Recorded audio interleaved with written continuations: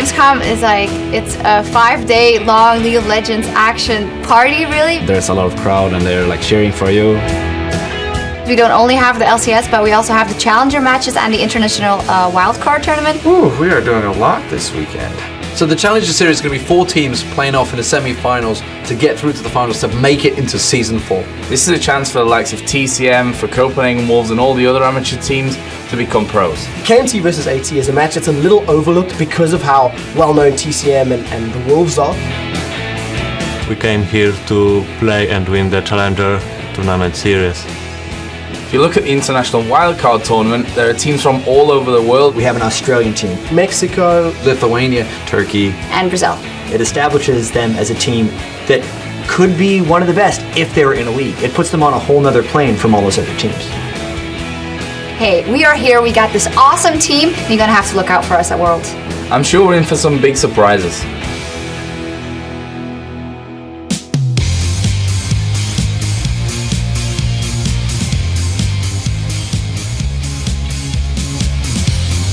Hello and welcome everyone. I'm your host Evtje Schogzepoortere, coming to you live from Gamescom in Cologne, Germany. Now over the next 5 days, we've got tons of League of Legends action for you to watch. So I hope you stocked up on supplies because you aren't leaving the house for a while.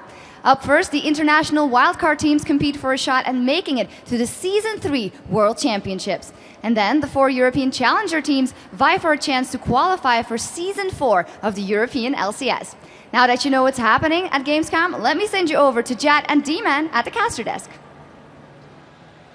Thank you very much, Shox. And like she said, I am Lee D-Man Smith. Coming to you alongside me is Joshua Jat Leesman. How is your first Gamescom? I can't believe it's your first Gamescom. Yeah, well, the first thing is the size of this place. Just walking from the front door to here took about 20 minutes, but we have a bit more time to go over League of Legends, so that's a good thing. It is going to be a huge event, guys. So I hope you guys are ready because this is going to be one big week. And to say that we have a ton of League of Legends action coming over the next week is going to be... It's a bit of an understatement. It's huge. It's going to be a massive event for you guys. Here at Gamescom 2013, we have 3 different tournaments. Yes, 3 different tournaments, ladies and gentlemen. It is going to be the International Wildcard Tournament, the European Challenger Tournament, and, of course, the European LCS Summer Playoffs, which will be kicking off on Friday. Yeah, and today's action will start with the International Wildcard Tournament, where 5 teams from regions that aren't represented in the 5 Pro Leagues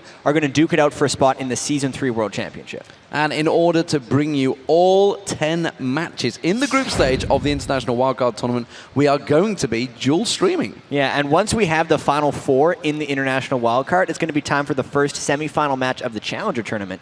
And in case you didn't know, the winner of the Challenger Tournament here at Gamescom gets a spot in the European League of Legends Spring Promotional Tournament and a chance to earn a berth in Season 4 of the European LCS. Yeah, it's going to be big, big matches. And finally, of course, after the crazy Super Week that we had here in the European LCS, this last weekend, the 6 teams that did qualify will be going to the postseason playoffs. A well-deserved couple of days, though, off for those guys because we will be starting those playoffs on Friday. Yeah, you guys had some pretty crazy games over your Super Week. Not only did you have the 20 games, you ended up with a whole bunch of ties. 4 teams tied for 2nd, 2 teams tied for 6th, and then you guys got 6 bonus games to sort it all out.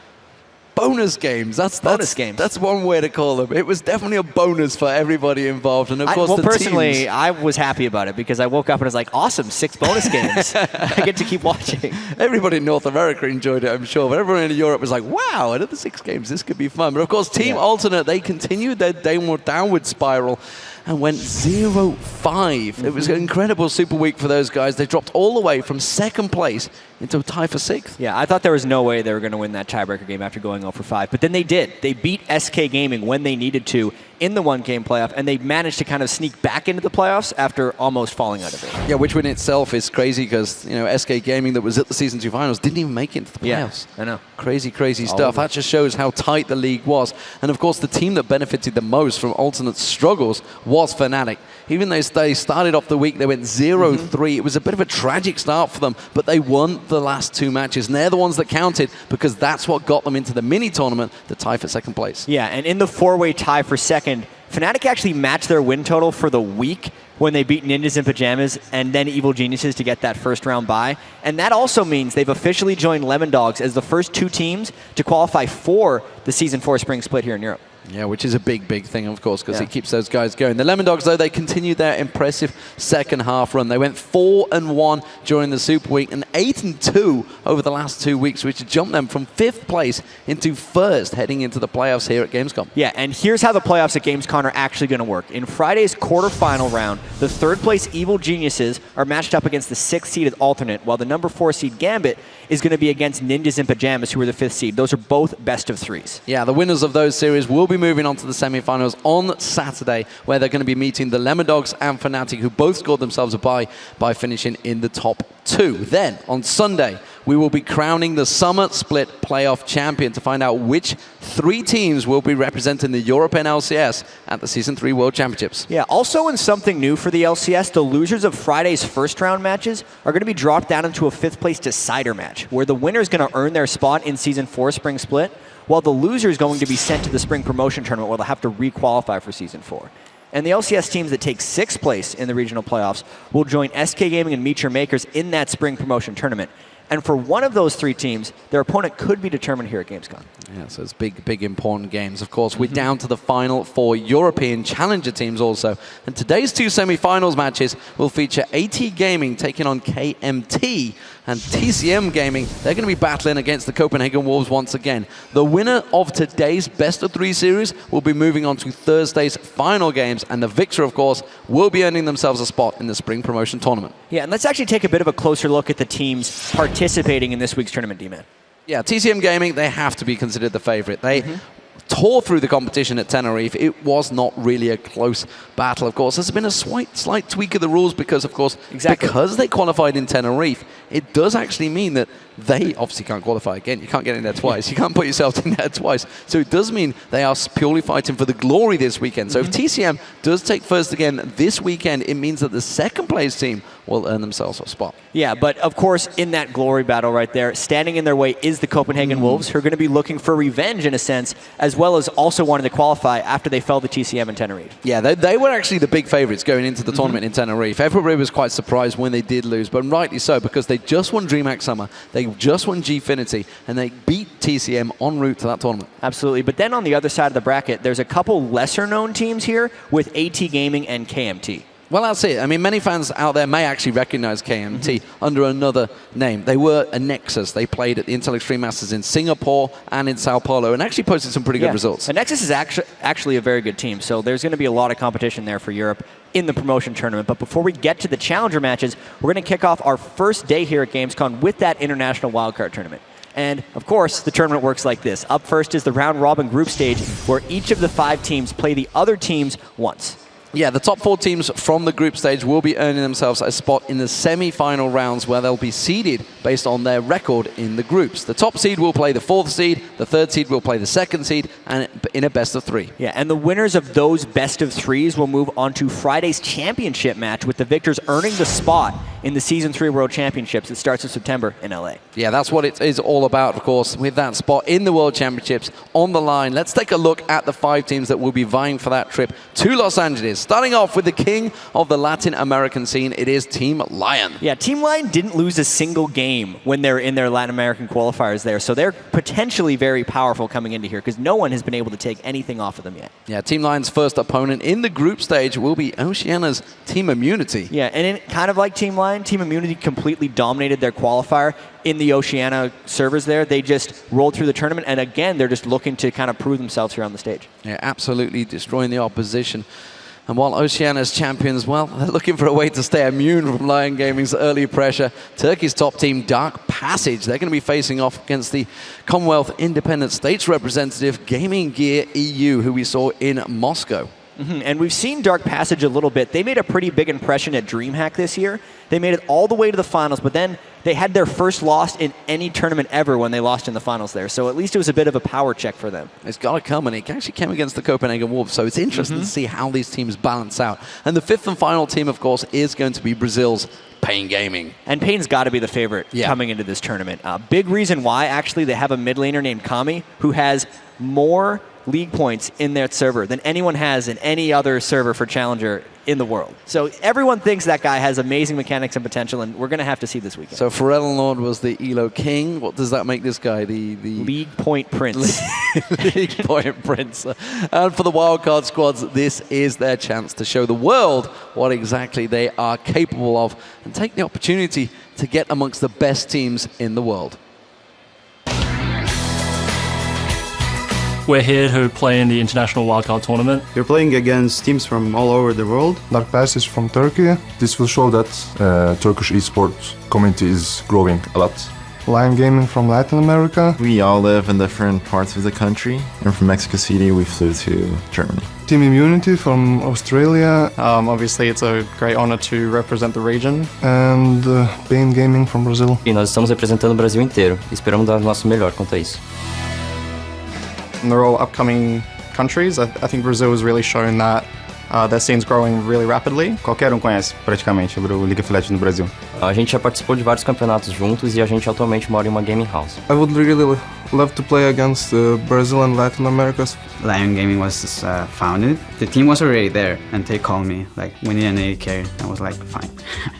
I will say that everyone has a big chance because no one knows each other, the gameplay, their style. We are very skillful players, the best players of Turkey. People don't know us very well. They don't expect much from us, I think, but we will surprise them. We came together like 1 year ago, and then we had some breaks, but we stayed together, and now we're playing in Gamescom. I'm looking forward to playing against Australians. It's the first time that Oceania has been put on the map at all. You know, we get a lot of support saying, you know, do Oceania proud. It's the first time I've left the country, like, all up, so for it to be playing in an international tournament feels pretty good. It's actually the experience to actually go overseas and meet new people, meet all these like professional players. It's a pretty good experience, meeting all the LCS teams. I follow Zoro from Lemon Ducks. I really love his style. Double Leaf was really my idol. Now there's a lot of AD carry players, but he was like the original. Brainy Mechanics. Meteos. Takımıyla çok iyi anlaşıyor ve onları gayet iyi yönlendirdiğini düşünüyorum. Bu yüzden favori jungle'larımdan biri. I like to watch a lot of Flame and Chai. Definitely Mad Life. Just watching some of his Thresh plays, just like speechless. I think everyone's good. If you do this for a living, you better be good. Nós vimos todos os times e todos eles estão lá porque merecem. Então, todos vão ser desafio. I feel if we play at our strongest, that probably none of the other teams can beat us. I think we have the same chance, every team. I think we have a big chance to win this tournament. I believe in my team and I believe in myself. If we win this tournament, we go to Los Angeles. It will be the best moment of my life. And for me, it's great to see how this has developed because I've been here. This is my third Gamescom now. And I remember the first one was CLG TSM. Everyone's, GG, Reginald, everything's like that. And now actually how it's developed, you just saw all the players there, who they represent. You've got Korean players in there, obviously Double Lift in there. You've got Zoro Zero in there, Cloud9, Meteos. So there's a lot of new emerging teams that these guys have developed through the LCS that everybody's actually starting to look up to. Exactly. The cool thing about this is a lot of the players in this tournament are having their first competitive experience because a lot of them probably got interested in it by watching the Gamescom 2 years ago and saying, you know, maybe that could be me. And, well, maybe it is. You just saw the Australians say, it's the first time I left the country, and what a way to go. I mean, to come all the way to Europe, of course. So, all right, guys, if you guys are feeling a little overwhelmed with all the information we have just uploaded, don't worry. You can, of course, go over to lolesports.com for all the brackets, the stats, the results, everything else you need to keep up with this epic week of gaming. Yeah, and once you're done checking out all the info, open up a new tab, head over to on Twitter, and then let us know. Which player do you think will have the most impact on the wildcard tournament and why? We're at LOL Esports. Be sure to use the hashtag LOLWC, and we'll be reading the best responses live later today.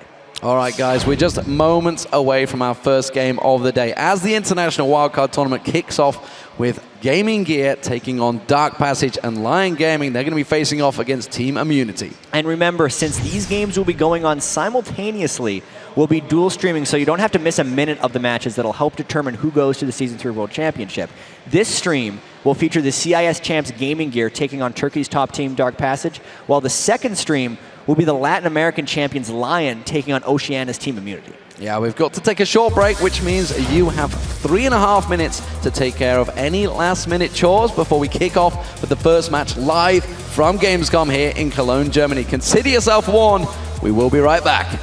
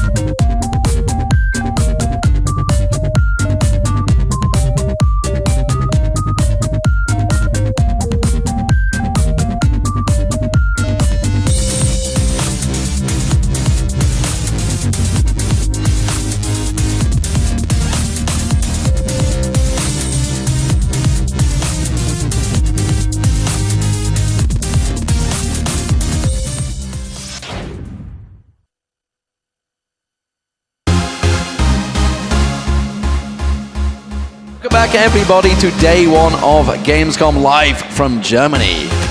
Yeah, I am so happy about this right now. You are absolutely delighted because, well, Cologne is where it's been my home for the last 6 months. It's where we've had the European LCS. And of course, it is time for our first two matches of the International Wildcard Tournament over on the second stream. It's going to be Lion Gaming versus Team Immunity. That is going to be effectively Mexico versus Australia.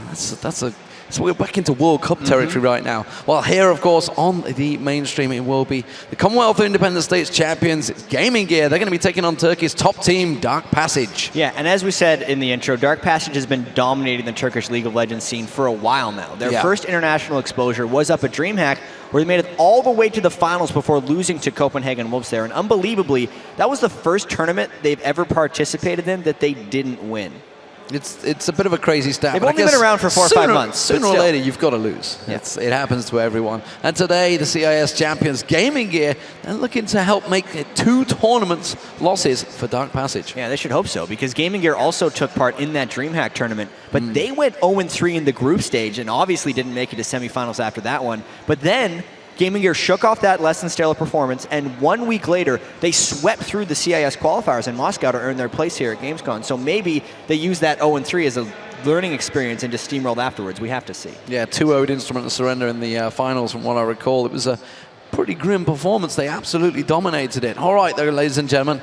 Let's get this game going. It's time to check out the lineups, of course, of the 2 teams. You guys may not be familiar with them, but on the blue side, it is going to be Dark Passage. So starting off, it's going to be Fabulous. He uses Fab twice because he's that fabulous. He's that fabulous, indeed. Yeah. Riosta is the jungler. Naru in the middle.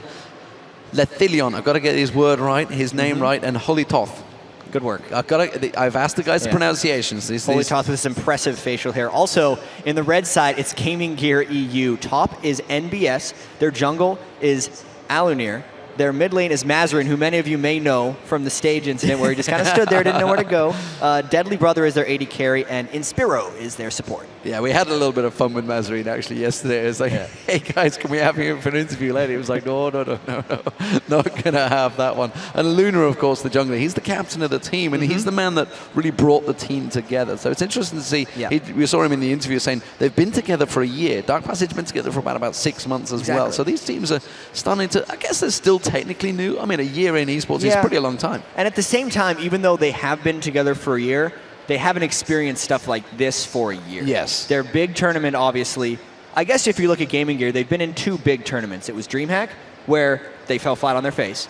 Then the CIS qualifier, where they did a lot better. So maybe they're getting used to that bigger stage. And I guess Moscow technically was the only time they were really on the stage, because in DreamHack they never actually made it to the stage because they were only playing on the side at the moment, because so they never really got to the final. Where Dark Passage, they were on the big stage at DreamHack. They had that experience with the big crowds. They've also had the experience with the huge crowds in Turkey as well in their finals they had there, which actually were broadcast all over the place. Had some crazy stats for that. The Turkish really have got behind this team, and it's going to be interesting to see how it goes. So picks and bans underway. You can see Thresh and Orianna being banned out, Elise being taken away. And remember, these teams, the fact that we are coming from around the world, it's hard to scout. Are sometimes different. And the things that these people are going to use for scouting are probably whatever compositions these teams used when it most mattered. So the things that were readily available for all these teams to check were the finals of all of their individual qualifiers. For instance, that Orianna ban that Dark Passage just put up against Gaming Gear, Mazarin played Orianna in the first game of their 2-0, so they just banned that straight away because they're afraid of it.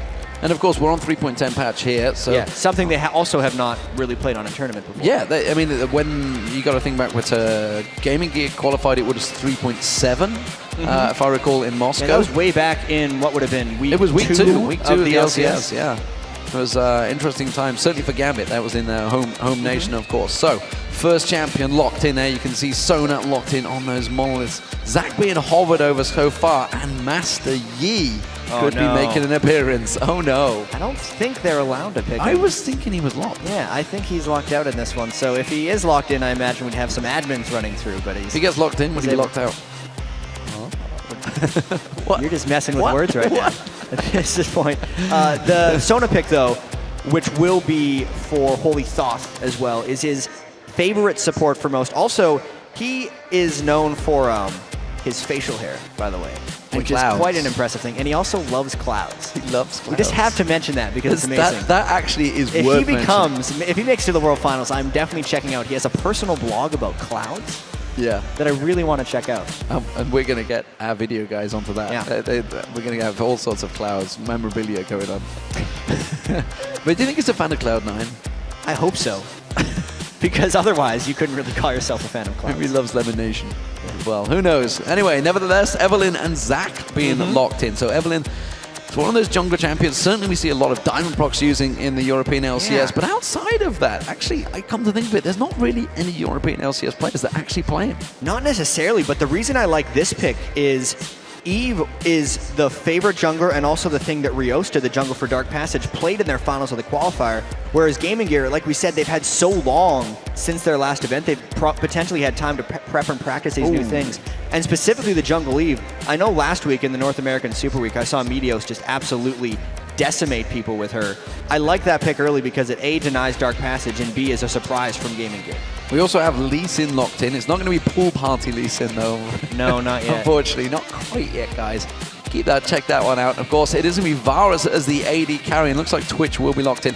Interesting, you know, I mean, the fact that they went for Varus over Twitch, it's simply a case of the piercing arrow over the dominance, I guess, in lane that Twitch offers. Well, the one thing that I think about Varus that is something he has over all the other AD carries is the team fight utility he can bring. Yes. And since they've already picked Sona and Varus, they have a ridiculous amount of lockdown just in their bottom lane, which gives the freedom for Dark Passage's mid lane and top lane to bring things without as much crowd control. So if they want to pick a Zed in the mid lane, they're not going to be hurt in team fights because they're lacking utility or lacking those stuns from the mid lane. The fact that Zyra is locked in there, that's going to help out. Zyra Twitch has kind of become the new norm. It's pretty dangerous. It's a pretty common lane nowadays. We've seen a lot of Zyra Ashe as well, but it's mainly just things that you can combo with other high damage things work. And since Twitch can burst so much damage up front, specifically if you lock them down right at the start with that root, just so Twitch gets his cask on and then just starts training you down, it's a threatening amount of damage. On top of that, since later on in teamfights, Twitch is such a turd of damage, and everyone just wants to dive onto him immediately because that's exactly what you do to Twitch since she doesn't have the in-fight escapability. Zyra is the hardest support to dive on top of, so the team, that synergy works both in lane and in the team fights. Oh, Kennen may be going to get locked in here. Fabulous has played that a lot in that top lane. It's a lot of crowd control. And Ari in the mid lane. Yeah, you mentioned that's 4 heavy CCs right there. It's a little bit interesting because Fabulous hadn't played Kennen in any of the qualifier matches, but it is one of his most played champions, say in solo queue and around there, so it is at least a comforting pick for them. It is just a huge amount of utility that Dark Passage has been able to put in so far. And Spyro hovering over Teemo. I don't think it's quite going to get locked in, though, sadly. However, there is a few people that do play Teemo coming into this tournament, but it is Gragas getting locked in for that mid lane. So Gragas versus Ari. So that will be a very interesting flying around fest right there. Both of those guys have extremely strong bottom lane ganking potential, but if they're dueling each other, it's just a giant skill shot war. And correct me if I'm wrong, I believe he played it in the finals, Mazarin. Mazarin, it says here. It's going to be on your next page. It's going to be on your next page, I'm sure. I seem to remember. Because they had you said they 2-0'd in the finals. They did. That's a good point. Where did he play it? Maybe it was in the semis. He definitely played in the semifinals in that tournament. I definitely remember him playing Gragas. So it's something that he's comfortable with. There's actually a lot of people who play Gragas in this tournament alone. I know. Making a comeback. Yeah, he's going to make a comeback. He's a high skill cap champion. And a lot of these guys will pride themselves on their individual skills since they've kind of all haven't been on the super competitive teams before, and they've been able to develop their own skills like that. And it's interesting, how do you balance these teams? How do you mark them? Because coming into this tournament, everybody's kind of said the same thing. Who's the favorite? And we kind of said Pain Gaming maybe are the favorite because they're probably the most experienced because they've played against the Korean teams in Sao Paulo. They've done well against them. I mean, it's a really tricky one to balance. And I guess from our point of view, if it's half for us, it's half for the players as well. Yeah, and talking with a lot of people about this tournament, even though you do have your kind of soft favorites, nobody really knows. It reminds me a fair bit of when the Taipei Assassins came into the World Playoffs last year because everyone was saying everyone judged it on Singapore Sentinels. Yeah, it's all about these guys being kind of big fish in a bunch of small ponds. They're the best team from their very small regions. So there's no real way of telling what the strength of that region is or what the strength of that individual team is within the region because they just haven't had the larger scale competition yet. Yeah, because you take a team like, say, Lion Gaming, who's going to be coming up later, and you look at the qualifiers that they had to go through so many different qualifiers to get there. There were so many teams in there. They had to go 2 offline tournaments to make it here alone. Crazy, crazy stuff. So we are into the game, ladies and gentlemen. It is going to be Dark Passage starting out as the blue team and Gaming Gear as the red team. Gaming Gear representing the Commonwealth Independent States, although they are actually a team from Lithuania. And of course, Dark Passage, they are the Turkish champions. Who will win out in the very first international wildcard tournament match? Well, I definitely have to say that Gaming Gear has a lot more mobility and they want to fly around team fights more than Dark Passage does. And at least in the early game, Riosta has to punish the Eve jungle of Gaming Gear. Otherwise, Eve could potentially just get going and start wrecking through Dark Passage.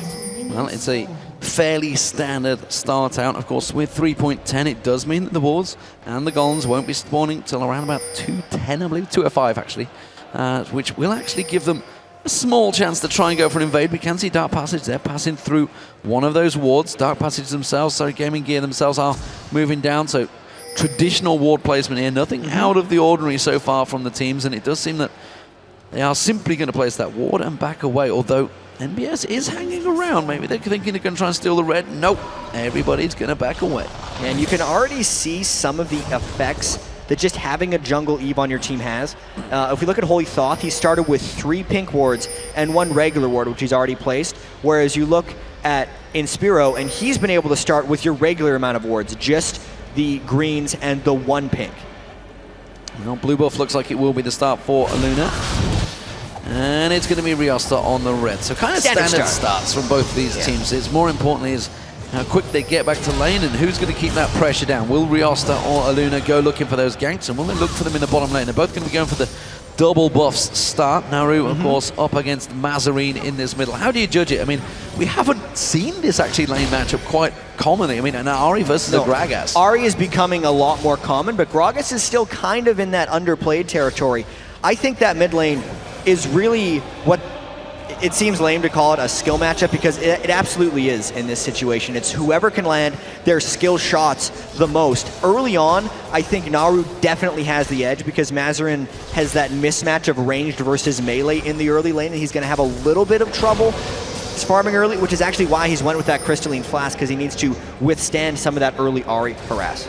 We do have Riosta making his way up towards the top, but you see MBS is backed well away from this one. It's interesting, the fact that they did ban out Orianna, they clearly had this plan from the beginning, because you normally often see Ahri versus Orianna in that mid lane. It's a common matchup that most of us see. And one interesting thing to note, actually, is Holy Thoth gets aggressed on really hard on the bottom lane. And then it was all Inspiro as well. There wasn't really a great deal coming out from Deadly Brother. That was support versus support going at it. They may try and lock him down. Grasping roots are not going to land, and it does mean they back away. So first aggression really coming from Gaming Gear. We see Naru putting pressure on Mazarine in the middle as well. Yeah, and one thing we should note that I would get back to is Fabulous is actually just going by Fabulous today. So maybe he'll add the Fab if he makes it to the next level of international competition. But for now, he's just Fabulous. He's just staying plain old Fabulous right now. Wraith's being picked up by Riosta. He had a little bit of a look towards the top there, but MBS, he's happy to farm out on his top turret. He's actually falling behind quite heavily on Fabulous, and that's quite common against the Kennen, I guess. Yeah, as far as Kennen versus Zac goes, I'd say Zac can stick with him a little bit better, but specifically this early on, since Zac doesn't have health or health regen yet, he's going to need a little bit of help, because Fabulous is pushing up without any wards and no fear. He's almost daring Alunar to come up there and gank him with Eve. So let's see whether any of these ganks do work out. We can see both junglers hedging into a lane. The question is, which one will they go in towards? It looks like Evelyn's going to be the first one to get close. He's double buffed up and he's going to come around the back, but inside the mid lane, Mazarine actually getting charmed up. Naruba's there, but here we go. Aluna comes around on towards Fabulous. Does he manage to lock him down? MBS didn't really land too much there. The red buff's going to slow him down, forces the flash from Fabulous, and he will back away. Yeah, that's pretty much all Fabulous is going to expect if he's going to be sitting up that far in the lane without wards. The instant Alunir came in from the back, sure, you had your Lightning Rush, but he got the slow on from red buff, and it allowed NBS to chain it. And we do see Riosta coming around towards Mazarine. I don't think he's going to do a great deal. Down the bottom, you see the piercing arrow landing on Deadly Brother. Lethelion's taken very low as well. Inspiro thinking of trying to turn that one around. Back in the mid, they're going to try and turn this back around as well. Aluna's coming in towards Naru, going to try and put some of those damage on towards Naru, but instead just backs away. Very low damage in the bottom lane, though. That bottom lane trading is getting extremely interesting here. Lethelion, despite having his support Holy Thoth getting taken low early, has managed to fight back very strongly against Twitch and accumulate that 11 minion kill advantage. I think that could be a bit of a trend right here, because not much has happened in this game, and specifically Riosta on Lee Sin hasn't really been anywhere. But despite all of that, Dark Passage is up 400 to 500 gold in the lane, which indicates that they have a bit of skill superiority in these lane matchups. And interesting that Aluna actually put that blue buff ward down when he came in on for the invade in the top lane. We'll see whether they make use of that. Of course, that's going to be tracking out the blue buff. It may just be timeout before the blue buff actually spawns. I'm looking at the timing on that one. Both AD carriers, though, they've just come back from lane, and they've both gone for the Vampiric Scepter. I think that lane is going to see a kill fairly shortly. Just with how much they've been trading early on as they get more and more powerful, even when Sona and Varus power up to get their ultimates, it's going to be a pretty messy lane. Interesting to Roaming see heal the right there. roaming Holy Thought there, actually just coming up, giving a heal towards his mid laner. Put the pink ward down, actually, in the river, in that little death bush in the river to try and get some vision. And it seems that Riosta is going to try and make a return to that lane, unless Mazarine comes in. Not going to land it, and that's just going to back him straight out of there. Something that's interesting about these lanes that Gaming Gear has picked up as the bottom lane continues to aggress each other is that there's double melee essentially for Gaming Gear, which could be the reason they're losing a little bit in gold early, because quite simply early on in the lane, ranged versus melee usually just plays out with the ranged out farming, which actually explains the 400 to 500 gold lead a little bit better. Well, Riosta's going to be covering that mid lane. We'll see what actually comes from Naru. He's gone back, got himself a Negatron cloak, second Doran's ring, and a pair of boots, along with that pink ward. Try and keep vision on Aluna. Aluna herself is going to go in towards the mid lane. Riosta, though, just going to safeguard straight to a ward, but it's a ward he had to place. I gotta say that build is extremely defensive early by Naru, considering how well he's been farming against Mazarine. He's extremely scared of the Eve plus Gragas gank. Yes, it's an extremely defensive or efficient defensive item for him right now, since the gank is going to be magic damage as well as the mid laner he's against. But I'd still expect him to go a little bit more aggressive. This tells me he's more worried about farming right now than exerting any type of dominance on the bottom lanes, as we see a lot of Aries do. Well, we are seeing Mazarine go back. Just actually tanked Oxy. Meanwhile, down the bottom, Holy Thoth getting a grasping roots on him. The poison being used by Deadly Brother, trying to turn it back on towards his AD carry, but Lethelion doing a good job at defending his support there. Something we have to watch for with Lethelion and Holy Thoth down there is just the fact that that isn't... It's not their core duo lane that they've been with. For Dark Passage, they had a 16-year-old player that Lethelion essentially joined because their initial AD carry couldn't play.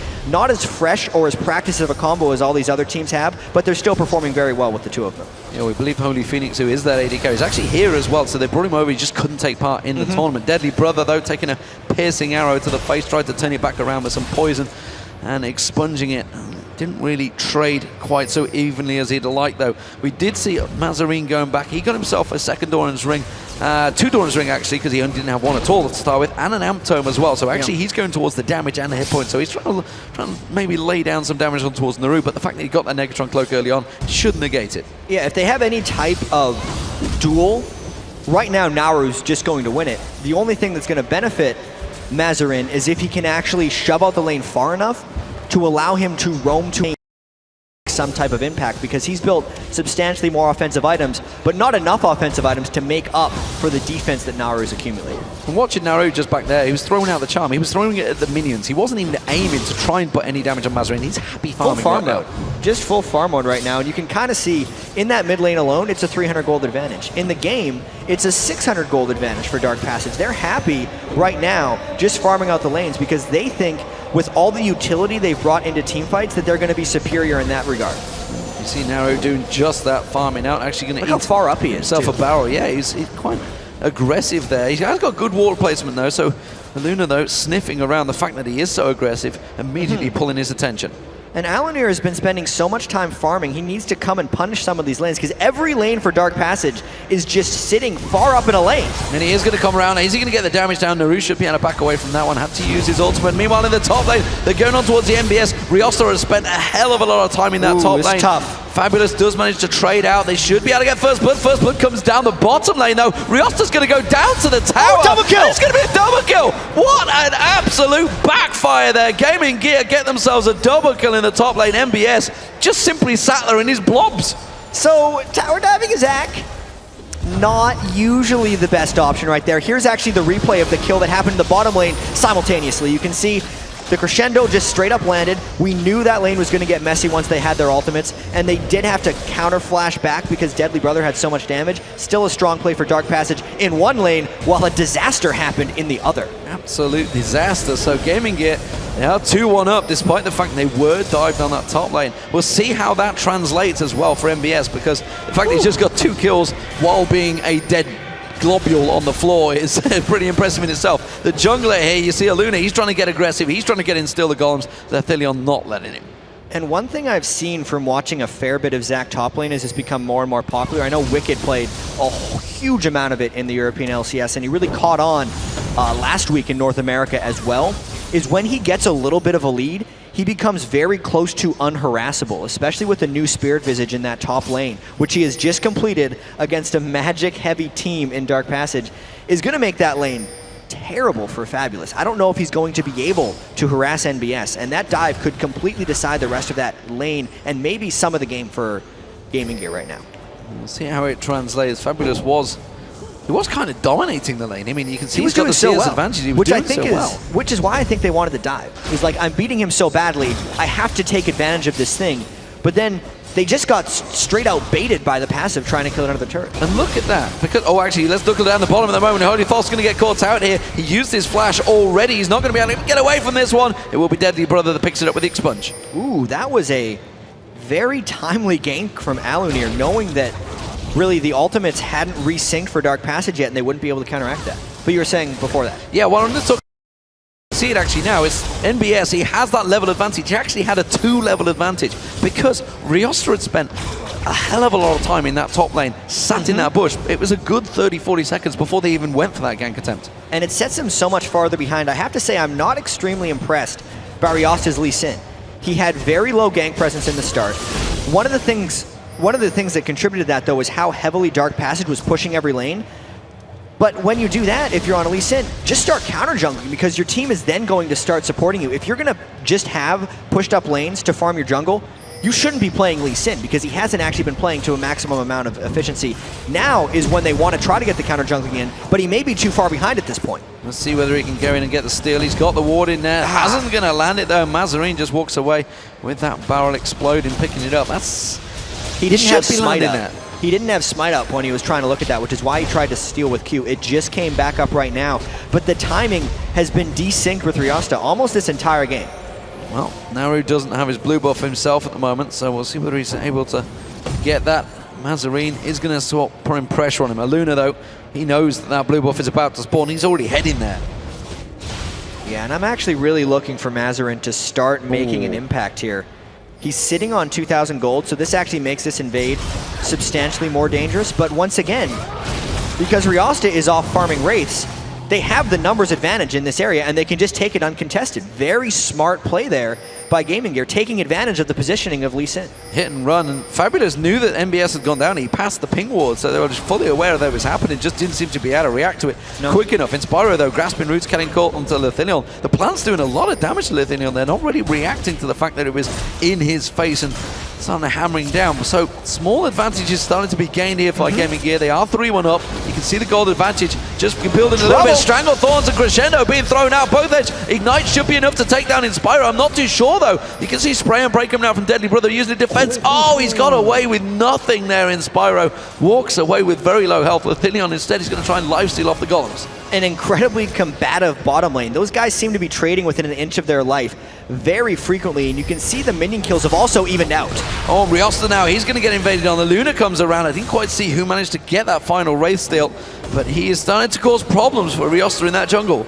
Alunar's really starting to pull ahead. I think that blue buff steal is maybe going to put him over the top. Eve sitting at full mana and now getting in behind Holy Thoth could mean disaster, but he actually is going straight for the AD carry. And the slow manages to land on there. You can see Deadly Brother catching on towards him. That will be the AD carry going down. That was a nice hit and run from Gaming Gear. Ooh, a lot of these lanes are becoming very dangerous for Dark Passage right now. You can see NBS just getting the cannon ultimate for free essentially in that top lane, not trading much, while Gaming Gear is taking the bottom lane. I really worry for Dark Passage here. Once Deadly Brother, now that he has 2 kills on Twitch, gets that Blade of the Ruin King, he can sneak in underneath Lethilion and maybe just force kills again and again. Oh, very nice there from Gaming Gear as well. They just pulled the Draken out in time. He saw the kick coming from Riosta, didn't quite land it. Now the top lane, we see MBS going aggressive on Fabulous again. He's already burned out that slicing Maelstrom. He's just punishing him every time he comes near those minions. And once again, the lane is actually kind of turning around a bit on him right now, because even though Dark Passage spent the majority of the early game just pushing up lanes, and just sitting on the turrets of Gaming Gear. They didn't get any turret kills. They didn't actually get much turret damage.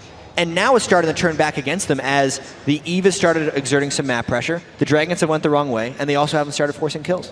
So far, Gaming Gear, the Lithuanian representative, or you could say the Commonwealth Independent States representative, are really looking good against the Turkish champions. Dark Passage up against it. Remember, this is going to be their first time on a huge stage. I say that, though, it's not for Dark Passage, because their Turkish qualifiers, I watched them. They were a huge big. venue. And also the pressure there when they were kind of playing in front of the home crowd may have been a little bit bigger. They dominated all of those things. They've actually been a very calm team when they've been playing on LAN throughout this. And of course, you can see the team there, no discussion, because they're not allowed during a pause to talk about the game, to discuss it. Not allowed to have a tactical timeout, which you do see across so many other games. The referee on hand in the back there, Natchkin, making sure everything is run the way. And looks like the players are about to get underway, so they're just waiting to sort themselves out. There's actually an audio issue between the teams, so it's probably just making sure that the communications are working fine. The referees are on top of this one, so they are getting ready to go. Looks like the teams are typing back and forth to each other, saying, we're ready, you guys ready? Gaming Gear, they are in control so far. Aluna, the team captain, putting pressure on. Yeah, it's been a very tough early game, because to have almost the confidence that you're going to pick a double melee lane, you know you're going to be pushed into your turrets very early on in the game. It's actually a fairly risky strategy for them to pull off early on. Having a jungle Eve who doesn't necessarily have too much impact early and is vulnerable to some counter jungling because she runs out of mana or health like early on fairly quickly, right into a Lee Sin, while you know your lanes are going to be pushed to a turret. So if someone was to invade their jungle, they wouldn't have necessarily been able to peel back without losing minions to the lane. But they managed to avoid those situations, and now they've kind of escaped that dangerous point in the game, which is why they're starting to take a bit of pressure now. So do you believe that Riosta should have maybe gone for the counter jungling, get in that jungle, get in Luna's face? I think Riosta should have been way more aggressive early on in this game. Just straight up. Because the lanes, it's almost like Dark Passage was a little bit out of sync. Because they could have let the melees farm a little bit farther in if the creep wave management by Dark Passage had been a little more intelligent. Think of if it was beyond the halfway point. Since the enemies are melees, it would have allowed Lee Sin plenty of gank paths to come all around. But since they were pushed up to the enemy turrets, Lee Sin's really either not going to gank or just going to farm or counter jungle. The only good play for him is counter jungle. But what he ended up doing was standing there for a long time, going for the later dive, and then giving up the double kill to Zac in the top lane. Yeah, it just didn't work out too well for him. And at the moment, if you have just joined us, ladies and gentlemen, we are, of course, here in Gamescom. The very first game of the day, the International Wildcard Tournament.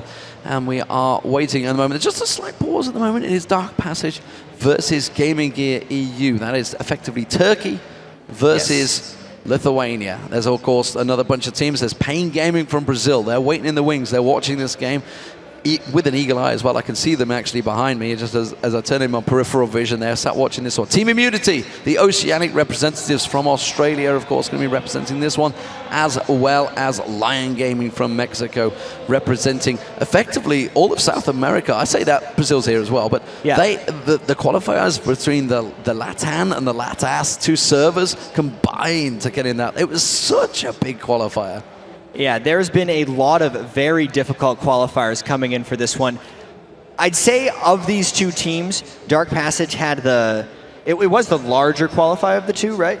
As far as actual games played, the biggest qualifier obviously was the Lion Gaming qualification that we saw, because they went through a huge number of games and then never even lost one. There's a lot of skill coming into this tournament in general, and since there's so many games for these teams to play this weekend as well, because they all play that round-robin group stage. A lot of these early games, at least for the teams looking to win the tournament, are just kind of feeling out their opponents, because only the last-place team early on gets dropped all the way out of this bracket.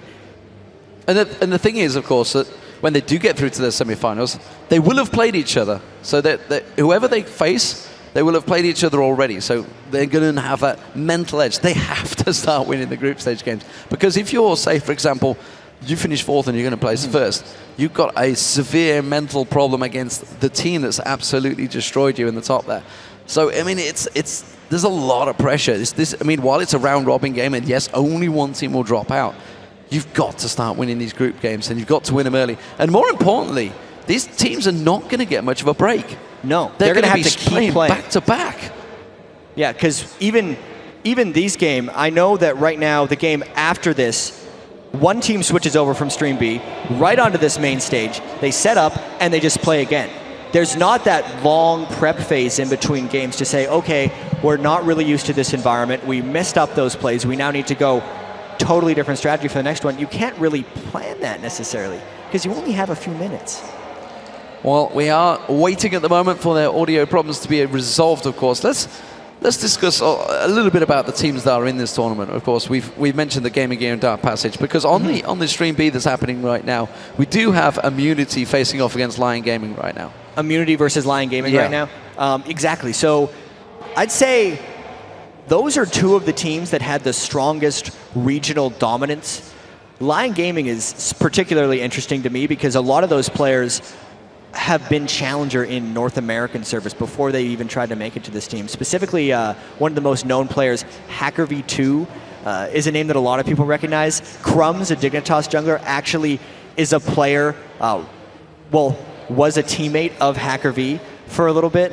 And those guys have so much history and a lot of North American history, but now they have this chance to kind of sneak into the World Championship if they do well in the International Wildcard. Yeah, and at the moment, of course, like we mentioned, the fact that they are facing off against each other. Team Immunity is one of those teams that come through, and the Oceanic scene hasn't really been represented. They've only got a fairly new server. I mean, it's only, probably 2-3 months old. Yeah, and I actually think we might be able to send it over to their stream while we're dealing with our technical audio issues right here. So let's actually send it over to Joe and Jason over on the other stream. Now, at least until this next minion wave comes through, work out. Yeah, and that's why Lion cannot afford to give up their... I know, turrets across the map, so it doesn't really give them too much of an advantage right now. And Immunity gets two they just lost, and I think Rosie doesn't have an Oracle on him. Maintain control of this jungle if Nerzo does get the opportunity to finally leave his base here, but you can kind of leave their base anywhere around the map. And rightly so, because it only needs one wrong decision as to which bush you're actually going to any Summoner's Rift, but you know, any bush there. The tankiest man on the team right now. He walks in there and he's stunned for about 3.5 days until he dies. And the thing is, the CC they have, same time, it's not just one, like, yeah, alright, that's not bad. They blew everything on me, the rest of my team will be fine, but they have AoE CC across the board, so funnel into that very tight area. Now, he's top lane, he's trying to farm up, and yet he's still behind Radar and CS. Yeah. A good sign whatsoever, as Heaven's going to be putting so down here so much more often, and he's also again as actually he's down on this bottom lane, has used his DFG here against Hacker. Now Wither going to bring him to a pretty flash comes through. Can he actually get in there? No, he realizes that flash. That's Nasus with a locket in there as well. And he almost died. That is a horrible sign for life. Definitely would have died, and that flash that came out of him, he tried to get his stun combo onto him to pick him. There now, he's Flash there from Hacker. Actually, we did see the blade. He's like, well, I'll just take main then if I can't get Nasus. A lot of Heaven's not actually getting there. And this like roll Twitch Cinder combo, you can see that Lion, they're scared of it. They don't want to possibly can. They've been all over that red buff from Lion throughout this entire game. And now they're starting to take control of this blue buff, which is going to be really important for Yuri.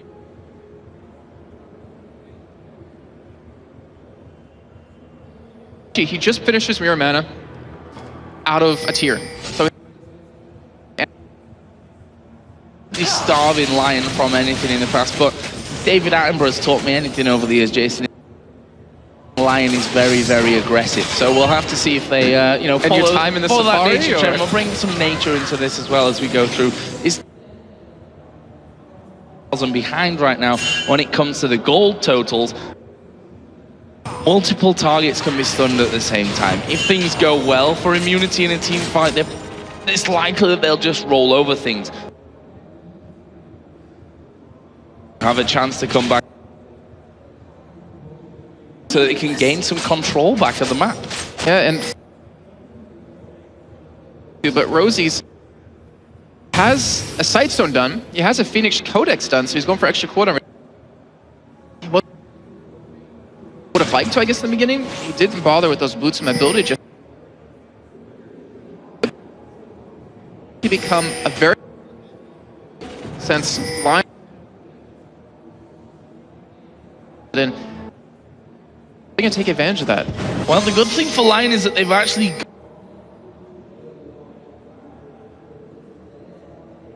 now, when it comes to that Baron area there, is Nezzle taking up.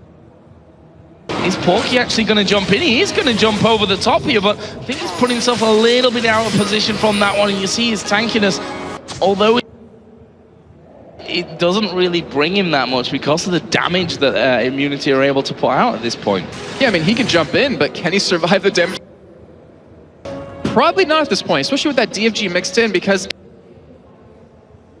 damage, it amplifies Annie's damage at the same time, and that means they can burst down the tankiest person very easily. And right now, look that Immunity has, but luckily for them, there is a ward down to spot them there, so they could have potentially face checked that, and that honestly could have been game because that could have been Baron. Seiya now has shown himself in this bottom lane. They know that I need them right. Approaching half HP already, Immunity backing away as a true shot barrage comes down, and I think they could have possibly finished off there with that Vayne. This is 5 fight. I'd 100% at the time from this, but deciding against it, playing safe. We know that Baron to completely back away from that. Yeah, and I honestly respect what Immunity did because they backed away, and we've seen so many teams because they try to go and confident. I mean, yeah, they could force a fight, but they're already low in health because tank right now, and that's Elysia. Lion. We are seeing Immunity move. And someone else who was down there actually backing away from it. Nasus it was that was in the tri-bush with him. So they keep a defense up on this inhibitor turret, and honestly that Waves pushing against it as well. And they still don't have an Oracle though. Rosie, he hasn't picked one words. Put down already, probably could have had an Oracle very easily, and they need to make once they do that to pick up, and it gives them the opportunity to, you know, show them just go top it and take a free turn. So Lion base a little bit here. Or getting out of their base, I should really say. It's in there is Nerzel. Gonna get knocked up by Elysia, but he could be dangerous. He's actually gonna put the Cataclysm down. Here comes the CC train. Lion gonna get a second. It's a double kill coming out for Heaven, but they're all falling pretty low from this one. The right as well. Before he goes down for one. And to engage that when he was already seen. Lose inhibitor turret. Should be able to pick line. He carries. Seiya got completely locked up by that Lasana. So backing away now are Immunity. Gonna buy him here on that way back, and we. Sandra was a good chunk as well for Phantom Dancer. Winking the Sandra almost cap finished off here as well. We just saw Yuri turret in that inner turret in the top lane there had literally no. And right now, I mean, they're just getting so far ahead in these items, and it's really going to become even harder for. Now the AP carries cannot be in that zone. So the only person there, which with their position, Raider has with that spray and pray with the initiate. Really, do have an Oracle now, so Baron is a cleared out, and they're actually are waiting here in this mid ball. The chase through, but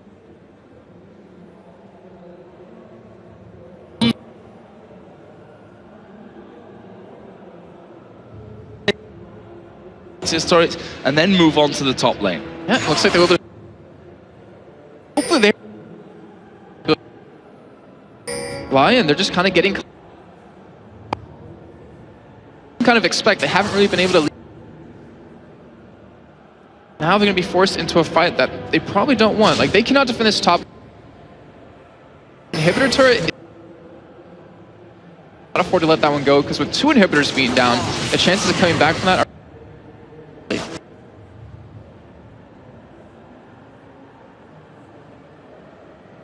A lot of damage.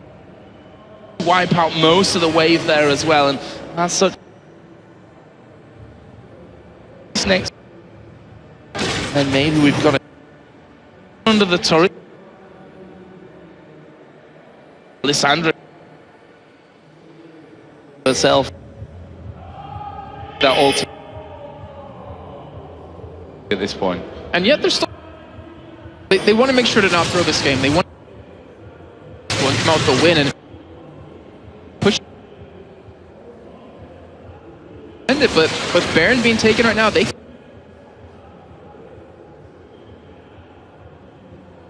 Now.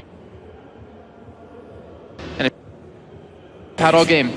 Yeah, easy pickup there for Immunity. Obviously, Lion.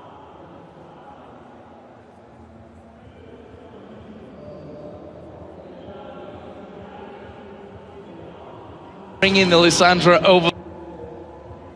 Often see a Lissandra. He just jumps on. Here we go. Towards that turret. By Lion. But I think it's all. Build poke there. They're going to regen fast enough with the Baron to. Luckily for Lion.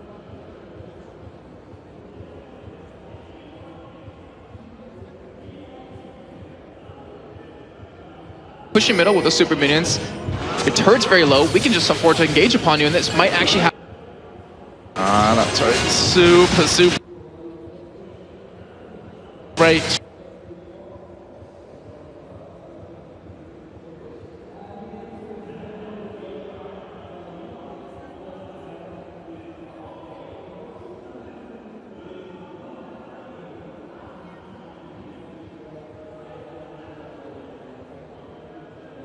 Force that, 3 lanes of super minions.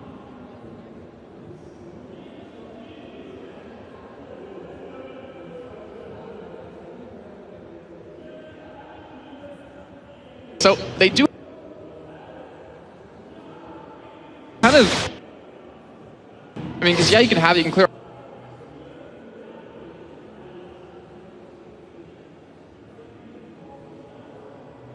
Right now.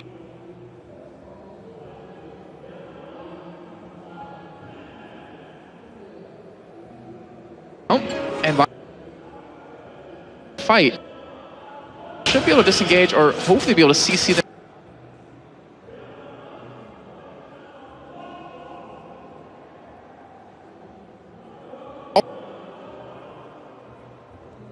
It is without out for it, so that let's push onto this bottom lane. Wait, and they either fight here, Lion, or I feel like giving up a third. There is.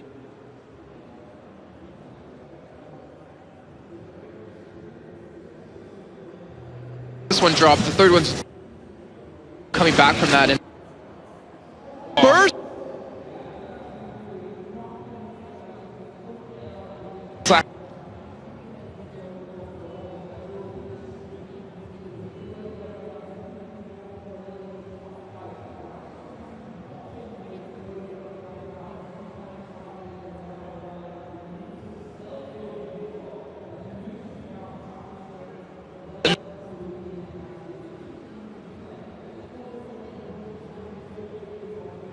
line, hanging back, trying to do it. But both.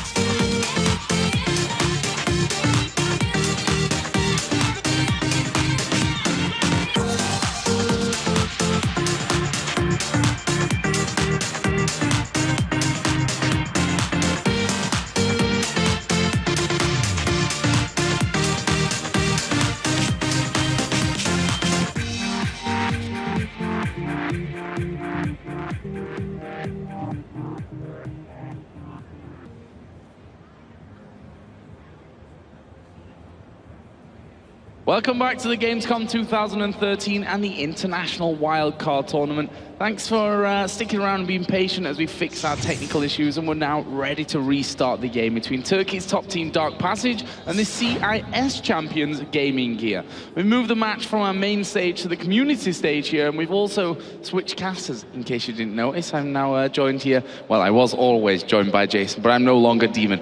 You know what I'm trying to say with that one, I'm sure. And also, because of that long delay, we're going to be restarting the game, which means we're going to allow the teams to make new bans and new picks. Yes, I'm really curious to see how well both these teams do. As we heard earlier on, or if you saw earlier on, that Dark Passage did very well in the laning phase, did phenomenal, until they decided to dive Gaming Gear in the top lane, where Zach was able to pick up 2 kills and kind of snowball there. And then the bottom lane, we saw a 2-0 Twitch. So Gaming Gear looking strong in terms of that, you know, able to pick up the kills, see if they can keep that momentum through this break and into this next game. And I'm wondering if we're going to be seeing new bans and new picks overall from this one.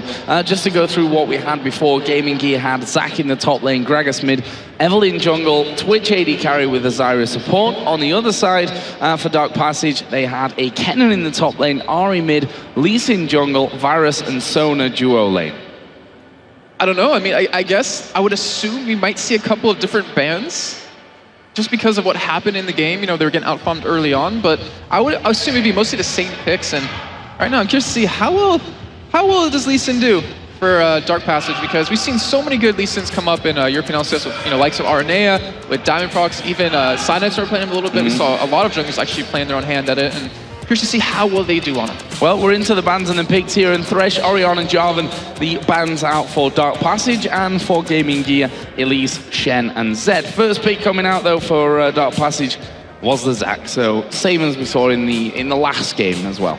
Actually, I think it's swapped. Yes, we saw it last game, and Gaming Gear was the one that ran Zac in the top lane, so it looks like... That's true. You're right. We're going to see Dark Passage with their own take on it, maybe top lane, maybe jungle. Only Tom's going to really tell, and that's got to kind of make MVS a little bit annoyed, like, come on, I was doing so well on him, I was 2-0, I was doing fantastic, and you're going to take it away from me. But I don't think that die is going to happen that we saw Dark Passage do out of Gaming Gear. Yeah, the good thing is that they've got the time to talk in between about what went wrong in that half match almost earlier on. Let's not do that dive. Let's calculate that one better next time. So looks like we are going to be seeing Gaming Gear going over for at least one thing that was the same last time, which is that Evelyn in the jungle and the Sona, which last time was with Dark Passage.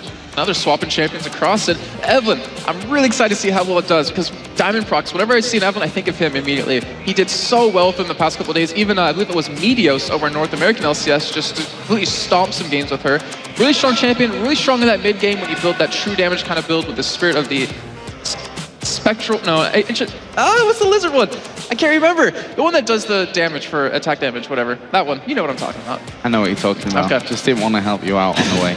Well, the picks coming in on the other side here for Dark Passage. Sat right now with the Twitch as the AD carry and a Nami support. So again, a champion that we saw in the game that we're remaking right now. But again, on the other team, it was Gaming Gear that actually had that Twitch before. Yeah, so, and he was actually doing really well with them, Zeddy brother, on that Twitch. And now, gonna see in that bottom lane with the whole Nami. Actually, I really like that combo of having a Twitch and Nami. So you have slow built in with Twitch when you pop the cask on them. And then you have Nami to follow up the slow as well. When they're slowed down that much, it's really easy to hit a bubble, which creates a very high kill possibility for you. And I want to see how well they actually run that lane. We don't see it too often, but it's actually a very strong combo. So right now, Mazarine here, obviously picking up for NBS by the looks of things, sat with the Renekton and an Ezreal possibly here coming out for Gaming Gear EU. Okay, so we've seen a lot of Renektons across the board in terms of European LCS. NBS looks like he's going to have his chance at it here in that top lane, and he actually didn't play any of it back in Russia, if I'm not mistaken, in their games. So let's see how curious to see how well he does in that. But the Ezreal, we saw him obviously in our last game that we just casted. Yeah. That was middle though, and he was actually going to be in a 1v1 bottom lane. So let's see how this one actually goes. Well, still the possibility that Ezreal could end up in the middle lane here, of course. They were hovering over Ashe, which could then be an option for Deadly Brother as the AD carry, with Mazarine then taking the Ezreal. That's all up in the air though, and we're going to see now the Dark Passage final 2 picks. They've got the AD carry and the support in there. The Zac, which again could go in the jungle, could go in towards that top lane. So we'll see what they pick up here. Finally, will be an Ahri. So looks like Naru definitely wanted that Ahri. And also the fact that they wanted this Kennen in the top lane there for Fabulous, which means that the Zac will go to the jungle. I was actually wondering why they didn't pick the jungler, because they already saw the opponent's jungler, and that's exactly why. They wanted to make sure, I think the other teams think that, yeah, we could throw a Zac top lane against you. You're not really sure. And they followed up with the Kennen against Renekton, which was actually a pretty good matchup for them. And then the Ahri. I mean, what's there to be said about her? Just fantastic AP mid champion. People that DFG can be so bursty, can be very mobile, so you can escape with Gragas' whole combo with that ultimate mixed in with the body slam. Not to mention, if Evelyn tries to gank you, it's not really easy for that to really happen. So you really have a high escape, or high escape mobility, if that even makes sense. Not to mention ganking lanes. Very strong champion for that. Very strong overall. So picks locked in from this one, and again we're going to be seeing that Gragas coming out here for Mazarine, and he's not a champion that's got no mobility himself either. Right. We should always remember the whole body slam, or the belly slam as it really definitely should be called in my opinion. That'll be coming into play here a lot of the time, and I'm interested to see how this whole matchup ends up going. I mean, we've seen Ahri as probably the most picked mid laner actually in Europe in terms of the LCS. A lot of Ahri being picked up right now to be played. Elder Lizard, that's what it was. That's what I was looking for. I had to look it up. You still call yeah, I hate when I can't remember an item name, but yeah, I mean, we've seen so many Ahris, actually a lot more in the past couple of weeks than we saw earlier in the season. And after that first game, it's kind of like, how do you go into the mindset of this game where you're gaming gear you were ahead, you were winning that game, and then you have to kind of remake that happen. But then again, for Dark Passage, you have that opportunity to restart that early game mistake, which most teams will never get. Like, it's usually that one mistake in a game that will cause you to lose, and they've got to be feeling a lot more confident now because of that.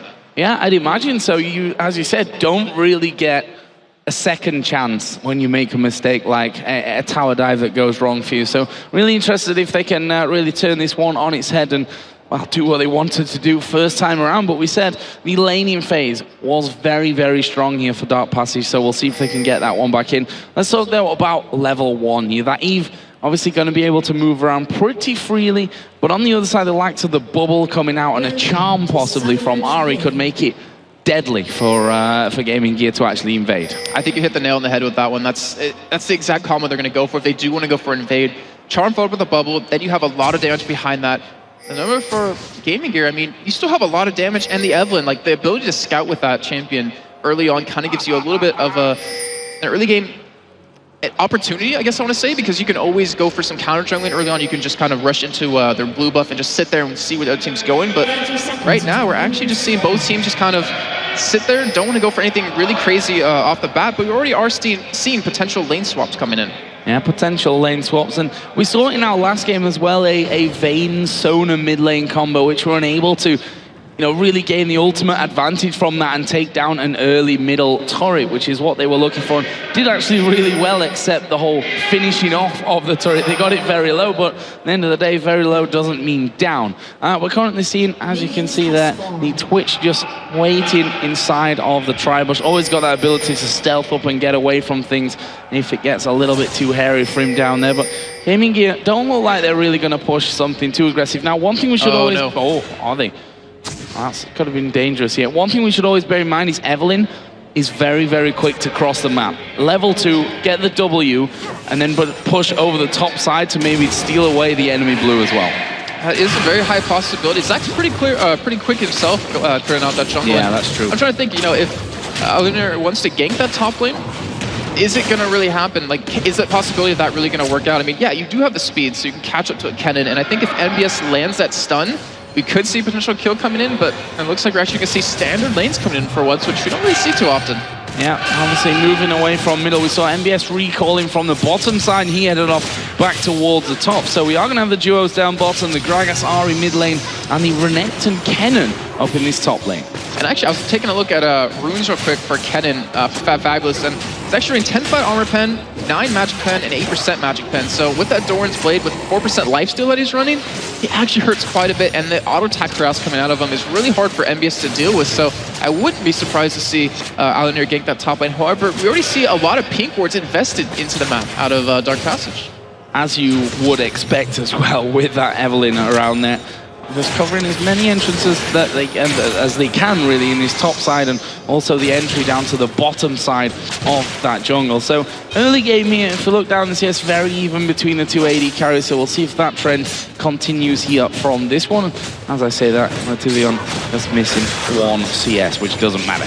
But in this top lane, MBS, I think, going to struggle a little bit earlier on here with just the fact that Kennen with the Doran's Blade in there is going to put good auto attack damage down, as this bottom lane getting a little bit close there. Both AD carries going a little bit lower than they probably would have hoped, but both of their supports got the heals coming out as well. And there we see that top lane, the fact that Fabulous, he can do a lot of damage here onto the Renekton. I think if he landed that shuriken, that would have been a kill, but we already see Riosta coming in bottom for a gank here. However, Spyro does have flash. And there is a flash coming away, and no real surprise flash away. The possibility of a bubble landing there probably would have meant death, actually, for him, and a first blood going over towards Dark Passage. So they may actually still go in there. There is a slingshot coming down. Inspiro going to get slowed out of this one. Exhaust goes down though, and this could actually turn out dangerous for Dark Passage. They're going to have to back away. Sona has managed to escape. Zac trying to get out of here. Are they going to get that Cell Division passive down? They're blocking everything they can here. That's great block play there coming out of Holithov.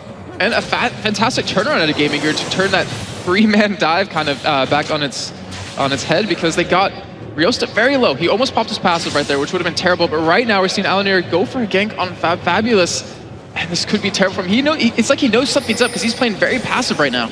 Yeah, not wanting to go completely deep onto this one, but there is Alanir coming out. Lightning Rush, is it going to be able to save him? The flash away will certainly help, but they flash in for the kill. They're looking to bring that first blood down, and they will manage to get it. There is the kill for Evelyn. First blood, but the turret actually did enough there onto MBS to pull one back, and that's going to be vital, to be honest, for Fabulous up in his top lane. It is, because Alanir getting that first blood gives him such a strong start in the jungle. He already has that Spirit Stone down. I think his items a little bit quicker, get some boots in a little bit quicker, then he can gank so easily. And now, with that flash speed down for Fabulous, the possibility of Alanir coming into that top lane for another gank is very high. I'll see if he can continue that trend. Actually, Fabulous coming in here with a second Doran's Blade plus the Amp Tome as well. So certainly going to be giving MBS a few more problems. Obviously, Doran Shield got some cloth armor in there to help with those auto attacks that do definitely sting from a Kennen, even at these lower levels, going in that Doran's Blade start. Right now, I mean, I think Dark Passage is a little bit nervous. I don't know, because I was watching bottom lane, and we haven't seen a bubble land yet out of Nami, and we've seen Letillian actually miss out on quite a few CS. I'm not sure if it's nerves or if it's just kind of getting going here. But one thing we have to keep in mind for Gaming Gear Year, which we mentioned back in week 2 of LCS, is that at 25 minutes, for some reason, they just kind of fall apart. They don't know exactly where to go from there, and I really want to know, have they fixed that problem? Because that's something that could easily hold them back from the World Finals. And that's something that we saw and heard about them when we were over in Moscow for the CIS tournament, and they need to have fixed that really coming into this one, as Naru here going to take some damage in the mid lane. Actually getting knocked back there by the barrel as well, but he will pop the Spirit Rush. He's not going to be able to do enough damage to pick himself up a kill, but at least escaping from that one. And that's the problem that Agragas is always going to have against Ari, that even if you pull him away with a barrel, he's going to be able to Spirit Rush out. Yeah, he is. And I believe that Mazarine actually will have a lower cooldown on his ultimate than Naru. So if he can keep doing that multiple times, he's able to get his blue buff a little bit later on, then I think he actually could win that lane quite easily, as long as Alanir does come in, which he's going to be spotted here by Riosta. Yeah, spotted there by the Zac, but you can see the problem with this, with an Evriel? What's an Evriel? An Evelyn. It's an Evriel and an Evelyn combo together there. But the Evelyn there doing good amounts of damage, having to elastic slingshot away there was Riosta.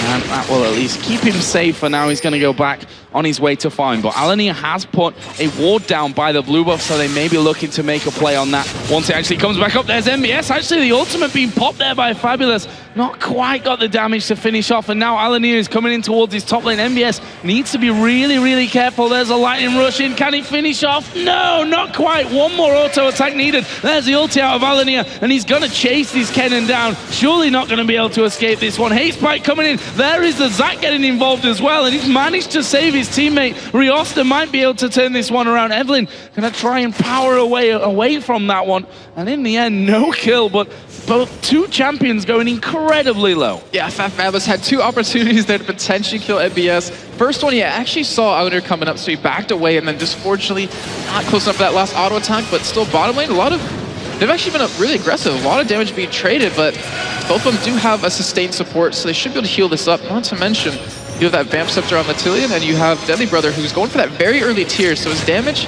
early on, as I said in the game previously, that the money you invest into that kind of doesn't make you do anything else in lane, so you're kind of stuck at that flat amount of damage, and Matillion's only going to get stronger.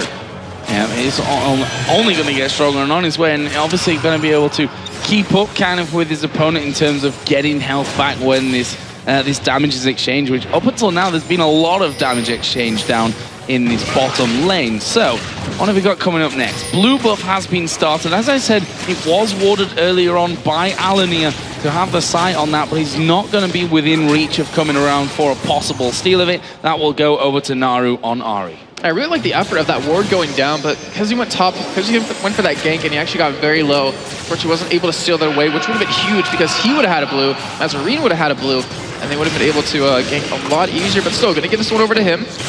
And this is where the game starts to get really deadly. Like, it's been not as slow as I would imagine off the bat, but I really feel with a Gragas on a team, with an Evelynn, with that whole combo, if they land it perfectly, this game can get very explosive very quickly.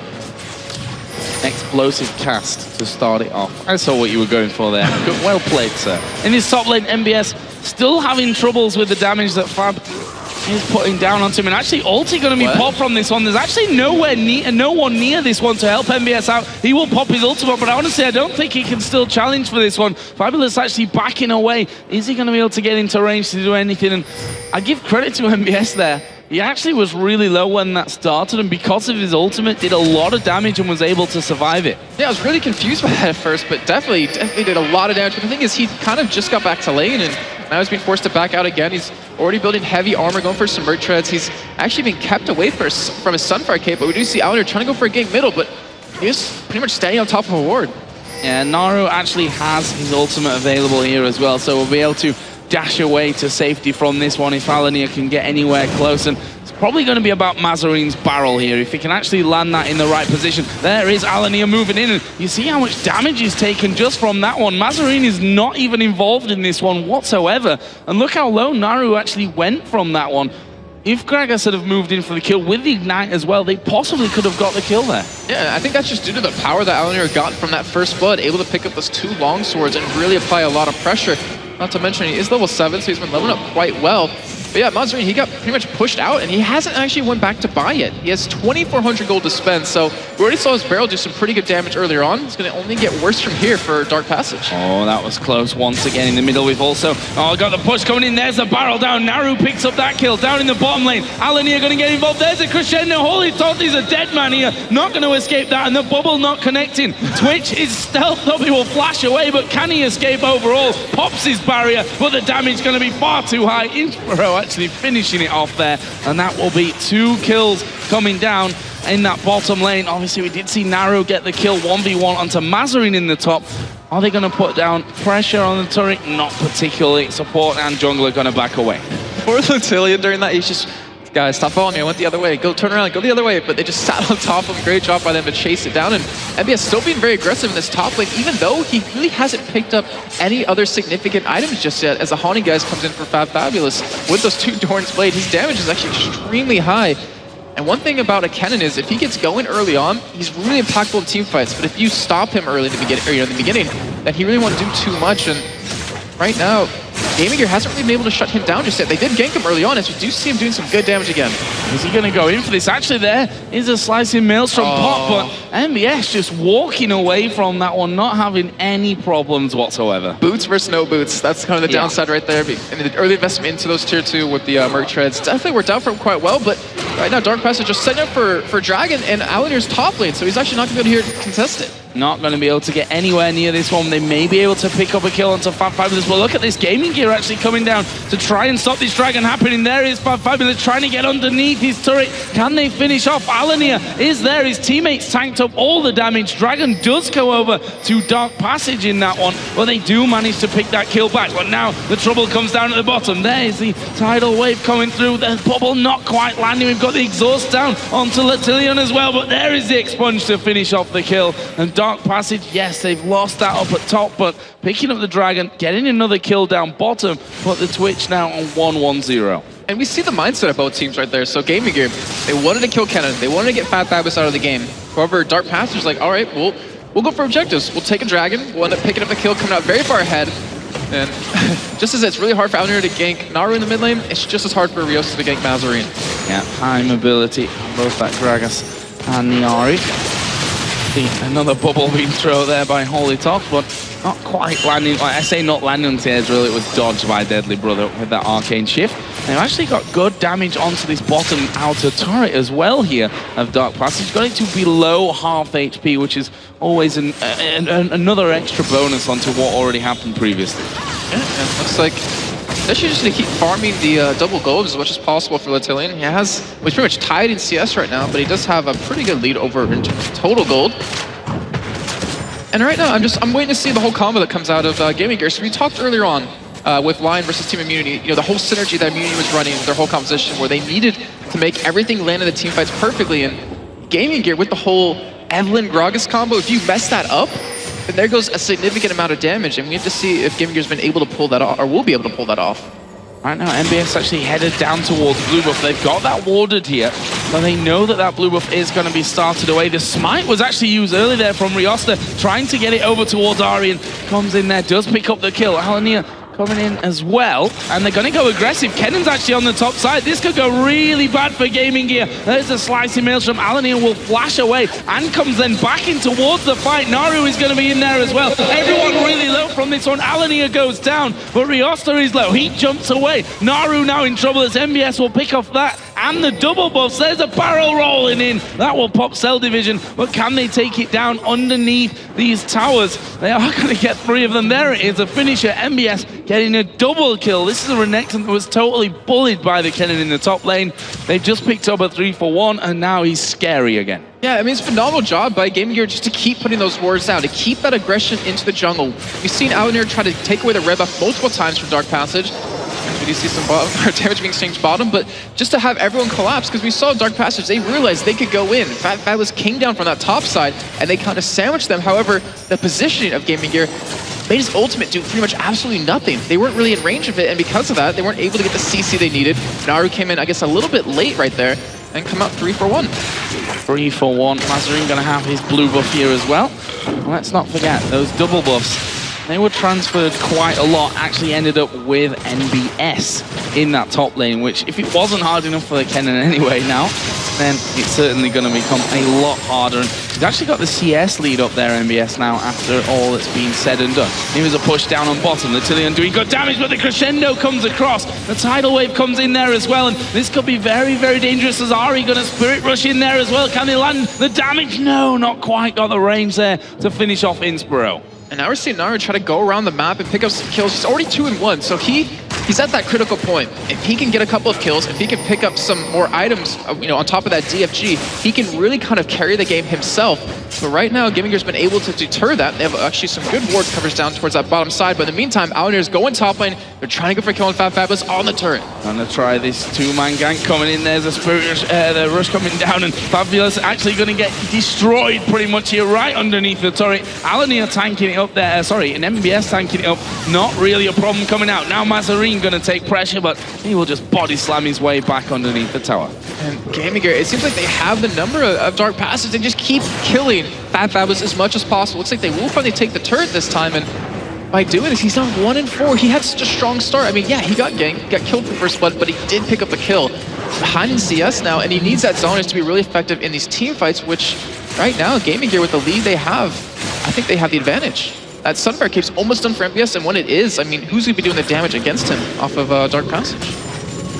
Yeah, that's a very good question. Oh, as we see the body slam coming in there on towards Naru, knocked back by the explosive cast, but can he keep up with him? There's no ultimate here for Naru. He's actually going to have to flash away from this one. Good damage comes down, and he's still chasing him. Spirit Rush is going to be up here in just a second. Charm is going to land, and he turns around with the DFG, gets that kill. Can he escape here from MBS? No, stunned up. MBS comes down and finishes off, but what a play out of Naru to actually turn that one around in the first place. The game awareness out of him was just fantastic. He flashed to escape because he knew his ultimate was going to be off cooldown very soon. He kept hitting those charms on the Mazarine, and he dodged the barrels and was able to turn that one around.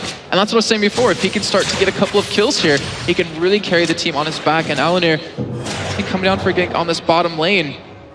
But it looks like he's just going to back out right now. Can't really go for anything right there. He's 3-1-5, so that's actually a phenomenal score out of him so far. And I think they felt that one coming, or whether it was just time to back off to do golems at that very point. Either way, it was good timing out of Dark Passage's bottom lane to get away from Alanir, who's going to be sticking to you. Really, really hard to get away from him as he just saunters on past Zach here towards a bit of farm in the middle.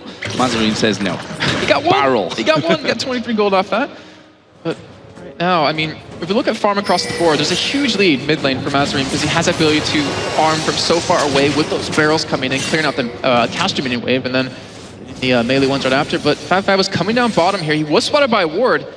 But they're actually not going to pincer him. They're going to go for Dragon here. Yeah, Dragon is up and available, but down in the bottom there, Deadly Brother picking up a kill onto Latilion, but can Holy Toth get away from this on Alanir, chasing it down, will be picked up once again by Inspiro, and now down on in the middle lane, we see Fabulous turning things around on towards MBS. Wow, I can't even... Spirit Rush. Spirit Rush, that's the one. Coming down, there is the Zac joining in as well, and there is the shutdown that they've been looking for on this Renekton. Some fire cape is what I was actually trying to say. That was finished off earlier on by MBS. Not quite enough health and stuff to keep him alive from that one. And Gaming Gear actually turning around, picking up the Dragon after that one, though. Yeah, and Fabulous, he got the shutdown gold, the plus 432 off of that. So he's already punished quite a bit in lane. It's a little bit of a chance to get back in this, and a great job by Dark Passage to respawn. I mean, they lost two, realized they're going to lose Dragon, so they took a turret instead, and now they actually might be able to take away a little bit more than that as Alanir is going to be coming in. He's been able to spot Riosta, but Alanir doesn't have his smite up. Oh, going to be very, very close moving in there. There is that red buff actually taken away by Zac, but can he escape this one? Well, of course he can. He's a Zac. Elastic slingshot away, but Mazarine's coming in there. Here's the body slam and the cast to actually pop the passive, but he's been charmed up now. He's not going to escape that one. That's a brilliant turnaround from Dark Passage, and that is the danger of chasing this Zac with teammates in the area that can react very quickly, and the Zac surviving anyway. And yeah, both teams have done a great job of reacting when they see someone out of position. To see even more action coming on this bottom lane. Yeah, and Tyon is probably not going to be able to get himself away from that one either. In the end, stealths up, and they will be able to get away. And that turret is somehow still hanging on in this bottom lane. It was pushed down very low earlier from Latilion. Oh, that's not going to make a difference. They keep it alive just about. And it's only 1-1 in turrets here. We've got 20 minutes, 30 seconds on the board. And, well, both sides doing a great job. As Naru trying to get that blue buff here. But with the Sonar Ezreal combo, probably not worth sticking around. He's going to back off. And Naru is actually farming up the wolves. He's like, all right, we're pushed up to your turret. I'm going to take away even more from your jungle. And he's catching back up in CS because he was quite far behind. Fab was, luckily for him, does back away from MBS, so they didn't even know that. And looks like Mazarine will be able to get his blue. And with that middle turret going down, Mazarine doesn't really have as much of an opportunity to roam around as Naru does. And we've seen already how impactful both of these AP mid laners can be when they come in for a gank. Now let's have a look at some of the items here. The AD carries in particular both got that blade of the Ruined King in there. On the other side, for Twitch, he's picked up the Zeal Berserker Greaves. On the other way, of course, that tier is what has kept Ezreal from moving any further on that side, but that's been stacking up for a good while now. Yeah, and the thing about blue build Ezreal is we always talk about if he falls behind early on, he kind of stays behind, but he's done a great job of kind of keeping up the CS, has those 2 kills, those 2 assists, and it'd be really hard to do with as... What? That was a lot coming. I thought they were actually going to pick up the kill right there, but he did pop his Let's Bounce and got away. Yeah, Let's Bouncing away from that one, and now the pressure is turned in this bottom lane, and Gaming Gear trying to keep that turret alive down there. Evelyn actually headed in there. He's already been spotted by a pink ward moving down onto this bottom side of the map, so Dark Passage should know that this is about to happen to them. There's no minions in there at this point now, so they probably can't push too heavily on towards that turret, but actually Twitch and Nami backing away from that, and now we see Gragas and Renekton headed down towards this bottom lane as well, so the action could certainly happen. A bubble will actually miss in there as MBS going to get charmed up there for a second. Barrel comes across the side, there's a crescendo, there's a kill for Deadly Brother, and Holy Toth not going to escape that one. They get the turret and the 2 kills as well. A brilliant bit of work coming out of Gaming Gear. Yeah, and Mazarine and MBS, they stalled long enough middle just to kind of keep Naru away as well as Fabulous so they can pick up those 2 kills. They're actually not done just yet. The explosive cask is up, so we could see Fabulous get bursted down here if he does overextend just a little bit further. There's the danger as well. When you think you're safe on the turret, there's no minions there. It only takes that Gragas ultimate to come flying at you and pull you straight out into the rest of the team. But Gaming Gear have actually rotated completely around to this middle lane, and with 4 men there for them, going to be 5 in a second, absolutely nobody in the area for Dark Passage. This is going to be another turret straight after the last one. Puts them now a good almost 4,000 gold into the lead. And yeah, but right now, Joe, we're approaching that 25-minute mark, as we mentioned early on in the game. Can they kind of keep this ability to keep pushing right now, keep this pressure on, and we're going to find out if they've been able to fix that over the time they've had since the CIS tournament back in Moscow. Well, we'll find out. They're certainly in commanding position, that's for sure. Looking very, very strong. Right now, items for the mid laners at DFG obviously came out earlier from Naru. On the other side, being matched by the Morello Nomicon plus a needlessly large rod coming out there. MBS waits for Naru in the top lane. Mazarine just pushing out middle as well. He lost a little bit when that turret went down, like you said, not able to roam so freely for that one, just for the danger of anything being pushed back. Dark Passage, though, doing a good thing and actually sending 3 men down to the bottom lane to try and even things up in gold and take down the outer turret. And Alanir's coming bottom yet again. Not sure if they're actually going to be able to go for this one, but they do back away. And I'm thinking, where's the next point of action? Where are we going to see a fight break out? And I'm imagining it will be at that dragon when it does respawn. And both teams with where they're at, I'm trying to think who has more damage in these fights. And I think if Gaming Gear, if they do land their ultimates onto the right targets with that Evelynn, with that Gragas, then they will have a clear advantage over Dark Passage, where Dark Passage just has a lot of mobility, with the Zac, with the Nami to speed people up, the disengage out of her, not to mention a Kennen who can run around, and then you have Ahri with that ultimate, just spirit rushing in and out of the fight, and it's all about them. If they can dodge that cask, then they can turn these fights around. Yeah, you can't really underestimate how big Mazarine's going to be in this one with his barrel to knock. I mean, if you look at the lineup, you've got to have Kennen and Zac. They've got to be right on top of everyone with their ultimates going. If you can knock them away with a cask, that's going to stop so much damage. And the thing is, if he ults Fabulous into his own team, he's kind of killing his team because you have the Zonias up on him right now. So it's all about if he can position that barrel correctly. And I'd imagine so. He's been practicing it quite a bit. And Dragon should be coming up really soon here. As you see right now, Gaming Gear, they're set up for it to kind of take it or even potentially go for a kill here. Well, Antilion is coming from the bottom side, Fabulous from top side, along with Zac as well. So, actually going to get started there, the Dragon from the backside, and that's going to mean a bit of damage for Inspiro as we see Nami throw the bubble in. Gaming Gear decide, can we really do this one right now? There's a body slam away from the charm. And the orb coming out of Ahri, but Dragon still remains, still a possibility for both of these teams. All 10 players are now on the bottom side of the map at this point. As Naru going to have to use his ultimate to just dash away from this one, and that could be really dangerous if they end up fighting. Yeah, the thing was, he was off by himself. He wasn't grouped up with his team, but here we go. We're actually going to see Gaming Gear started off. We do have Fabulous with his ultimate available, which can be crucial in this fight. And it looks like Dark Passage actually might go for engage here. Oh, Dragon going very, very low. There's a tidal wave coming across. True Shot Barrage will join it in as well. Dragon is still up here. It is actually going to be taken down by Dark Passage. See Gaming Gear trying to get involved on this one. There's a big crescendo. The barrel actually knocking everyone away from that one, but they picked up the initial 2 kills. We see that Dark Passage trying now to move away from this one, but they're still chasing Ezreal. Going low, pops his barrier. The orb will do a lot of damage, and actually Fabulous picks up the kill from it as well. Now it's Mazarine who's taken a lot. He will have to go away burning from the ignite, and they managed to pick up those kills coming away, and Naru now going to have his ultimate back, but they're not going to be able to keep chasing. Oh, I think they might actually be able to catch Sona here with the charm. Yeah, and the DFG was actually using there as well. Question is, can they land any more into him? There's Zac from the backside, and Inspiro, he stopped to clear out that ward there with the Oracle that he had on, and it's cost him his life. Yeah, it did. It was really unfortunate, but that was great timing by Naru. I mean, he used his ultimate earlier just to kind of escape the damage that Gaming Gear was going to put out, came back up at the right time, and in the end, they ended up taking the dragon in that fight. And we just saw, I mean, we talked about the explosive cast, how critical and impactful it can be in these fights. And you just saw him knock 2 people in his own team, easy targets to burst down, and that was a fantastic barrel. Not to mention the whole combo they pulled off. You know, the Evelyn ulted to set it all up, and the Crescendo followed in to stun them with the cask. And Gaming Gear, I mean, even though they lost the Dragon, they lost a huge lead that they had, they're still looking very strong. So 15 for 9,000 gold. It's really not a lot of gold at this point.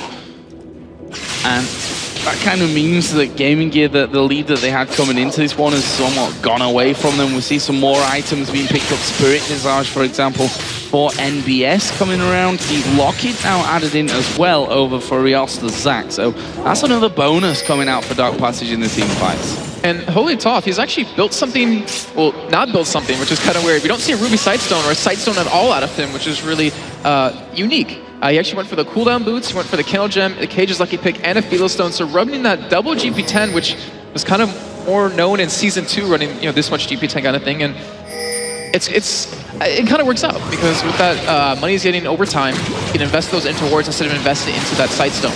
Oh, we're going to see another fight kick off here in the jungle. Both teams kind of facing up to each other there, but then both backing away just as quickly from one another. There's the ward taken away. So, what's the next move here? Gaming Gear actually headed north right now, up towards that Baron pit area. There's a ward that they've just gone over, so they know that they've been spotted headed in that direction. There are no more wards on this top side of the map by Baron for Dark Passage, so they either make a choice now to go up mid lane or to go in there and make sure that that Baron's not started. Yeah, I mean, the lack of wards, I understand what Holy Toph was going for. He didn't really need to build into a Sightstone because there's an Evelyn on the other team, but you're seeing that lack of vision is going to end up hurting as the game goes on. We're going to see a pincer move come in. This could be very bad for Dark Passage. Pincer move is going to come down. There's the Evelyn ultimate. Fabulous going to pop his with the Zhonya's as well there. He's not doing much damage in his current position, and no kill up until now. MBS managing to walk away there. And in the end, no kill for either side coming down from that one. But it was a dangerous play out of both teams, to be honest. You know, Dark Passage taking the advantage in terms of the positioning there and thinking, okay, we can push this top tower. But they also had the danger of that push coming in from the side to really split them up. But they are going to finally be able to push down that inner middle turret. Big pickup. Yeah, and they got Gaming Gear to invest in 4 ultimates in that fight, and they were able to only use that Ken ultimate and the Nami ulti, not to mention the spray and pray to really escape, but it's a great job by them to use Mazarine's ulti as a disengage for themselves, using the barrel to knock them further away. And the lack of wards, it seems like Dark Passage, they don't want to wait for Gaming Gear to make a play. They want to be the ones controlling the game, and right now Alanir's going in, but whew, that damage coming back. Yeah, gets the DFG to the face from Naru as well. Lost pretty much half of his health just from that, as Naru actually going quite aggressive in there. There's a Blade of the Ruin King used, but Deadly Brother going to get burst down, but the kills are going to rain in here for Gaming Gear. Great turnaround, and again, Barrel and Crescendo combo worked out perfectly for him. And look at this, they're turning, they're going to Baron. They should be able to. I mean, you see right now, Latilian's actually bottom lane. We do have Ryosa though. Zac can easily steal away a Baron if he jumps over that wall and just kind of smites it away, and not to mention that Let's Bounce is going to knock them up. And this is a very big play out of Gaming Gear if they go for this. Wow, MBS just flashed out the back there to stop the Zac diving over the top from that one. They're still doing the Baron. He is down below half HP right now, but Zac is still hanging around, but he can't make the jump. He'll get stunned up for it. Actually will flash in there, but it's going to be taken anyway. Anyway, that's a good pickup here for Gaming Gear EU, but we see the Twitch doing tons of damage to them. He's picked off at the back. Zac got his passive, but he's going to go down as well. There's nothing to save him from that, and that will be another couple of kills coming down. A double it was in the end for Mazarine, plus the all-important Baron. Yeah, he's actually the one that got it too with this Q, so he was able to keep that even. Ryosa, that was actually a very ballsy play just to smite over that wall, or flash over the wall to smite it down. And Gaming Gear, it seems like they caught Dark Passage off guard. We just saw Naru and Fat Fabus kind of fight middle, that little skirmish. I'm still confused why they went in for it, but well, maybe... they thought they were going to get Deadly Brother. He'd already used his barrier from that one, and they'd used the DFG on him, so I think they thought, okay, we can probably have him, but... I think they also mistimed the Crescendo. I think they thought it was down, and then went in for the fight, and then Mazarine's ultimate was obviously going to be down, but the thing is, Graga's ulti with the Morello Nomicon isn't on a long cooldown at all, so he's able to just turn that around, and obviously, as you can see, those 2 kills ended up giving Gaming Gear Baron. Great pickup, but still not a massive gold lead that they have, even after all those kills there, and the Baron pickup. They're actually behind on turrets as well, and we said it before that 25 minutes was always a point that Gaming Gear were kind of singled out to be weak at. And so far they're doing a good job, but certainly not running at the pace that they were at 15 minutes into this game. So we'll see how this all develops. Obviously with that Baron buff in there now, got a bit of time to really do what they want. This Dragon will cement their lead in terms of gold as well, but they're going to have to start pushing some objectives. Yeah, and where Dark Passage, the ability for them to keep so close in gold is their control of this Dragon throughout the game. They've been able to take as many as possible, not to mention they're up 4 turrets to 3, so they're kind of keeping that lead to a minimum. But the Baron buff, it kind of swings things for Gaming Gear. However, you know, right now, we see Naru pushing that top lane, so someone's going to have to back and deal with that, and they're preventing Gaming Gear right now from actually going for a push. Yeah, actually, pretty much the entire team is going to try and react to Naru on this top side of the map. 4 out of 5 actually heading through their own jungle. In the end, Naru just recalling. And as you said, that's just a great time waster, if nothing else, from Dark Passage's side of things to let that Baron buff run out, of which it's, I think, round about half of its cooldown right now. So that's going to be gone pretty much soon. Yeah, and the thing is, like, with a Baron, you obviously want to be pushing, but we do see Dark Passage actually going for an engage, and out there, he's caught. He is going to be caught. There's a tidal wave. Alania flashing away, but he's not going to be able to escape Naru. Actually, it's Riosta that gets in there to make sure that that one's locked up. There is Twitch taking a lot of damage. They go straight in onto him, but Mazarine locked up in the bubble. He's going to go down from that one as well, and that will be a 2 for 0 here for Dark Passage as they try to get away. Charm landing on the Inspiro. MBS seem to want a bit of the action there, but honestly, they just walk away from him. That Charm really locking up Inspiro, putting his life in danger as well. But a great turnaround fight there for Dark Passage, and that's really what they have to do right now, is to just take 2 kills and get away again. Thing is, I don't think they should be able to do that against a Baron up Gaming Gear. I mean, taking those 2 kills for nothing. They caught Alnir out of position. You saw the Zonies come up. I mean, yeah, it's good. You stay alive from it. But on the flip side, if your team doesn't back you up when your zone just popped, you're kind of just left out there stranded. But as you see right there, MBS, he's still very tanky with his items. It's really hard for Naru to really do any damage to him just yet. But, I mean, like you said before, 25 minutes, they were looking pretty good, but right now they're not looking too great. Wow, actually Naru been engaged on there by Deadly Brother, and just backs away from it. Did actually use his ultimate to make sure that he could escape from that, and right now, Gaming Gear are looking to push objectives. They're actually going straight down the middle of the map, as we are going to see MBS slicing into that bubble, but he's forced Dark Passage as AD carry and support to the top side of the map, which means they're nowhere near this inner turret to start that defense going, and that will mean a turret back for Gaming Gear, and leveling is up then at 4 apiece. Yeah, great job by them, and I was kind of confused. Why didn't they do that a little bit earlier? They're just pushing things out, but just like you said, they caught him off guard, they caught him out of position and took an objective, and that's what they need to keep doing if they want to extend this goal lead.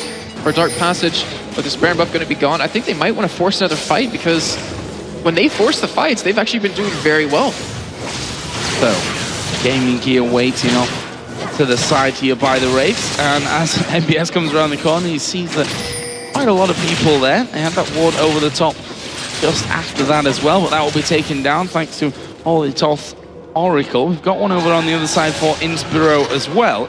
And all of a sudden, Gaming Gear, after that great push down middle where they caught Dark Passage out of position, they now back away completely from it. Yeah, and I think that's due to, you can see that they want, or where they want to fight just based on wards. So with that ward over the Wraith camp, or into the Wraith camp, they want to be able to spot Zac coming in. They want to be able to stop Riosta from pretty much landing on the entire team and Lens bouncing, and they want to still consistently fight around this middle lane, but not Gaming Gear, Dark Passage have been able to push up these other lanes, and the thing is, I don't think either team kind of feels like they have a lead right now, which in terms of gold, no one really has, as they're pretty much tied up, and it's going to come down to, in about 5 to 10 minutes, when that Baron, actually no less than that, when Baron comes up, what team's going to be able to take it, what team's going to be able to defend it, and maybe what team really has that control of the vision, because Holy Toth's Oracle is now gone. Really, really close game between these two, and a fantastic show what these international wildcard teams are in fact capable of. And right now, Gaming Gear on the bottom side of the jungle, they're looking to catch someone. Actually, Naru gonna land a full combo there on towards Alania. Half of his health gone just from that there. But right now, Gaming Gear, even though he did drop that low, do have an Oracle on Spyro, so they're going to be clearing all these wards, they're going to be putting a lot down, and they want to make their move on this bottom turret. And this is going to be the time for Dark Passage to really force a fight here. As long as they can get on top of the team with that Cannon ultimate, with the Zac ultimate, then they can just shred through them. And I would imagine, look for Holy Toss's ultimate to come out to be that big engage for Dark Passage. Well, we've got Zhonya's pretty much across the board here, but 2 over with Dark Passages, Kennen and Ari, and 1 now with Evelyn as well. But they're really going to come into play once this next fight actually rocks around. Fabulous actually losing a lot of health there thanks to that Gragas barrel over the wall. He's got that Rabadon's Death Cap and Void Staff added in as well. So his damage is ridiculously high right now. The question is whether they can actually land the combo that they're going to be looking for. They're pushing out this bottom wave on towards the turret. Ezreal always going to be a threat as well in this position. I think Gaming Gear realized that, oh wait, we have an Ezreal and a Gragas. We can just poke them down constantly and be able to get objectives for free as they're currently doing. You just see one barrel takes Holy Toph pretty low, but I mean, with the whole Ezreal, with that blue build, with that Mirror Manodon, with the Iceborne Gauntlets, you have that ability to really poke quite a bit. Gaming Gear, I wouldn't be surprised if they keep this up for quite a while. Well, they're still hanging around there. They're still going to keep that poke coming in. And really, it's Nami that's going to be able to keep them alive at that stage and keep holding on to this position. They don't want to let this inner turret go. That'll mean then only the top lane would have an inner turret left if Gaming Gear were able to force this one down. But you've always got that threat of the Zac diving in from the backside where you weren't expecting him there. And that combo coming around with the Ezreal right on top, using his Zhonya's Hourglass to keep himself alive in the middle of the fight as well. Riosta actually getting involved there. Are they going to go for this one?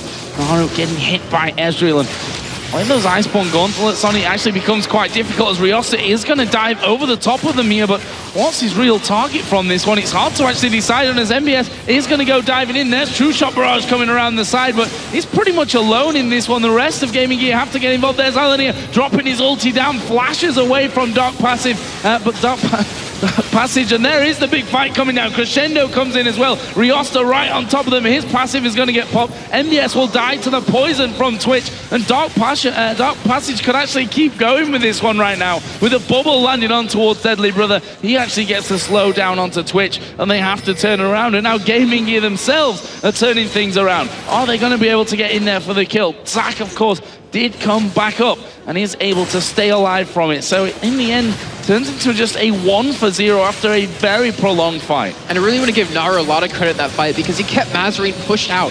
If you saw throughout the entire time, Mazarine, he had his ultimate available till that last point when Riosta dove on top of him, and then he was forced to use the ultimate defensively instead of offensively when Dark Passage was so low. That was just a great use out of their champion's mechanics. And right now, you know, in Spyro, well, actually the entirety of Gaming Gear U, they don't have the Lock of the Iron Solari. They don't have that extra shield against this double AP composition that they're really going to need. Where in Spyro, he's building towards it, but it might be just a little bit too late, or maybe Dark Passage, that's kind of the bomb that's ticking. If they can force these fights before he's able to get that item, then they'll be able to win these fights. But right now, Baron's being started.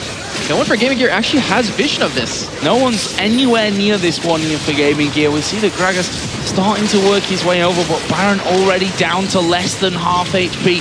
Can they finish this one off? There's a True Shot Barrage coming across. Doesn't actually hit the barrel. It is the barrel steal coming out from Mazarine in the end. And Gaming Gear saying, doesn't matter that we don't have positioning on it. We've got Mazarine and his big barrel. That is the danger of a Gragas. That combo coming out does so much damage. It is more than a Smite could possibly ever do. And Deadly Brother coming up big. The thing is, he ulted through the Baron to actually give him vision, Mazarine vision, so he can actually steal that away. And talked about Baron earlier on when Gaming Gear was going for it. There's no real need to necessarily do it unless you know you can take it quickly. And that might have been honestly the downfall of Dark Passage when they're already playing brilliantly. However, you have to keep in mind, Gaming Gear, last time they had Baron, Dark Passage did fight him, and they actually took 2 kills for 0. Yeah, it took a couple of kills, stopped them from really doing anything with that Baron. It was funny enough after the Baron had run out that they actually managed to take down that inner turret in the middle lane. At this point, they're trying to push out that top lane to go for that inner turret. So we'll see how that fight works out. I don't think that Dark Passage are going to be particularly scared of fighting them on that turret either. Yeah, I'd have to agree, especially with Latilian coming in with the Infinity Edge. It's going to add in quite a bit of damage with just spraying. He has 4 items built up right now where you see Deadly Brother actually forced to go into a Banshee's Veil so he can dodge some of the damage or potentially that charm coming out of Naru. And not to mention Dark Passage, they have great wave clear with that Ahri, with the Twitch, mixing in with Kennen. Clear waves out pretty quickly, but Gaming Gear, they have that poke, they have that ability to keep getting them low. And also they have that region off of Baron to stay here and to stay alive. And you see that poke coming in there as Fabulous goes down to around just above half HP from the one single barrel, and they're trying to stick towards that left-hand side of the lane so that Mazarine doesn't have the range to get in there and do the damage to them. But quite frankly, that barrel's got the range on it as well. True shot barrage comes through. Is that going to be enough damage done to force them away from this turret? Yes, it is. And that is going to be another inner turret picked up here for Gaming Gear EU. Yeah, Dark Passage has to give that one up. And right now, look for the flash engage out of Inspiro to really start this fight off. Because if you get Naru caught with it, and then you can burst him down with the Gragas, then he's gone. He won't even have time to Zonya's that. Throwing out a charm there, but again, this Ezreal, the poke that you can throw out there, and the annoyance of the slow afterwards makes it just easier for everything else to be landing onto them after that. But Gaming Gear putting down now the damage onto the turret, half of its health already gone. Bubble comes in, there's a tidal wave as well. Are they going to go for the fight? It looks like they are trying to engage. Inspiro is going to go down. Holy Toth will actually pick up that kill. Is Ryosa going to get the dive across here with Elastic Slingshot? I think they're just happy to have forced them away from that inhibitor turret. And look at these death timers right now. Inspiro had a minute death, a minute respawn time on that, and that is just getting ridiculous. He had Crescendo up, he had Flash up, but within that charm time, they were able to burst him down before anything can happen. And Gaming Gear, with that Baron buff, they have to be very careful here because Dark Passage, they were able to keep their inhibitor alive, and they can go for a counter push.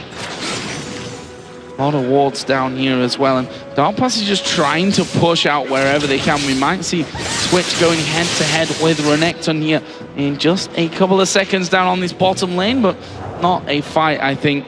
As I say that, I was going to say not a fight that Twitch might want to take, but I might be wrong about this one. He is going to go for it. Actually missed the Venom cast there, but is he going to keep going? Spray and pray going down. Here comes Zac as well. MBS going to be completely slowed. Here comes Nami to help things out. The barrier used by the Latiolum, and that will be another kill coming down for Dark Passage. Really, really well done. I was actually surprised at how close that was. I mean, with Latilian actually going in and trying to start the fight himself against a Renekton, he still got very low. He almost got taken down, and luckily Nami was there to save his life. And right now, Dark Passage is taking every advantage they could possibly get. Fabus was able to push out that top lane, 288 CS, because we haven't even looked at it throughout the game. He's leading quite heavily when he was shut down so well in lane by Gaming Gear. You see even middle lane is a slight advantage for Naru, and the group's up as 4 right now, going to be pushing this middle turret here.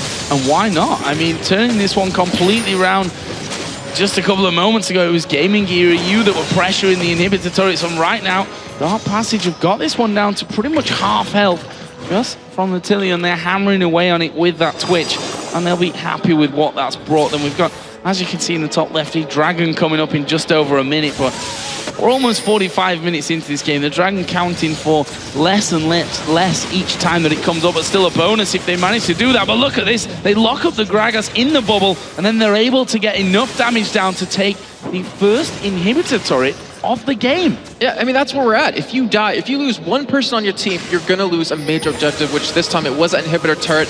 Game Gear, they're even potentially trying to chase them down here, and with that Dragon, we do see Dark Passage pick that up. It will pretty much be dead even in gold at 45 minutes in, and Gaming Gear, we talked about that 25-minute mark. Oh, they're going to catch Ryosta. Oh. Or yeah, he's going to walk away. Yeah, I mean, he's Zac as well, right? So he's just going to say Elastic Slingshot, see you later, and heads off towards the bottom side of the map, actually running away from the base. And it looks like Gaming are going to try and capitalize this one, grouping up now on that mid lane, but with Kennen and Ari both there, honestly, there's not really a lot that they can do. 2-minute timer now coming down for Baron as well, and that surely is going to be a big thing. And by all rights, Gaming Gear should have lost that last one if it weren't for Mazarin's, you know, him getting out of the base first and getting into position, and a great combo to actually steal it away. That probably should have been Dark Passage's Baron. We'll see how this next fight turns out. Yeah, the thing is, they've been doing so well against Gaming Gear when they're Barons up, when they don't have one themselves. Obviously can't have two at the same time, but just think of how deadly it'd be if they did have it. And here's the engage. They're setting up a big fight from this one. Tidal Wave going to be good. Azanya's not popped there by Kennen. We see Twitch at the bottom side trying to take down Alanir. Twitch now being forced out of the fight, and Alanir actually surviving for now from this one. He was sticking from the Ignite and the Poison, but that didn't work out for him. And that will be a 3-for-1 here in favor of Gaming Gear. And I'm wondering if they're going to try and push it through for a win with just this one inhib down. They can. I mean, look at the death timers for Dark Passage right now, and considering, oh, we do see the engage coming out of Dark Passage yet again as Naru gets caught. They've got to do as much damage as they can here, Dark Passage, with like trying to stay alive at the same time. Naru actually going to go down, but Alanir will fall there on that backside as well. Have they now got the damage here to get at least one of these Nexus turrets? I think so, with the Ezreal and that Renekton hammering away. There is the first one down. It's still a 1 versus 4 here technically, but this Zac so annoying in this scenario. Able to get in there, do damage, still very, very tanky. Tanky as they focus off towards the turret. There's the damage coming over towards Mazarine, who's now tanking up the turret. Will throw the barrel towards him and flash away from the body slam. But in the meantime, Gaming Gear are focusing down here on the Nexus. Just a few more hits will do it for them. Deadly Brother is concentrating on it, and that will be the victory here for Gaming Gear EU over Dark Passage in their first game of the International Wildcard Tournament. And the thing was, that last fight was so big for them, where Dark Passage, they were the ones to force the fight. They were the ones to engage, and the quick reactions out of them were able to turn that fight around, able to pick up those 3 kills on crucial targets, which, you know, Fabulous, he was killed before he could zone us. He was killed before he could use his ultimate in the right position, and just with that ultimate, Gragas was able to make that big play happen. Now, Gaming Gear showing that 25-minute barrier mental block that they've seemed to have before when it came, you know, into the qualifiers. They seem to have got past that, although it wasn't without its shaky points, I think we have to say. It wasn't all peachy at that point, and they did lose a couple of team fights, as I said. They should have probably lost that second Baron as well, if not for the amazing steal coming out from Mazarine. But that all doesn't matter anymore. They've pushed through when they had the strength. They've had the team fight that's gone their way, and they've picked up victory. A good win for the group stage. Yeah, I mean, if anything, I think it shows that how far they've come in those, you know, in this past couple of months, is their fact that they kept dying with Baron buff, and yet they were still able to keep calm, still able to turn the game around and pick up the win for themselves, which, you know, if they want to go to World Finals, they have to be able to do that consistently. And I mean, Dark Passage, they didn't play bad at all. They played quite well for the entirety of the game, even with Fabulous getting camped in the top lane, getting killed. He was 1-4 at the end of that entire laning phase. And also, whoever was calling for them, the engages they decide to go for, I really have to respect that, because sometimes in this kind of high-pressure situation, a lot of teams would be really hesitant and play really safe, and yet they still were being ballsy. They still wanted to force these fights. Brilliant performance overall. Guys, we're going to take a short break here, but when we come back, Lion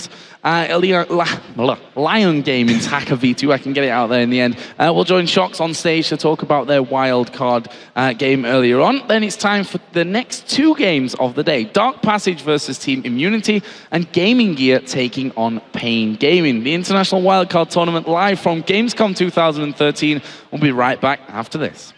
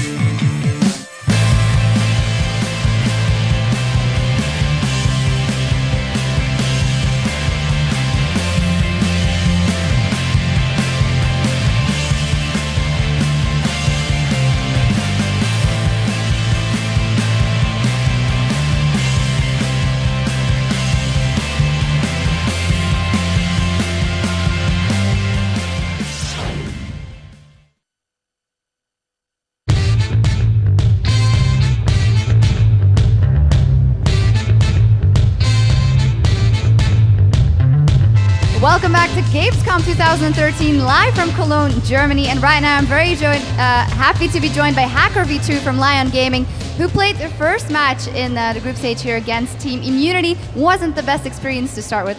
You can tell me what you thought going into that game up first. Well, first of all, I think they had really strong picks. Their team comp was, I would say, way better than ours. They had really strong bands. And we honestly weren't prepared to counter that. And I think that was mostly what affected our game. We did what we could in the game, try to control with the picks that we had, and that's what happened. Yeah, maybe we should go a little deeper in those picks and bans, because they had a triple AP comp. You had that Lissandra and Annie support and the Syndra and the Jarvan to lock everything up. And you did have champions with some escape, so was there no other way you thought you could maybe mitigate their power? Yeah, pretty much we had Zach that could only initiate for us, so we pretty much needed to wait for him to go in, but he wasn't doing so good on top, so it kind of made us wait a little bit longer. By the time we had time to have an actual fight, it was too late and they just pushed us and we couldn't do much. Yeah, that's true. Did you have any chance to research that team up front? Of course, they are an Australian team, so it might be hard, but how do you do that? How do you go into this competition where you have all those different teams from all those different regions? Yeah, it was really hard to find information about different teams since there's not a lot of footage out there. So we honestly didn't research that much. We did some research, but as much as we could. But you still got here, you were here at Gamescom, so what did you do before? Did you then focus on yourself and say, okay, we just have to play our best game? And what is that style of game? What style do you play?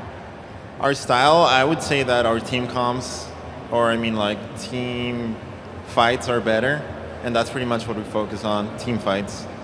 Have you been playing together for a long time, or? We've been playing since March this year, so we've been growing together, getting better at it. Can you tell me something about your scene, the Latin American scene, and how strong you are there, and just in general? I would say that the Latin American scene is getting better.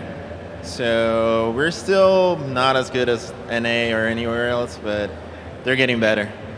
All right, so now you're here. The first game is a loss, but nothing is lost, of course. Can you tell me something about the other teams that are up here, and one you particularly fear or think that might do really good? Right, I'm gonna say that they're all good teams. There's a reason why we're all here, right? Everyone's good, so we're not gonna underestimate anyone. We're just gonna try and play hard. All right. So going into this next couple of games, you don't have that much time to prepare for the next game. So how do you do that? Is there a certain leader in your team that grabs you all together and says, "Come on, guys, we're gonna get back on track and refine our strategy"? Or we all support each other. We all try to stay strong. We already know what we're gonna do for the next game, so we're ready for the next 3 games. Do the best we can. So realistically, who do you think might go on to tomorrow? Yourself included, of course. I mean, I don't know. Honestly, I have no idea. So let's talk a little bit about this experience then, maybe. It's probably the first time you're at Gamescom, or how are you liking this? It's first time in Gamescom, first time in Europe, so definitely a new experience, liking it. Everyone's so nice, liking it. Have you been able to watch a lot of the broadcasts, the LCS broadcasts? And if you think, if we get that spot in Worlds, do you think you'll have a real chance to maybe beat some of those teams? If you would get to Worlds. I hope so. I mean, that's what we want, get to the World Final. And if you look at the competition across the globe, what are you think the strongest regions? Do you think maybe Latin America has some teams that could possibly be very strong, or is it more North America or Europe? I'm gonna say us, Latin America. We like to hear that, of course. We like to hear that. So finally, you got just a couple of more games here today. What would be the main thing you have to mitigate? You have to say, okay, this we have to do better that you didn't do in the game versus Immunity. I think we just need to pick better comp, stay strong, and don't let him take little leads. Just control the game. And then finally, is there anything you want to say to the Latin American fans that are watching and cheering you on? Doki. All right, thank you very much and good luck in your upcoming matches. All right, now it's time for our second set of games. Jad and D-Man will be on the A stream with Dark Passage taking on Team Immunity, while Joe and Jason will be on the B stream bringing you Gaming Gear versus Pain Gaming. Take it away, guys. Thank you very much, Shocks. And as she said, it is indeed time for our second match of the day. It is going to be the wildcard game of Dark Passage versus Turkey's, which is Turkey's team, of course, versus Oceania's Immunity, who looked amazing. Yeah, they really dominated their first game against Lion, who we just had that Hacker V interview with. Yeah. They had, as we saw, that double AP composition, as well as a support Annie, which is something new. Immunity as a team runs a lot of unconventional things, especially Heaven's their mid laner, who played Syndra. Also, the Annie roamed the map, got a lot of early kills in that game. And then Heavens, the guy who plays pretty much anything, did go 7-1 on Syndra. Yeah, and that Annie roaming the map, I mean, Annie's not nothing. I wouldn't say it's new, but it's unusual. I mean, we've seen the Chinese scene run it at all. We've seen a couple of teams. We've seen Froggen and Crepo running it and having fun in solo queue. This is not something new, but it's not exactly frequent in high-end competition. Exactly. It's something that's a bit of a gambit strategy in a sense, because if you fall a little bit behind in lane, Annie's a support who's going to flash in and initiate. You're not really going to be able to do that if you're falling far behind. Also, I think it suits better the 1v2 lanes that we see, where you're really just going for aggression, and that's actually what Team Immunity was able to force in that game, which is what allowed Annie to actually start roaming around and create some action. So how do we see? The fact we've seen 4 teams already now. Yes. Immunity looking to be the best of the 4 so far. We haven't seen Pain yet. How do we rate these guys? So it's a little bit strange in a sense, because we've seen obviously 2 games and we haven't seen Pain. Pain is supposed to be the favorite heading in. So they could be better than all the teams right now. What we do seem to know is that Immunity was substantially better against Lion in that first game. To give some reference, a lot of the North American players were kind of tweeting about it, since Lion is made up of a fair amount of players who actually do play on the North American server, that they would probably be one of the middle tier challenger teams right now, is what a lot of Mortis actually said. Yeah. Which would mean then that Oceania, this is all speculation based off one game, stick with us here, that Immunity could seem like a step above. But then we have obviously the Gaming Gear game versus Dark Passage, which to me did seem a little frantic in the pacing of it. Obviously, Gaming Gear was able to come back and pick up a bit of a comeback win, which showed a little bit of composure. But even losing that lead in the first place makes them a little bit questionable, and I think they have to get a little bit more settled here. And do we have to be careful about the fact that it could have been a game, as he just pointed out, Hakavi simply lost it in the picks. And once you've lost it in the picks, it can snowball so quickly, and it can kind of give a false impression. It absolutely can. That's why we play all the games. Yes, we don't just say, that's why it's a round robin. They played at 1. Immunity's clearly the best team. Put them against Pain in the finals, who hasn't played yet, and we're done. No, that's why we play. That's why we have a long day ahead of us. Of course, there is going to be another whole bunch of matches coming up. We're using the dual streams going on here, so we're going to have Pain Gaming coming up on the second stream, I believe, at the moment. So it's going to get to see how the Brazilians perform as well. What do we expect from these guys? From the Brazilian team, Pain, I really am expecting a pretty organized amount of play, because they're the only team here that actually has the gaming house. They also came down a week early. Yeah, they've been in the studio since Monday. They practiced against a lot of the European LCS teams, in fact. And even though they haven't had the best results, you can't necessarily blame them. We heard way back before the Season 2 World Championships, when TPA was scrimming against everyone, they were losing a lot of scrims too.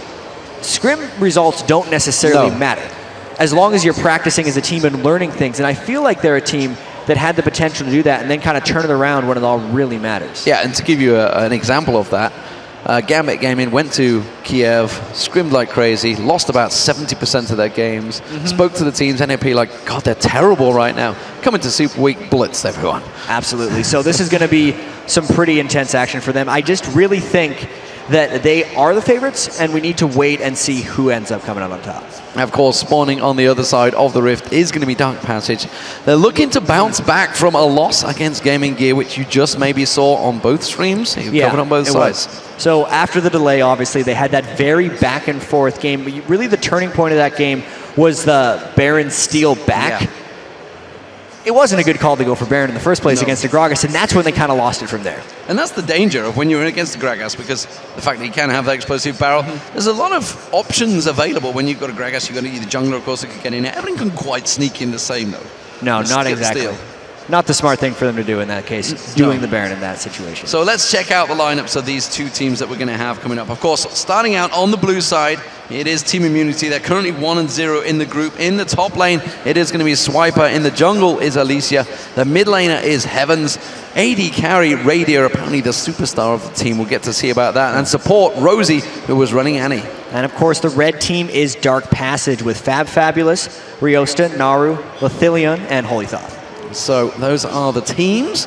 Question is, who will they pick? What are we expecting from picks and bans here? We've seen fairly conventional stuff coming out from the Turkish team, but Immunity... So I'm so excited for Immunity's picks and bans, because I feel like they run a lot of the most nuts stuff. Like, you never understand what's going to happen. Specifically, Heavens, who he's known to play AP Kog'Maw, he's played AP Janna, he's played Ashe in the mid lane. He really just brings up AD Lulu. He played Syndra to great effect, really just going tier and then rushing a DFG and just blowing people up. Plus their support, they had a support Annie in that last game. So really Dark Passage has to be very reactive in the way they're picking right now, because they don't know what's going to come out from Immunity. Well, the picks and bans are coming through fast. We are on 3.10 patch here, so it is going to be Ken and Zed being banned out along with Shen for Immunity, and it's Jarvan, Thresh, Lissandra. So fast-paced bans for both these teams, instantly locked in. Zach, no message. I did like the Lissandra ban at least, only because Immunity had such success with it in the top lane. Getting that out of the picture really will benefit, I think, the lane or team comp versatility that Dark Passage ends up with. Oh, yeah, I'm going to see Zach locked in there, and of course that was for Immunity, and it does look like Sona, Evelyn have been locked in for Dark Passage. Riosta just had Evelyn playing against him from Gaming Gear, so maybe he's going to take some tips from what Luna just did against him. Yeah, I'm thinking that Eve pick has shown a fair bit of success in here. We know that it was against, I'm just trying to double check, Dark Passage had Eve played against them by Gaming Gear and just lost with it. And there's been a lot of back and forth picks, surprisingly, from those two regions, which were Gaming Gear and Dark Passage. I don't necessarily think we're going to see the same overlap, though, from Team Immunity. So he also had Lee Sin in the game that was restarted, so obviously he's struggling to find his jungler right now. He hasn't found his spot right now. I feel like he's playing in a very uncomfortable state, and it's got to be tough for them, since their very first game had the delay. They had to swap stages, then they ended up losing the game. They were losing the first game when the pause happened, but that's a lot of game and time that's already set in for them to be playing their second game here and really just having to reset once again for a totally new team that can throw anything at. So what do we count with Elise now? Obviously had the changes in 3.10. One of the champions that was quite heavily affected by the champion changes. Yeah, I don't know if they're going to be running Elise in the jungle or the top lane. I still think Elise is a serviceable pick. I don't necessarily think Elise is nearly as strong as she used to be. I think the Spiderling changes hit her incredibly hard, especially against teams that have a lot of incidental AoE damage, which Dark Passage absolutely still can have. Eve hate spikes for a couple seconds in a team fight. It's going to wipe out Spiderlings and just kind of shred through and get rid of a lot of the effectiveness of Elise's spider form. They're going to have to be very careful with the way they go in that Elise. Well, AD carries, we're seeing a similar pattern emerging. Whether else going to happen throughout the whole tournament, who knows? With Twitch and Varus, it's pretty much the steady one, but the more important one there is the fact that Vlad was locked in. Yeah, I wonder here for Dark Passage, I know that they could definitely try and play that in a split push sense, because that's one of the most popular things where the Vladimir's coming out from, but I haven't really seen or heard of Fabulous playing that split pusher. He had a pretty big struggle on Kennen in the 2 games he's had, so he's most likely switching it up there because obviously Kennen was banned away from him. I'm not really sure what to think of him yet, because Fabulous had 2 rough games in a row and now he's getting banned out. That is a interesting pick, I think I would say. Picking a Twisted Fate into a Kassadin is not something I would see too often. Yeah, they're really going risky with that Twisted Fate pick. I'm almost certain here that they're just going for a heavy split push strategy and hoping Kassadin isn't enough. It's almost like Dark Passage decided what they were doing with that Vladimir pick, and then even though the Kassadin could just destroy a Twisted Fate, they're picking it anyway because they want it for the team synergy. Well, it's going to see how it works out. The fact that Twisted Fate did sneak through to the 10th pick. What do we make of these two teams? The fact that we have a lot of control, a lot of aggression as well, a lot of damage coming out from Immunity there, honestly. Well, as we heard Hacker V talk about, it looks like Immunity really has their pick and ban phase down at this point. They have a lot of synergy within that team comp. Huge tank line from Zach, plus the roaming of Kassadin, and then they just have the lockdown combo of Zyra Twitch that we were talking about so well. They seem to have really the team comp required to just stop what Dark Passage wants to do. It's just going to be a matter of executing at this point. Meanwhile, of course, Dark Passage, they've got that combo. It's that bottom lane. They seem to favor it. Varus Sona. That's what they took in the very first of game against Gaming Gear. Was starting to snowball against them, but we had the restart. They took it a lot closer than with the Twitch, though. But so, do they favor the Twitch? Do they favor the Varus? And more importantly, who do you think is better? I mean, you work closely with these QA guys. Right now, absolutely. I feel like at least in this matchup, the Twitch Zyra has a little bit of an edge, only because they're not completely dependent on their level 6 to kind of make a play happen. What's most likely going to happen, and what we saw in Dark Passage's last matchup of this exact same lane, is they got first blood with a kill when they both at level 6, because they chained the Sona and the Varus ultimates together on Twitch. Then the cooldowns were so long that the Twitch and Zyra just came right back at him, because as soon as Zyra lands one root, Twitch can just go all out. And if there's no Crescendo to counteract that, Varus is on the defensive.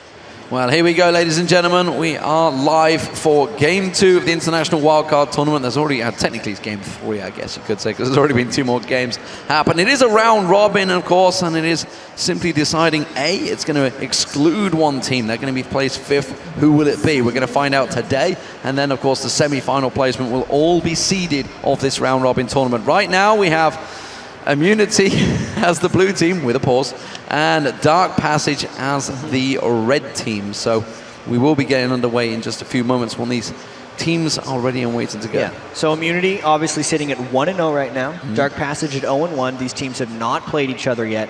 Definitely feel like Immunity has the edge in picks and bans, and they definitely have a lot of momentum coming in from the Oceanic qualifiers.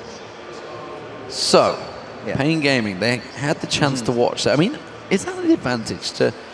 It's always funny. It's like one of those things, like, do you get to play first and get it out your system? You got the nerves building up, whereas Pain was sat in the audience. I could see them out my peripheral vision when they were sat watching those first few games. So they've had the chance to sit and watch all 4 teams play now. Yeah. And they're playing over on the other stream right now, actually. So I wonder how they're going to be doing over there. I honestly think it's a small, yet maybe insignificant advantage to definitely have the initial scout on these teams.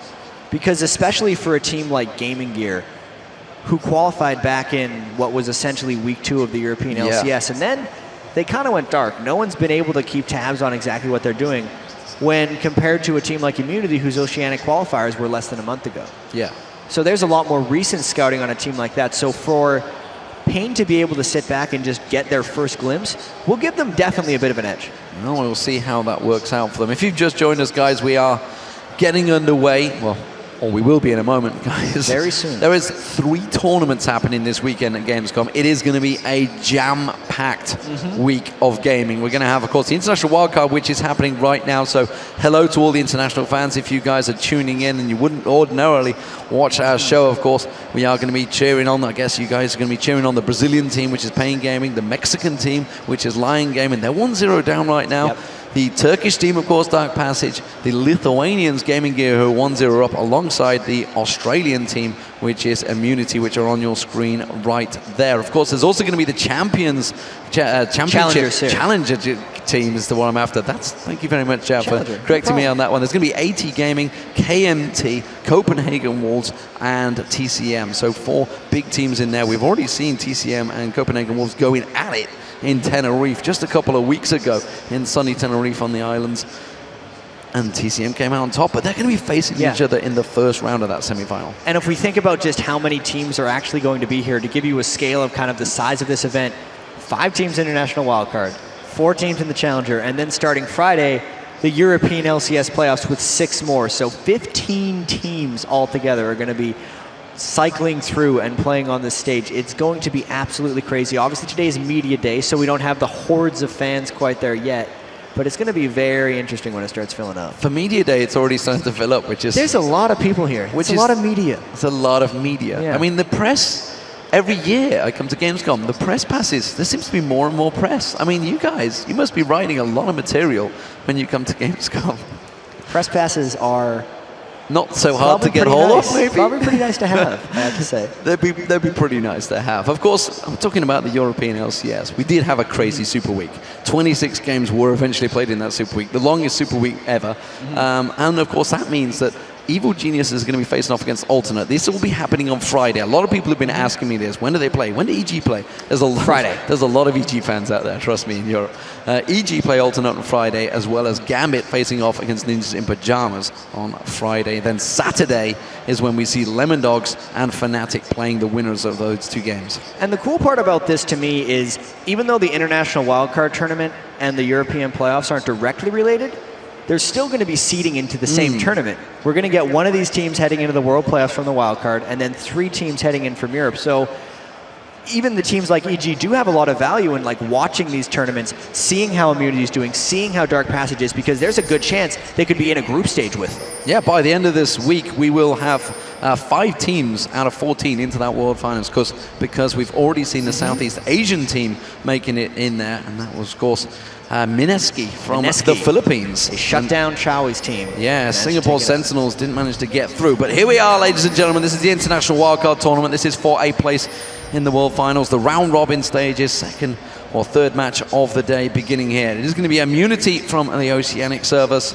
and Dark Passage from the Turkish region. So the question is, with DP down 1-0, after losing out to Gaming Gear, how will their confidence be? Will they be rocked? Will they be knocked?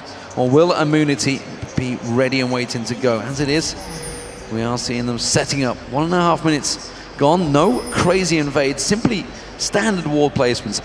So, Chow, we've had a lot of changes in the jungle. Why is it we don't see a great deal of invades? We do sometimes see in the Korean scene, but it's honestly from the European LCS, we've barely seen anything this season. Invades are extremely dangerous, and I think a lot of teams are trying to avoid that. So many teams have a lot of faith and pre-planning into kind of what they're doing, and level 1s are entirely unpredictable, in a sense that the team that invades, if they walk into a wrong bush, specifically against a team with Zyra, like Immunity has right now, you could just set yourself up to get 5 people rooted and just lose the game at that point. So it's a very touchy thing to try to do, and you need a lot of preparation and practice to be able to confidently go in and do invades, and that's just knowledge these teams simply don't have. And we could talk about the 2 champions that are actually selected here. You can see Naru on Twisted Fate. Looks like he's going to go into 2v1 in the bottom lane, so that's the mid laner heading down to the bottom, which means they're actually going to try and punish out Heaven here. This is a hard lane for Heavens. It's a very interesting choice, because Kassadin, yes, is very weak to 2v1s, but at the same time, it is easier to be the one person in a 1v2 if you're in mid lane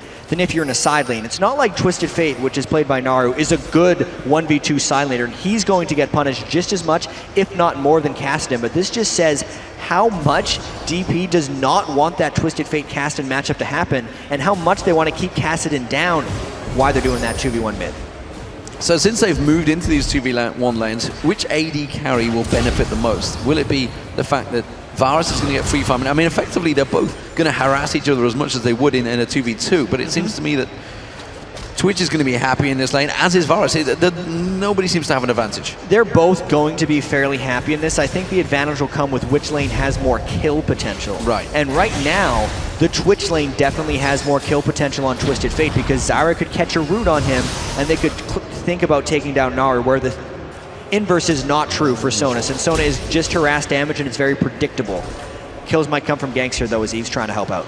Yeah, we already see both junglers coming to help out these lanes. There is going to be Riosta coming in, getting those hate spikes across, trying to just keep the damage down, keep them off the turret as much as possible. We already saw Alicia helping out in the mid lane as well. He's on Elise. That's going to be a tricky one to say. Yeah. It's going to be a tricky one for sure. We could just call him Elise at all points, and that way there's no confusion. Elise goes in. But look at this top lane. Look at the pressure, actually. Swiper's going to have to back away here. You can see Fabulous has been putting the pressure down. Put the extra Fab in, by the way, in between the break we had. That sneaky guy. He's trying to gain the luck back from Fabulous to being Fabulous. He's nicknamed Fab by a lot of people over in Turkey, so he's at least trying to maybe play off of his fans a little bit. He loves to push up in that lane, sometimes without wards. Obviously, they have the river warded right now, but in their previous games against Gaming Gear, he got punished a little bit because he wins the early laning phase, but then he doesn't necessarily position or have what seems like the proper game sense at this point to stay in that lane smartly and not get punished. Early on, things are working out for him on Vlad, though.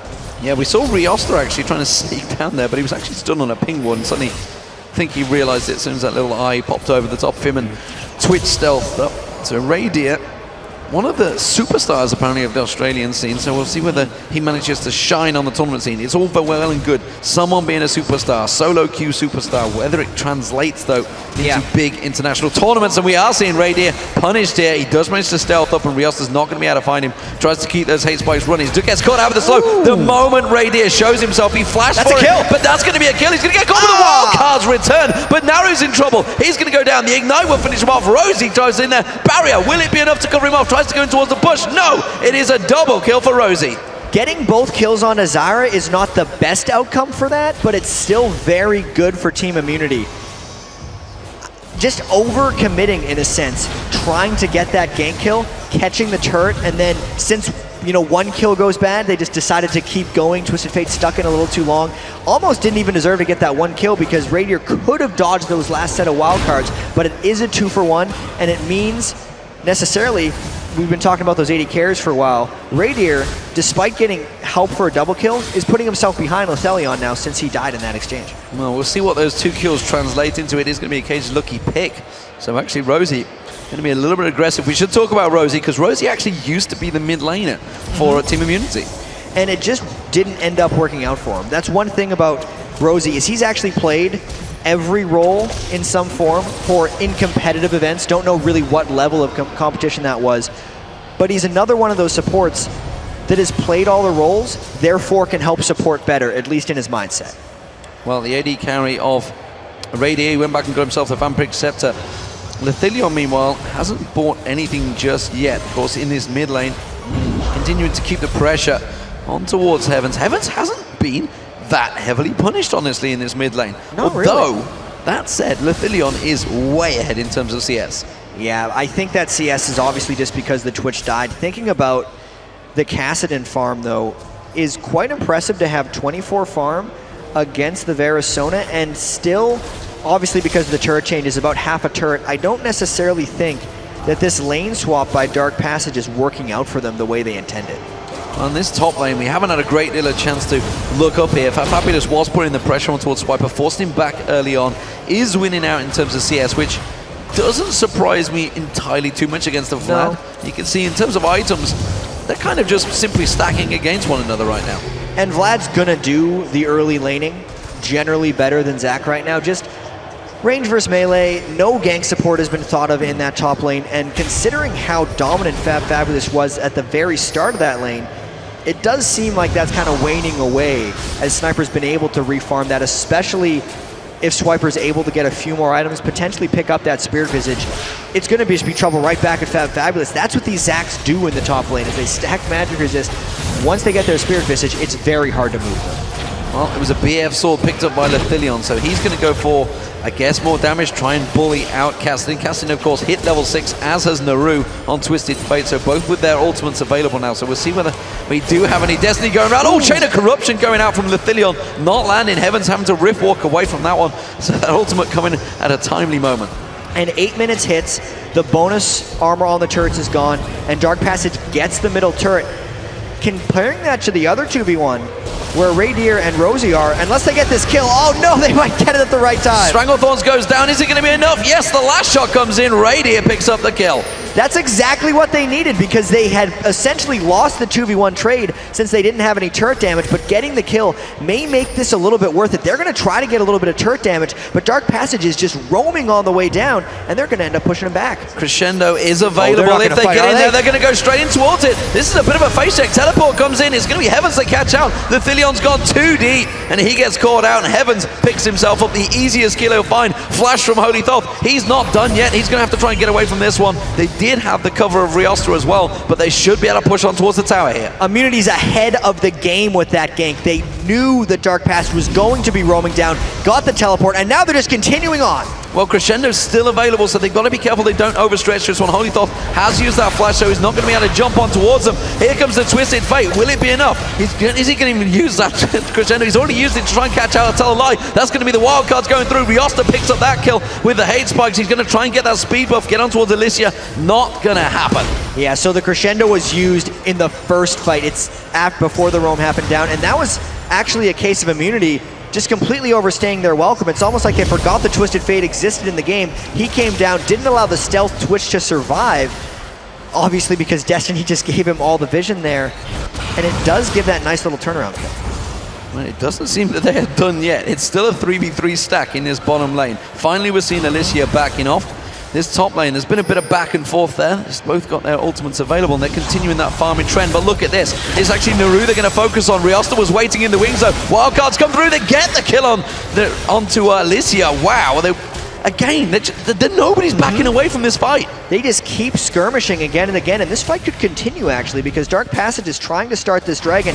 This is really just Riosta trying to put his stamp on this game right now. He struggled in the previous ones, but he's making plays happen on Eve right now, forcing even more engagements as they try to get this dragon down. Stranglethorns is available. Rosie's going to come around the side, catches on. There's Stranglethorns being used, but actually flashed away. It's Naru. He's pulling a lot of damage down all on his own. Flash! Radier comes flashing across the side and picks up the kill in Banana Bush. Then they're not over yet. Heaven's trying to get on towards Holythorn. Holythorn with no mana, having to back away from this one. They're going to pursue though. Radier's looking at coming across. No, they have to give the call. They're going to back off. All right, we can calm down a little bit here. And the thing we need to notice Heavens is going for it. Oh, Heavens is going for it. He's trying to get out towards Holythorn. He's in a 3v1, but Chain of Corruption comes straight out. Piercing Arrow will find his target, and Lethilion will get it. You said it. He's crazy. Yeah, that was not a good idea. Even if he gets the kill, he's still giving back assist gold, and he's just kind of going all out trying to make plays on Kassadin.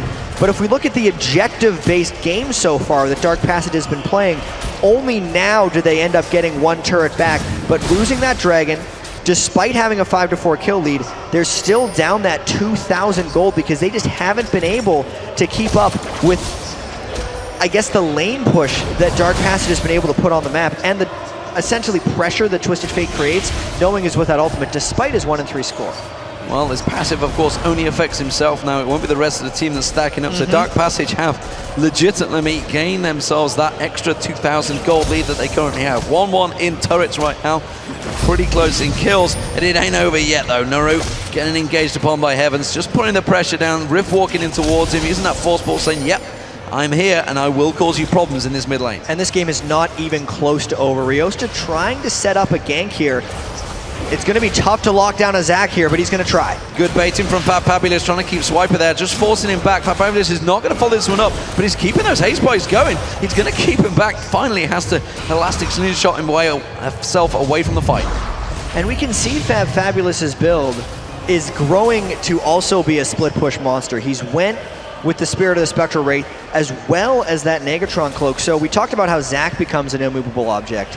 Fabulous might be a little bit more difficult to deal with. Ghost Flash Vladimir, the standard summoner spells for split pushing, especially when you consider everyone on immunity is magic damage except for Radier, who's actually been kept down very well this game. Fabulous has a good chance of split pushing his way to a victory here. So how do we see this game developing? Looks like Build Water Cutlass is going to be picked up by Radier, while Bloodthirster has been completed by Lethilion. Lethilion, of course, getting himself that one kill early, has got that CS advantage, but overall, we've seen what's happened in the mid and lane phase. We're moving into the mid game now. Who's really going to have that power advantage? So right now, I'd say it's going to be Dark Passage, only because Riosta's Jungle Eve is able to create a lot of opportunity, and there's no way that Immunity can reliably deal with Fabulous right now. As you can see, they just sent 3 people up, didn't even think about ganking, and that just allows Dark Passage to do so much more on the map. Now's the counteraction chance for Riosta to make a play happen on this turret, which is the first time Dark Passage has hit it all game.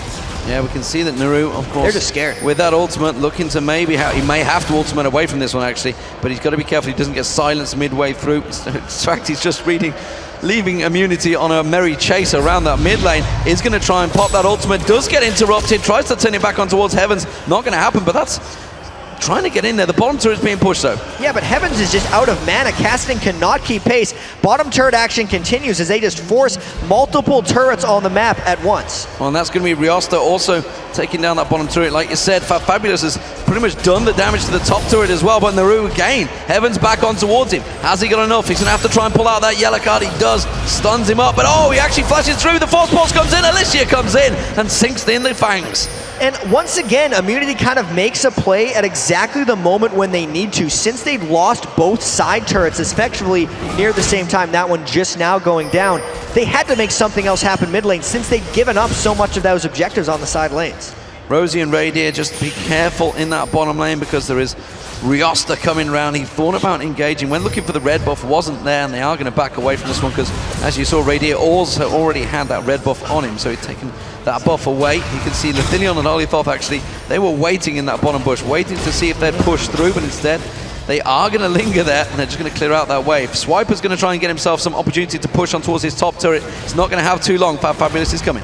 Yeah, he's really trying to find his window here. There's a lot of lanes that aren't going in the way of Team Immunity. Specifically, if we think about Radier, or Radier, whichever one we're going to go with at this point, he was the first challenger player on the Young Oceanic server, so that's one of the reasons he's looked at as one of these big stars.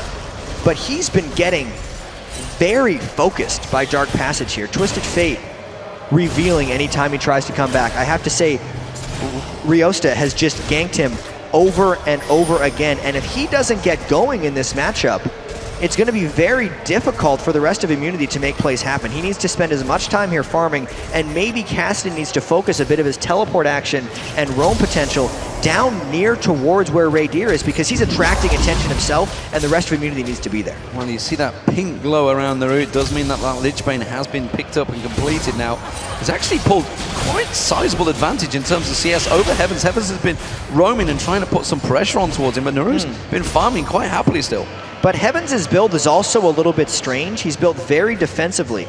We've seen a lot of Cassidans in the past go Tear of the Goddess into Rod of Ages. There is no Tear on Heavens right now, meaning if he ever gets in extended fights, or if he's trying to create a lot of distance with his Rift Walks, he is going to run out of mana, and he just won't be able to have that extended action.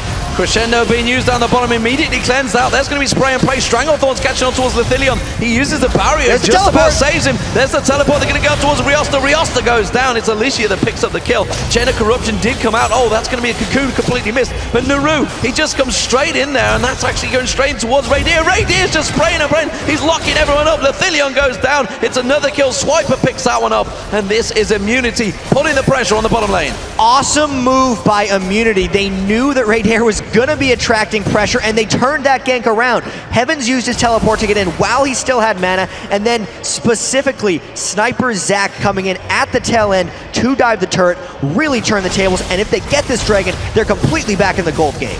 Well, we have Fabulous and Holy Top. They're trying to come in and try and interrupt this one, but there's only so much they can do. The dragon already down. Cocoon actually landed on towards Fabulous, and they just hit and run. So after that, that means Rod of Ages is completed. That also means there was an extra kill picked up for Twitch. After he'd completed the Blade of the Ruin King, he's actually now 600 gold ahead of Lithilion in this game, and there's not a real tank line for anyone on Dark Passage, so their ability to actually dive through on Twitch is very scary for them, because if any of them dive in and don't instantly kill him, they're going to get shredded right back, and Twitch is going to take over. And you look where the pressure is. Just look at the mid laners. Heavens, he's been in a tough lane. Oh, actually, let's have a look down the bottom. We do see the ultimate was used by Fabulous. He's not going to really do a great deal, it seems. The mid laners, what I want to talk about. Heavens, of course, he was in a tough 2v1 lane. Didn't die, didn't give up the kills, played it safe, and you can see he's at 1-1-2. On the other hand, Naru, he's been trying to create all these situations, and he's 1-5. For a while, it's kind of working for him, because he was, in a sense, sacrificing himself for the greater good of the team. Sure, he'd go in and die, but then Dark Passage would get a turret out of it. And his ultimate is still revealing Twitch in these all-important team fights. But if he continues to have struggles like this, since there's the split push build going on Fabulous, Naru needs to be a magic damage threat by himself at some point in this game. So even though his deaths have kind of created a bit of turret action for Dark Passage, he's got to find a way to get a little bit back on the scoreline. Oh, look out. Oh, Heaven's going to be getting on towards Naru. It's not going to be No enough to mana. slow him down. Oh, he sidesteps actually the wildcards. You can see that Lich Bane still hasn't landed, hasn't been used, but again, no mana available, like you say. So simply scaring him away. Despite all these advantages that Immunity seem to be gaining in the team fights, they are still behind in gold, which is a big thing for Dark Passage. They have to try and create this situation. And of course, they need to remember their initial outlet of the fact that they wanted to use the split push. Yeah, obviously some of the gold lead comes in from Twisted Fate's passive just being there. But I still feel like Immunity is the aggressors in this game. Is obviously they're just pushing in, forcing flashes. They're a little bit down in objectives, and Heavens needs to find a way to get mana if he wants to realistically threaten Naru here. This time, though, he puts about half the damage down, but Naruka tries to turn this one around, stun cards instead, and chooses to walk away. Riftwalk still available for Heavens, doesn't go the right direction. It's going to come around. Will have Force Balls available again. Does put a good burst of damage. Riftwalk will be back available, but look at this. Oh, Chain of Corruption missing out there. The rest of his team come around right here thinking he can send blood. Didn't manage to catch on towards him.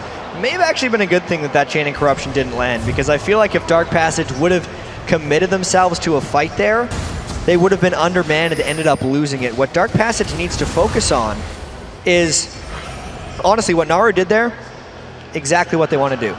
He drew a bunch of team immunity up there, got a bunch of attention, and then it gives time for Fabulous and the rest of the split push team to kind of go and do work. What Dark Passage needs to do better than that, though, is instead of Fabulous taking race, he needs to shove the lanes, so there's actual turret pressure that punishes Immunity from going for things more than just taking one little insignificant jungle camp. And I'm interested in seeing what Alicia's jungle build is going to turn out, because he's obviously going for the Iron Locket Solari now, which is an interesting item for a second item, because we've seen so many Elises in the past just going straight aggression from the jungle now in 3.10. And Magic Pen is what's been happening for most of these teams, but I think it's because Dark Passage has such an ability power heavy team that in this circumstance, it's worth it. Oh, Fabulous getting locked up there by the grasping roots, and look at this, Heaven's going looking for those kills again. This time he's got full mana, and he may be able to find it. Naru's going to try and get away. The Force Pulse doesn't actually land there. Naru gets into the bush, can't try and pull that stun card out, manages to get it just as the ultimate comes in. No silence He's left. going to try and get out of this, like you say, just use the silence, gets away from it. Naru doing his best job at distracting Immunity right now, but once again, Dark Passage needs to make something happen on the back end as TF's trying to pull his wizardry over here. Escaping the cast and gank is well and good, but now that that's already happened, he's out of spells. Heaven still has it, and he can go in. Holythoth caught out, he's going to go down. It will be Alicia that picks up the kill, and Immunity now may try and take advantage. They're going to push for that mid turret. So Crescendo out of the game right now. No Twisted Fate ultimate either. And here we go. If they land something good, they might think about going in, because there's no tanks on Dark Passage to try to turn this one around. Wasn't sure whether they were going to try and rift walk through. They could elastic slingshot, less bounce is available. They could jump all over Dark Passage. They are grouped up heavily, but they're not going too deep on this one right now. They're just going to keep the pressure on and maybe even back off from that turret. It's a very dangerous turret to gank, which is why we're seeing hesitation from Immunity. Immunity would only go in if they landed the root and had essentially gank kill or dive kills guaranteed. Until then, they're just going to try to find that opportunity. If it doesn't come, no sweat, because they feel like they're in control. It's a 5v3. There was no crescendo. You can see that the fact that obviously Holythoth had been caught out, so I wasn't surprised they didn't go in, but nevertheless, they will back away from this one. So playing it safe. Remember, this is the international wildcard tournament. Every win counts here. This is all about seeding. It's all about getting position in those semi-finals and getting the best matchup you can. Currently right now, Immunity, they're 10-4 up in this one. British still 1,000 gold behind, obviously because of the Twisted Fate, but they are 1-0 up. And here's why Immunity felt so confident not tower diving, is because they don't really care if Dark Passage Vladimir right now, Fabulous, is just farming up a storm, because that's where a lot of the gold lead is coming from. It's 100 minion kills on his end, almost 8,000 individually for Fabulous, but for them he's a split pusher right now. And he doesn't pose an immediate threat because he can't kill anyone in the split push. If all they do is put Sniper up against him, tank Zac, he can kind of neutralize that threat. Immunity knows if they get into a late game teamfight phase, they're going to be okay. So they can just kind of wait for that moment to happen. This, though, looks like an assassination may well happen. Stealth comes out from Radier. Heavens goes across, tries to bait him away. This time he may try and use his ultimate. Is he going to be available? Can't Destiny away from this one. There's too much damage. Tries to come out. There's the barrier. Can Destiny get away? No! Radier is there. They had the damage this time to lock him down before he could escape. And this is as the Dragon's coming down. So this is, again, why Immunity doesn't care about the threat right now. Dark Passage kind of needs to make something happen because their split push isn't working. They're going on towards Riosta. Riosta taking a lot of front-loading damage. Radier picks himself up a second kill. Now Fabulous, he tries to turn around. Hemoblade's going to pop on Radier. Not going to take a piercing arrow. Just out of range. Rosie gets the kill on towards Fabulous. That's going to be a second one. Alicia picks up the kill. That will be Lithilion going down. And that's a disaster for Dark Passage. They lose 4 members. Immunity absolutely wrecked Dark Passage in that fight. And you could tell Dark Passage was very hesitant after Twisted Fate was dead in that one. They said, we can't give up the Dragon. We're only winning because we're up in objectives, was what their mindset was saying. So if they give up objectives, they're going to lose the game. But they just gave up both in that case. They lost a team fight, effectively a delayed ace, and then also lost the Dragon. Not good in any sense. So second Dragon of the game for Immunity there, and the goal does finally swing in Immunity's favor. They are still behind in towers. They haven't even touched that top tower. And like you said, all that gold from Fabulous didn't really help when you get locked up by 5 members of a team. Exactly. You can have a bunch of gold, but it's a 5v4. They didn't have the crowd control lockdown. There wasn't any grouping. Let's take a replay of this fight as well, because you can see it's just a scatter by Immunity. Vladimir is all by himself because there's not actually a cohesive team fight that comes out from Dark Passage right here. Sure, Vladimir almost killed Twitch, but everyone else on Immunity could just fly around and pick everyone up. Yeah, they have such mobility as well as that team. You can see the fact that you can slingshot in there, rappel in there, force Riftwalk across, and they just seem to have them locked down. Rosie doing a fantastic job of controlling the situation as well. 3-0-5, I might add. Now got the Morellonomicon. It's a nice little bonus for Zara there. Having the extra cooldown reduction is one of the best things, as well as just straight up healing debuffs will come everywhere from Zara when they get people low, which surprisingly is very effective against Sona in team fights, just getting those final kills off. It's a good item when you have a little bit of extra gold. Well, we are now seeing Alicia. He's got them Sorcerer's Boots, so I guess maybe the Haunting guys will follow. We'll see which way he builds this one. Yeah, and you were talking a little bit earlier about how the Elise build seems strange, since so many Elises we've seen recently since the patch just go straight Sorcerer's Shoes, Haunting guys on Elise and try to blow people up. But you can tell Alicia is trying to balance the two right now, since they absolutely have team fight superiority, in small part because of the 20 magic resistora that building that early Locket of the Iron Solari actually did give them. So I think overall, in this game in particular, he's building Elise perfectly. Well, we've seen Naru's gone back to get himself that Rabadon's death cap still. No Negatron's cloak in there, so I still feel that Heavens is just going to completely focus him on the next fight. He's almost got his Zonya's Hourglass completed, so he's going to be looking to cause some problems and go very deep. Look at this, Immunity backing away from Dark Passage. They're trying to collapse on him. Here we go, teleport coming in. Immunity wants to turn this one, and they should have waited a little bit longer because you could tell Heavens had his teleport and he wanted to come, but now's the fight. Chain of Corruption comes in, crescendo use, but look at that, let's bounce. They managed to catch Dark Passage incomplete. Look there, Lethilion, he's going to go down. Alicia does get dropped in that, but that was a double kill picked up by Swipe. It's a 4-for-1. Unless Dark Passage flanks around with Eve and gets a clean initiation, it doesn't matter if you start with a crescendo. Immunity is better in team fights. Zac plus Twitch and the Zara lockdown is way too much for Dark Passage to handle in any type of close engaged fight. And Naru just used that Destiny to get away. It will buy him time. It's actually given him time, tried to pull him away from Baron, but they should have enough there to control it. He's not done yet. He wants to try and get in and steal those wildcards. Gets the stun back on Heavens again. This is a battle that keeps going on. Riftwalk away. He's not giving up, but there's the Baron going down. Now he may be able to finish him off. Has to use the barrier. And Heavens, is he going to let him get away? Yes. Yeah, that was a little bit of an overcommit by Heavens, trying to get Naru down, but it was all for safety in Baron. Since this Immunity knew everyone else on Dark Passage was dead, there was an outside chance of a wildcards coming in. Let's take a look at that fight and how it happened.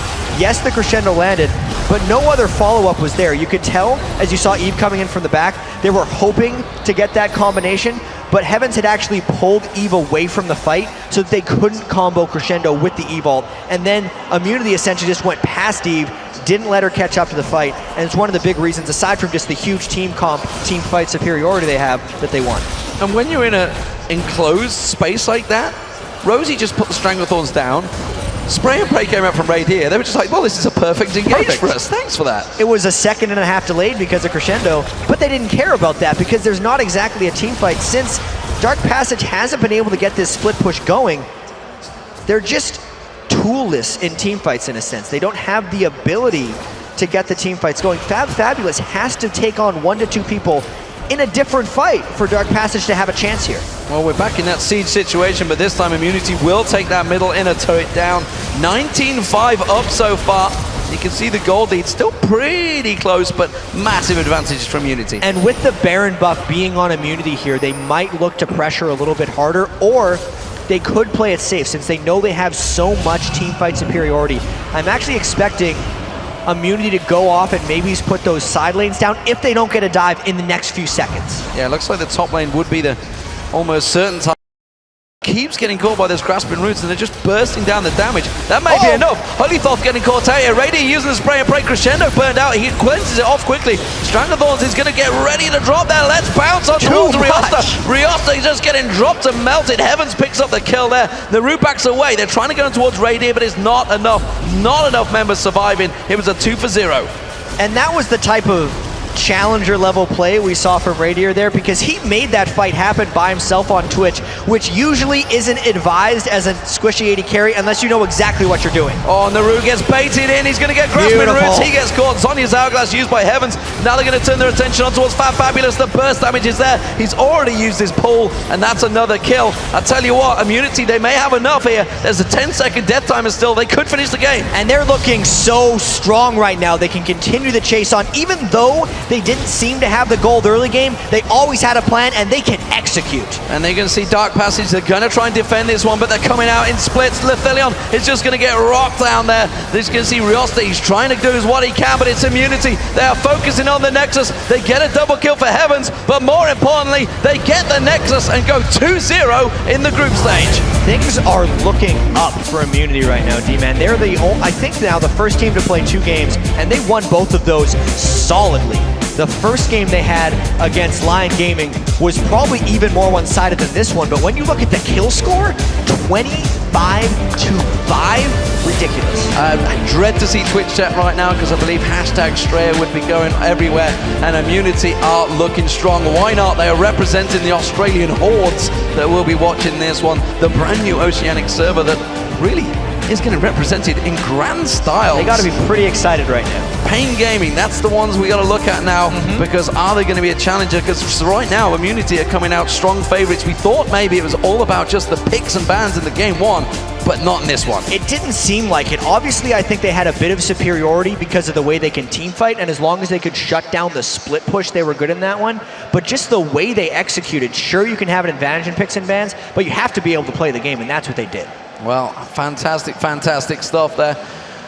What a game. Immunity looking so strong, honestly. And what do you make of it now? Because Dark Passage is 0-2 in this. How are they going to turn things around? How are they going to keep themselves in this tournament? Because it's a round robin. Let's not forget, the top 4 of a 5-group game go through. So it's not over yet for DP. And you could tell their support player, Holy Thought, there. They weren't even really getting up after the game. They were kind of sitting there, waiting, and just saying, man, how do we really come back from this? Because they actually don't know the strength of the teams they've lost to yet.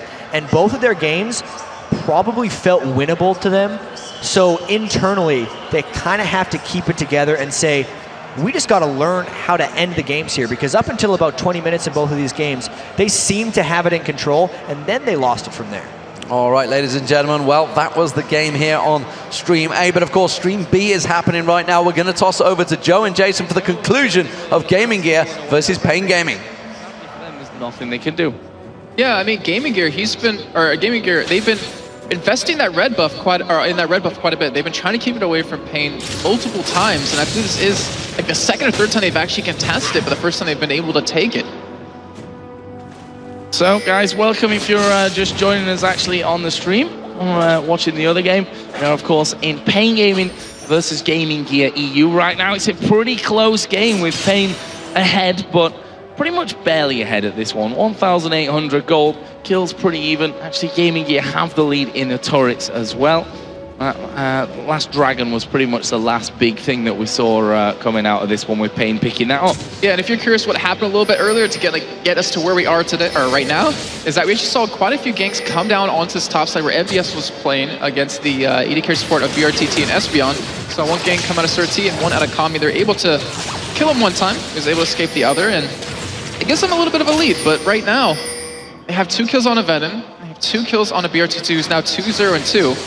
And he has the Iceborne Gauntlets on him, which is going to give him that great ability to kite. Not to mention poke down quite well with that Mirror Mana. So Immunity did actually win that last game as well against Dark Passage, which just want to update the viewers that have been watching this stream straight through, just to keep you updated with that one. So, right now we see both teams gathering themselves here towards the middle. MBS, who now got that Warden's Meal, so he's going straight up towards that Randuin's, which is certainly going to make him a very strong armor tank. There's no doubt about that one. Have plenty of health, which probably means that he can stay out of danger if he goes up against Kami. I think what he's hoping for is that he's going to go into the entire team of Pain, and then you're going to have Mazurin with a nice ultimate, pull them together, then he just slows them with Randuin, so they can't really escape somewhat.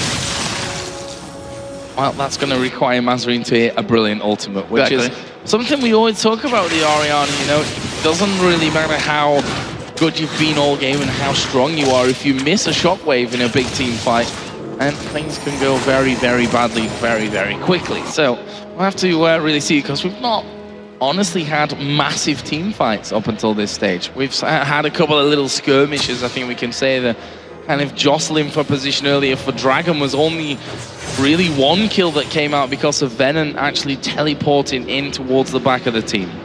Yeah, and Kami, he doesn't have like a Zoner's Hourglass, so he has to be very careful when really going for that. You can't overextend with his ultimate too far, but luckily he does have a lot of backup with his team. He has that Malphite ultimate, he has that Nocturne ultimate to give him the vision advantage when coming in. They won't be able to see him coming in necessarily. And it's all about how Pain can really use that. But right now, it looks like they really want to take this middle turret. No one's there either. Yeah, exactly. No one's there at all here for Gaming Gear, and that's going to be an easy pickup for Pain. Saw that everyone had backed off. They had the vision and switch down the bottom. We are going to see Destiny popped here for Twisted Fate, but he's literally going to go across the middle lane to nowhere. Why not? Yeah, he'll go a couple of inches over, but I actually was expecting him to use it to farm up top lane or bottom lane right now, and they do have an Oracle, a fairly early Oracle on. It surprised me that he used them with 30 seconds to go until the dragon spawn, actually. I mean, that would have probably given him more to look at when it comes to that next dragon coming up into the game. But we shall have to see. Ven does have his teleport. Stan United is available for NBS as well.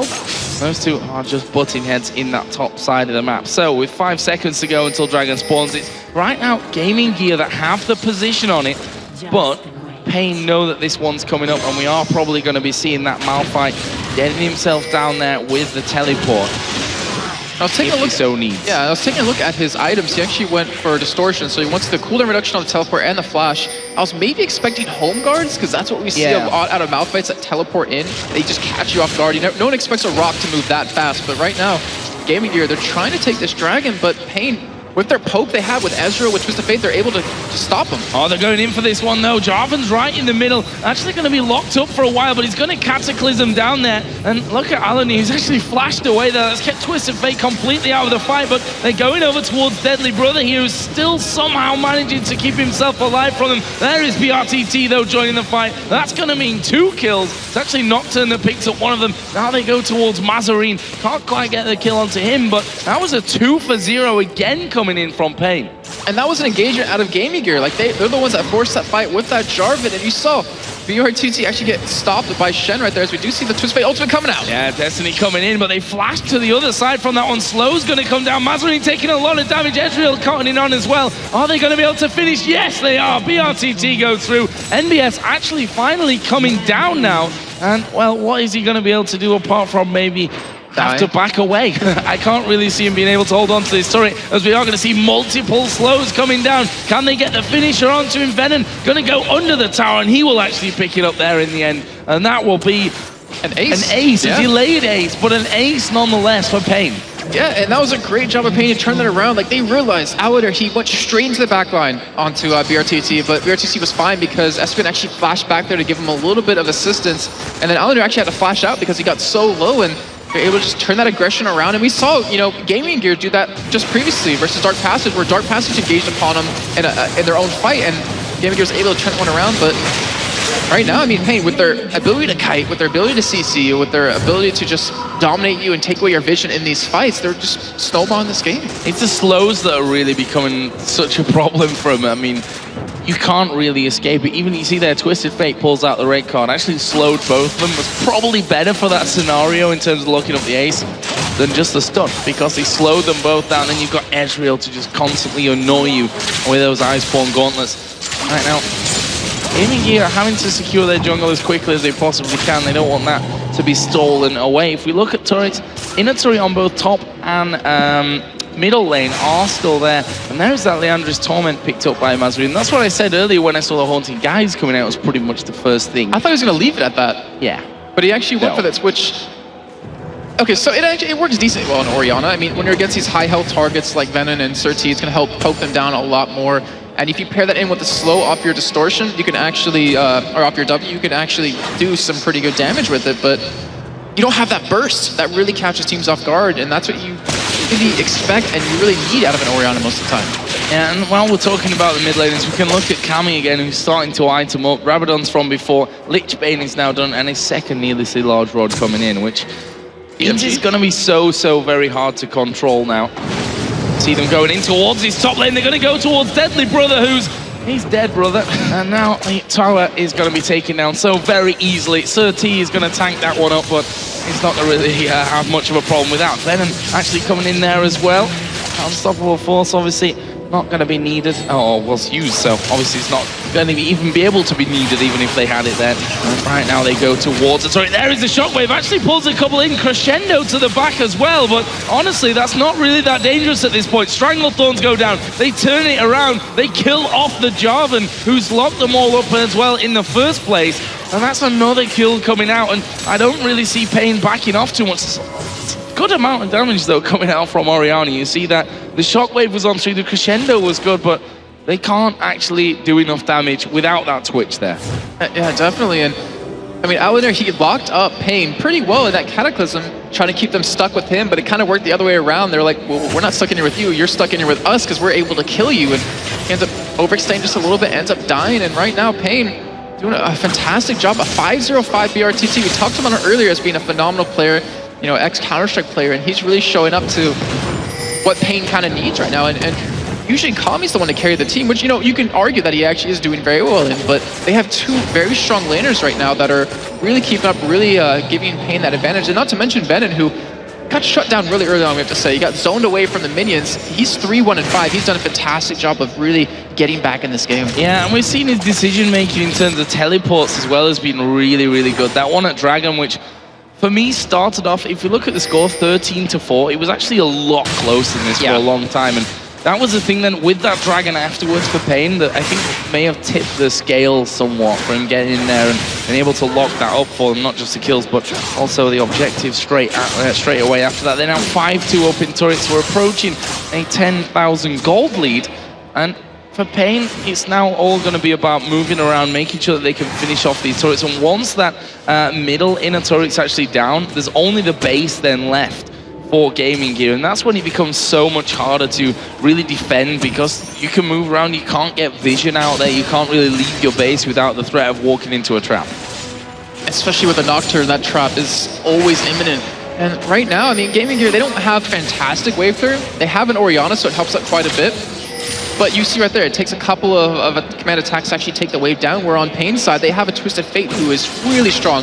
They have an Ezreal, they have a Nocturne with his Q. Like, they can clear waves extremely quickly, and that makes it hard for Gaming Gear to really kind of hold onto their own turret. However, Gaming Gear has a good team to engage with, so if BRTT gets too close to the turret and starts hitting it, then he could be caught, he could be killed, and then there goes a significant amount of damage that Pain will lose out on. I thought the needlessly large rod from Cammy might be spent defensively, you know, head up towards Zhonya's, just to make sure you're safe, teleport in the back, and you know, Zhonya's up, but no. DFG being picked up there by Cammy, so he's full out aggression right now. and has no problems with singling anyone out, as we are going to see here. Espeon, well, that wasn't really much of anything, to be honest. He's just walking away. Not quite the juicy targets, those supports with oracles like they used to be, since now that they persist through death. Yeah, very true. And he actually put that very well. It was very passive. He wasn't exactly sure where Gaming Gear was, so he just backed away in and out. He was able to kind of get the word down. But here comes that split push that we've been waiting for all game. Kami's down in that bottom lane, while the rest of his team is always over here at middle. And well, they can do it on two fronts right now with Venom in there. We are going to actually see them going in on towards Espeon. He's a dead man. Does get the Strangle Thorns down, and they're actually going to go in right to the back here on towards Deadly Brother. I think Surtees gone too far with this one. Tries to get away. Deadly Brother gets that kill. There's Venom onto the back into Deadly Brother. BRTT is still alive, but he will get shut down by Shen. And now Venom going to be chased down, and this is a disastrous fight coming out for Pain. The taunt comes in. Venom's still alive because of the tankiness, but just a matter of time, and that's a 4-0. Yes, Kami is going to be able to take this inhibitor. He's probably going to be able to have a good go at these Nexus turrets while he goes in there as well, but in terms of the fight itself, didn't really work out. Where are they going? They're going to Baron, but Kami's got a wave of minions coming in here. They're going to get Baron. Shen has finally come back from that one. Though. I don't think so either. With his minions coming in, what's he going to do against him? And we see that Kami just going straight in there, has popped his Destiny now, so he's going to be able to probably go back down to the bottom side. No, he actually goes up towards Baron, which is only at just less than half HP. Orianna has come away. Kami's going to flash in there. DFG goes down, and Mazarine, he's going to be a dead man. Kami's still alive, causing problems for them. There is Deadly Brother coming in. Finally, we'll get the shutdown, but they've lost the Nexus turret. They picked up the Baron, though, in reply to that. Executed. Oh, we actually did see Execution come out. But sorry, I was actually thinking, like, Pain. So we talked about split pushing, and then you're like, yeah, they could do it on two fronts. And I was thinking to myself, like, there is a huge downside that if Pain doesn't react quick enough, if a team fight starts out of Gaming Gear, then they're going to lose out on many people. They end up losing 4 right there, but luckily for them, Kami's so far ahead in terms of his items that he can split push that quick and take an inhibitor turret, and one Nexus turret, and almost getting the second one down to half health. I think Pain's very lucky that Kami just kind of continued and is this fed so far. Well, they'd probably say, if you ask them, we totally played it that way. That was the point that we were trying to make in there. And we can see now that they're able to take away Blue Wolf's got complete vision control of the jungle thanks to Espeon's Oracle. More like Flareon right now because he's on fire. I see what you're I've been holding that one on for a whole You're game. trying to get that one in, you're getting it out now just in case there's no other opportunity later on in the game. But yeah, I mean, Pain, showing there that they can still lose team fights. Well, honestly, that was a 3 versus 5 pretty much when it started off. So we'll have to see when they actually head up 5v5. I mean, this is a Baroned up Gaming Gear now, which Pain would be silly, actually, if they actually underestimated. Yeah, definitely. And the thing is, I wonder if Pain can sit as 4, since BRTT's farmed enough that he can clear waves really quickly, that he can just split push bottom or split push top. Because with that one Nexus turret already low on life, still regenerating up right now, and with one being down, like, with a Lich Bane, he can take that turret down very quickly. And right now, Gaming Gear doesn't have anyone that can really defend a split push if Pain decided to. Yeah, and someone's got to be ready to recall straight away there. If Kami pops Destiny, they should all just back straight off because he will take down that other Nexus turret. And then it leaves your base completely open. And look at this right now, Kami going up towards this top side of the map. That's going to force an instant reaction there. You see quite a few of them starting to back away. Obviously, this inner turret in the mid lane is still there. Orianna not with the team completely, so that means that, I mean, Orianna's not the person you send there, number one. They need to send MBS there. Yeah, and right now, because there's no ward coverage out of Gaming Gear past their own base, except that one at Wraith Camp, they can't actually see where Kami's going to go unless he shows himself. And that's kind of what you need to do against a Twisted Fate to kind of get there before he's able to push the turret down. And right now, Pain gonna get that middle one. And Gaming Gear, they're just not even able to push out past their base to stop this. Well, finally they sent the Shen up there, and everyone who was there actually came back, and we are going to see Jarvan going into this one. Venom is going to drop the unstoppable force. Where is Kami? He's actually just walking around to this fight from here, and he has got that stun card pulled. Jarvan going to turn on him. There's a shockwave onto Kami, but he is going to stall Alania. Is he going to go down? Yes, he is. MBS is going to get that kill. There's a crescendo coming through as Venom goes down as well, and that is already a 2-0 here for Gaming Gear. And again, that split push really coming back to bite Pain in the rear end. And just like you said, you can't underestimate Gaming Gear when they have that Baron, because they'll just pull something like that on you, and that was the second time in a row but they just went for a hard engage onto Pain, and Kami getting caught off on the side by himself. BRTT, oh, he's not going to live. No, well, he might do, saying that. Slow is actually going to come down. BRT trying to get away from this one, but he is going very, very low. Poison ticking away. Golem's killed him. Kill. Yeah, Golem's coming around for an assist there. Should make him worth more at this point. So 14 to 12 in kills, and again, more picked up by Pain overall, and by Gaming Gear, and that just shows that this split push is actually not really working out for them at this point. They're losing men doing it. Yes, okay, they took a Nexus turret, which is a massive thing in the overall course of the game, but now they're going to be very, very wary of what Gaming Gear can do. And the thing is, Gaming Gear has a Jarvan. Like, they have a really hard initiate onto your team. Follow that up with the Orianna Ball. It's going to be really kind of hard to escape. We saw BRTT, though, in that last fight. The Arcane shifted out right away, so he was able to escape. But the thing is, like, the rest of his team couldn't survive the damage that was being put out. Espeon kind of got caught off, right, or got off guard right there. Wasn't expecting such a hard engage. And then Kami, like you said, he walked into that fight instead of like ulting to get there a little bit quicker. And I think if he ulted back towards his team instead of coming in from the side, he would have lived. He wouldn't have been killed like that by just They might have just backed away once Destiny was popped. Yeah. Like, if they knew that Twisted Fate was coming right at them, that's what they might have gone for. Another needlessly large rod picked up by Twisted Fate. I'm definitely going to say this one's a Zhonya's. Watch him pull out another death cap on you. Oh, man. But yeah, it's just... I don't know if Pain's going to continue to go for that split push anymore. Maybe bottom lane when this Baron does fade away, because obviously Kami will be able to take that down very quickly, but he doesn't have any wards on him or any wards down there at all to really do that. And Pain, I mean, if they keep at this, if they keep losing these fights, Gaming Gear is going to get a nice, strong lead for themselves. They're actually going to get the gold lead for one of the first times in the game, and they'll be able to turn it around, because look at Deadly Brother. Infinity Edge, Blade of the Rune King, Banshee's Veil, Last Whisper. He hurts a lot more than BRTT does. That is another Dragon, which I always say at 40 minutes into the game, it's obviously going to be a bonus. Always a bonus to have in there, but not a massive, massive pickup. So what is the next decision here for Pain? They've got that lead going on. Kami's actually going to be going home at this stage. He's got 1,600 gold to be spending. Death cap, death cap, death cap. Picks up a Zhonya's, just like we thought it might That's have more gone reasonable for earlier when he actually pulled out the DFG. So now has got that Zhonya's, and that's certainly going to help him out when it comes to these team fights. Now, I don't imagine he'll walk back into the next one if he decides to go in there. I think Destiny will be used right to the back of the team, pop the Zhonya's, and then go for a fight. Yeah, I mean, during that last one, we saw Venom actually very smart. We saw Mazarine and Deadly Brother coming into the fight, but he ulted them to keep them away. He didn't want them really fighting and really bursting down anyone on Pain, but obviously in the end it didn't matter too much. And Mazarine will be able to get his blue there, which is a huge win for them, because we've seen how this entire game he has been able to pick it up.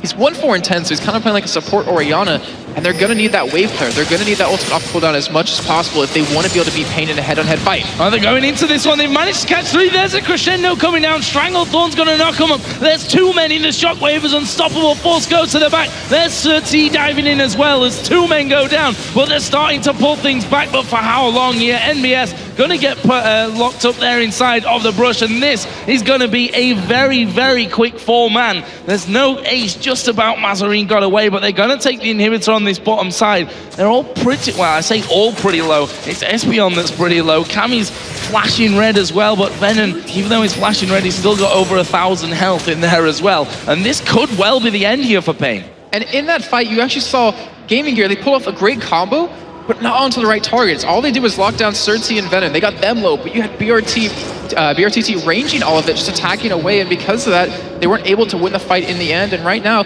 we're going to see Venom actually teleport back in, because they're going to go with a victory. They still have a lot of time left on these death timers. Wise decision there from Venom.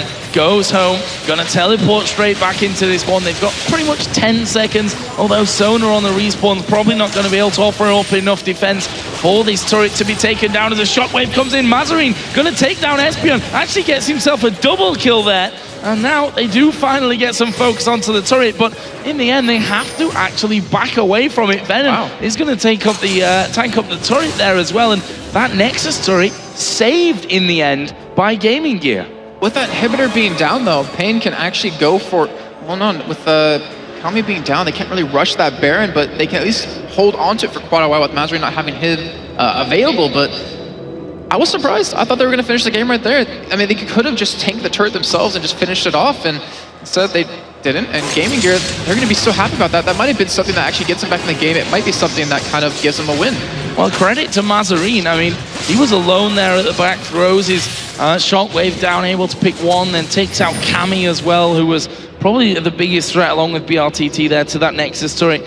And Gaming Gear started off Baron, but I think realizing that without really much vision in there, they can't do anything about taking that one. And as Pain come in, that Baron will be a very real target for them.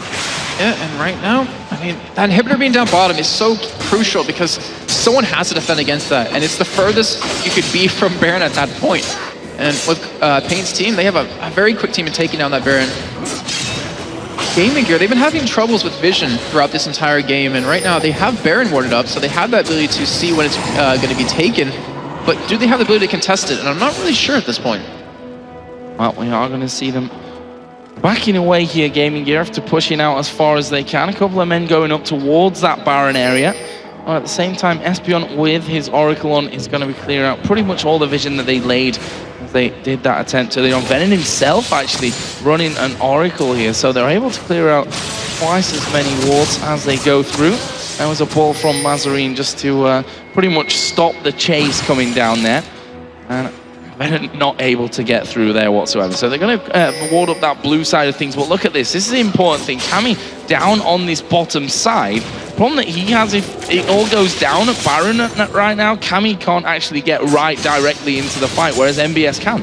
Yeah, and if anything, he could stun him up at least and then get close with that ultimate, but you're definitely right. If MBS gets there, they can just taunt up Pain and pretty much lock them down. But right now, Baron is being started. We do have Kami still in that bottom lane, trying to keep someone there. Still trying to push up right now, but the rest of Gaming Gear, they're going to try to stop this. Yeah, they do start to come around, and instantly we see Pain let off of Baron. Are we going to see them starting the fight off? No, we still have Cammy down in the base, still putting pressure on towards NBS, and actually probably doing damage onto the Nexus turrets by this time. The rest of Gaming Gear are actually held up at this point, as we are going to see Jarvan go down, goes onto BRTT, but surely he'll be able to just Arcane Shift away, which he does. They go down to the backside, Twitch the focus. He's going to get Stan United as the crescendo comes across. 3-man shockwave as well, and Gaming Gear are living in this one, at least for now. We see Serti getting the fear onto MBS. He dives into Bros, an easy kill as well, and that will be a 3-for-1, and this is another chance here for Pain to win the game. Looks like they should be able to do it this time. Looks like they're going to go for another turret when they don't necessarily need to, but they can finish the game how they want to, honestly. Well, they can, and they're going to. You can bet your bottom dollar on that one. They want this middle inhibited turret, as we see Mazarine again get another kill in these last-ditch efforts, and he will walk away with his life as well. That turret only needs a couple more hits. There is BRTT to finish off. Inhibitor probably won't be able to do much to defend that one, so they're going to lose that, as well as the top and the bottom ones in the end. So no inhibitors left. Everything open up now for Pain. I'm so confused right now, Joe. Bennett had his teleport. He could have went back, healed up, teleported back into this also. I mean, with that bottom inhibitor being down, they could have just rushed the Nexus turret, but they, I guess, didn't feel confident enough. They wanted to make sure to get their first win in their first game of the day, and I guess I have to respect that in the end. Well, we'll see if they try something funky, although, as you said, they don't seem right now like the team that would really Destiny right into the backside and try and finish it off with a teleport as well coming out. Although, it'd be quite ironic if they did, after deciding not to push these opportunities where, by all rights, they probably could have won this game already. And Gaming Gear, on the other hand, they're still holding on, although I don't think it's 100% their choice to be holding on to this game right now. I think it's Pain that have backed off a couple of times from scenarios where they could have finished out. Baron, though, is still available, and we may see Pain making a play on that one just to be absolutely sure that they're ready for a win.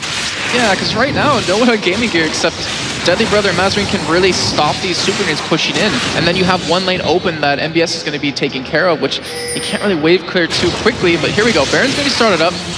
And after this is taken, which Pain should be able to get for free, we should see the end of the game coming in. Well, that Baron looking like it won't be contested whatsoever.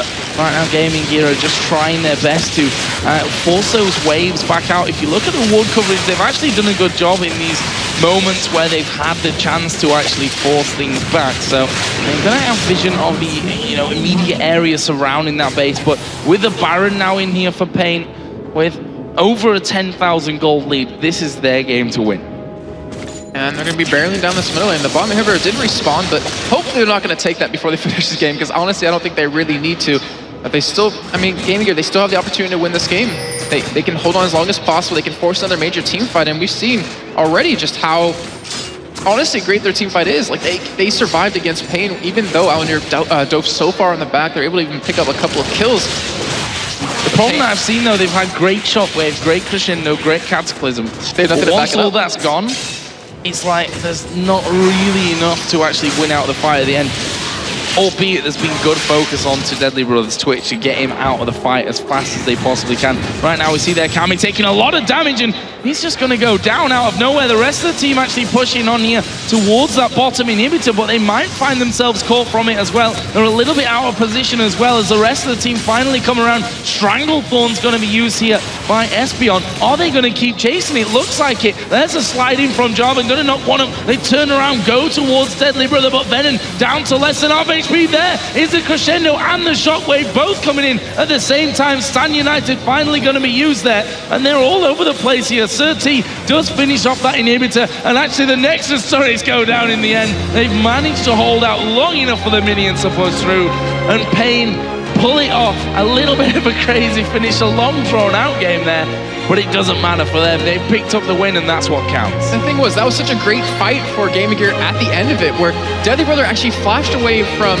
Nocturne, but he also incidentally flashed away out of a Malphite ultimate, and they were still able to pick up kills left and right, but those three waves of super, or those three lanes of Supermans pushing in, they just could not deal with that, and Minions ended up winning the game for them. And it was funny because it's smart play by Pain at the end. I mean, let's have a bit of a half fight, move away. We lose Cammy, who's done a good job of taking down that Nexus turret there on the top side. And with all those super minions coming in, you've either got to fight or you've got to defend them. And if you go back to defend them, they're going to take everything else away and just push in there and probably overpower you before you can get rid of everything anyway. So, great game by Pain, and their first game here in the International Wildcard Tournament, and a victory as well against Gaming Gear, who also won their first game. So that's going to put them at 1-1.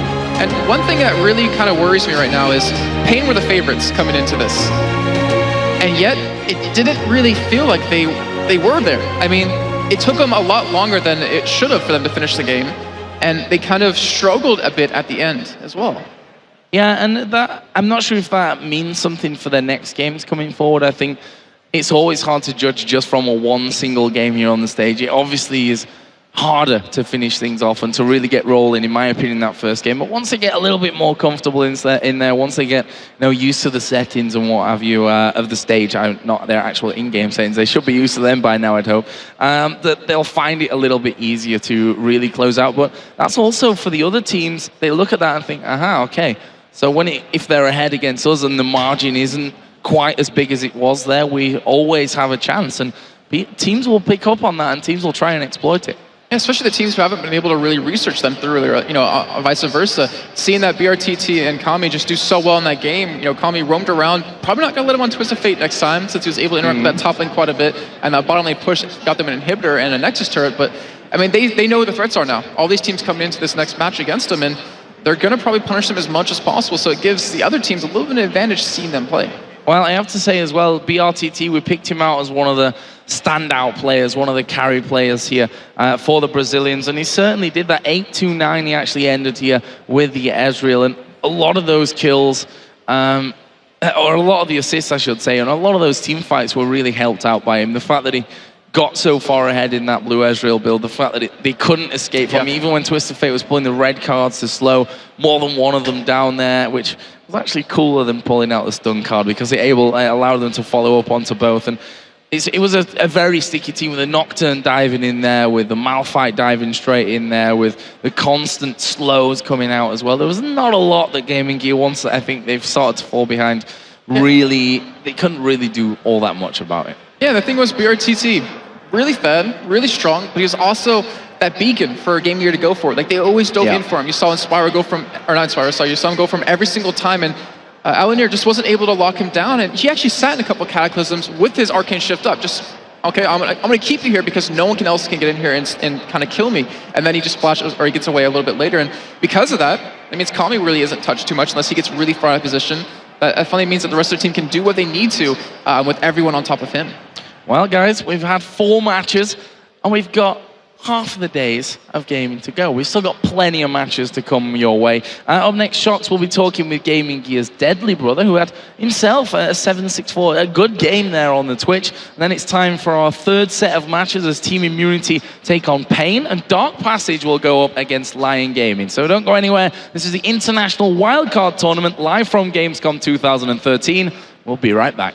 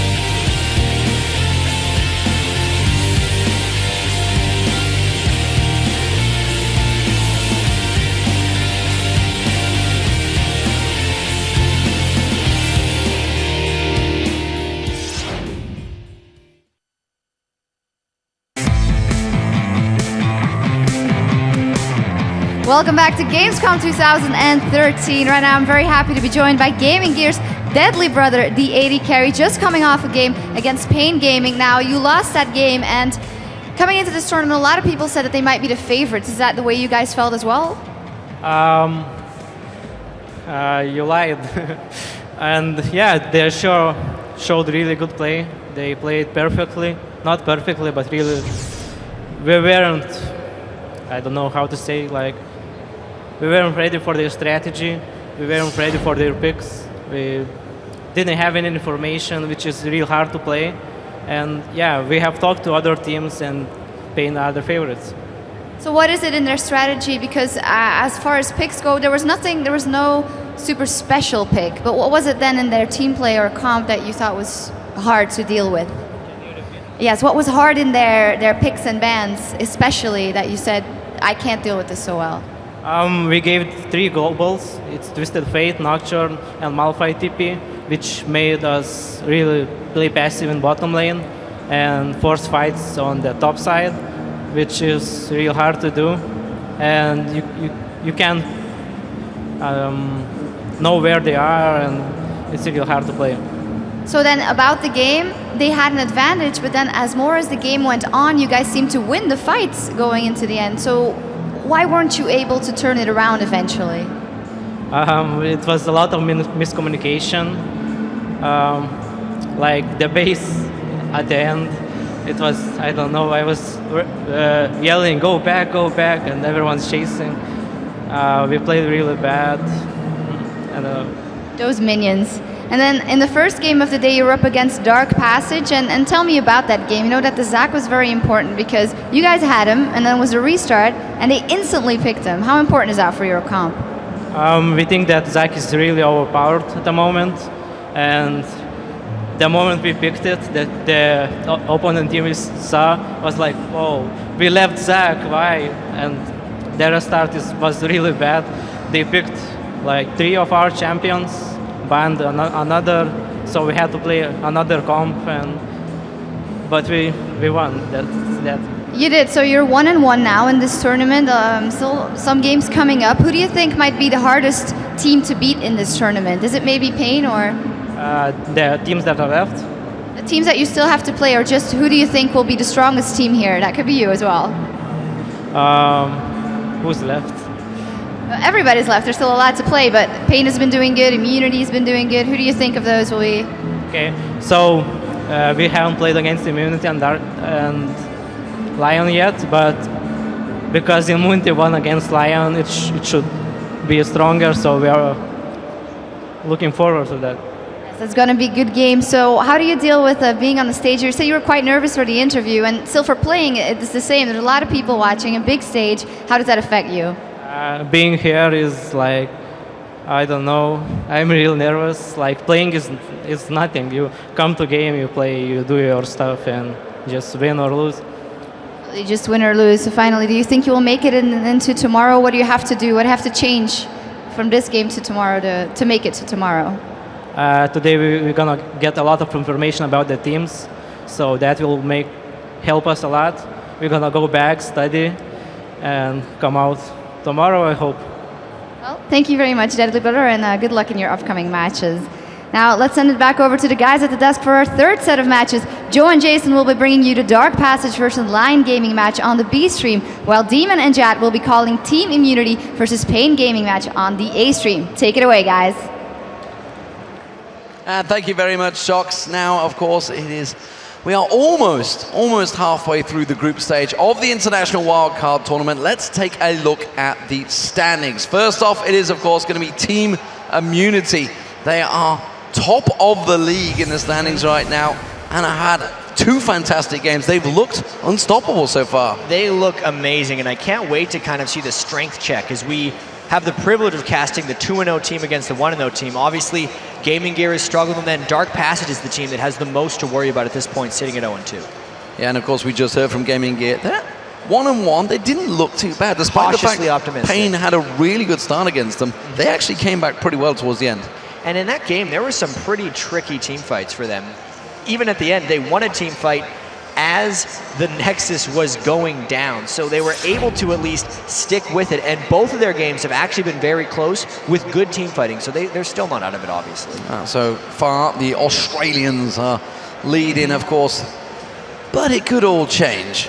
So, let's have a look at the next match. It is time for our third game of the day in this group stage. It's going to be Team Immunity versus Pain Gaming, and like you just saw in the standings, Team Immunity is undefeated so far on the day and comes into this game looking like the best team in the wildcard tournament. Yeah, so far, because they dominated the team fights versus Dark Passage, 25 kills to 5, even though the gold was pretty close throughout. Their bottom lane was great later on in that game. Ray Deer went 8-2-11 as Twitch. Rosie went 4-0-12 as Zyro. So that combination is something we're going to see a lot more of, I think, if they get it in games. But now, of course, they do face Pain Gaming, the team that most people predicted would win this wildcard tournament. They are the Brazilian hopefuls. Yeah, I mean, Pain Gaming, they still haven't lost yet. They had the big lead against Gaming Gear before losing some team fights in that, team fight after team fight, and Gaming Gear kind of got back into it.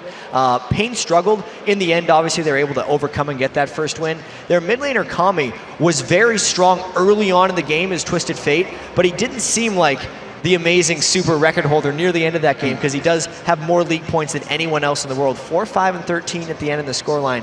Not super impressive, but BRTT, their AD carry, was 8-2-9 on Ezreal, and really trying to play that almost hyper carry-esque Ezreal. Even though he's utility with the build, he still likes to play hyper carries. And it's interesting, we talked about, obviously, during the break, when Pain actually managed to be able to sit and watch the first teams, and we just heard from Deadly Brother there basically saying we were completely countered. They picked out all our champions, so it seems that research has worked very well for Pain. I wonder how it's going to work against Immunity, though. Yeah, it was really strange hearing how Gaming Gear said they weren't able to prepare, because yes, there's limited information on these teams, but there is only 5 teams. But there's more limited information on Gaming Gear than anyone else. They're a team that qualified a couple months ago. The Oceanic team here with Immunity, or even Pain Gaming, they've still qualified recently, and you can still scout these players. They have accounts you can check their most played champions on. They have VODs of their most important games up to this point, because thinking about it, you know, all these teams are tournament champions in their own right, and that's why they qualified to be here. So there's definite information to scout off of. And everything was streamed. You saw the Turkish, the Mexican, the Brazilians, everything was out there on video to watch, so it wasn't like you could get it, you could find that information if you really wanted to find it and wanted to look for it. So you got everything with questions, like you mentioned, they had a couple of months to prepare for this one. So, I mean, Pain Gaming, they're coming into this one against Immunity. Immunity have played a plethora of champions already in just the 2 games. Yes. So how do you work against a team that can do that in terms of ban phases? Yeah, so they already brought out Support Annie, which is one of the cool things. They played Syndra mid, and then they had a more conventional team composition against Dark Passage.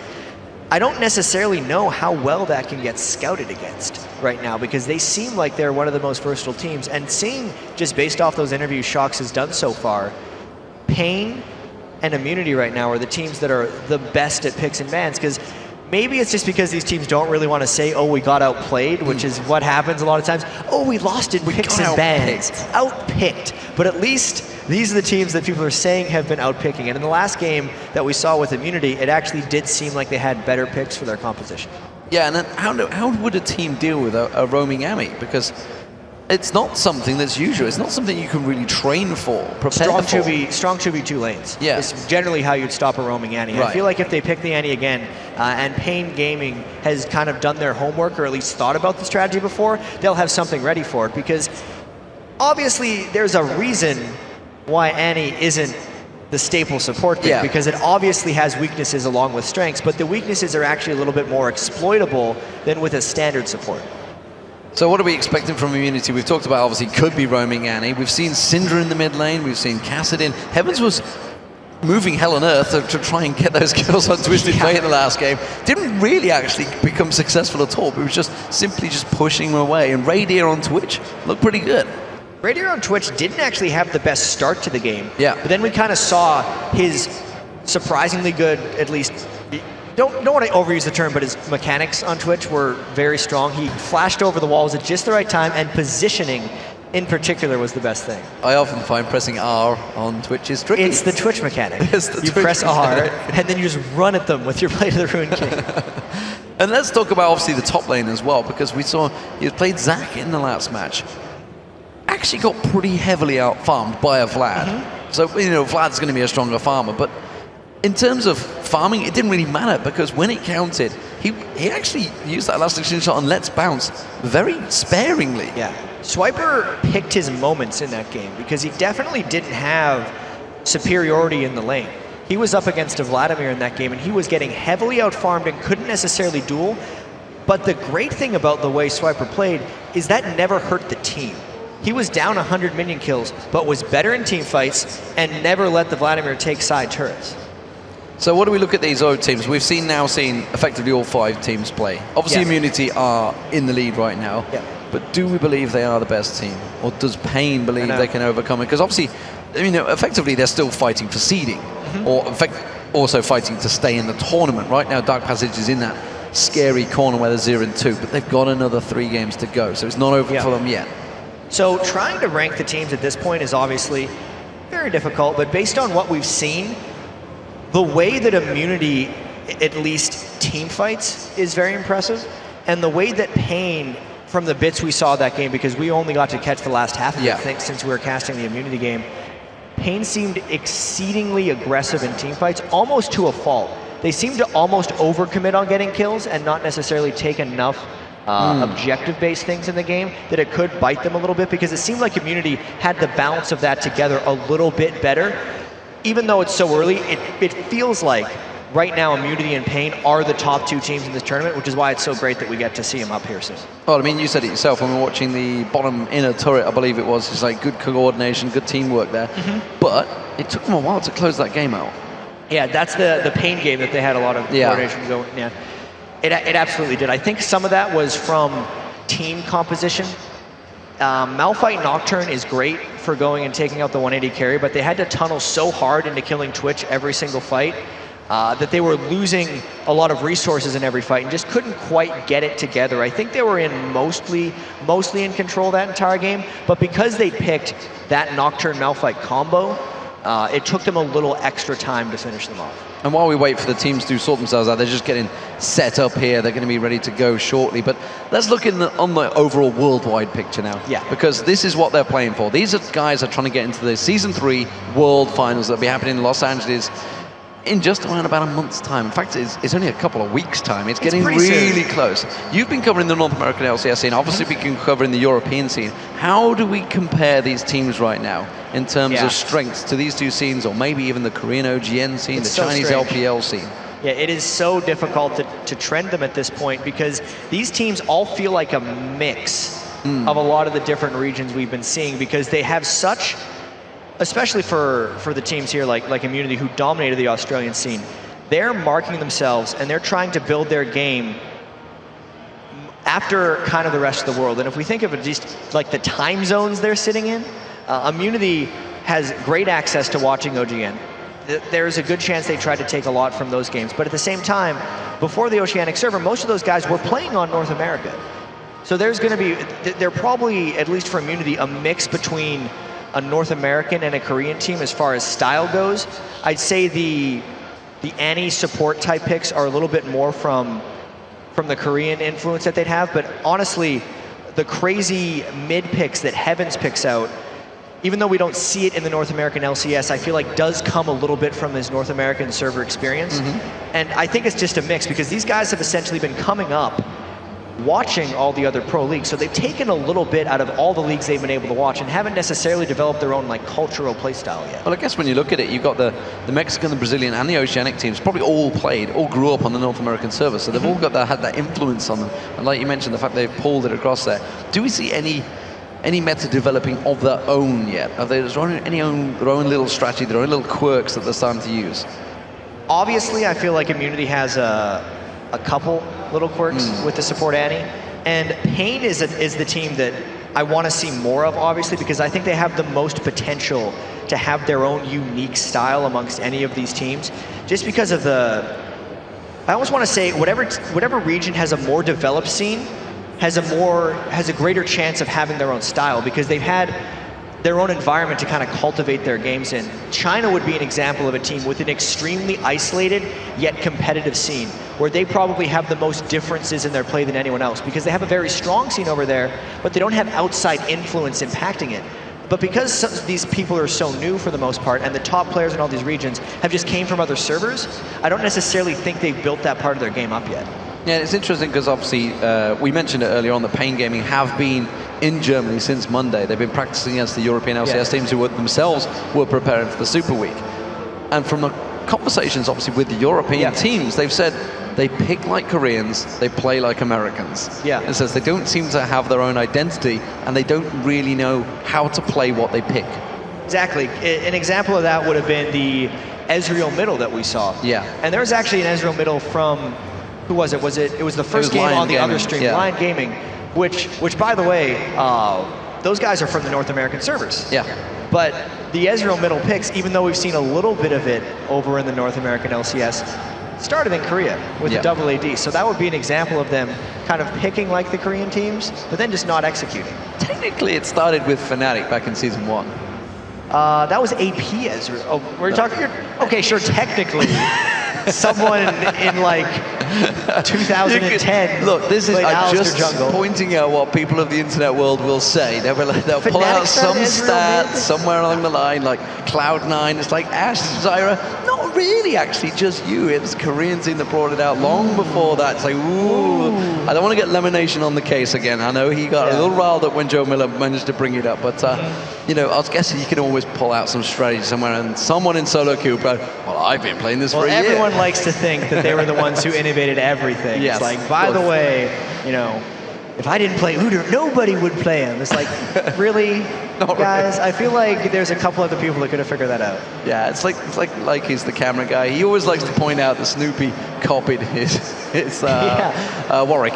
Which, to be fair, Snoopy told him. He did tell him. So that is a legitimate thing. He legitimately likes to point it out every time as well. Yeah, he likes that one. We see the teams, of course, they are in good spirits. Team Immunity there, big smiles on their faces that they are waiting for the Brazilian Pain Gaming to get themselves ready. Of course, Immunity were set up on stage already, so obviously they're ready to go. They're in good spirits. They've 2-0 up here in the wildcard tournament and looking good to progress. Of course, if you guys have just joined us or anyone around, obviously we are at an international gaming show, so there's a lot of people here that may not even know what the hell is going on right now. This is the International Wildcard Tournament to make it to Season 3's World Finals. Season 3's World Finals will be happening in Los Angeles at the Staples Center for $1 million will be happening. Of course, that's going to be coming up in September. The finals will be on the 4th of October. There is the European LCS teams. The European playoffs will be happening Friday, Saturday, and Sunday. If you guys want to see that, of course, there's a lot of people here that want to see Evil Geniuses, Gambit, Alternate, Fnatic, Lemon Dogs. These guys will all be playing on the Friday and Saturday and Sunday.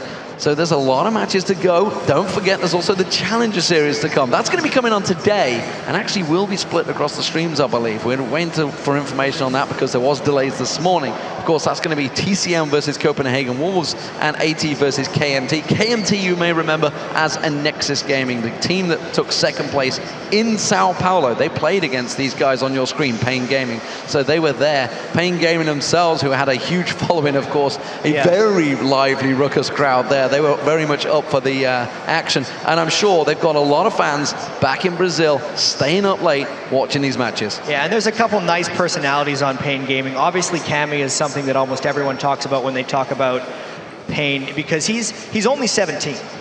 But he is known for having just absolutely absurd mechanics. He's the youngest player on the team, and his Gragas in particular in their last qualifier game was 15-1-4.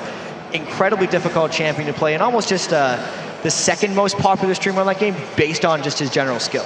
Yeah, and there was Sir T just in the background as well. And apparently he gets antsy when there's no nuts around. I know. So I want to know if there's a bag of nuts on his desk. I want to know if there's a bag of peanuts. Because he's a big guy.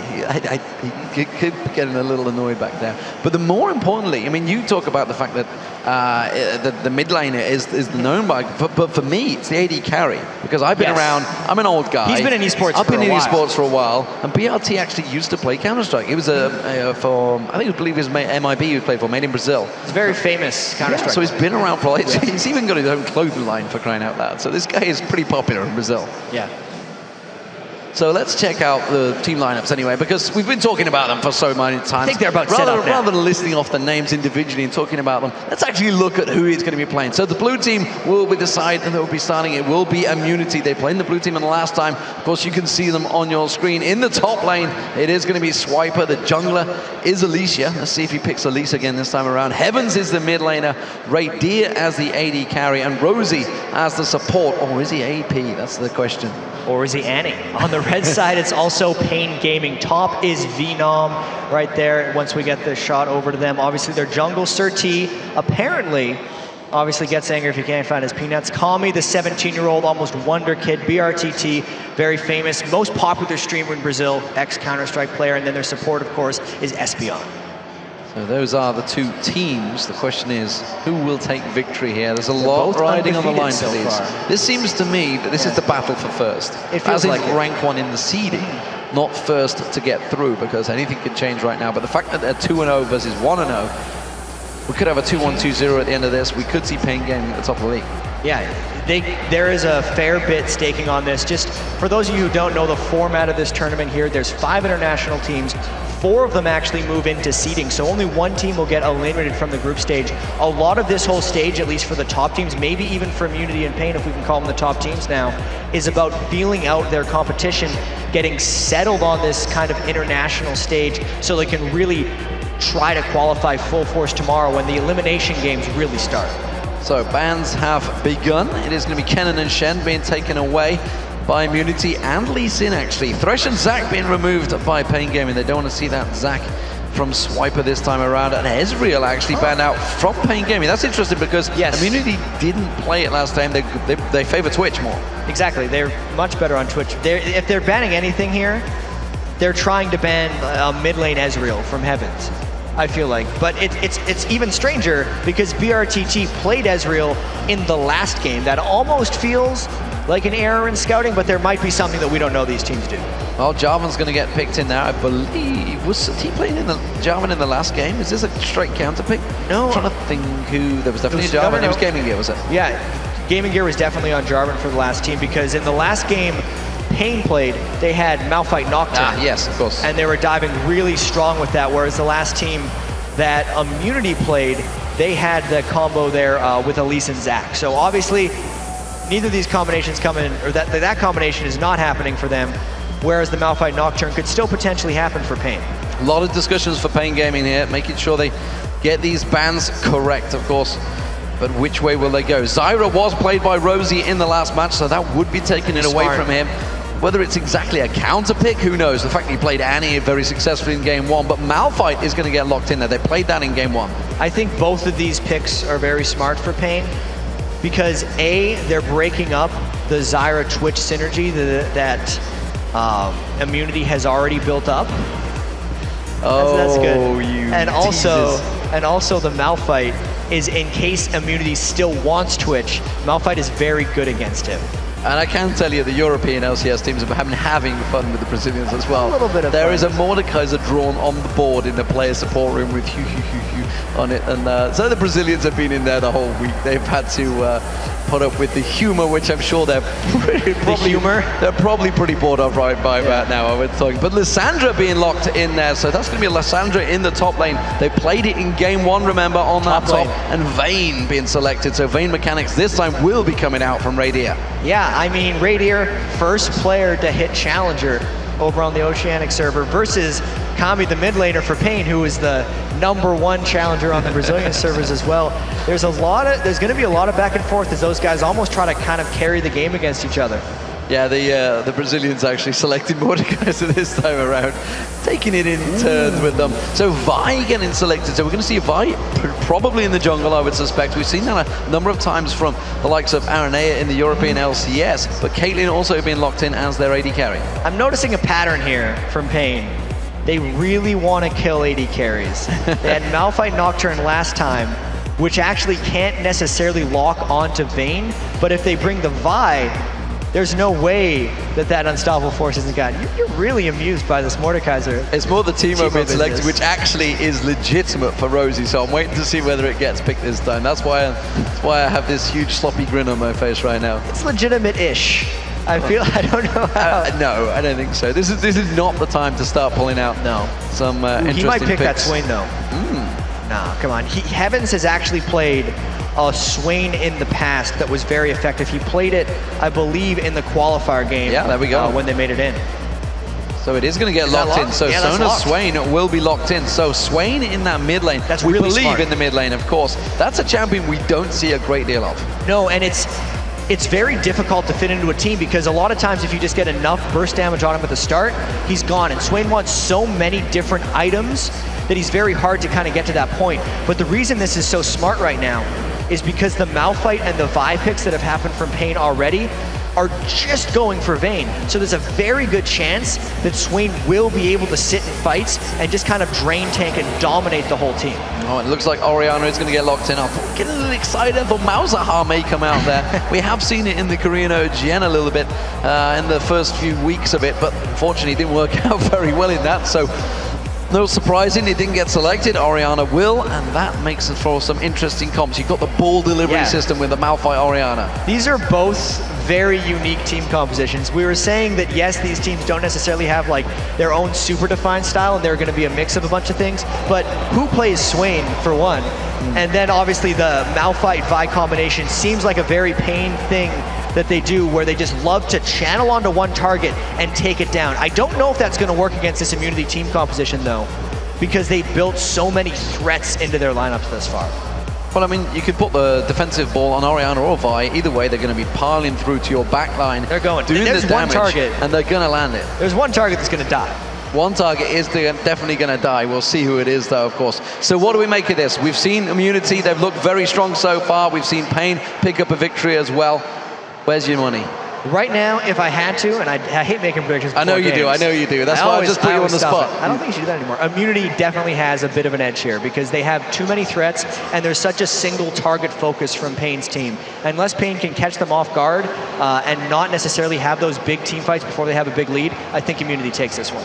Well, they have the record so far, and they have looked very good. If you just joined us, ladies and gentlemen, this is going to be Pain Gaming up against Immunity. Immunity will be starting out as the blue team. You can see them on the right side of the stage, and Pain Gaming on the left side. You can see the champions they have locked in. It is right behind us. Yeah. And of course, we are here at Gamescom. Day one, it's press day, day one, but it definitely gets busier and busier every time I come here. There were this many press. I had no idea this many press existed in the world, let alone in the gaming industry.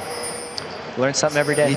We do. So we are live, ladies and gentlemen. And it's going to be Immunity as the blue team, as I mentioned. And you can see on your screen, Pain Gaming. So will we see any level 1 play? Of course, I would suggest that Immunity probably have the stronger level 1, but of course, Grasping Roots can never be ruled out from a Zyra at level 1. Yeah, I'd always be scared going into a team that has a Zyra if you're trying to invade level 1, because one of those things lands and your team is pretty much going to get wiped out. But speaking of things to notice every day, I haven't seen this combo pulled off that frequently, but it's really cool. The Vi and Caitlyn Piltover combination, if they both ult the same target, if they sync the timing right, no one can block the Caitlyn bullet, because Vi goes in a straight line to a target and knocks people aside so that the ace in the hole would go straight through. That's another reason that right now Pain can pick out one guy and guarantee that it dies. That would have to be a pretty specific combo. It looks amazing. There's actually a secret VO line when they both hit the same target that they say to each other. Little Riot secrets coming out here. So the ward placements, they got put down pretty heavily actually in the jungle of Immunity. Immunity, meanwhile, only putting the 1 down themselves, but they are going to be all passing over the ward of Pain, and Pain actually not backing off completely here. They realize that they have just spotted them, so they're going to try and protect their own jungle, and may actually look at going for an invade. Where are they going to be hovering around here? They seem rather indecisive. This is a very generic opening as far as these teams are concerned. They both just invaded each other's red buffs, put some wards down, and then now they're deciding where to go from there. And it is going to be the blue buff. We do see Rosie was passing by and actually looking to maybe try and get a little poke around, just get the vision on there. Has to be careful. Surti does take that blue buff, gets a good vision of it, and Alicia will be taking the blue buff of his own. So mirrored actually junglers right now. So all those ward placements by Pain, they obviously know that the blue buff has been taken. Yeah, and he forced the smite, which is the big thing that Sona was able to pull off there, which actually means Alicia's jungle is going to be a little bit faster than Surtees and might give him a slight edge with the early gank, since he's got the smite for the red buff here. He's going to have a much higher health threshold throughout the jungle than Surtees going to be able to do, since Surtee has to take down his buff here without smite. So Alicia actually passed all of the mini camps, so he literally went blue buff straight to red, and he's going for a gank. He rushed level 3 as a lot of these people do, and he wants to get in and maybe turn the tides of this 2v2 lane, but the syncing is totally off on this. As you can see, Immunity is already pushed up the lane. There's no way a Jarvan gank would work at that point, which is why Alicia's just decided to go back to the jungle. And I guess that's mainly down to the fact that Caitlyn's Zyra lane would generally push a Sona Vayne, but Vayne think they would seems early. to have done a pretty good job. Yeah, they're just... If Radier honestly is getting fed the farm by BRTT and the Caitlyn is not harassing him off early, even if they planned this quick level 3 Jarvan, maybe help us gank bottom, you're going to take it anyway, because at the end of the day, all you want to be able to do with Vayne against Caitlyn early on is keep CS even. And since they've done that, everything worked out great. So they see the wraiths being taken away, they have the ping down on Alicia, they know exactly his path. Let's look at this mid lane, of course. Heavens is on Swain, and he's up against an Orianna. It's not a lane we see too often. And obviously Swain's not a champion we see too often at all. And this will be not the smoothest laning phase for Heavens. Oh, actually, as Surtee and Alicia fight a little bit in the top, no one's helping out, though. No one's helping out. That's a battle for double buffs as well. And Heavens actually was making a move there, but Cammy immediately tries to come across. Flash force from Cammy. That was also the flash from Alicia, so double summoners burn. Really trying to help Heavens early on in that lane by burning the flash before the gank even happened. Because as soon as Alicia telegraphs that, he only has one goal there. It's burn the flash for Cammy because he's going to return later, which already puts Cammy in a defensive position, which should allow Heavens to farm a bit. Speaking of farming, Venon's doing a very good job of keeping up with Swiper in that top lane. I would have thought Lysandra would have the better of Venom, but as it is, he is obviously pushing slightly ahead in farm, but Venon's doing a very good job of keeping up. Yeah, this Malphite, at least early on, is doing good work. He needs to build a bit of magic resist, otherwise Swiper's gonna start taking advantage of him a bit. And Lysandra is one of those casters who can actually go top lane. Not super long spell ranges, but they're long enough that she can abuse melee champions, which is what Venon is running right now. Venon's got to be very careful not to get taken advantage of in that lane. Radier having to tumble out of the plants of Espeon there down the bottom lane, while Venon doing a good job. But look at this, Alicia has come back. This time there is a ward though from Pain Gaming. They're gonna see him coming. He's going back. He's in the tri-bush and it's not gonna work. And I want to talk a little bit about this Caitlyn-Zyra synergy, how if you compare AD carry and support, they both have the longest auto attack range of the common ones seen. Caitlyn at 650, way longer than Vayne here at 550, and then Zyra actually has a 575 and a really nice auto attack animation, so it's easy to harass with. It makes it incredibly difficult to trade auto attacks with that lane, no matter what you're doing, and that's one of the reasons people like picking that lane. Well, Alicia in the bush waiting for this, but Surtee's going to walk straight up behind him and going to face check straight in there. Cammy's close enough to be able to maybe try and create something here. We are going to see a solid battery catching on towards him. Surtee doing damage. Very nice jump over the wall there by Surtee with his Vault Breaker, just hitting him for that first blood bonus. Really good work there by Surtee. Yeah, it wasn't assault battery because he's not hit level 6 yet. No. So nevertheless, assault batteries for later. Yeah, they're going to do that on I guess Radier will be the focus of target, but nevertheless it's working well. Look at the CS down in this bottom lane though. We talked about it, Radier did have a little bit of advantage, but as expected, BRT has gained some of the ground back and started to try and punish out that lane, but it's too late maybe. Radier has kept up, he's weathered the storm, he's got over the early levels of danger levels effectively from BRT and actually has kept ahead in terms of farm. Yeah, I would say that Radier and Rosie have came out ahead in that lane over BRTT and Espeon, simply because the matchup was not in their favor. Once they buy items is when we're going to see it. But actually right now, even though they have came out ahead, they're still not ahead. Mid on towards Heavens. Is it going to be enough to lock him down on the turret? He will. He gets the return kill though with the turret. Managed to lock him up there, but the Vault Breaker working wonders. And Surtee finding a goal again. I think that's okay for Heavens, all said and done. Because he got the kill back, no one's going to be spiraling ahead of him, and that kill actually gave him the gold he needed to pick up that Catalyst as well as Boots, which will give him a bit of a mobility advantage there over Kami in mid. So this top lane, 50 CS currently to Swiper. He's kept hold of that lead he's had over Venom on Malphite, but Malphite isn't really interested in a straight-up duel here. He just wants to keep his farm going, and it's a matter of who will be the most effective when they do join this. Venom's already used that teleport that Radier is continuing to put pressure on BRT, but he's just going to back away. And it's strange that Venom is actually, looks like he's going for a Haunting, guys, instead of going for maybe a Chalice of Harmony or something to reduce some of the damage in that lane. He might be going for that Magic Pen Malphite, which means he doesn't care about the lane necessarily, but is going to be looking to roam and make plays, which has got to be the case since he's going teleport anyway.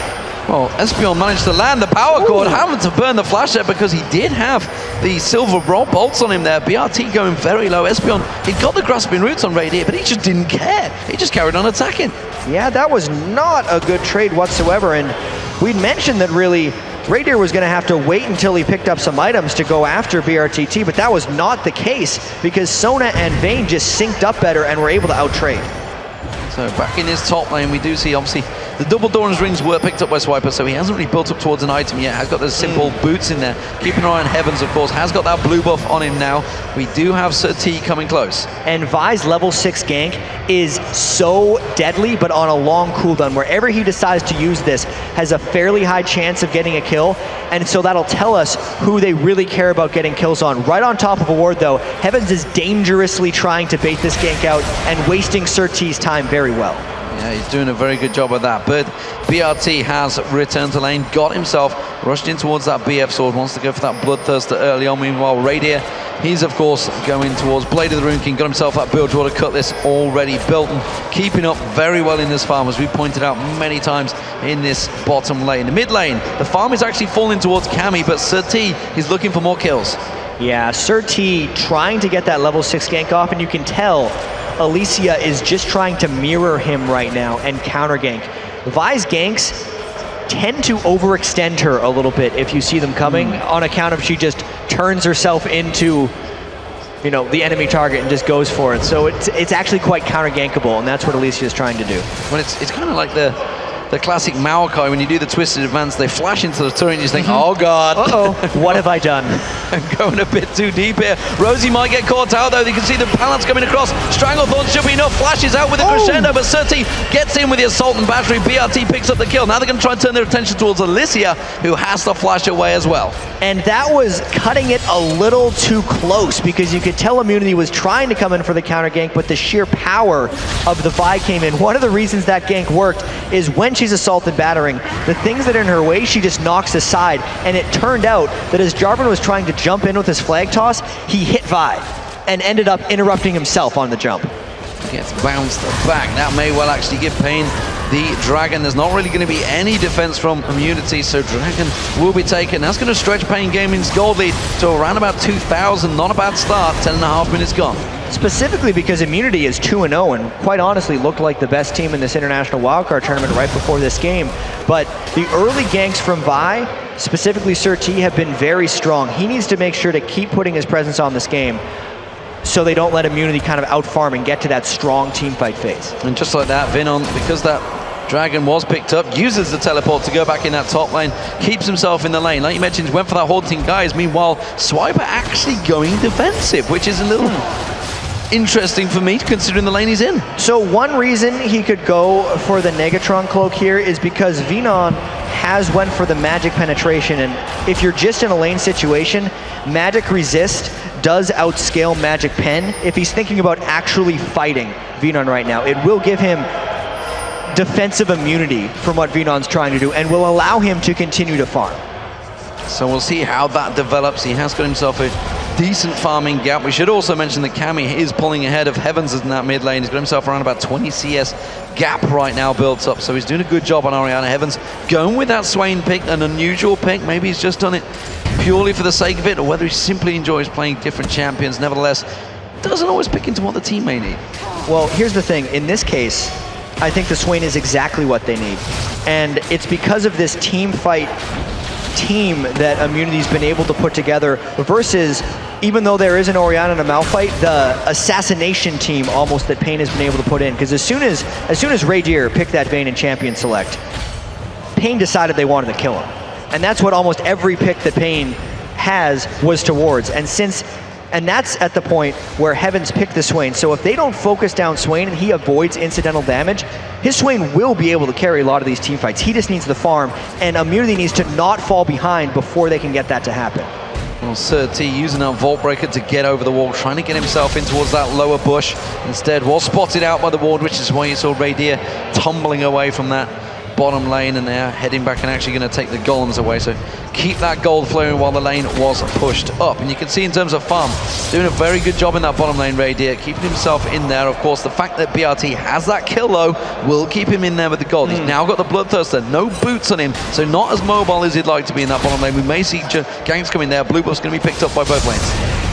Yeah, that Caitlyn is really able to put a lot of hurt down onto Radier here, and that was without his support. So getting the Bloodthirster is making him this immobile turret of damage, and then whatever poke they do get down on him, as long as he's able to continue proccing his headshots, is great for them. Assault and Battery onto Rosie. There's going to be the Piltover following. There's not going to be enough damage to pickle this one up, and Surti actually looking at turning that back around.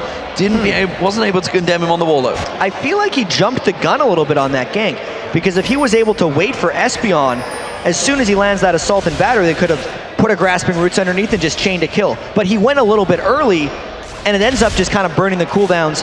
Now, Immunity's bottom lane is just trying to heal up. See now, Surti's been looking for kills constantly, but he has fell behind in terms of CS. We see Alicia just off the side there.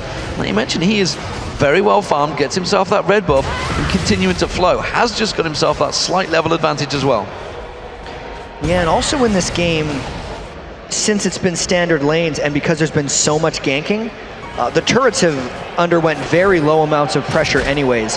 That was one maybe potential flaw we were talking about of Pain Gaming before this, as Alicia's gank just gets completely shut down by Zara, was how these teams may be overcommitting just for kills. And that might be what Surti's doing right now, because he got the team the advantages in the lanes, but then aside from the Dragon they picked up right after a kill, hasn't really transitioned it into other objectives. Their lanes are still just kind of trying to farm away, and he's still just trying to gank over and over again, even though that may not be the best thing for him to be doing right now on Vi. Well, a long lane farming session coming out. 15 minutes gone in this game. A very tense one between the two teams that have so far not suffered a defeat here in the International Wildcard Tournament. We are seeing Pain Gaming slight with a 2,000 gold lead and equates to 3-1 kills. And we do see Surti again looking for kills. This time it's going to be Swiper in the top lane.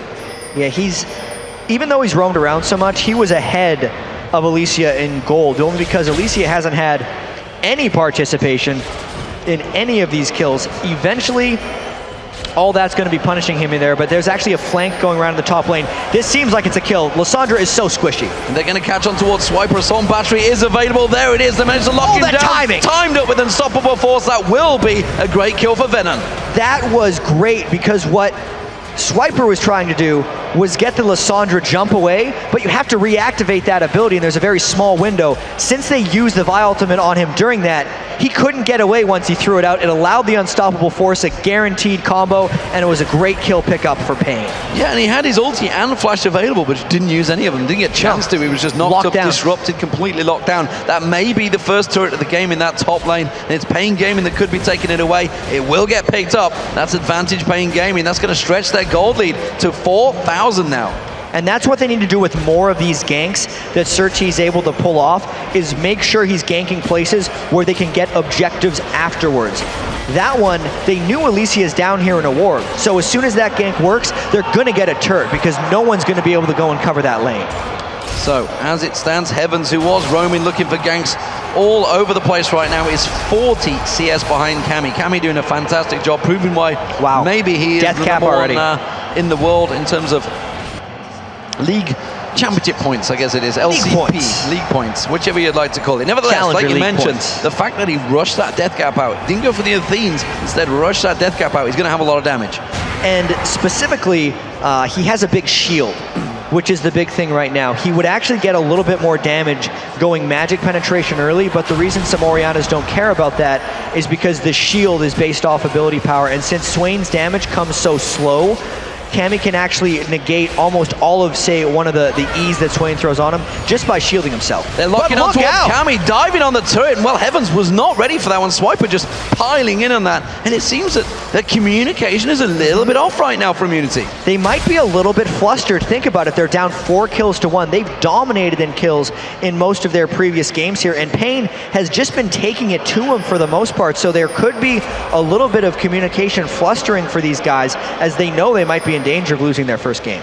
The pressure could well be on, but let's not rule out the fact that they do have that Vayne on their side. And great team fight too if they can stay close in goal. Yeah, and Vayne has just been effectively unharassed. 147 to 155, just as Caitlyn starts falling away from her power phase.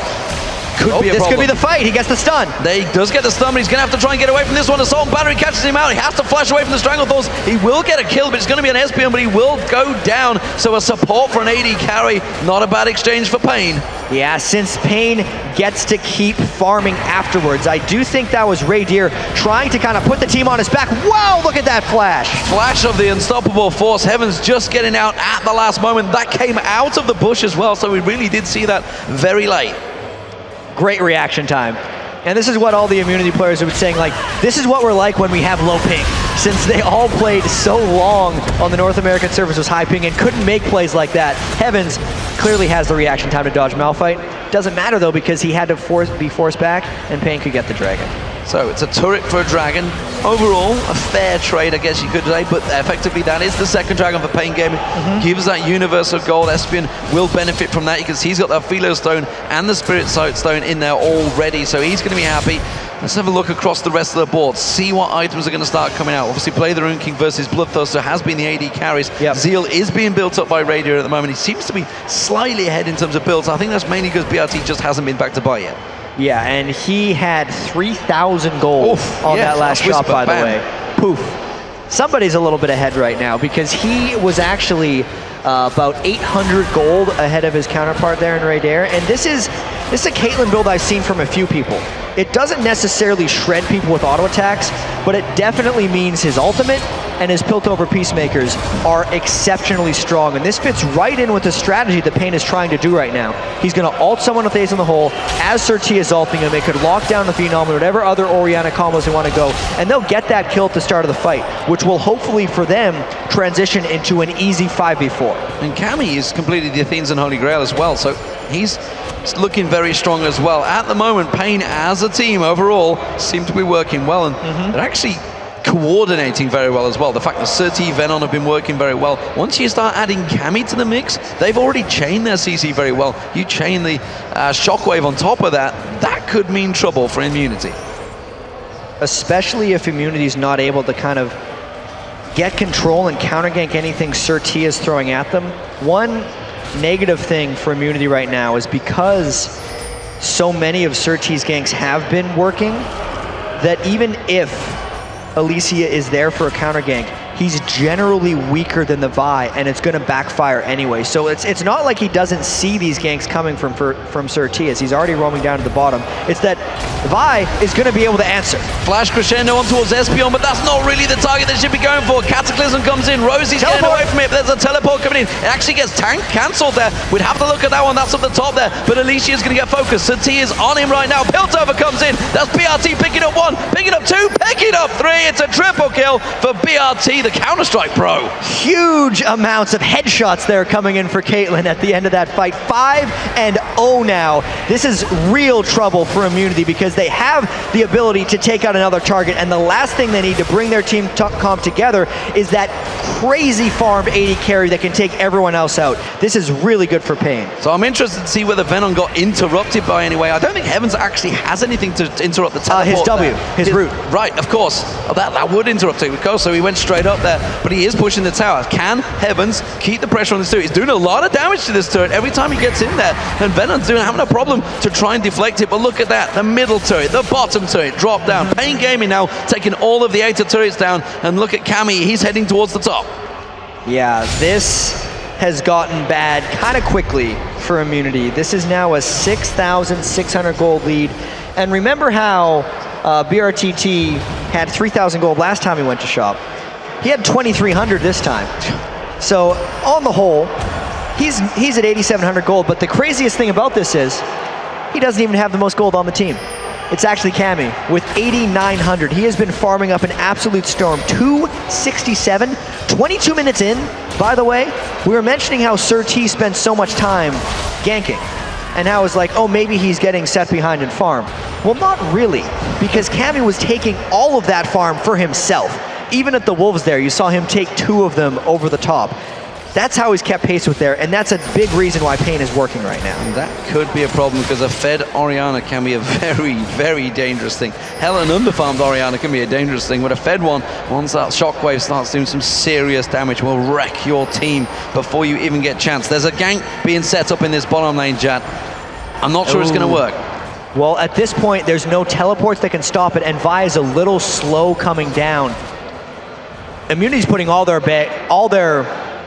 eggs in one basket. Eggs in one basket right here, because they're 4 out of 5 people close to their whole team is down here, and if they don't win a 3v4, it would be disaster. They're trying to be clever. Rosie's putting that ward down, but doesn't realize it's on top of a ping. Now they see there's a ping ward there. Of course, Espion will clear that ward out. Meanwhile, Swiper's getting locked up in the mid lane. Cammy hasn't really got much mana left, but is pressuring on towards that mid turret. They've got to create something in that bottom lane, or they're going to lose this turret. Thing is, they've already backed away in that bottom lane because they realized that Pain saw the gank coming, and basically Pain was doing a great job putting the rest of it together, and now they opt in for a 3v3. They've dived in on Espion, but again we see Radier getting caught out. Good crescendo to turn this back around. Alicia's taken down. They're going to turn their attention back towards Rosie. Radier tries to use the condemn, gets Sir T back away from him, but Sir T comes flying straight back in there. We're going to see the Claw of Doom coming out from Swiper. Gets out, gets one. Can he turn it into a second? Yes, he gets the double kill. Sir T's the next focus, but it's not going to work. Cammy comes in. He gets himself a kill of his own. Teleport from Venom as well. There's 3 members pushing on the turret.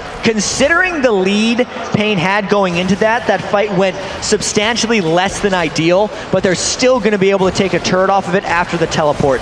The big thing that happened there was BRTT tunneled on people who weren't Radier, and Radier got a substantial amount of damage down, which led to the 2 kills that Lissandra eventually came and picked up. Overall, I think that was still a good play by Pain, but they have to kind of check themselves and make sure they're hitting the right targets in these team fights. Interesting build continues from BRT. Goes for that static shift. Meanwhile, Phantom Dancer will be coming from Radier if he can get the gold. And the gold is the issue right now, because Pain Gaming, they're taking their 3rd dragon.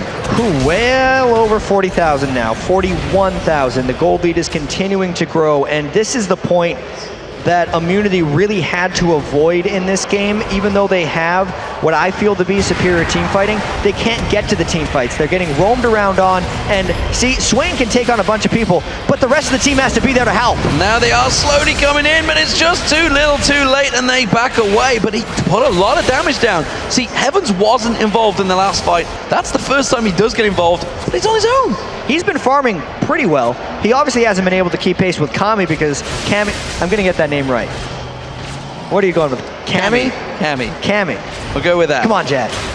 Kami has been farming up a storm. He's gonna hit 300 here when he comes out of base. That's a pretty good place. It's no Frog in 22 minutes, but that was back in Season 2.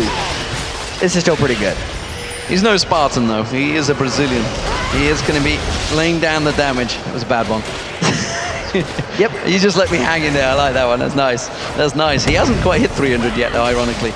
He will be getting it on the blue buff, though, so that will be working out in his favor. He has hit level 18. He's actually 2 levels over Heavens right now. So Heavens been off farming on his own, but Cammy has managed to keep the advantage.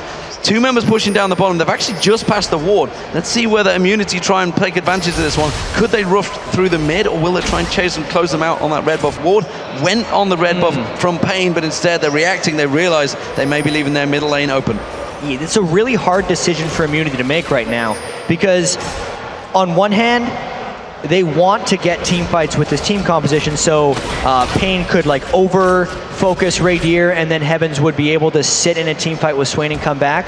But the dangerous thing for them to do in this one is force a fight now, because you don't want to force fights against teams that are substantially ahead of you until you've had time to catch up in the games. So they're kind of trapped between 2 decisions right now. Yeah, Immunity forced to back up there and having to leave their mid lane.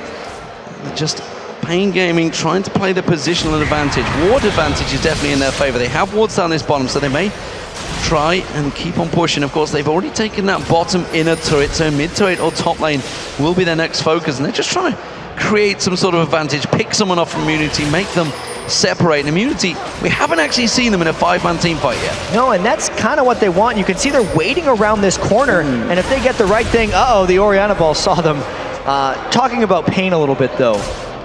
They had a lead like this in their last game against Gaming Gear and then struggled to close it out a little bit. They are looking to have the right force, but they do not want to overcommit. But BRT, he's 7-1-0. That dear. extra BF sword in there. He's got so much damage. They've got to try and lock him up early on. You can see that's what Alicia's doing, but Alicia's getting focused. And look at that, Shredder nearly dropped him. Of course, the red buff is still ticking. That's forced the Immunity away. They can't fight for this turret. They've got to back up. Yeah, BRTT is going to be a problem from here on out. Able to take down the tank with a couple shots. There's no real armor on him right now. He's trying to build it up. He went so magic resist heavy to deal with the Orianna, who's just 322 farm at 28 minutes.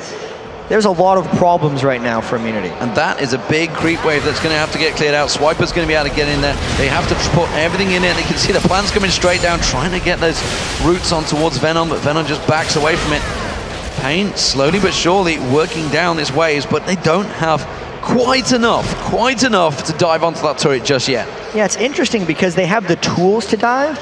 They're just not deciding to pull the trigger because they're essentially getting what they want with no risk. As long as BRTT was able to take down Alicia with a couple of auto attacks, and that effectively granted them 2 turrets, they're gonna recognize right now that the top lane has been shoving. They're gonna safely go up and take that. They're gonna go shop and buy some items and just kind of take this slow because they know they have such a huge lead and there's no reason to throw it away with a dive, even if that is what their composition is tailored for. Yet more wave clear for BRT. It's gonna take himself a giant stack of farm one with that static shift, but they may have left their mid lane open. Look at that, Immunity trying to react to this one. They've got to be careful they don't push too deep open because Pain are there and reacting. Once again though, there's no Swain. Heavens is spending a lot of time in the side lanes trying to farm up because Swain needs a huge amount of farm, but it may be making Immunity too vulnerable to team fights, and even though they had that small window of pushing the mid lane, they weren't willing to fight even a 3v4 without Swain, so they decided to back away. Well, Pain are potentially going to engage on the blue buff. There's actually no one near this one to pick it up. So they've got to be careful. Pain are going to try and fight for this objective. They realize that Rosie is there. Rosie takes a good chunk of damage already from just Espion and BRT. Ace in the hole was burnt out there. Now it's going to be the blue buff. Can they steal this one? Alicia's going to have to use the smite if he wants to try and keep hold of this one. Instead, he's going to engage. He jumps in. Cataclysm. Is that too little, too early, though? We see coming around the side, it is going to be Raid here. Didn't really find the target. BRT instead takes down Alicia. Now they're trying to dive in. Swiper has to use his ultimate. Try and catch on towards Sweaty, but it's the Assault and Battery on towards Raid here. Raid here just gets absolutely pincered. He's going to go down, so T picks up a kill. Rosie's the next focus. Venom's just going to turn around, throw out that shard. He's going to get slowed down and get dropped, so T will pick that one up. But Venom comes in. Heavens does finally get around, gets himself Espion down. Cammy went down as well, but that was all about Pain Gaming. It's a 4 for 2. It's a flash from Heavens. Not going to be enough. Venom comes back in to support him. BRT trying to snipe from range with that Piltover Peacemaker. Heavens is just delaying the inevitable here. He may be able to turn something on towards BRT. Oh, man. If Venom allows him, but instead look at this, he's trying to get around the bush. Not going to happen. BRT's too clever for that one. The Piltover from range, and there's the final kill. A delayed ace from Pain. Well, Venom earned that, lad. I'd also like to welcome in everybody from the B stream. We just saw a crazy fight here where Immunity tried to initiate onto Pain Gaming, who, by the way, were very far ahead and still are. That fight in particular was scattered and chaotic, but we very clearly saw in this fight, we'll just get the replay right now, watch how Pain waits until Vayne shows to just have everyone jump in on him. Radier is sitting on the outside of this fight. Right now, Pain's actually not using any of their cooldowns. They both jump. They didn't even get the unstoppable force on the right target, but that's the type of focus that Pain is dealing with. And this is why, actually, Immunity wanted to force the team fights, because as soon as Swain was let loose a little bit, the fight turned into a pretty close one. So Rosie actually landed a pretty good crescendo there. Did lock up 2 of them, but simply put, Radier was already being pincered, already out of the fight. It's going to be another Dragon for Pain Gaming. They are looking very good here against Immunity, a team that's gone 2-0 already. already. Pain Gaming looking to end that spree here in the International Wildcard Tournament. Could set Pain Gaming towards that top of the table. 4th Dragon of the game, and it's all about BRT right now. 8-1-1 as the AD carry. You know, often we say when you have that many kills on one champion, it can be dangerous, but his positioning has been immaculate so far. Yeah, it can be dangerous, but not as dangerous if it's Caitlyn, one of the safest AD carries in the game. And really, having farm on him is the best thing that could happen to this composition. They have the ability to assassinate one guy really quickly, and then because BRTT is so farmed, he can do what he wants. And the greatest thing for them is Immunity doesn't necessarily have the potential to go and kill BRT, which is probably the biggest reason him being 8-1 is such a big problem. But we saw it before. Ooh, wow, look at that. Yikes. One simple combo on Alicia, the ace in the hole will land. He's got no hit points left. He can't be in this fight. Effectively, it's a 4v5 already. And you can see Swiper trying to catch him down. Venom has got ultimate. Oh, Vault Breaker coming out from 13, not really landing, having to force the flash away. It's strange because he had the choice of Vi-ulting someone, but he didn't want to use it on Lysandra. He wants to save it very clearly for Ray Deer. I think they probably would have won that fight regardless because it was a 4v5, but that just shows you how much Pain is sticking to their plan right now. And because they got the damage off, they're bursting down Baron so fast. So Baron down, and I'll tell you what, Immunity are coming into this one blind. They're going too slow. Heavens is going to get locked up, uses the Zhonya's Hourglass. Swiper, is he going to go? They're going to condemn. They're going to try and go for this one. Swiper gets down Espion around the back. They're trying to focus BRT, but he's just got too much damage. Heavens gets dropped. Another Zhonya's Hourglass. BRT's not going to care about that. He's going to get locked up. Is it going to be enough? No. Gets himself a double kill. There's another one going down, and that's going to be Ray Deer getting dropped. Rosie, the last man standing. He's running for his life, and look at this. Pain Gaming going to run straight down the mid and get themselves an inhibitor. This looks like it could be the end of the game here for Immunity. You could see Pain use their positioning very well in that fight. BRTT, he can deal with himself. He took out 2 people on the other end, and while BRTT was doing that, watch the initiation come from the other end here. Vi gets an ultimate down, not even onto Vayne, surprisingly, because they knew they could combo it with Orianna, and they just wrecked them. Fantastic shockwave, working wonders, but look at this. It's Pain Gaming from Brazil, ladies and gentlemen, that are going to take down the Australians' Immunity. That will put them top of the league, 2-0, and they have looked unstoppable here against Immunity. Immunity seems to be the team to beat, and well, they just beat them. Well, it's exactly a great way of putting it. Pain, I feel like they're warmed up now. Their game against Gaming Gear was a little shaky after their start, but they really knew how to close this one against Immunity. And this must give them so much confidence going into the rest of the day, but also into tomorrow, because they may have just beaten the top of their competition.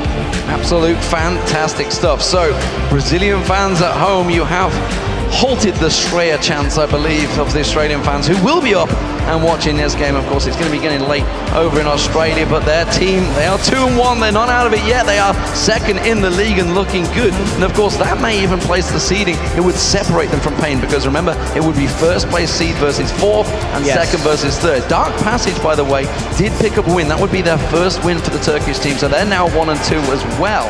Not too sure who they beat, whether it's Lion or... It would have been Lion. It was Lion, I believe, they played against. So that puts Lion in 0-2 as well, so now they're in trouble. The Mexican team, who actually didn't drop a game before getting here. Yeah, so there's a lot of these teams that are all the strongest in their region by a long part. And as we mentioned before, they're all tournament champions in a sense, because they won a tournament to make it here. Really just kind of clashing into each other. And the more we play, I feel like the more we learn about these teams and who's really going to have an edge leading into this. I still think after watching this game that these were, based on my impressions today, the 2 strongest teams in here. And man, that was an impressive win by Pain. So what do we make of them? Obviously, we've seen a couple of games of Immunity and a couple of games of Pain now. How do we rate these guys? Obviously, Pain have beaten Immunity, but every dog has his day. Pain could turn this one around. Immunity could maybe clash into them in one of the semifinals or finals and turn it around quite easily. Obviously, these are best of ones. When we get in past the group stage, they turn into best of 3s. You can definitely not count Immunity out based on one game against Pain. So what do we think? What do we think? Is it simply down to the picks? I mean, the fact that Swain came out, Swain didn't really get involved in that. We saw once where he could take on a lot of people, but he was on his own. It was not simply down to the picks. Both of these team compositions had very distinct goals, and Pain just executed them better. I have to feel like the Vi from Sir T really came up big because he was outpacing Alicia and just found the spots for him.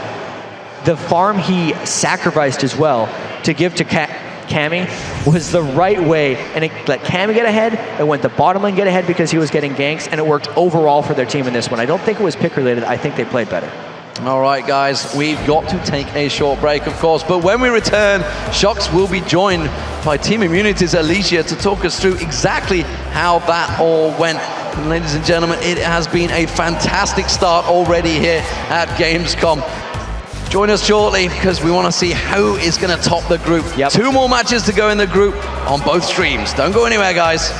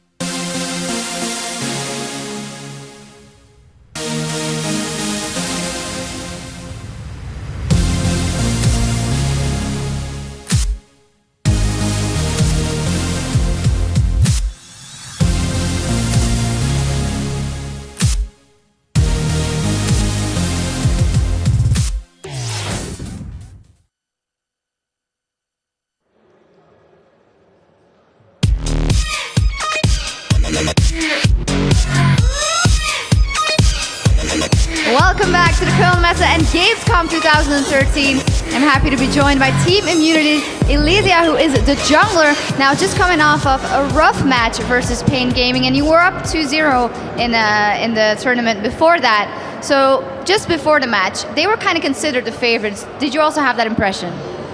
Yes, Brazil's scene in particular is probably the strongest in the tournament. And the level of competition over in Brazil is better than any other region, in my opinion. So we always knew they were going to be a really tough opponent. So then going into the game, picks and bans from your side out, a Swain pick, which is kind of a risky pick and something that really has to work. And then they banned out, they took your Zyra, and they banned out Zac as well, who you like to roll with. So what were your thoughts on the picks and bans? Picks and bans actually went quite well for us. I felt the only real mistake that we made was picking the Swain over, say, Orianna, Ahri, anything with real pressure at mid. Swain's fine if he gets a early advantage. So, you know, if we invaded at level 1, blew the mid's flash, something like that, Swain would have been really good. Because that didn't happen, Swain just got outfarmed by Orianna, and then just from there, the lanes were all naturally pushed. So it's really hard for me as a jungler to go to each lane if all lanes are getting pushed in. So that was the biggest issue. And then as the game scaled further, of course, the Caitlyn was becoming so big. Did you feel like there's nothing I can do anymore now to get in those? I can't lock her up, I can't... Well, yeah, I mean, look, the issue was that because of the early kill at mid, when Vi killed me, that was really bad of me. And ever since then, Vi was always ahead of me. So anytime I tried to go bot, Vi was always ready. Because they had a huge presence at bot, so they always had control over Dragon. We could never get wards past Dragon, so because of that, Vi just had free reign on wherever she wanted to go. So yeah, like I said, it was mostly the Vi. We couldn't stop the Vi in the 3v3. Sona was getting blown up instantly, so yeah. So about that Vi pick, it's something that we've seen in the European LCS a lot recently, but not anywhere else actually. Is that someone you would pick up as well, or do you not think she's that viable? I think she's okay in certain team comps and situations. I feel Pain picked Vi particularly against us because they know that our AD carry is really good. I think our AD is probably the best on the team, or our bot lane. So I think Vi was, look, we're picking this because we want to shut down your bot lane. And that's exactly what they did. Let me go a little bit deeper in that. You say that you think your bot lane is the best. We saw, of course, with the game earlier that you ran with a Annie support. Is that something, where have you picked that up? Because people have been saying they can take their influences from both Korea and North America. Is that drawn from there, or more your own, you really like to run with it? It's more Korea. We first saw Annie support in Korea, and we were like, oh wow, that's actually really good against squishy support champions. And yeah, I mean, we saw the Sona pick against Lion Gaming, and we were like, all right, let's just go Annie. And it worked out really well for us. It worked out really well, and it was Heavens who was on Syndra in that game, and coming into this, Heavens was someone that we were told to look out for because he plays a lot of stuff. He has the deepest champion pool and runs with a lot of different things and different builds. Is that something you have to keep in check sometimes, like now with the Swain pick? Yeah, you know, he gets a lot of funky ideas with a lot of champions, and some of the time we don't want him to play things, but he has his heart set on it. So sometimes, you know, there's a little bit of debate with it in the team when it comes to the mid pick. But so far this tournament, I'm still happy, yeah. So, of course, you have a loss now. You already have 2 wins. Nothing is lost, not at all. So what are your thoughts in going into the rest of the games and the teams you still have to face? So the only team we have to, the only team left faces, I think, Gaming Gear. We watched the game versus Pain, and we watched the game versus DP as well, Dark Passage. We think we can beat them. They're not anything special. I think Pain are better than them. So I think 50-50 going into that. So do you think that Pain will be the team to beat for you guys coming into tomorrow maybe? Pain? Yeah, I think Pain's going to be the team to beat this tournament. I'll be honest, obviously we'd love as an upset, but I'll be very surprised if Pain doesn't win.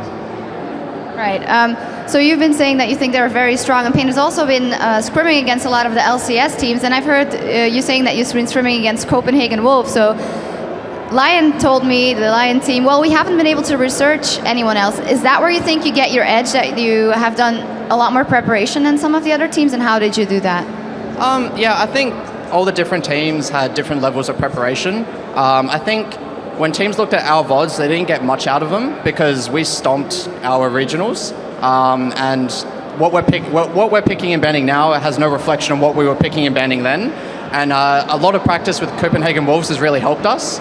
So yeah, I think they're starting to see trends of what we're doing. But I think we're still good contenders, I think. You seem to have a very clear vision of the regions and who is strong and which teams, and I think that's maybe because of your time zone that you can watch a lot of stuff. So what do you think of the competition on world level now, and where do you situate the Oceanic region in that? I'd say we're probably second or third best region here. I think all the players here individually are really good. It's just a matter of preparation. And I mean, Lion Gaming have straight out said, we haven't prepared for this, we haven't watched VODs. They're all good, really good individually, but if you don't prepare, then you're not going to do well at the tournament. So, yeah. And can you tell me something, what it would mean for you, for your team, and for your entire region to get a spot at Worlds? It mean the world to us. Very nice. So if you were to be able to get that spot, you got, of course, already these other regions, do you think you could beat a lot of the teams there because you have that edge of that preparation and looking at all those scenes? I honestly think we do okay. I wouldn't expect like a top 3 or a top 4 finish, obviously. I mean, the Korean and Chinese teams are absolute monsters. Maybe against some of the NA and European teams, we might do okay, and some of the Southeast Asia. But I think at Worlds, it's going to be Korea and China domination. No love for Europe and NA? No. That is clear. So how are you enjoying the event so far and playing in front of this crowd and on this stage? It's amazing. Playing at PAX in Australia was our first, live audience event, and to play in front of this audience in Gamescom is amazing. The event itself is the biggest I've ever seen. It's absolutely massive, and it's just it's an amazing experience. Tell me maybe a little bit more about you. You get the chance now to talk to that many people that are watching that might not know the team, and it's been on Reddit as well that you've been hyped, and look at this team, they're really good. How long have you been playing together, and where did it all come from? So the core members of the team, we've been together since December 2011, and we actually haven't lost a tournament in our region since that time. So we've been dominant in the Oceanic region for a very long time. Well, you've been dominating here too, Ellen. 2 games, just 1 loss. Good luck in the rest of the tournament. All right, now it's time for our 4th set of matches. Demon and Jet will be calling the Dark Passage versus Pain Gaming match over on the 2nd stream, while Kobe and Quickshot will be bringing you the play-by-play for the Gaming Gear and Lion match on the A stream. Take it away, guys. Thank you very much, Shocks. And like she said, we pulled a caster lane swap here at Gamescom. My name is Trevor Quickshot Henry, and I am joined by Sam, Kobe, Hartman, Kensler. Dude, Gamescom. I am really enjoying Germany so far. I mean, I only know 1 German word, which is Schmetterling, and I'm still getting around fine because so many people speak English. I get a funny feeling you've been trolled just a little bit with that one. But Gamescom I know what it means. Yeah, Gamescom's awesome. Gamescom's it's a really cool event. The venue is massive. I haven't even had a chance to walk around. There's like 9 halls, and just this hall takes like 5 minutes to walk across. And this is only the press day, so tomorrow it's going to be even more packed. Not sure if people can even move around. Well, I'm looking forward to it. So we're going to be rolling through all the tournaments, Challenger, as well as wrapping up the wildcard tomorrow and the next day, and then finally the LCS playoffs as we get further. Yeah, the wildcard has started off so exciting. Everybody is bringing a lot of different comps just from game to game. So if you haven't done your research coming in, then you're really in trouble. Yeah, we're getting closer to the next match that we're about to start off, which is going to be Gaming Gear taking on Lion Gaming. And I just want to refresh everybody's memory of where they stand. So first of all, Gaming Gear are currently sitting 1-1. They lost to Pain Gaming, who are sitting at the top of the table right now, and they did manage to defeat Dark Passage. Over on the other side, Lion Gaming unfortunately lost to both Dark Passage and Immunity, and they're not looking very so hot. So theoretically, since Gaming Gear EU already beat Dark Passage, and Lion lost the Dark Passage, the game should be in Gaming Gear EU's favor. It is the common denominator. We'll have to see how that plays off. It is, of course, time for the 4th match of the day. As we've been talking about, Gaming Gear versus Lion. And for the Latin American team, they've got beaten up by Dark Passage in their last match and now are sitting at an 0-2 record. Lion got off to a great start in that game. Their mid laner, Uri, had 8 kills in the first 18 minutes, but Dark Passage split pushed and outfought Lion in the late game to take the match. Now, of course, Lion's opponents in this match are going to be Gaming Gear. They come into the showdown knowing that they can move into the top 2 if the wildcard standings remain, if they pick up another win. So they took down Dark Passage in their first game behind a great Baron steal from their mid laner. That was just the Gragas combo at the perfect time. You know, he didn't even have vision. It was just the Ezreal that came through, and then he magically got the combo off perfectly. Very nice move right there. But unfortunately, they weren't able to duplicate that magic, and they got stomped by immunity in their next game. Yeah, in terms of that particular game, it was quite an interesting one to watch because Gaming Gear, Lion, they didn't quite fit all together. I'm double checking the loss. It probably was the loss to Pain. And it was a close match because Pain Gaming, who of course the Brazilian squad, they only had a few thousand gold lead over Gaming Gear. And they kept trying to split push with Twisted Fate and it just didn't work. Like, Gaming Gear held it all together and sat and prevented them pushing their base basically.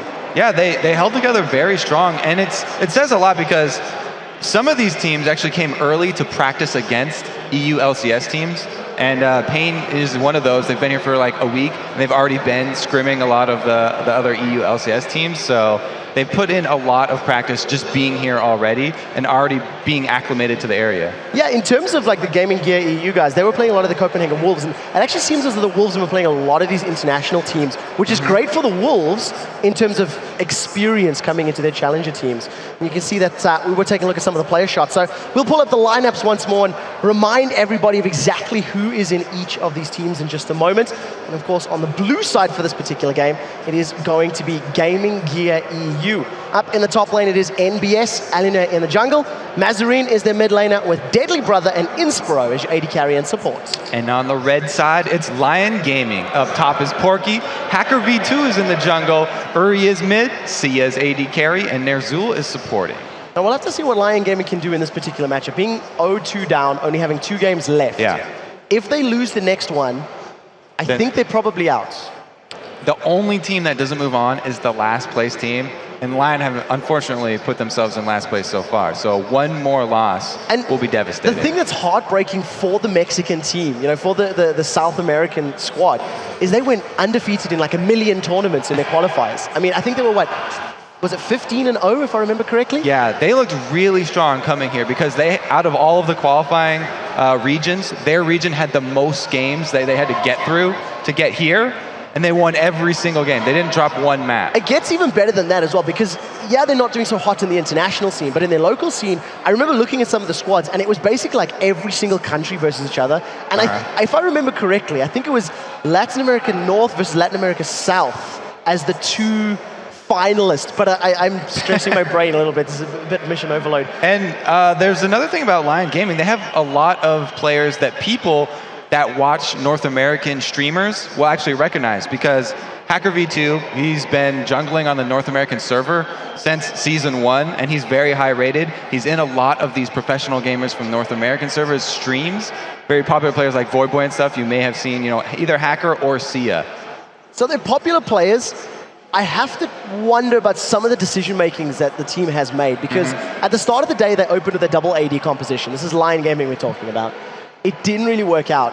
And then in the second game they played, they stole all of Dark Passage's champs, like that they'd seen them play. They picked 4 of the champions that Dark Passage has already played today, and then didn't really gel. It almost seemed as though they got a bit ahead of themselves. Yeah, so when a team does that and they steal away the picks that they've seen their opponents use earlier in the day, it's kind of a tell that they didn't do that much research before coming here, and they're trying to make up for it right now. So just looking at the most immediate previous game, they tried to take away all the comfort champions, and it didn't work out either. Yeah, it's something that did backfire them, but we'll see what they can do in this particular matchup because their opponents are going to be the Lithuanians. Gaming Gear EU, they are representing CIS, even though technically Lithuania's not in the CIS, but we'll skip over that. Don't bring up that sore subject. We'll skip over that. Gaming Gear EU in their regional qualifier had like 1 million kills. Now, I had the pleasure of casting it alongside D-Man and Joe and Jason. And, in the semifinals and the grand finals, they were averaging between 1.5 and 2 kills per minute. It was extremely chaotic. It was all over the place. They haven't been able to replicate that high amount of kills yet, but they seem to be putting up a fair fight. I mean, they really made Pain work very, very hard, and they were able to actually take down Dark Passage. Yeah, they do look good in the individual play and getting kills, and that's always a very good skill to have, but the focus on objectives doesn't seem to quite be there. They were able to get through that first game and win it because of a Baron steal, but you don't want to put yourself into the position where you have to pull off a Gragas combo to steal the Baron. This is something we've actually talked about with regards to the team back in Moscow. We were talking to the Russian shoutcasters. They were mentioning it to us. Gaming Gear, they went to DreamHack. They didn't do very well. They didn't make it out the groups. And it seems as though the later the game goes, the less of an ability the team has to actually make an impact. And it's like you're saying, they don't seem to be able to convert those 1 or 2 picks into towers, dragons, barons, things like that. Yeah, you always got to keep the objective that you're going to get after your kill in mind. And a lot of that has to do with not taking too much damage during the exchange, so you don't have to recall at very bad times, because that will open up the opportunity for those response barons that people will take only having an Oracles, without even getting a kill on you. If they can do enough damage to make you recall, then they'll make you pay for it. Let's take a little bit of a closer look at Gaming Gear. You were about a couple minutes away from jumping into Champ Select. I want to talk about Mazarine in particular. He's played Gragas and Orianna. I've highlighted Gragas twice because there was a remake, and he technically picked it through both of the things. Gragas is a bit of a fringe pick elsewhere. We see him not as frequently as Mazarine's playing him, though. So he's got a very strong burst combo, as you can see from the Baron steal, but his ulti is what really defines Gragas, and it can be used both as a defensive ult or as an offensive ult. A lot of teams used to pick Gragas as a counter to heavy area of effect champions mid like Karthus or Kennen, because you can ult them away from your team, and it spreads out the rest of your enemies. So you can either use it to start off a fight in an isolation team composition, where you have something like Ahri to follow back up, and she can chase down whoever gets ulted into a bad spot. Or you can use it in those defensive team comps where you're up against Karthus or Kennen. I wonder if Lion are going to find that champion to be ban-worthy, because they've run sort of a couple of super heavy team fight comps in the previous game, and then a double AD one before, and Gragas could cause headaches for both of them. So yeah, that's a good point. And since it looks like they're doing a lot of their research sort of just from the games that are being played here, Gragas would be a pretty easy pick because he's already been used sort of twice. Yeah, it's something we've kind of jumped on a little bit. While Deadly Brother was being interviewed earlier, he mentioned we haven't really been able to research. And you can sort of see what he was saying in that when you look at the games that a lot of these teams played in their promotional tournaments to get here, and the champions they're actually playing on stage, they are vastly different, because in each of the respective regions and countries, these teams are basically the bee's knees. They're dominating everybody. So they're playing different champions when they got to go full try hard. Yeah. And another problem with that Lions first game, the double AD comp that they ran was into a hard engage composition that was already put together. And you don't want to do that when you have a double AD composition. The biggest thing that's going to counter you are those hard engage comps that are coming and get right through your front line and lock down both of your AD carries. So I don't know if their planning coming into this has been that solid, because there's definitely times when you want to use those certain team compositions, and it seems like they haven't really been able to figure it out yet. Yeah, haven't found the right time to pull the trigger on that one. And against a team like Gaming Gear, who is like so team fight focused and whatnot, it's definitely going to be some difficult decisions to make. As you can see, guys, we are into the game lobby with like 1 million countries and everybody taking part. It does take a little bit longer to customize the settings everybody set. And blow her up. You could see they would save their ultimates to both use them on Vayne, and even if they didn't land them, which actually happened a couple times, they were still able to get to that threat and eliminate her. Yeah, we also seen a Malphite Nocturne combo earlier. We'll see if they actually get locked in. The fact that Zach and Renekton sitting here leads me to believe that maybe moving away from that one. But Gaming Gear EU, a fairly safe pick. Zach arguably does everything Malphite does, but better. He's extremely strong champion right now. A lot of teams all over the world value him as a first pick, so it's no surprise there. He's very durable. He has a revive passive on top of all the healing that he does, and he does have that similar long-range engage to Malphite, not quite as reliable because people can train themselves to look for that shadow, which will show up as soon as the elastic slingshot starts. But if you spend your whole game looking for a shadow under your feet, then you may miss out on something else. One of the things I do want to highlight about Gaming Gear locking in the Zac first, in the very first match of the day, they actually first picked Zac, and during the remake, during different picks and bans, they actually lost that away. It was denied by their opponents. So they put a lot of pressure and emphasis, and Deadly Brother himself was saying how important that pick is for them.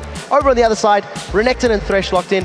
Nothing crazy or exciting just yet. Yeah, so talking about, not showing your hand, those are also very versatile picks here. But to go with the Zac, they've picked Jarvan and Orianna. Orianna now has 2 options to get a good shockwave off.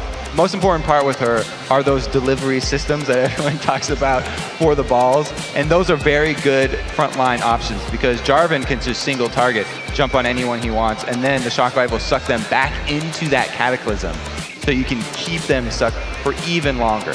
The one thing we'll have to see how Gaming Gear wrap up their composition is what AD carry they're going to put in there, because you've got a fair amount of burst damage from Orianna that can come down, but the rest of it is a little bit more sustained damage over time, whereas Renekton and Ahri a little bit more effective at getting damage down in a shorter space of time. Yeah, with the last 2 picks that they just locked in, they're looking for control. They aren't looking for one huge source of damage.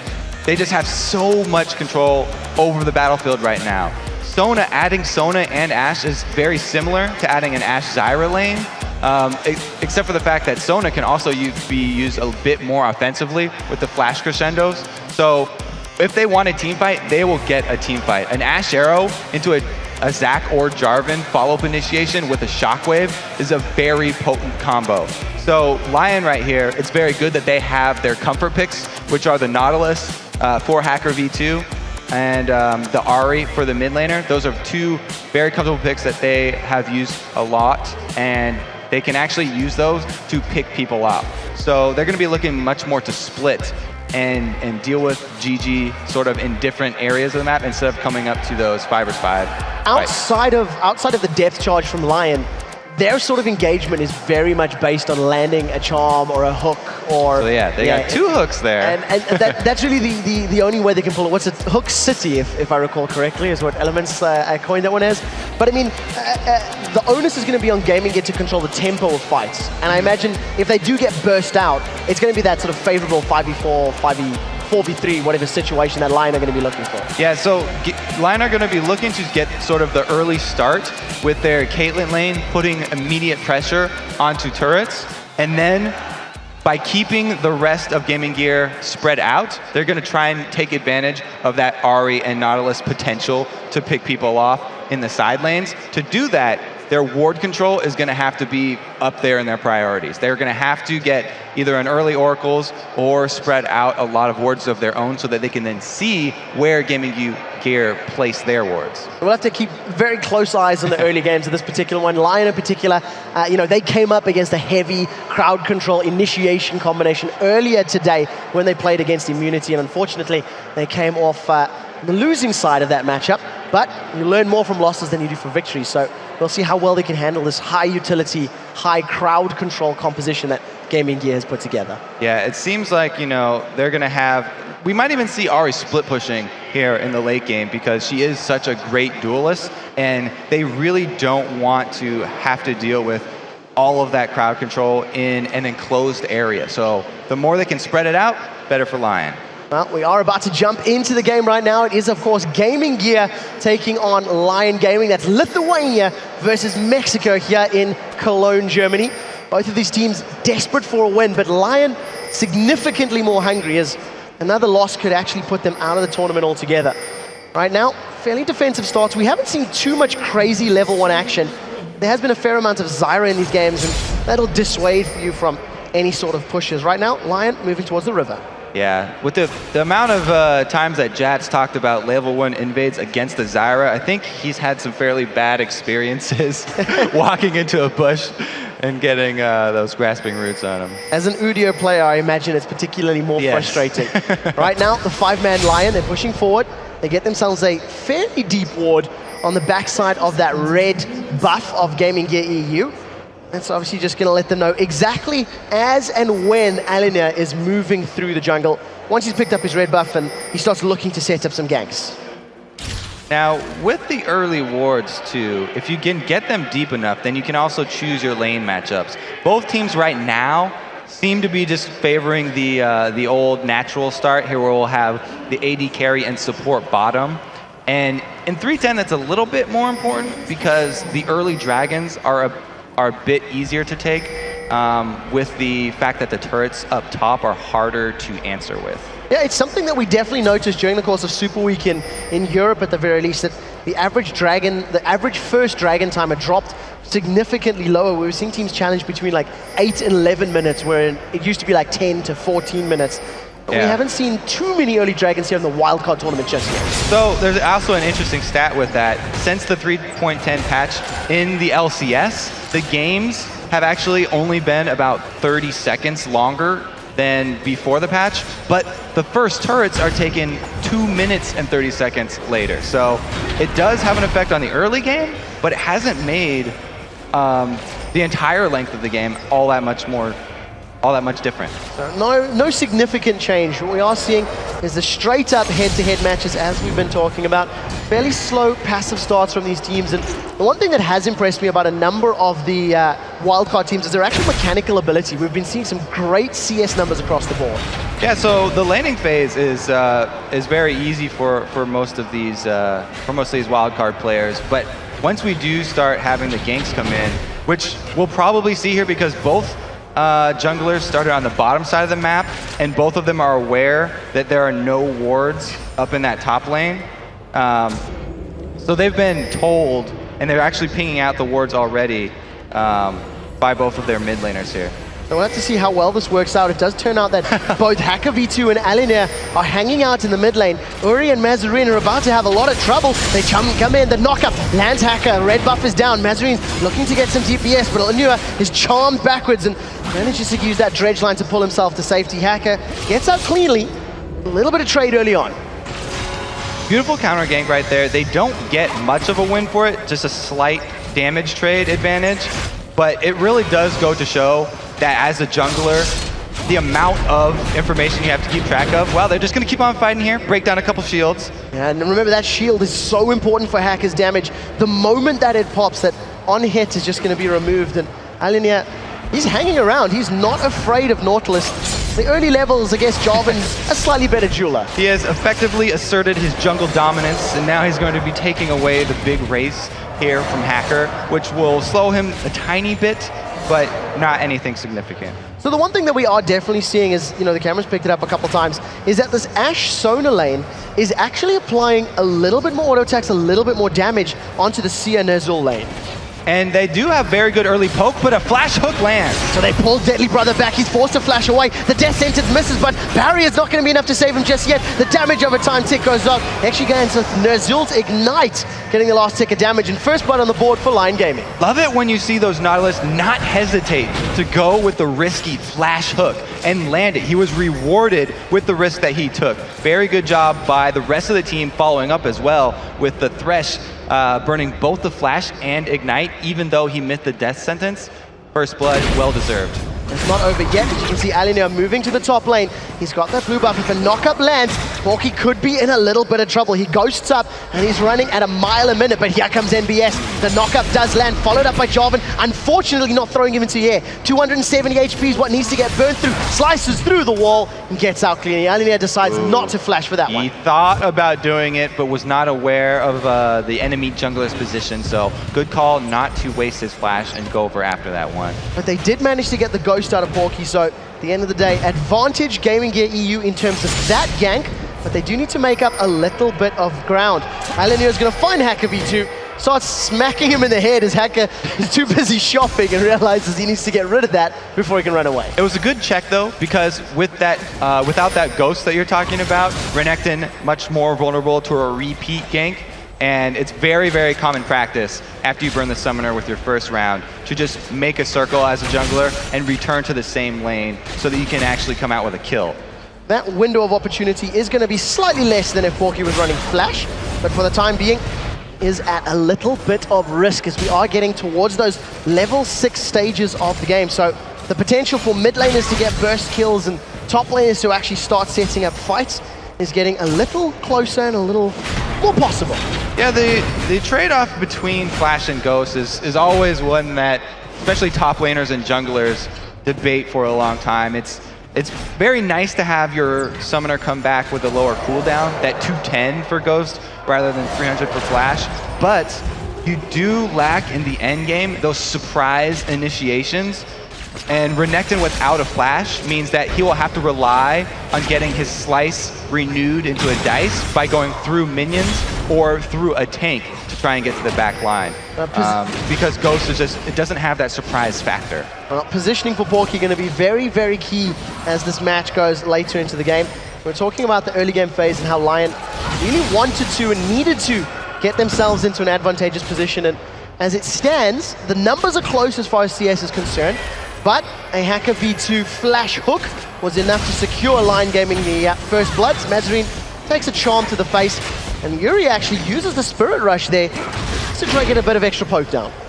That's actually a very nice win for Orianna. Ahri without the Spirit Rush has greatly reduced threat. That means that not only will she not have to worry about the kill in the mid lane, but bottom lane doesn't have to worry about a roaming Ahri. 99% of the time, or Ahri without Spirit Rush isn't going to roam down bottom for a kill. So we'll have to see how long it takes before Uri decides to roam, if at all.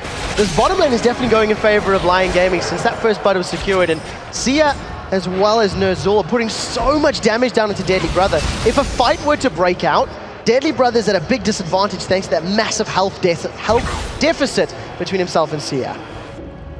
Having a Sona there to heal you up is always extremely nice though, and with both ADs running barrier, they can also effectively tower bait both of these champions. So they're going to come in with this red seal. Very nice timing here by GG.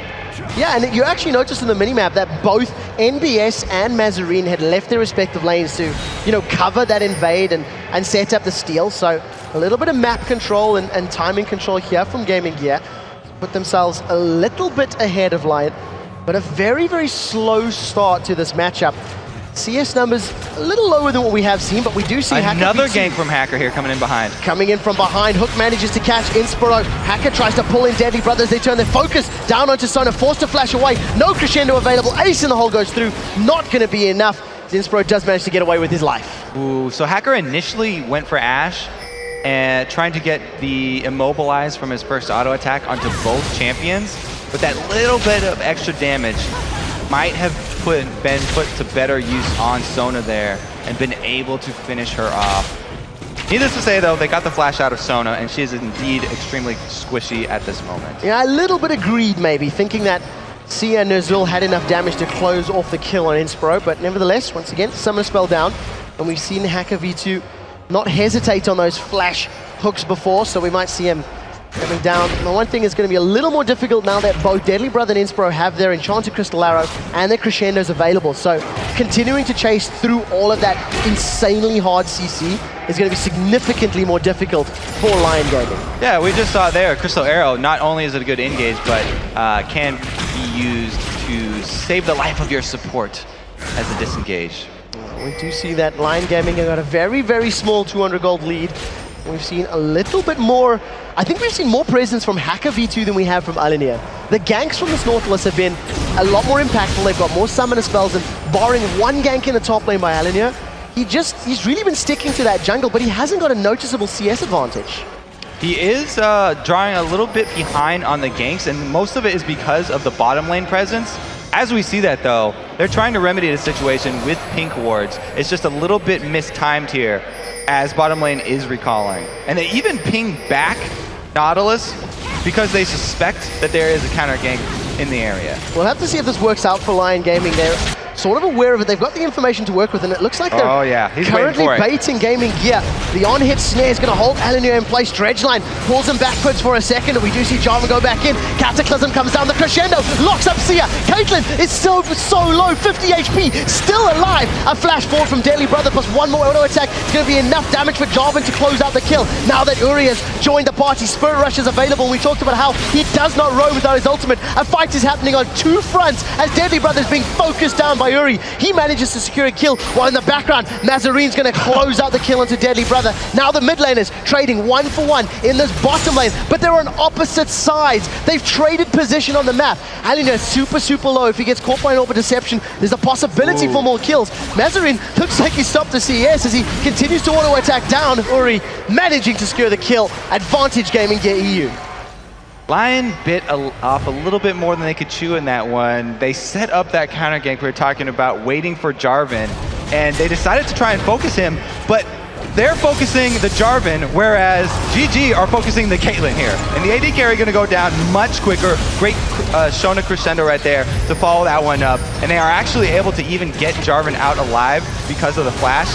Basically, the entire difference here in this counter gank was one team focusing the jungle tank and the other team focusing AD carry. And Sia was completely stun locked up there. Crystal Arrow into Crescendo. I think he got off one Piltover Peacemaker before finally being forced down. And now all of a sudden, Gaming Gear EU, they turn the game in their favor, picking up 3 kills back to back, as well as only losing 1.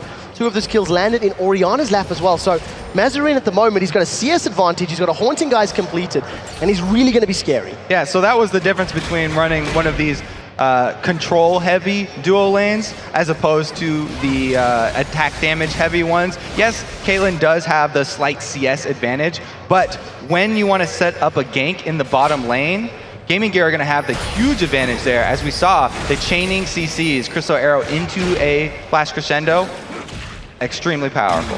We'll have to see if they can continue to keep up that trend as we are hitting 12 and a half, 13 minutes on the clock. Dragon has not even been looked at by either of these teams, and you have to feel that in the not too distant future, surely somebody's going to start thinking about it. Lion have got some good vision, and we'll have to see what they decide. Well, it's going to depend a lot on how these fights down bottom turn out. If one team comes out significantly ahead, then we'll see it. Another arrow into Flash Crescendo. That's a 3-man knocker from Alinea as he joins the party. Cataclysm slam dunks here into a pancake on the floor. Deadly Brother is finally going to go down. Now it's support and jungler versus support and jungler, but it looks like Gaming Gear EU come out in an advantageous here. 2 kills for 1, but it looked fairly close. It was, again, just locking the Caitlyn up. She has no cleanse, so there's no answer for a almost point-blank arrow there, you know, about half a screen. Pretty easy to land the very close-range arrows, and that's all that you need to be able to set up the Flash Crescendos. So they can easily change that one up, and they take out the Caitlyn first. I was just about to talk about the Dragon, though. They're going to need more than a 2-for-1 for either of these teams to actually have the confidence to tank the Dragon at this stage in the game, and that wasn't quite enough for Gaming Gear to actually decide to go for it. A clean fight with multiple kills is basically the modus operandi for either of these teams if they want to get towards that Dragon. The one thing is that as far as damage is concerned, Sia has a big advantage, a BF sword as well as that Cloak of Agility already completed.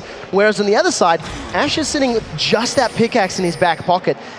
It's quite interesting to see how both of these teams are so heavily focused on shutting down their opponent's AD carry. See Porky is about to run into a little bit of trouble from Alinea. Knockup does come in, red buff slow is there. We do see the stretching strike from MBS slowing him down further. Dominus gets thrown up. He still has Ghost, so he should be okay here. He does manage to ghost away. The least exciting gank I think we've seen in a long time. They were able to finally get the Ghost out of him, though. He was holding onto it, seeing if he would be able to escape without having to burn that cooldown. And by actually making him pop that, they open up the opportunity for a repeat gank here. And it does look like the repeat is in place. A flash into Let's Bounce. Now Porky has no ultimate, no Ghost available. Down to 350 HP. Knockup's going to close it out. Alinea goes 3-0-3. Lion thinking about a Dragon. Again, that's the circle that I just talked about where most junglers will put very immediate repeat ganks on the exact same area. Ash Arrow used defensively this time. Deadly Brother gets hooked in, he's pulled backwards. A brilliant flay coming out of Ner'zhul, throws Inspiro and Deadly Brother into the path of damage. Barrier comes out, and that's going to be enough to keep Deadly Brother alive for the time being. Ace in the hole gets body blocked by Inspiro. no summoners left for this duo lane down bottom on Gaming Gear now. That was a very successful gank. But the fact that they don't have their Renekton up top means they are going to lose out on a lot of turret damage in the top lane while they go for the dragon. So Lion Gaming, they finally managed to set up that, superior gank in that team fight. Even though it didn't result in kills, it does allow them to pick up the dragon. Zach actually backed off from that top lane. Yeah, so even though this was the least successful gank down bottom, they didn't get any kills. They were able to burn the summoners and force the duo lane out, and since they just saw Jarvan top getting that kill on Porky, they knew that there was no way Jarvan was going to come in for that smite steal, so very good map awareness here from Lion, and they're able to capitalize on it not only with the dragon, but also the bottom turret. So it's something that's going to at least balance out the gold values for Lion Gaming, as they were about 2,500, 3,000 gold behind before the dragon and before that tower has been secured. But with the first two global objectives in their back pocket, they're definitely going to be feeling a little bit more confident. However, Porky finds himself between a flubbery spot, a Jarvan and an Orianna. We'll see whether he's going to slice and dice on the wall, but he's been cut off. This is a trifecta here from Gaming Gear EU. The slice went through, the dice follows. Knockup comes down from LNU, the knockup from NBS not managing to land, but this has quickly turned into a massive fight. Let's Bounce goes down. Nautilus is the first target. He manages to flash away to safety. Alina forced to escape. Hex Drinker spell shield was popped. That kept him alive. The Ash Arrow lands onto Uri. He's going to get knocked up and just deleted from the mid lane. They spent so much time setting up that triangle to try and collapse onto Porky. I thought that it was going to be all for naught, but they're able to capitalize on that because Nautilus decides to go in with very low health as well. That was a nice shockwave on both of those targets, and only one of them was able to get out. The Ash Arrow from down bottom was just icing on the cake right there. Very nice shot from Deadly Brother. Incredibly cold icing on the cake, one might say. We do see Gaming Gear EU, they even up the towers 1-to-1. They extend that gold lead back to 2,500 as it was a couple minutes ago. And it just feels like if Gaming Gear EU feel like they can pick up fights and pick up kills, they're able to do it a little bit more effectively than that of Lion Gaming right now. Well, because that dragon was taken off the table by Lion utilizing the timing of the Jarvan gank top, and they're forcing the duo lane of Gaming Gear out bottom, that objective that Gaming Gear could use to force this giant AoE team fight that they're looking for is going to be delayed another 6 minutes, and it's actually opened up a window here for Lion to take advantage of the spread out nature of the map. Well, we'll have to see how these teams respond and if they want to, really press the advantage and move down the lanes, because as it stands, it does look like the lanes are still sticking for the most part where they have been all game. Nerzil has got a tiny cameo in this mid lane, and it does look like Sia is also going to be moving down. So Lion maybe signaling their intentions. The mid tower might be the next point of call, the next focus for the Mexicans. Yeah, and the mid tower for Lion is the one that's extremely low here. We do have Hacker getting caught out in the river once again, but there's so many members from Lion here to answer. It's actually... And Mazarine just gets popped. Yeah, it's actually Orianna that's in trouble. Another arrow does hit, but nobody's in the air to capitalize. Yeah, a little bit late on that arrow from Deadly Brother. Threw it out maybe as the fight started, but Gaming Gear a little too spread, and all of a sudden Lion Gaming with the numbers advantage jump on the mid tower. And that was all brought about by the great warding of Lion. Crescendo locks up every single member of Lion Gaming, but it's a 3 versus 5 at best. Finally, Deadly Brothers joined the party. First kill secured in favor of Sia and Lion Gaming. They pick up a second on the board to close the kill gap. Now NBS is way behind enemy lines. He's taking on 4 members of Lion Gaming as Deadly Brothers spamming out the volley from the backside. Thresh, be careful! Sell the vision. Now we see Thresh gets taken down by the volley and auto attacks as they turn their focus to Deadly Brother, pop the final blobule, whatever you want to call him, and a great fight for Lion Gaming. So all members of Lion were extremely low right there. Somebody was going to have to go down to Ashe to be able to sacrifice themselves to get those 2 extra kills. And it happened to be Thresh, just walking right into auto attack range. Now, if we look at it from the beginning, remember, this is already after Orianna's dead. So it's a 4-on-5 engage from Gaming Gear. And though it was a nice crescendo, it wasn't enough because they didn't have their mid lane power here. And Lion were able to even take a few tower hits during this. Now let's watch again who's going to be the focus of Ashe here, because either Renekton or Thresh could go down, but Thresh is actually on the front lines. It only takes 1 auto attack to take him out. Very noble sacrifice, though, as it nets them 2 kills in response. Yeah, exactly what Lion Gaming needed to get themselves back into this matchup. They're falling a little bit further behind in gold, but the one thing is they didn't get the tower. And let's go back to the thing that started all of that was the Orianna walking into the river to try and catch Hacker. They thought they were going to pull off another one of those pincer ganks, but because of the amazing early warding of Lion that we talked about in Champion Select, they were actually able to not only pull off a pick, but a very good trap there that was able to bait in Gaming Gear, which basically ended in a very delayed ace. What you can see on the bottom right-hand corner of the screen is all of those wards littered across the map for Lion Gaming, trying to emulate a Christmas tree, as it were. There's so much vision down as Alinia, he once again wants to come and play with Porky. Now, Porky's been able to get away from most of the ganks. We'll see if he can do it this time around. Dominus once again. Ghost is not available as he gets knocked into the air by Jarvan, and Zac gets locked in with a Cataclysm. There's a lot of HP and magic resistance to get through, and Porky is able to just slice and dice away. That Spirit Visage is such a popular top lane item, and you can see right there, because it adds exactly every stat that most of these top laners are looking for. When he's going up against a magic damage champion like Zac, then the magic resistance is perfect for his laning phase, and he actually heals a lot from his Q and his empowered Q during laning phase as well, so the extra 20% helps there. And the cooldown reduction, amazing on everybody. Crescendo manages to lock up Ari, but it's not going to be enough to save his life. In the background, Sia comes in, lands the auto attack and a pult over to pick up yet another kill. With the support down from Gaming Gear EU, the timing and the vision, Lion are going to be able to pick up this dragon. So it's Lion that are trying to go for another dragon here, and they're able to get it. But Gaming Gear did not hesitate to move everyone top. So they're trying to answer that with a turret take of their own. And it doesn't look like Lion are going to let this one stand. And they've got a 3-man stack in the mid lane. They're going to try push the mid tower down, and they should be able to pick it up. We do see some members of Gaming Gear recalling as Sia and Uri continue the pressure. This is actually really good mid-game calling by Lion right here. They're even able to stop the recall of Ori, delaying one more member here. It's buying Caitlyn a lot of alone time with this turret. Now there is an Ash Arrow available. You can see that NBS is sitting in the river, but he's about to get caught up by all the hooks. Manages to get a short little hop over the wall and gets to safety. So that was a dragon and 2 turrets for Lion, and just 1 turret in response here for Gaming Gear. So an extremely well played aftermath of the kill right there for Lion. It looks like their mid-game decision-making has gotten a lot better very quickly. Interestingly, a lot of these picks and a lot of these fights and objectives that we're seeing contested have all stemmed from river-based battles and that very mid lane. Now with all of those outer towers down, with the exception of the top tower for Gaming Gear EU, the map is even more open and more prone to movement, invades, and skirmishes. And with Ari just finishing her Deathfire Grasp, she's going to have a really good time in an open map right here.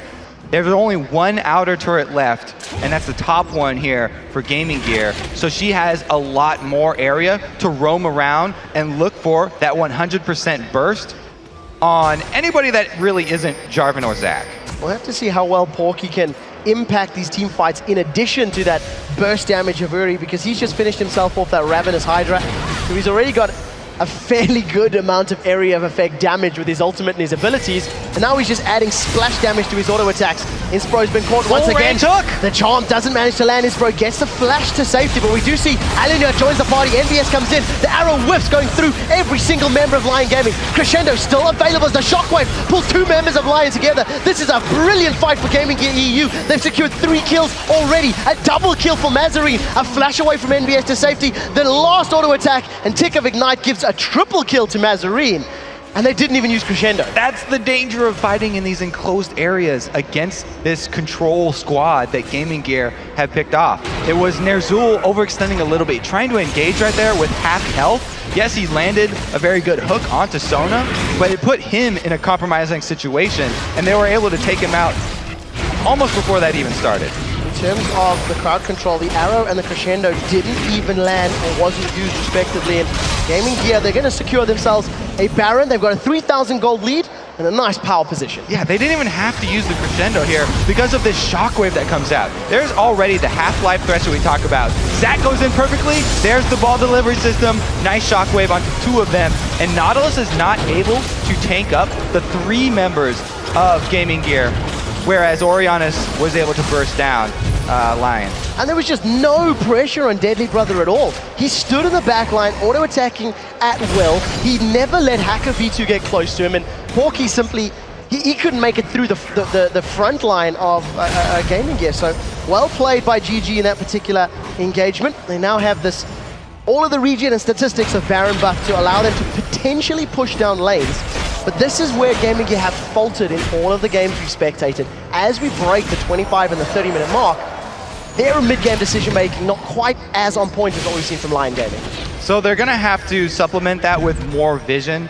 As long as they can see where Lion are, then they should be able to avoid those pick attempts and be able to use the Baron buff that they have to just push down one lane. And this crowd control that they are bringing makes tower dives actually extremely easy for them because they can arrow you under turret and follow that up with the crescendo, and having Zach tank a turret is a very is the optimal situation here as well. Especially with the immense amount of armor that NBS has already built up. Sunfire Cape as well as that Warden's Mail already completed. You can see a heavy stack of Gaming Gear.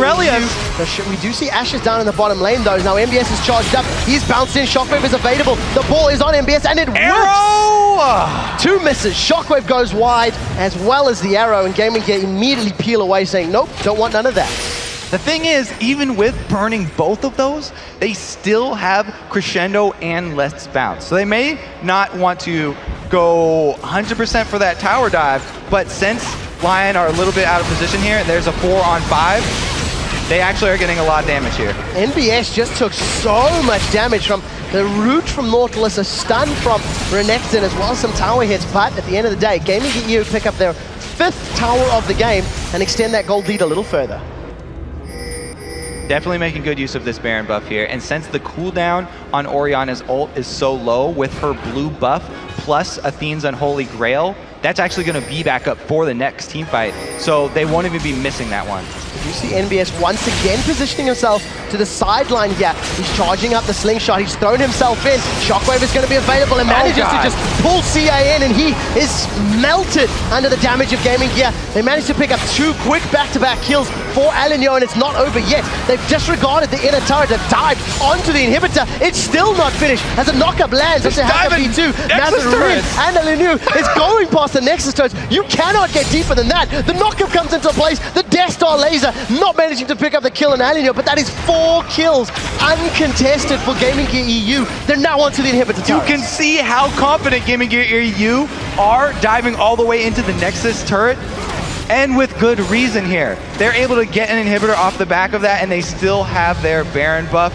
There's not a lot of answer for Lion because they don't have the front or midline defensive potential to peel for Sia. He doesn't get to do anything here. This Caitlyn's not putting out as much damage as this Ashe because Caitlyn doesn't get a chance to do anything here. You can see the Zac into the Shockwave Oriana combo right there means she didn't even get to fire a single shot.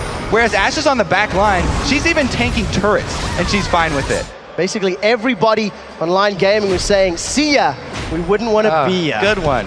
In terms of Gaming Gear EU, they finally pick up their first dragon of the game after 29 minutes. They simply haven't really contested for it, nor have they had the vision for it, to be very, very fair. But the one thing I did like about that fight, there was no hesitation. The minion line conquered up to the tower, and NBS just instantly went in. They didn't wait a moment.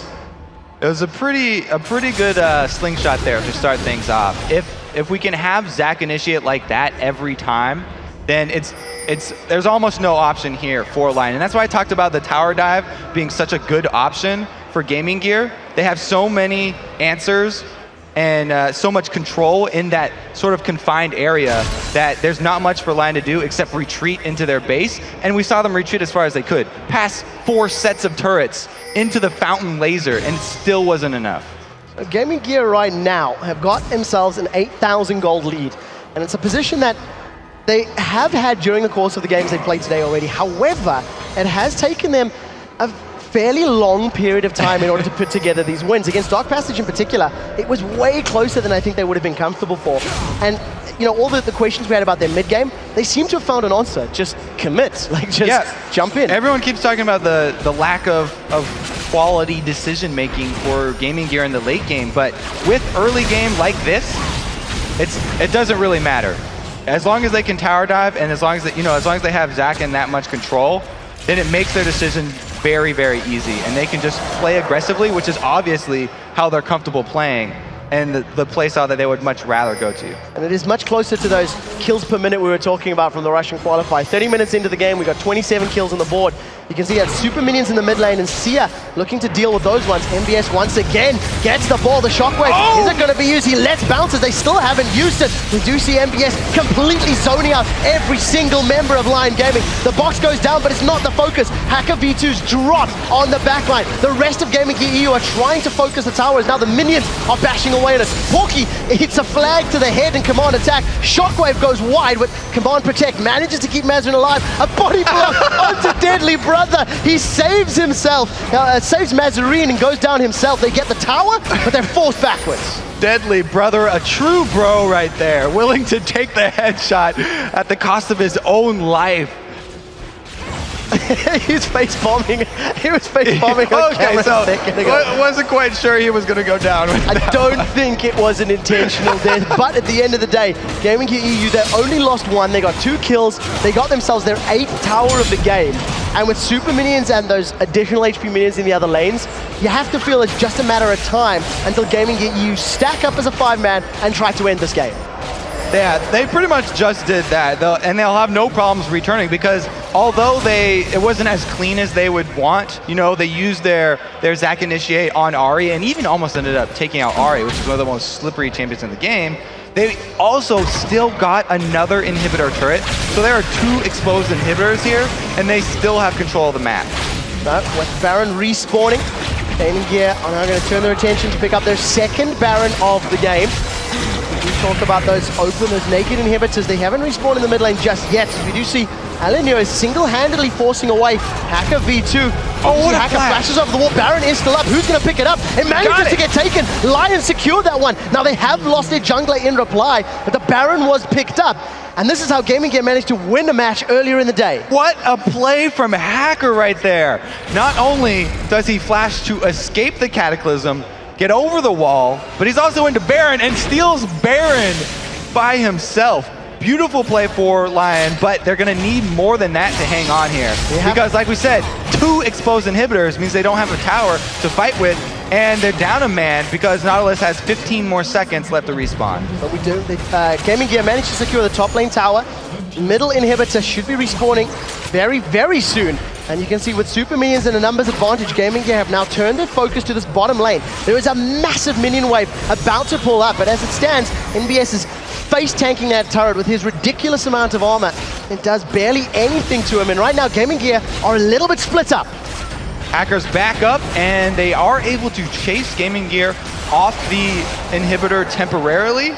This has got to be Lion's time to go right here. Ash Arrow is not available just yet. Hacker was forced backwards, was forced a little bit further away. This is a jungle Jarvan with the Numa's Ghostblade. Keep that in mind. Command Protect goes down. He's rooted in place. The Death Sentence falls him backwards. The Cataclysm goes down. Alenio flashes out of it. Now the inhibitor still standing as they turn their focus to Mazarin. A Crescendo locks him up, and that's a 3-man shockwave. Pulls everybody together, but Sia is untouched in the background. Deadly Brothers trying to get onto him. They're trading auto attacks, and as it stands, AD Carry and AD Carry is still alive. The only victim of the fight was Porky. Nobody down for Gaming Gear, plus they got the inhibitor. That is a terrible sign for Lion because they were baroned up and that was their opportunity. They even got Jarvan down to half before the rest of Gaming Gear were able to turn around and output damage of their own, but it just wasn't enough. There are multiple initiations here for Gaming Gear. Even if they're delayed on the first arrow and crescendo, they still have the shockwave and less bounce, which are 2 amazing combos that they've been able to space out and control team fights for more than like 15 to 20 seconds. Yeah, the communication in terms of stacking those abilities has been very, very good for Gaming Gear EU. And I want to talk to you about something that we've seen Mazrin doing again. He's picked himself up another Liandry's Torment on his Orianna. And I can sort of see that making sense considering how low your command attack works, but it's not a traditional Orianna item. It's not on Orianna, but I do always enjoy having a Liandry's on some person in the late game because the percentage burn from max health is so effective in the late game. And since Orianna has area of effect spells, she is able to apply it to multiple people at the beginning of the fight because it's so easy for her to deliver her shockwaves and other spells with the Zac and Jarvan diving in, that it's some great early fight damage that she gets. And we'll have to see how effectively Mazrin can make that stick, because right now, Super Minions in the top and the middle. There's a very, very big wave in the top lane. Keep your eyes on that. Hacker B2 manages to catch MBS, and that's definitely not the person they wanted. Porker loses 50% of his HP. He gets knocked into the air. Deadly Brother lands the last auto attack. Even with the death sentence landing on Ash, it's not enough for Lion Gaming. They've lost 2 members this fight. Cataclysm goes down, instantly cancelled. Alanur is not interested in the wall. Knocks up Hacker B2. Down on the left-hand side, Mazrin and Deadly Brother close out the kill onto Sia. 4 kills without reply. They get the inhibitor turret, they get the inhibitor, and Gaming Gear are looking to close the game. Congratulations to Gaming Gear, a very, very strong performance here. They've definitely got some of the other teams in the wild card guessing. And this point in time, they managed to pick up their second victory of the tournament so far. Gaming Gear sitting 2-1. While the Mexicans of Lion Gaming, unfortunately, 0-3. They only have one more chance to pick up a victory. That will be over on the B stream with us, actually, against Pain Gaming. That's a tough ask. Ooh, yeah, Pain has been looking very, very strong so far. Yet to drop a game. Congratulations once again to the Lithuanians of Gaming Gear EU. They are representing CIS. Of course, they did sweep that tournament in Moscow. 2-0 in the semis, 2-0 in the grand finals. And this game was a little bit more what we have been seeing from Gaming Gear EU. A bit more action-packed, not afraid to dive, not afraid to pick fights. I feel like you don't give them Zac, because that's how they got their first win, and they went right back to the first pick Zac. It was a huge part of their combination to set up the other forms of CC that they were bringing to the table. It was also responsible for their loss. When Zac was taken away from them, they lost the game. You heard Deadly Brother talking about it, and you can see how this very aggressive team likes to tower dive, likes to be in your face, and maybe they could do it with Malphite if Zac's taken away. That's the other thing there. When you don't have the confidence in your late game decision making, having a Zac or a Malphite on your team makes it that much easier because you have the option to tower dive. Zac is such a great option for tanking those turrets. It just complements their playstyle very well. Well, congratulations to Gaming Gear EU. They managed to pick themselves up a victory. We are going to be heading over to Stream B with D-Man and Jat for the conclusion of the match between Dark Passage and Pain Gaming as we get set up on Stream A. So, D-Man, Jat, take it away. Good to see that Pain Gaming are starting to be stopped in their tracks by Dark Passage here. And welcome to Stream A as well. If you have just joined us, well, you can see that Pain Gaming, they have a dominant position, but it is not over yet. And look at Fabulous. Now we're starting to see how Nasus does against a split push in Shen. That Q is going to start doing work, and Venom's going to have to get away from this one. He's got no escape, though. Naru, why are you not coming down the bottom? Why are you not joining this party? He should be able to chase it, but instead they're pushing the top lane. Yeah, it's because the rest of Pain knows that as Venom is struggling against Nasus, they can go for a push. They can force Nasus off here, and then Venom can escape with a Stand United to make something happen. This is a great call by Pain. Lethillion having to sidestep against Sir T. Sir T doing some serious work in this game on that Mumu. Those bandage tosses have been causing problems. They took half the hit points down, and look at this. Actually, Venom's just got away. They're letting Fabulous just continue pushing. He's just gone up to get some health, and he's going to push up with the rest of his team. Remember, that middle lane is Super Minions pushing through. Yeah, and at this point, it is dive time for Pain. The dive went wrong for them last time, but that turret does not have much health left, and they just gonna go. It's a great crescendo because the Sad Mommy quickly counters it. They get a Shadow Dash on Lethillion. Lethillion gonna get locked up. He's got no protection here. He's trying trying desperately to run away from that one. He gets locked down. Riosta goes down. Pain Gaming are just making their way through Dark Passage, and they are surely going to close out and maybe pick up a 3-0 lead in this group. Can they close it out? Naru desperately trying to get in there with a forced pulse, but hasn't got the damage to stop Pain Gaming. And that fight was just greatly timed by Pain. Fabulous, you can't be that far from home 35 minutes in when Shen can just tower dive your team, which is already behind. Great execution. I don't know if they can actually end this one because, man, Fabulous is putting up a pretty fabulous fight. He's putting up as much of defense as he can here, and BRTT forced away from that one. They have taken down the second inhibitor turret of the game, though. The Dark Passage. Oh, the charm's going to land. Fabulous in all sorts of trouble. I'm not sure he's got enough to defend off these two. They are damage dealers, and BRTT gets the 90 caliber net and a basic attack to finish it off. That will be Fabulous down for a minute. 7-1 now for Caitlyn. This is another one of those games for BRTT where he's just picking up the right kills for Caitlyn. He's going for that pretty much full damage build with no attack speed. As soon as he gets a Zeal or a Static Shiv or a Phantom Dancer, his damage is just going to multiply like crazy. Now that he has that Static Shiv, it's even more trouble for Dark Passage. And looking at, like you say, that Static Shiv being picked up, it's identical build from the last game, and it seems to work so well for him. Kami as well, doing a fantastic job. Sati, though, we can't underestimate how vitally he was at the start of this game. Oh, yeah. 6-2-12 so far on Amumu. Amumu, a jungler we've not seen for a real long time, really used by anyone, in fact. I'm trying to think of the last time an Amumu was used in the LCS. Saintfish has played it in NA during Super Week, but that was the first we'd seen out of it in forever. So maybe it's the return of the mummy. Yeah, maybe it is. Maybe it is. We'll see. There's something there. There's something there. There is something there. So let's have a look. The bottom lane, that's going to be where Pain Gaming look to try and push on through. They've taken the top and the middle inhibitor. Oh, we did see actually Naru going aggressive on towards Venom, but not really doing a great deal of damage. Charles being thrown out by Kami. He's trying to land it on towards Fabulous. Almost certainly got to be the focus now because we've seen how much damage he can lay out.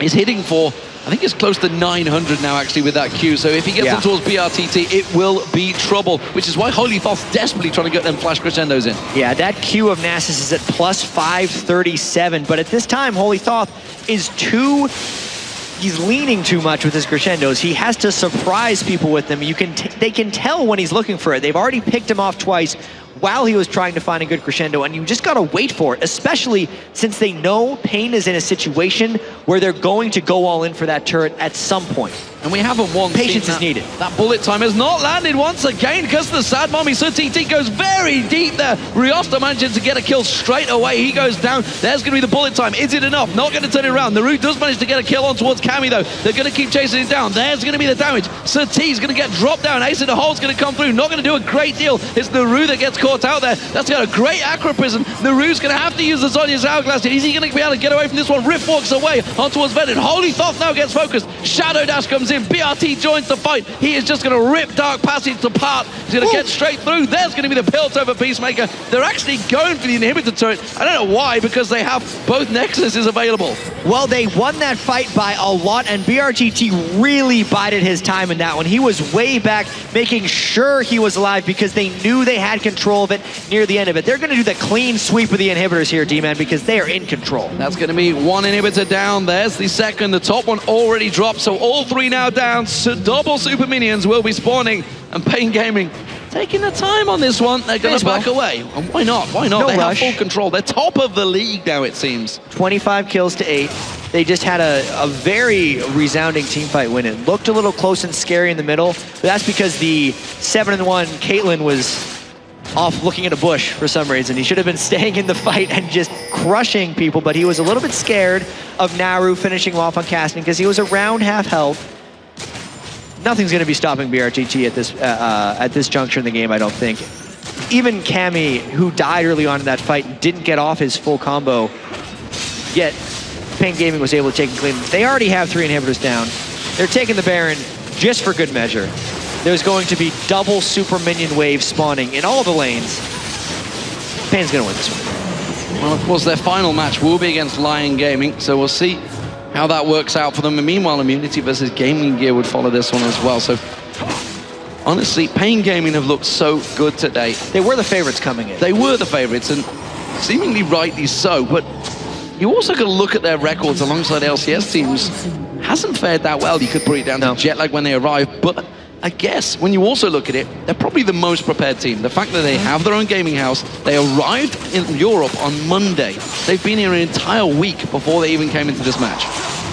The preparation often breeds success for everything in life, but specifically with this team, knowing that they're going into an international tournament that actually feeds into another international tournament, obviously, if they're able to qualify, means they have to go all in for this. Having the gaming house and the 1 week of prep allows them to not only get over the jet lag, but also just have preparation against some of the top teams. And then you always want to practice against someone better than you if you're looking to improve at this point. And I feel like they're humble enough to know that they're the new guys on the block and they need to practice against the LCS teams so they can win in tournaments like this. And it seems to be working wonders. There is the Super Minions stacking in there. It seems only a matter of time before Pain Gaming can clinch just one off again. Fabulous going at it against Vedon down the bottom lane there. But it is all over. Crescendo going to land. The bullet time lands perfectly. And a Cataclysm. It's the best combo they could pull out, but it's not going to be enough because Curse of the Sad Mommy comes out there. BRTT taken very low, but just live stealing it back. Naru might be able to get straight on towards him with the Riftward. Tries it.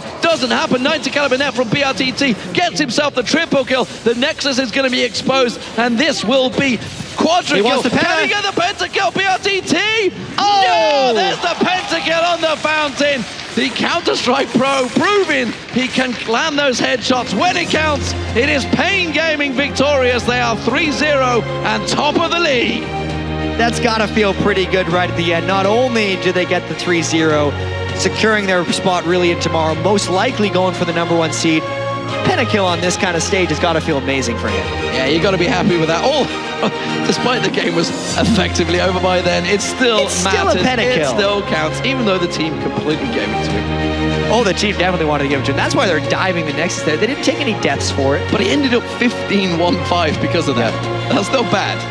I mean, we just went, what, 8-1, 8-1-6 or something like that in the last game as well. So it'd be 23-2 in the last two games on Caitlyn. KDA has got to be pretty damn impressive right now. He didn't die, actually, if I remember, in the first game either. Wow. I'd have to double check that one. Yeah, I'd have to check that one. Either way, he's definitely doing a fantastic job. BRTT there as the AD carry. He is on your screens and has been playing fantastically well. So Pain Gaming, they've only got Lion ahead of them, and Lion themselves are 0-3. So you've got to wonder, can Pain Gaming go 4-0 in the group stage?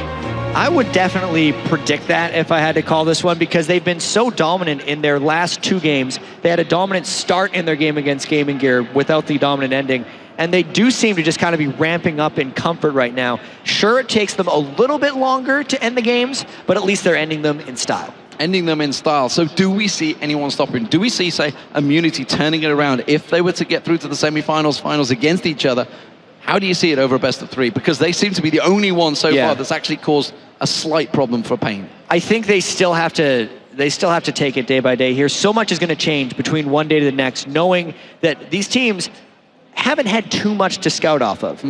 And Immunity, we're talking to those guys, are very smart about the game. I definitely peg Immunity as their #1 threat, and they need to go into tomorrow mainly prepping for them. Well, ladies and gentlemen, what a fantastic game. And already Pain Gaming looking like they are potentially one little toe in towards that final. There's a long way to go yet, though. It is time for us to take another short break, though. So go grab a bratwurst at the food court. You're in Germany. My German, well, you know, sauerkraut, whatever you'd like in there, schnitzel, you could get anything. But don't worry, we'll be right back. Shocks and Dark Passages AD carry Lithilion will be telling us of his torrid time against BRTT there. And then, of course, it is time for our final two matches of the wildcard group stage. It's going to be Lion Gaming taking on Pain Gaming plus Gaming Gear. They're going to be up against the Aussies Team Immunity. So don't go anywhere, because our live coverage from Gamescom 2013 will be right back.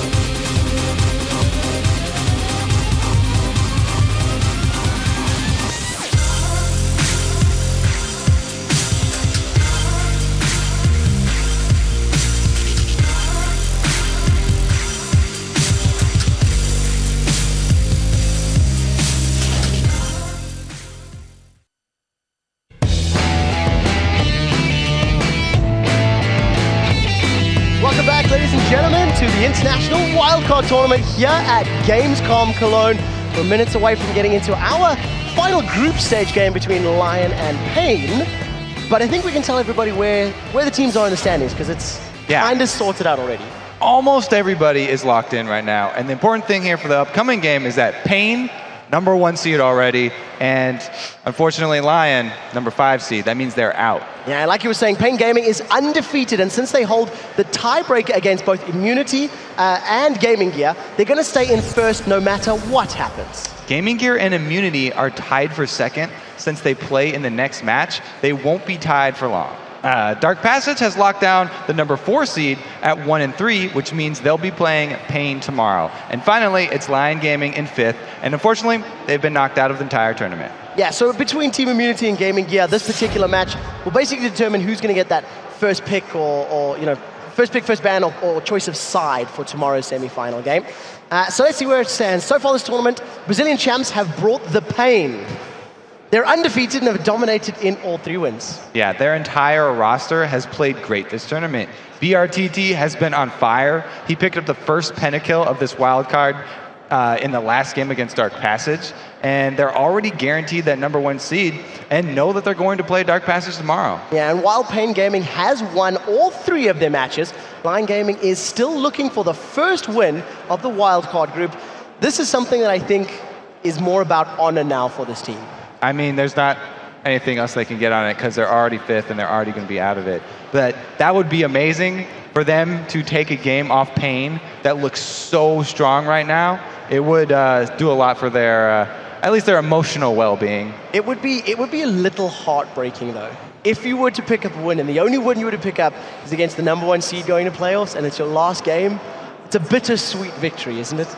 Better that than no sweet at all. Touche, touche. So we're going to be getting the lineups on your screen in just a moment as we are preparing for this final match over here on Stream A before we head into the Challenger Circuit event. The teams are currently setting up on stage. I'm sure you can see that in the background.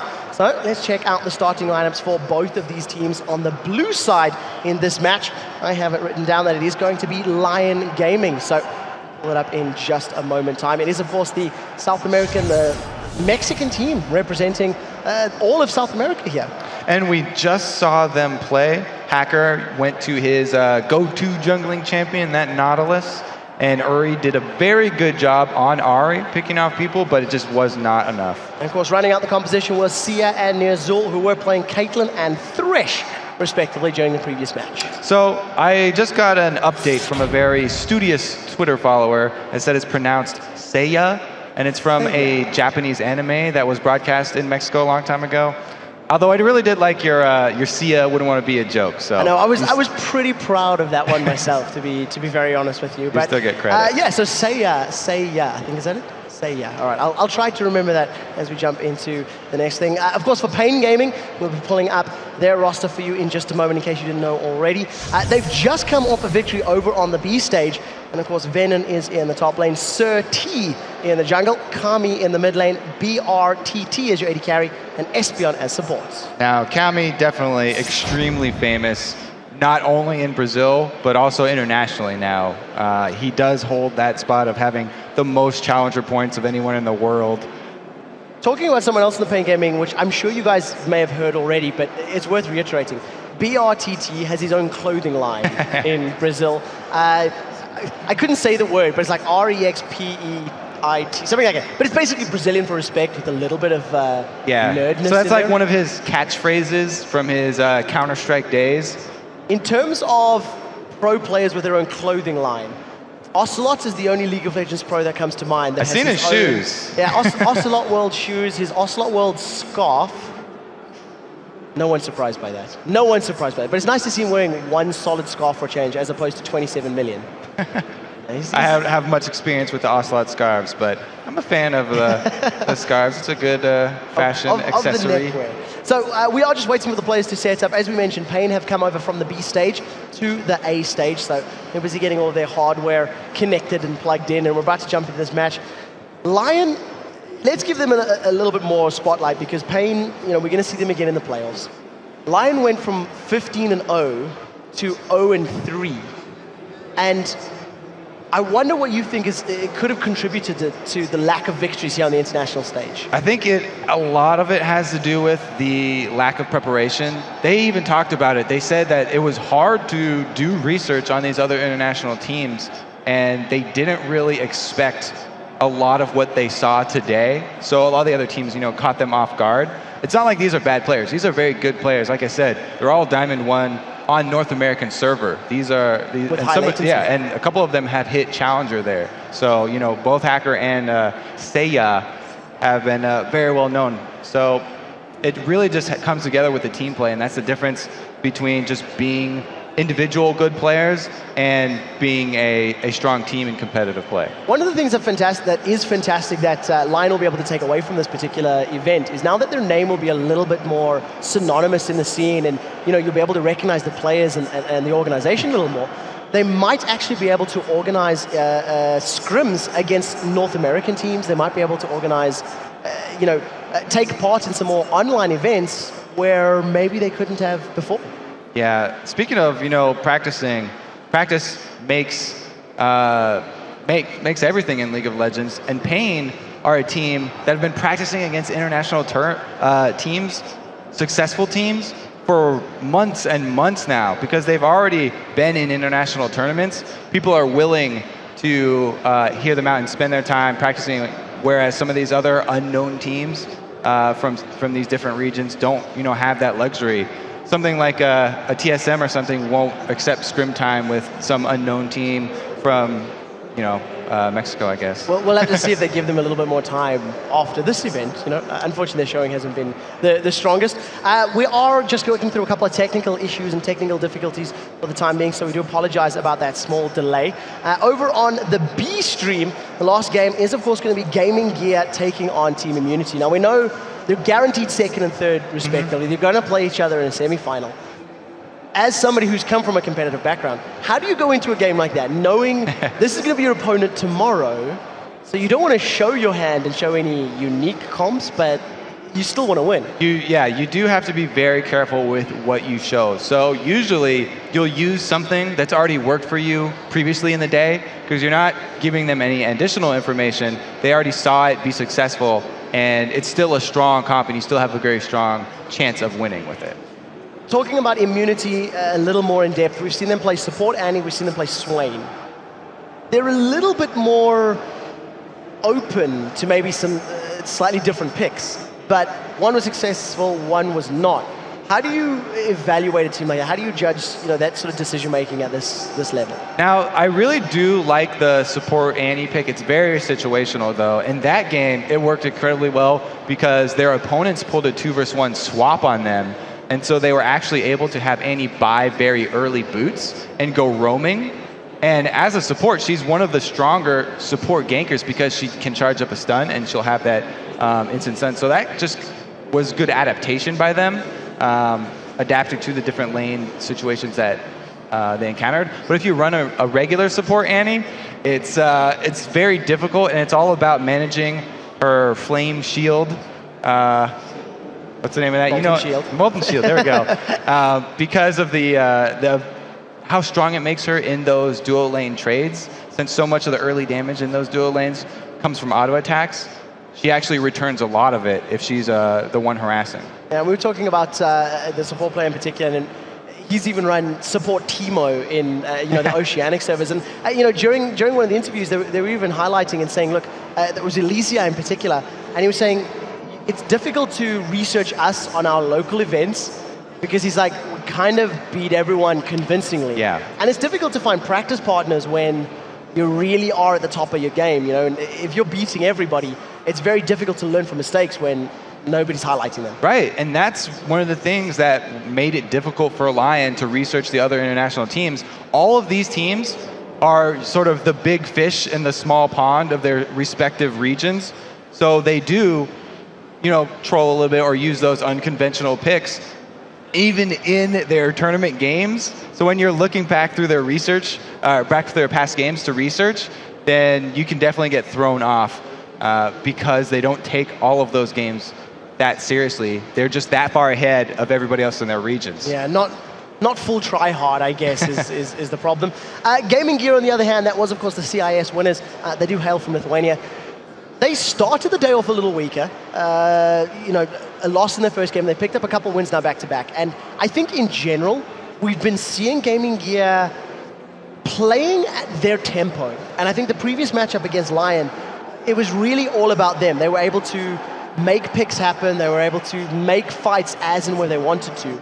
And it's something that I think even Pain hasn't done 100% successfully in their wins. There's been some messy ones.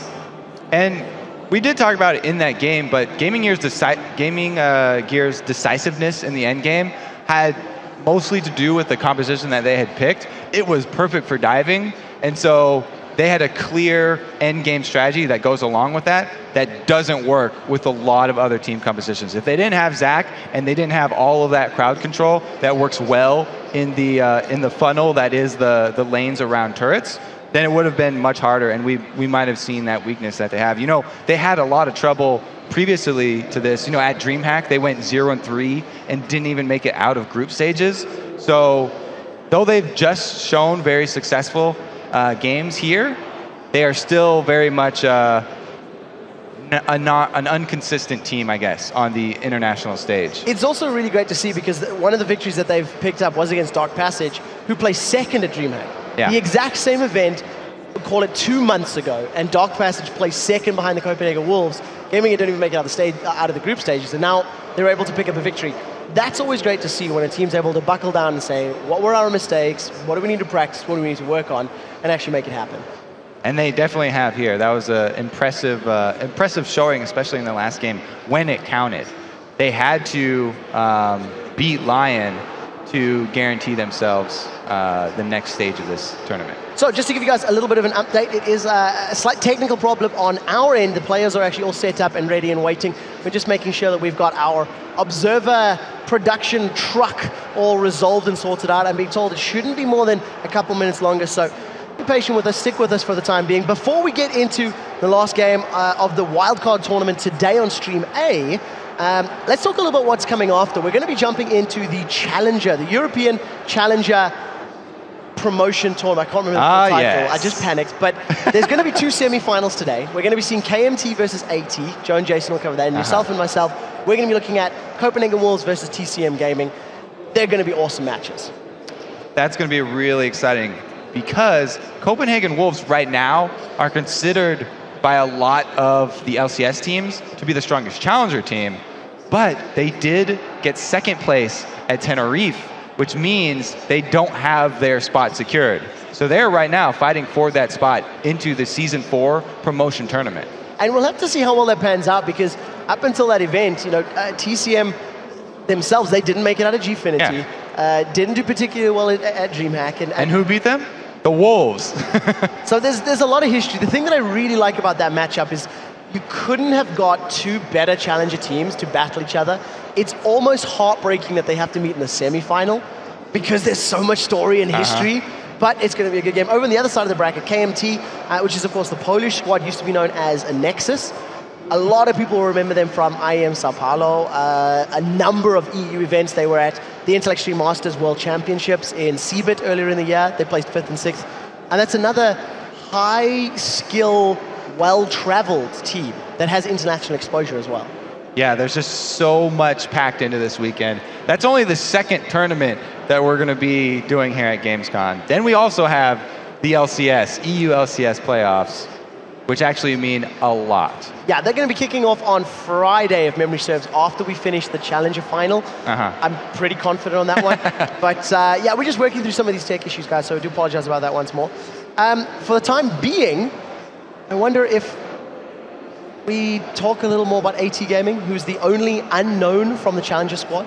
They're facing off against KMT. Oh yeah, let's talk about the unknown team. Well, it's a factor, it's a benefit. It's something that has worked in favor of some of the wildcard teams. Unknown, there's no LAN experience or tournaments to review. There's no, how do they handle pressure? What beat them? What was the comp that CJ Blaze ran at Seabit that took out a Nexus? You don't have that ability to do that. So we'll see. Just hearing that, we finally resolved some problems. We got up to 4 minutes before we'll be able to get this match potentially underway. Don't quote me on that, but we'll stick. It is interesting that you do pick up the thing about them not having anything to research. You know, talk about Lions' troubles. That was their biggest problem here in the wildcard tournament, and that's why they placed last.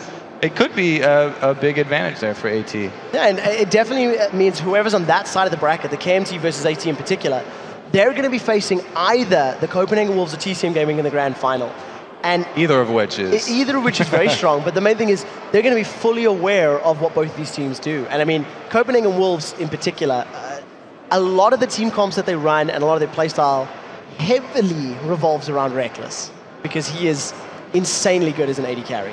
He's basically the reason there's so much hype around the Wolves right now as being the best challenger team in Europe, is because if Reckless wasn't 16, he'd be playing in the LCS already. He'd be on Fnatic. He would have that spot as the AD carry. Yeah, there's a lot of talk at the moment about whether or not Reckless is going to be drafted into Fnatic for the World Championships if they make it, because I believe he turns 17 in the middle, like the third week of September. I don't remember the exact date, but it's basically like around Worlds. And it's like, well, what do you want to do? Do you want to bench push you after half a season of games and pull in this guy who you haven't really been scrimming with and practicing just because he's godlike? Or, it's... And Wolves said that they're going to do their best to hold on to Reckless.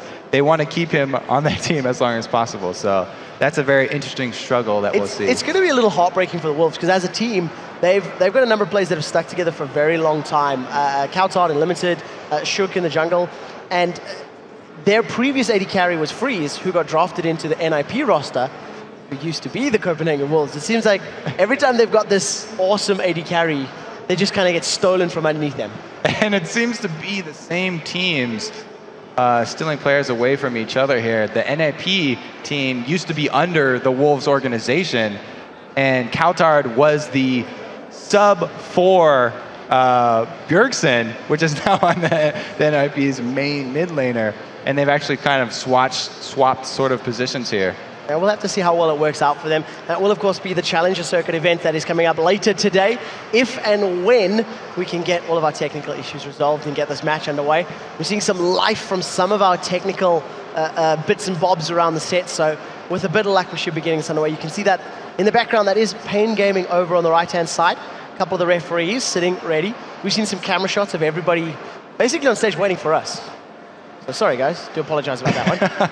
Not waiting for us. We're always ready. Yeah, we are. We've been ready. We've been ready for a few minutes, but it will of course be the final game. I'm taking a look over at the B stream. Unfortunately, that matchup has not begun just yet either, because technical problems will affect both sides of the fence. Have you been able to fit in any games on the EU server here yourself? In what sense? Have you played any? I have. Not as much recently in the last 2 or 3 weeks, but for the odd ARAM. In the morning to wake up with a cup of coffee, as you do. But what do you want to know, Kobe? Not playing serious. I was going to ask, what position do you prefer? AD carry through and through. On the Rift. AD carry through and through. On a personal level, I do take advantage of my Riot tag and politely request that, hey, I'm Quickshot, let me ADC. And for the most part, people in my division are all super friendly and nice, and I actually I've had games where people are like, I'll support you, man. So you're abusing your power. No, It's my strongest role, right? And I let everybody know that. It's pick order, then calling, then Riot tag. You're right. But it works out for me. And yourself, back in NA? Of course, jungle.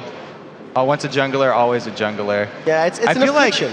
I feel like it's almost a different game, jungling, than playing as one of the lane opponents. Because you're not looking at your character and you're staring at a minimap? It's... You don't have to stare at yourself whacking down the golems, but there's just so many mind games that you learn very early on as a jungler that are still useful in the lane positions. They take you a lot longer to learn because they aren't as necessary. Well, we'll be able to get back to lanes and positions with Kobe and Quickshot a little bit later, guys. We're going to jump to a quick ad break while we try to work out these technical problems. Sorry about this once again.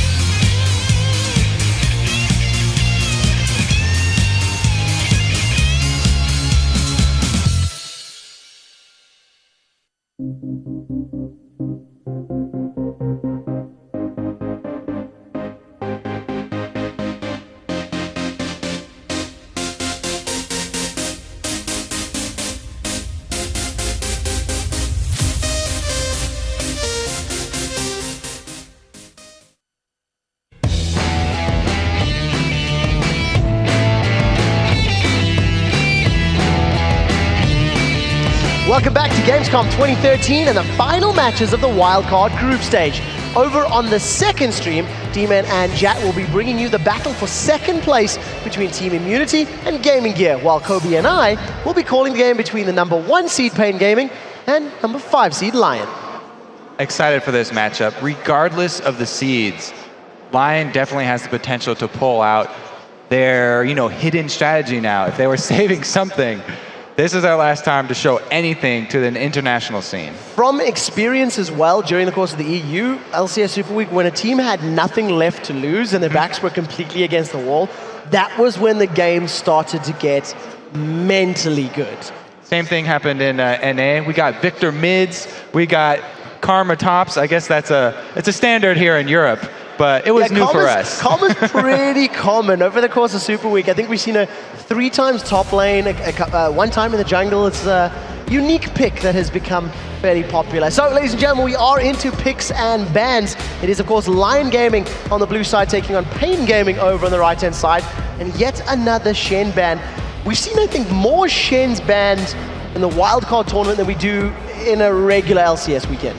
Shen banned and Twitch banned, so the whole submarine is gone. It's out of the question here.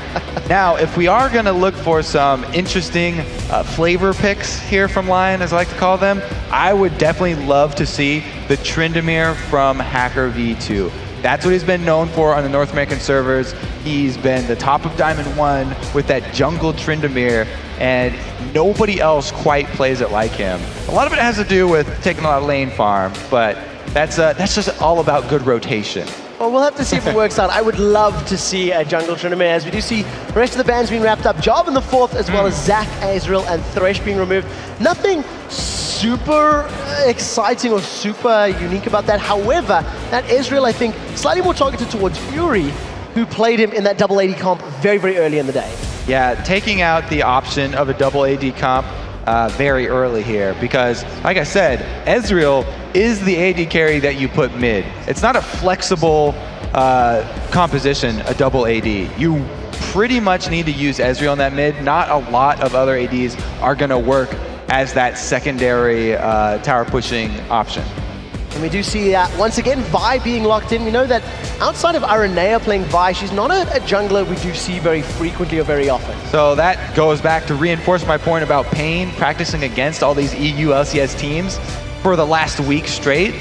I'm pretty sure that Vi was heavily influenced by a lot of those EU teams, because you're right, RNA definitely loves that champion. And he's showed why. Pain used it in their previous match along with Malphite to completely just shut down Vayne. It's something that we've actually been seeing. I think Pain also did earlier in the day. They ran a Malphite top as well as Nocturne in the jungle. Did practically the identical job. They picked the target, they flung themselves at the target, and they managed to take it out. Albeit not always as cleanly as that sounds, but the objective was there. They target the highest priority of their enemies, whoever's playing the best. It could be the AD carry, or it even could be the Zed player. Vi is one of the few champions that can actually lock down Zed very early. So 2 things I want to highlight. First and foremost, for Lion Gaming, they've locked in that Nunu as well as Sona. And over on the side of Pain, that was an insta-lock Draven. There was not a moment's hesitation. BRTT, he is most well-known and most famous for his Draven back in Brazil. And I want to draw some comparisons. He's basically the Ocelot of Brazil in terms of his streaming prowess, the fan base behind him. He's got his own clothing line, and he's playing his signature champion right now. A lot of the very strong Draven players sort of dropped Draven after the rework to his passive, because you lose so much early game threat from not having the bleed. But his love of Draven is stronger than the change in the passive here, and he is not going to give up. Them being secured in their first spot also opens up Pain to more of these picks of just champions that they enjoy playing. So he does get a chance here to go back to his favorite. Yeah, and talking about some of the other champions that we see, with that Lee Sin being locked in, if the Vi's in the jungle, that's going to be a top or a mid lane Lee Sin. So we'll have to see as and where Pain decide to throw that one around. Wrapping up the Lion Gaming composition, we do see the Varus and Kennen as their last 2 picks. So that's a lot of AoE, damage, CC, everything. They just got the wrong end of that CC stick in the last game, so they've decided we are not going to get controlled this time around. We're going to bring as much to the team fight as we possibly can. Then they've got Zed, all damage. So they're looking to just burst down one person with that Zed and then control the team fight with the rest of their team here.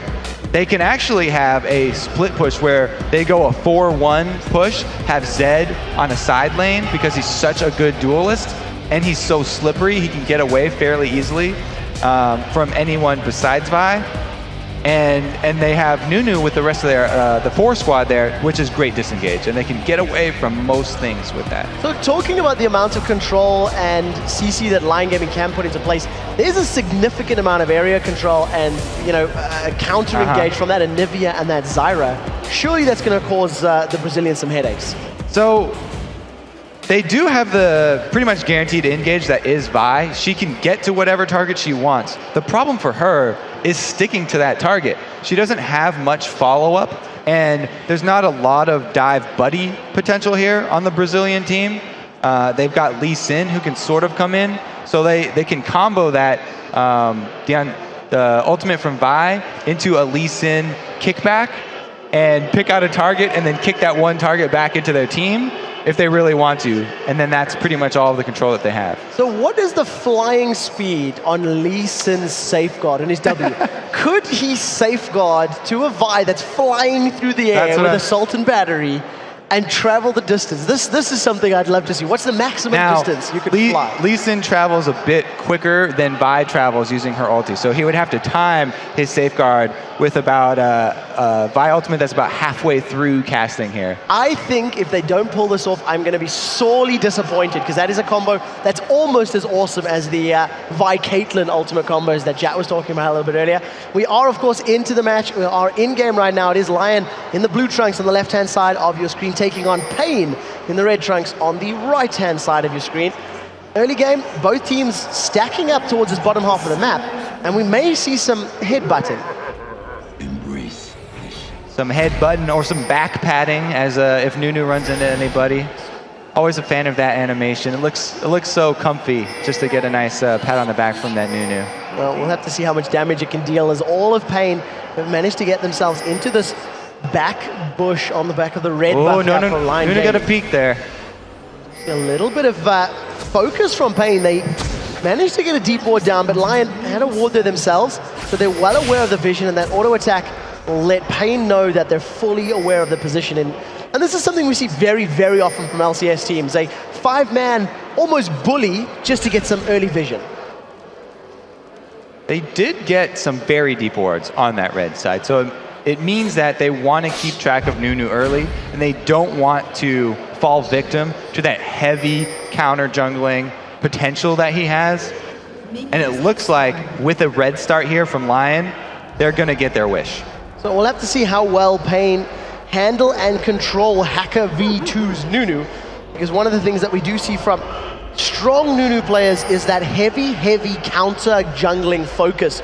And of course, thanks to having Smite and Consume, it is very difficult to maintain full control of your buffs against those invades. But for the time being, Lion, they simply don't have any vision past the entrances to their jungle. Very defensive posture for their early game. And they actually have Lee Sin, or Vi staying with Lee Sin for a very long time to get him a very strong leash on this blue. So he'll stay fairly high health in the jungle and go over to take his red without too many problems. And Vi didn't lose out much there as they've switched it up. It's not going to be a jungle Vi that you were expecting. She'll have an okay time in the duo lane, just trying to soak up experience until she can get level 6 and then pull off that gank with Lee Sin in the lane, because they'll be able to immediately get to Varus, who has no innate escape of his own. He'll have to rely on that flash to get away. Nor does that super squishy Sona, so whoever gets collapsed upon by Pain Gaming could be in serious trouble of giving up some kills. Now at 3 minutes on the clock, that Seiya and Nezul have managed to make it all the way to this tower, landing some auto attacks down, but remember this is 3.10, so those towers a little bit stronger. They've got a nice stack of armor which will start decaying from 4 minutes onwards. Another sort of side effect of that extra armor is that a lot of the times the AD and support will go for harass instead of those tower hits now. So the single person in that lane, which is Vi at this moment, is going to be under a lot more pressure. Talking about how many numbers there are on the lane, you can see that Sir T is slowly making his way down that bottom lane, trying to get closer and closer to Venom. You can see both junglers now, instead of going for the 3v1 tower push, they have opted for the 2v2 babysit, as it were, trying to just cover and really help out their solo laners from taking too much harass and too much damage too early on. And Kennen being ranged is going to have a bit easier of a time landing those extra CS here under the turret as he slowly pulls ahead of Vi. And he actually operates fairly well on low farm. The main item that they're going to be looking for is going to be that Zhonya's Hourglass. Yeah, and of course the inherent synergy between Nunu's Blood Boil and Kennen's auto attacks, along with his stacking those Marks of the Storm, it can definitely work out for you. And, we're talking about the counter jungling of Nunu and the power he offers. It's actually Sir T who's the first team player to cross the river and steal some. So he actually benefited a lot from the junglers both going to the lanes to shore up them. As they make a rotation up top here, Nunu does have his Blood Boil, so he's going to get in range, and they burn the flash already. Insta-flash from Espeon. He manages to get the grasping route down, but here comes Zed. First blood secured, and Zyra just got pulled out like a weed. And he didn't even pop the red elixir there. Zed was confident enough in his damage that he still has that one in his back pocket. So we could see that same amount of burst damage, that combo, headed toward Cammy, who does not have extra armor, started with only that 27, and just because the levels up to 43. So we do see that Pain took advantage of that and put some tower damage in the mid lane. However, Sir T is able to completely out-duel the same level Zed being played by Uri in the jungle. He, of course, did have that red buff to help him out. Was able to shield that nice wall to get him vision here, and he goes for the dive! Cammy with amazing play. What he did there is start off with the wall to get vision and then landed the Q. So manages to get the stun, picks up a kill for Uri. Now all of a sudden, Hacker V2's in a little bit of trouble. Here comes Porky from the top lane as Sir T continues to land the damage. Manages to use that safeguard and jumps out of range, getting to Kami and managing to make their way out cleanly. Beautiful play right there. That's why Cammy's got so much hype coming into this game. A very, very good play. Picks up Pain Gaming's first kill on a level 5 inner turret tower dive, effectively. It did cost him his passive though, so there'll be no egg or rebirth available. Down in this bottom lane, Venom is just taking a massive amount of poke from Saya.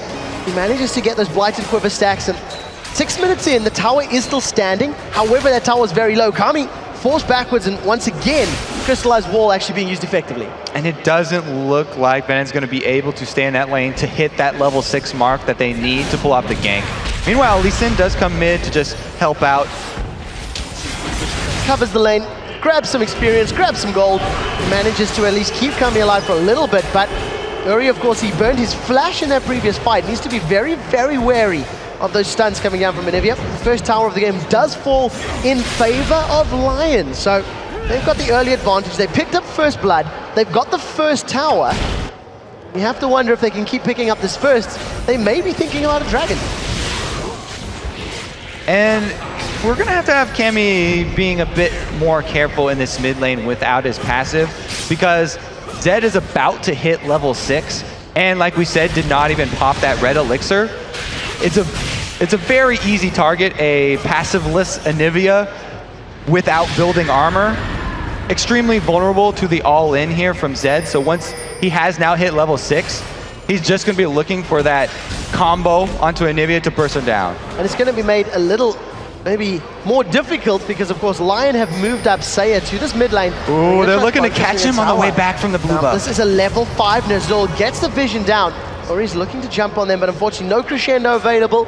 No ultimate there, and instead, Lion Gaming now stacked the numbers up as they focus down this mid tower. Here comes Hacker V2 from the side with that Blood Boil as well. So close right there. You can tell Uri was itching to pull off the combo onto Cammy. Now that he's got the blue buff, he even wants to make the dive that much more. They're going to rotate down to Dragon here because they just saw Lee Sin rotate over to the red side jungle. And of course, with the numbers advantage and the vision advantage in their favor, This Dragon will be secured without any form of contention here from Pain Gaming.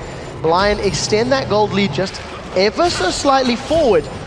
For the time being, they're doing very, very well. The CS numbers have suffered a little bit in that mid lane. As you can see, Uri has fallen about 20 odd creeps behind Kami.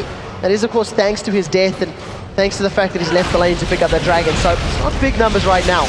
3-man stack for Pain Gaming is up in the top lane. Porky's going to think about defending this one. He's got that Seeker's Arm Guard tool. He's blocked some of Draven's damage. It's not really going to be enough if you dive in against 3. Now, Draven's new passive, he gets stacks of adoration every time he's going to catch one of these axes or kills a minion. And he's only up to 19 right now, but he will be cashing those in when he does grab his first kill. So look out for him to make a large purchase after that first kill. And it could be pretty soon as they throw out the Whirling Death. Porky manages to sidestep the secondary proc of damage, but over on the right-hand side in the river, Sir T is hanging out, doing a little dance and just waiting for somebody to overextend. Dragon's Rage Kick is up and available, as is a ward in his inventory, so we could see some of those safeguard to a ward kick backwards maneuvers. Combo that with a crowd control of Zyra, and that is scary. But for the time being, Lion are not overextending. They are not at risk of being caught out. Yeah, well, they have to be careful when playing with that Zed, because like we said, he's level 6 with a red elixir and ignite available. Pretty much everybody on the map is vulnerable to that burst damage. We'll have to see where he decides to put his focus, because he's falling further behind in the CS numbers.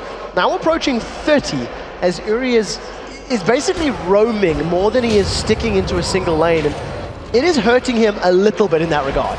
Yeah, and Kami's happy to just farm up both his lane and the Wraiths now that he does have blue buff. And he's also purchased a tier, so he's just waiting for that tier to stack up and farm up into the late game.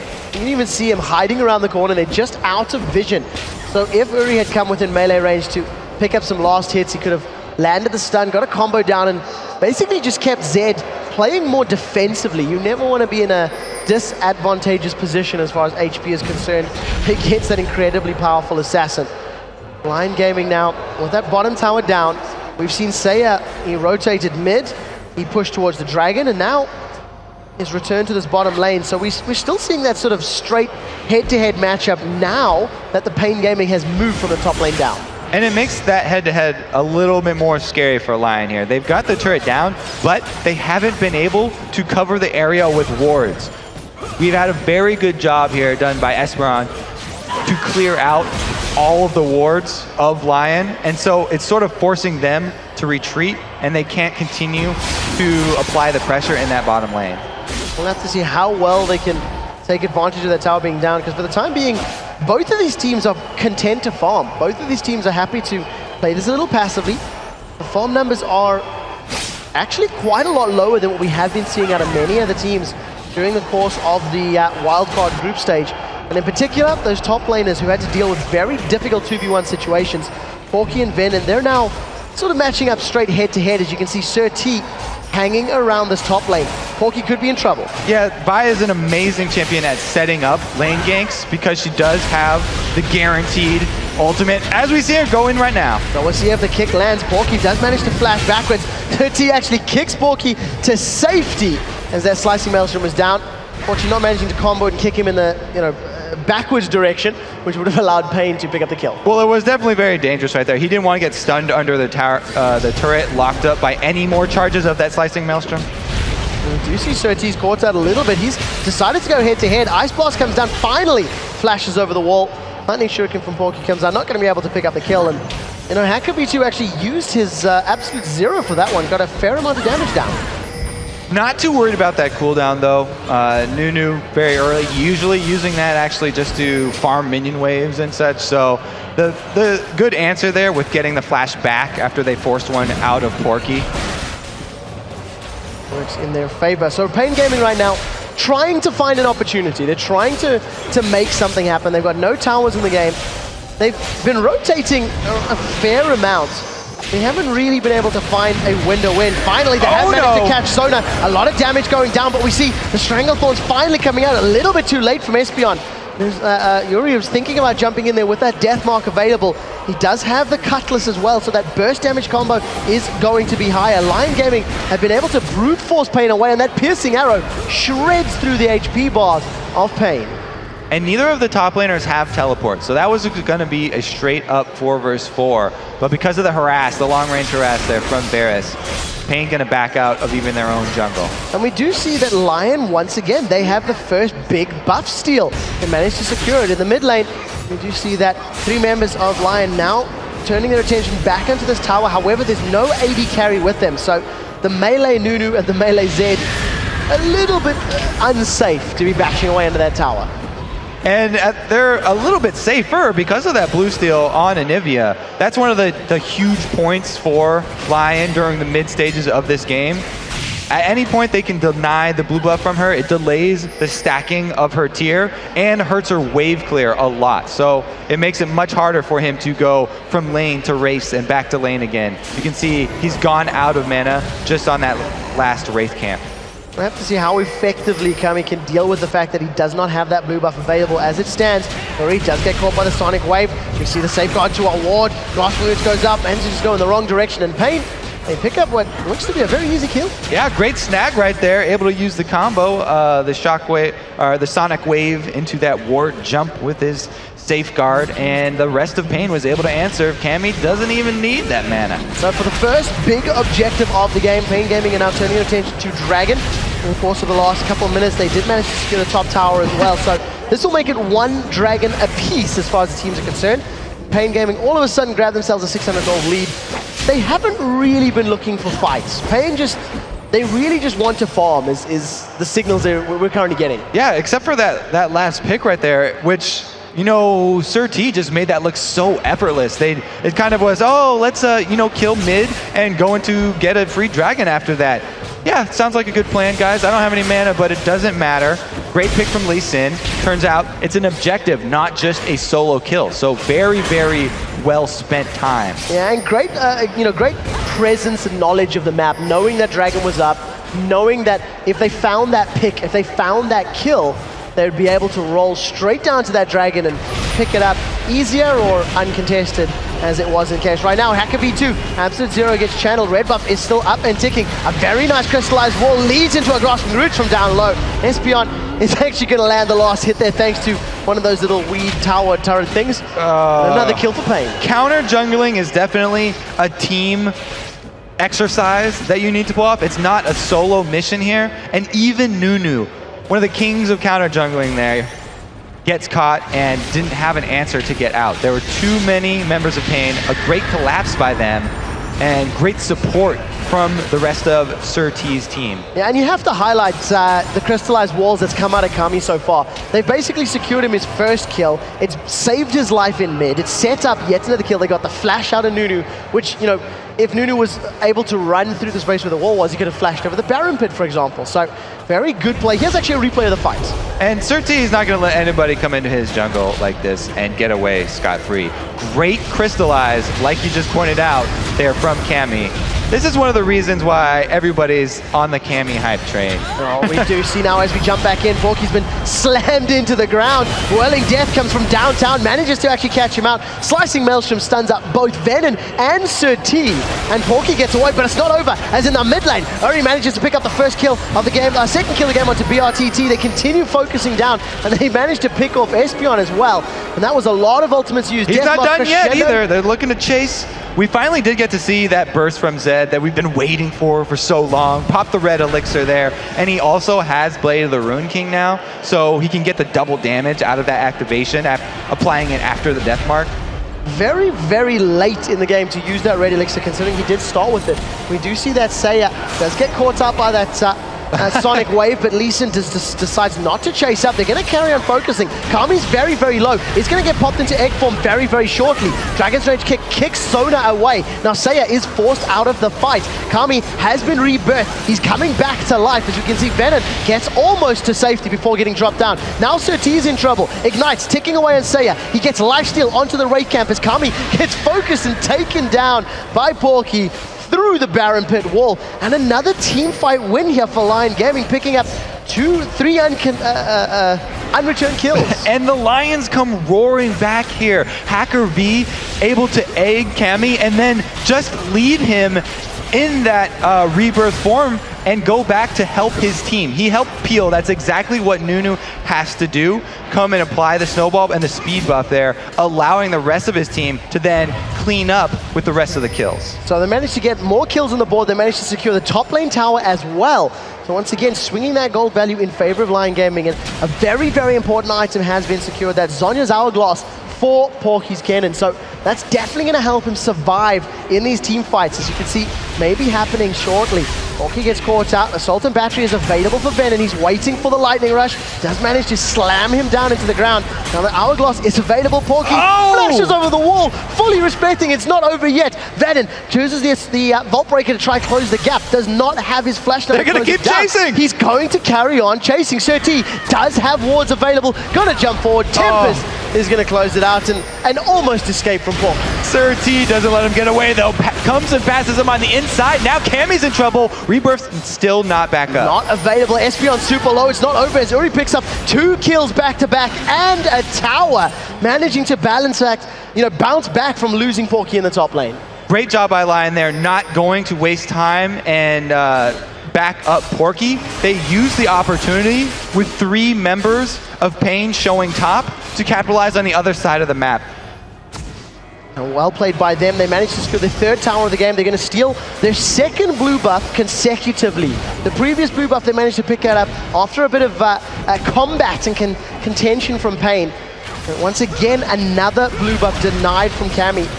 It's so difficult to play without any form of mana regen. As it stands, it's just the Nidalee Large Rod, the Haunting Guys, and that Tear of the Goddess for Cammy. So he's got no regen once he's spent a lot of that very large mana pool. Well, the Tear gives him a bit of regen along with the ring, but it's not nearly enough. Anivia's such a mana-hungry champion. The other thing that he doesn't have anything of are defenses. He has nothing to protect him from the combo of Uri. He doesn't have any armor built up. It looks like he'll probably be opting to turn into a Zhonya's with that Nidalee Large Rod, which would be a good answer for the Death Mark.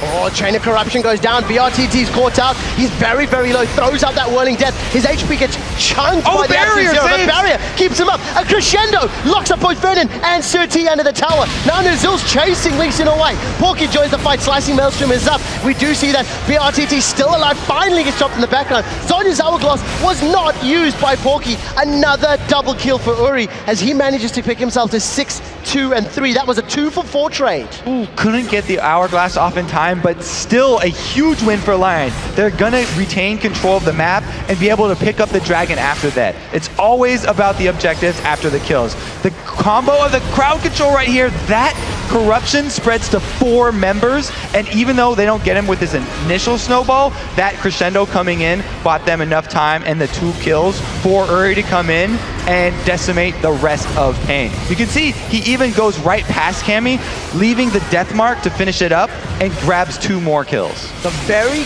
good knowledge and understanding of the damage that you will deal to the specific targets he's focusing down. Zed, with that Brutalizer now completed, is getting scarier and scarier against what is actually a very squishy Pain Gaming team. He should, in theory, be able to blow up, or at least egg, basically anybody he wants to at this stage. Even Vi has gone DPS. There's no tanky items on her just yet. Yeah, that flat penetration from the Brutalizer is going to be extremely effective against this Pain team, and he just straight up bought a Last Whisper, even though nobody's really building armor. There's 1 Ninja Tabby over there. So they're going to be taking close to true damage after all of that penetration from Zed. We'll have to see how effective that Death Mark becomes. The one thing that Porky's going to need to keep a bit of a trigger finger on is that Zhonya's Hourglass, because he's given up the bacon a couple too many times when he could have saved himself. Active on items are often messed up by many people there. We have a nice Crystallize again from Cammy, but that is Hacker's job to soak up the damage. So we'll see how this siege works out for Lion. They've got a 4-man stack, 5-man stack in the mid lane. Piercing Arrow is just melting through the Pain Gaming rosters as Piercing Arrows are chunking thanks to that Last Whisper and fully stacked Bloodthirster. The tower is getting dropped down, and there's a lot of physical damage. You combine that with the blood boil onto Saya's Varus, and those towers are not going to last long. It's not over yet. Saya's actually got the blue buff, so he's going to be spamming those Qs all day long. And they've got the regen from Sona, so they're actually going to be able to siege up extremely well here. There's no blue buff on Cammy right now, though he is coming with home guards. So every time he goes back to the fountain, he'll get immediately restored and have that huge speed buff. So it's very hard to get through the wave clear of an Anivia. Even without blue buff, home guards do a very similar thing when you're at the inhibitor turrets. So BRTT forced to use that Whirling Death just to clear out the wave. And remember that as he's playing Draven, that attack range is very, very short. So if he ever wants to get into a team fight situation, the immense amount of crowd control that he has to deal with from Lion Gaming is going to give him a lot of headaches. Lion, however, realized inhibitor tower is a little bit ambitious. They've decided to roll down to this bottom lane, and they should be able to pick this one up. This is going to be a 5-on-5, though. We have Sir T coming in from the side and dueling with Porky. He can't quite get to the rest of his team, and they're doing a good job buying time at this turret to get off a few hits. So as it stands, the Chain of Corruption goes out. That is busy spreading to everybody. Venom dive forward. Assault and Battery has been used. Saya is still alive. First victim of the fight is Venom, but the tower is still standing. He dove forward. Oh, the piercing arrow manages to egg Kami. It's not over yet, as now Porky's thinking about going in. Kami continues to lose HP. Slicing Maelstrom goes out once again. No Zhonya's Hourglass has been used. Varus manages to secure himself a double kill before losing his support, Ner'zhul, and BRTT tries to chase them away. The Deathmark comes down. This is going to be him being popped by Uri's Deathmark. Uri claims another one there. And that all is the reason why people don't build full DPS Vi that often. Because she can, yes, get to any target that she wants, but she's going to get focused by the entire team here. So this is already after. Okay, here comes Vi. She's able to get to her target, and nobody's able to follow up because they don't have the gap closers. And this fight continues with a 4 versus 5. Plenty of good poke going on here, but the turret is also adding free shots, and Kennen getting kicked back right there, able to finish him off before the Slicing Maelstrom can lock anyone down. Another nice Crystallize from Cammy finishes it off. I'm going to give mad props there to Sir T, because his reactions and reflexes in that particular dive kick were particularly impressive. Once again, though, Zhonya's Hourglass by Porky not being used. I think he's still underestimating the level of burst and damage that's going to come out of this very damage-heavy team of Pain, because that's twice now in a row that he's just been removed.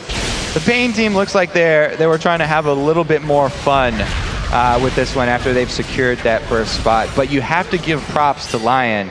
We may be in that situation where, yes, this is their last game and they can't get back into the tournament, but they're making a very strong showing.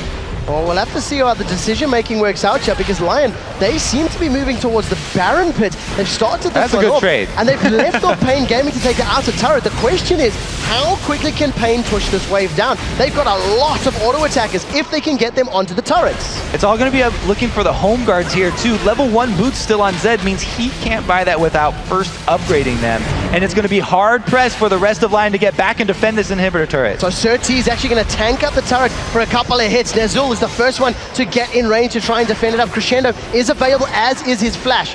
Crystallized Wall comes down. 2 towers for Baron. And Lion already have a 10,000 gold lead.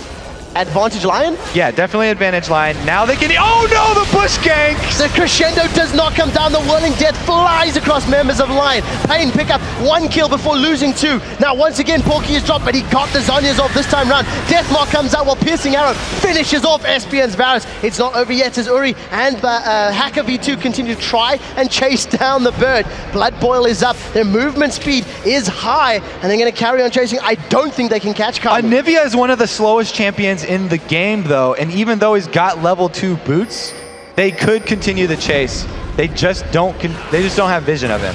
But we do see Kami manages to make it away. They haven't given up yet. If Kami stops to farm up the wolf camp, he may be in trouble. But luckily for him, Lion Gaming have decided to back away, and that Death Bush backfired immensely. They secured 2 kills but lost 4, and this is what it looked like from Lion Gaming's point of view. Oh, he gets about 0 seconds there to react, completely bursted down. Look right there from Pain, but they ended out on the losing end because Zed, although it's still a 3v3, he's got his ulti and he can pop 2 people at once right there with the AoE. And Saya wasn't even touched. There was absolutely 0 damage that had been landed onto Saya's Varus. And, you know, he's sitting at 6-1 and 11 right now. We do see they've caught out Espeon.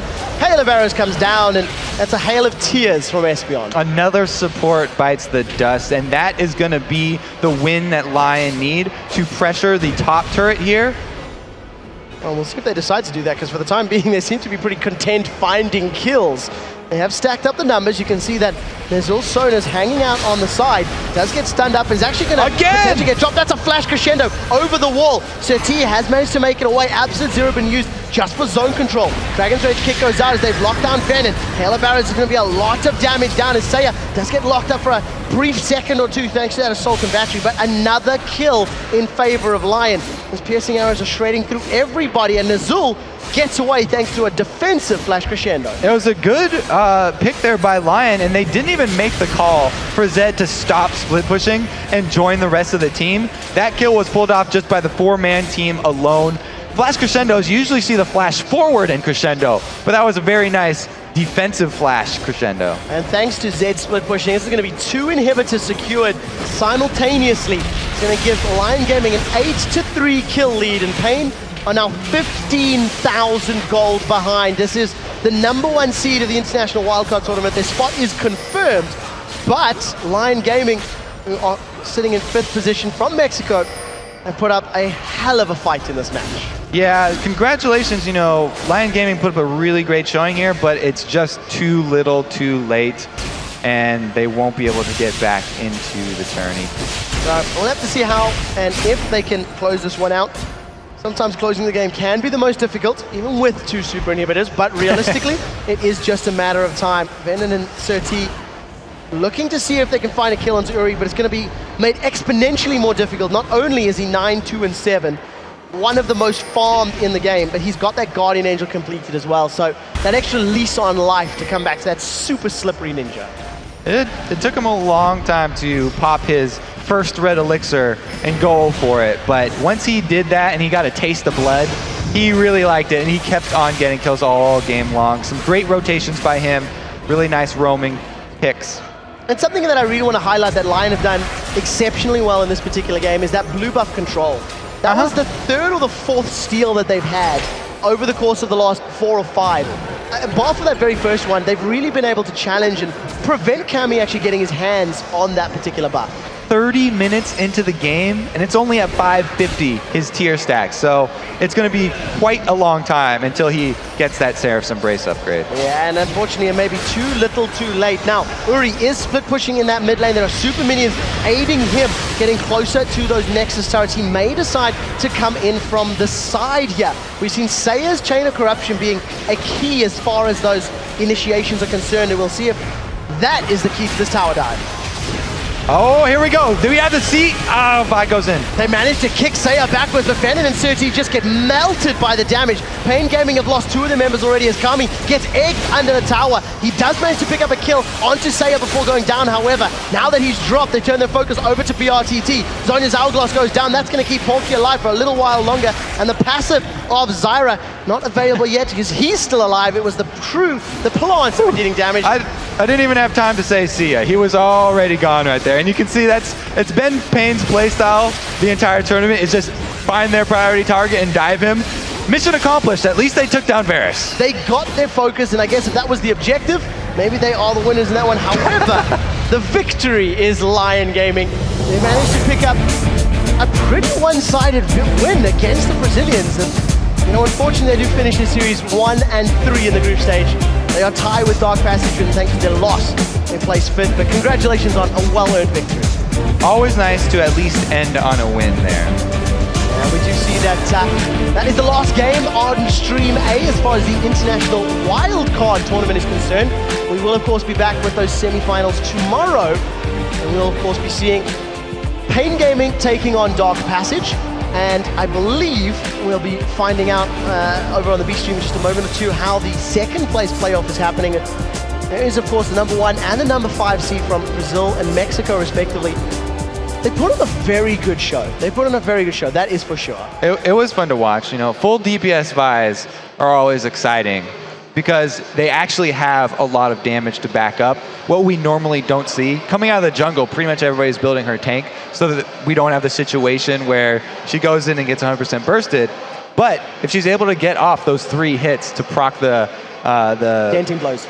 Yes, the denting blows. The armor shred. Then she really can pack a punch. It was good to see. Unfortunately, Paint, they do lose the last game of the day. They will be going home to research the Turkish Dark Passage and figure out what they need to do in order to win that semi-final matchup. Because, of course, they're playing for a spot at the Season 3 World Championships. World playoffs, okay. Or the championships. The playoffs, then the championships. They're all hoping for the championships. Yes, there we go. So, of course, we are going to be heading over to the B stream, which is, of course, being covered by D-Man and Jat. They're going to round out the game between Gaming Gear and Immunity to find out who places second. While this is all happening, Raydir comes back after taking down. No, he didn't. He backed off. He had to back away. He recognized Tryndamere beats him in a fight. He's done that once before, I have to say. But that fight, D-Man, really displayed... Oh, I thought that guy was lower health. Then that Mazarin's ability power is going from... He blew up Heaven's Azari immediately in that fight. Well, and welcome, ladies and gentlemen, from Stream A. If you have just joined us, this is a pretty chaotic game. Of course, if you Stream B viewers, it does mean that Lion Gaming actually won out that last match. So they went 1-3 in that against Dark Passage, I believe it was. Oh, no, it was against Pain. It was against Pain. So Pain went 3-1. Immunity could go 3-1. They could. But actually, Pain would be top anyway. Pain would be top anyway because the tiebreak doesn't matter. Okay. Back to what's going on. Crisis it's 21-24. It's a pretty chaotic game right now. It's a battle of can Ezreal beat Tryndamere? And it's chaotic because of what MBS has done. MBS actually, it doesn't look like it now if you're just tuning in. He was 4-0 when the rest of Gaming Gear was losing.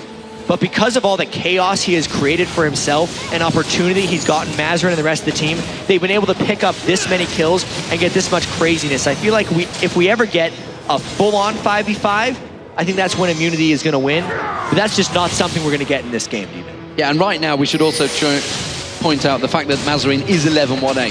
He's been sneaky. He's been picking his kills up at the end of every single fight, and now he's got to the point where he's that dangerous he can almost one-shot people if he catches them in the right position. Heaven's also gone for that Lich Bane as well. I noticed that one picking that up in that fight. He got absolutely decimated in the last fight by Mazarino. Yeah, that's why he's got that Negatron cloak now, because he had previously had no defensive items. And I actually think it's fun how the Tryndamere itself is forcing more damage-focused builds onto IM.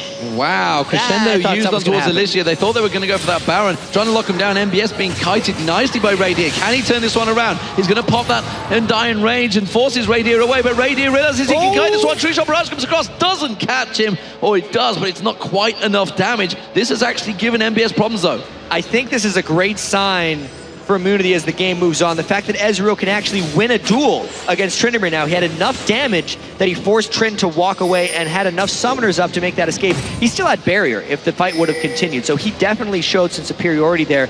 Getting a Blade of the Ruined King of his own to kind of run away once he gets Blade of the Ruined King has been very beneficial for him. So we'll see how that works in his favor, because Raydir will be feeling a little bit more confident, a little more happy, and that means he can split push. But look at this, he's off the side. No, he's not going to create anything. Gaming Gear. This game has been a little wild, to say the least. MBS, he was split pushing the top lane, really was driving it down, and now he's actually switched his focus back down to the bottom, which tells me I wonder if the rest of the team are trying to create something here. Looks like Dragon's going to get picked up by Gaming Gear as well, because that top inner turret, he did a lot of damage to it before he left it. Yeah, I think this switch is mainly for a couple of reasons. Ezreal has put a lot of damage on Gaming Gear's bottom lane turret, and also if Gaming Gear wants to create any type of action around Baron, they need Tryndamere bottom to suck people towards him. So we'll see whether it works out. MBS is coming around straight in towards Raydir's territory, who is picking that red buff out. That's going to help him out in that duel, that battle. Look at Heavens tracing him, following along, making sure MBS doesn't get in there, throws into the charm, who doesn't want to check it. It's pretty terrifying to go in a bush against the Tryndamere. Not a good idea. No. because even if you flash afterwards, once like you close the distance for him. Yes. That's the whole reason it's so dangerous at this point. And even though he hasn't gotten a kill in so long, NBS is still dictating this game. It almost seems like it's time for Mazarin to start dictating this game, but it's definitely not that way right now with the way the map is moving. No, he's been countering it every time, and Deadly Brother's still continuing to try and chase that farm. He's trying to catch up, keep up with Radier, but the fact that Radier was sent off to split push has effectively always put Deadly Brother behind. And look at this, still split pushing down in the bottom, and it's still trying to be answered by Radier. He's now picked up a Guardian Angel. That is an excessively defensive Ezreal build, by the way. 213 armor on Ezreal. So until NBS finishes his last Whisper, which he hasn't went back to pick up yet from the shop, he'll actually lose like a stand-and fight with Ezreal. And with that Guardian Angels, he's going to feel much more confident up against MBS. He won't want to lose it, but the fact that, MBS is Rosie trying to bait him in here. MBS trying to pull him in, lands the death sentence. Radier comes in. That's going to be the slow. He's going to have to spin his slash to try and get away from this one. He could Arcane Shift and follow. They don't have vision, but that in itself has bought Immunity some time. Yeah, and they scouted the Baron because that's the biggest fear when you send 2 people to the bottom lane. Clearly, Gaming Gear was hoping they'd face check in, but now it's just a game of back and forth, cat and mouse as they're split pushing each other, making a beeline for the inhibitor. I like Immunity's call here. Immunity's call may well work out. They know that MBS is still down that bottom, so he's not going to be available. Alicia's trying to buy time, uses that Let's Bounce to try and buy himself enough. The shield comes out. Immunity did back off, as you mentioned. We do still have Swiper. Swiper's still pushing in there. Luna's just off the side. It's a full-on split triumphant coming into Immunity. And Immunity might get trapped here as they've actually spread themselves thin. Alicia away from the rest of the team. Well, he has been caught out, but Immunity coming in behind him. Have they got enough to take down the passive in time? Crescendo comes in, flash on towards Heavens. Heavens has to get away from this one, and now Swiper goes in. Immunity going in one by one by one. What are they doing? Heavens has to get away from this one. MBS taken so low, and now Radier, he's actually off on his own right now. MBS will go down. Swiper picks up the kill. Now they're going to feel positive. Radier starts looking for the kill. He's going to go looking towards Mazarin. Luna comes in. Deadly Brother goes aggressive. Does a lot of damage down him. Tries to pop out. Radier uses the True Shot Barrage. The hook on towards Mazarin. Has to use that Zhonya's Hourglass. He's going to get caught down. It's going to be Heavens that picks up the kill, but they get one back. Deadly Brother gets in. Swiper goes down. Heavens gets dropped as well. And this is so close between the teams. Good luck following all of this action on the camera. Barely keeping up with it ourselves here. This is now 3 for 2. And the GA, I don't know if they have the damage to kill him here. 213 armor on that Ezreal. Radier continuing to kind dark passage throw now. Once again from Rosie, and that pulls them away. So a 3 for 2 exchange. Gaming Gear come out on top, and they may get themselves an inner turret for the problem. And look at this, Radier's not done yet. He wants to just keep going. His man is actually running a little short, though. I don't know how long they can continue this. Shirelia's Reverie being used. That's going to be an elastic slingshot. Rosie actually picks up the kill on Deadly Brother. That one hurt pretty well. Quinn had moved now 6 and 7. Geez, to say this game is a little chaotic would be a bit of an understatement. That was one of the craziest fights I've seen in a while. Just the way Immunity put themselves in between the turret, and then specifically Alicia spreading the fight up so much, and then making the rest of Immunity kind of collapse in, just created the most spread out fight I can imagine, and that seems to favor Gaming Gear. Because a spread out team fight in that sense is just like a series of small fights. It's not actually a team fight, which I think is why they kind of came out with an edge there. But once again, because Deadly Brother died afterwards, they're in an extended 4v5 scenario.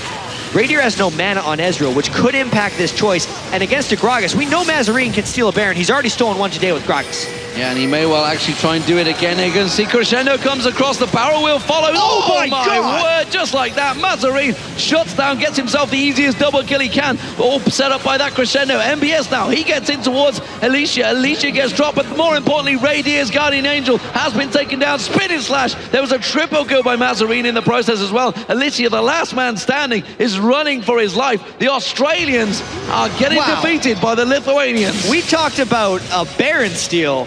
How about just killing 2 people immediately before the fight starts? That was an unbelievable amount of burst. 15 and 2 now, as you point out.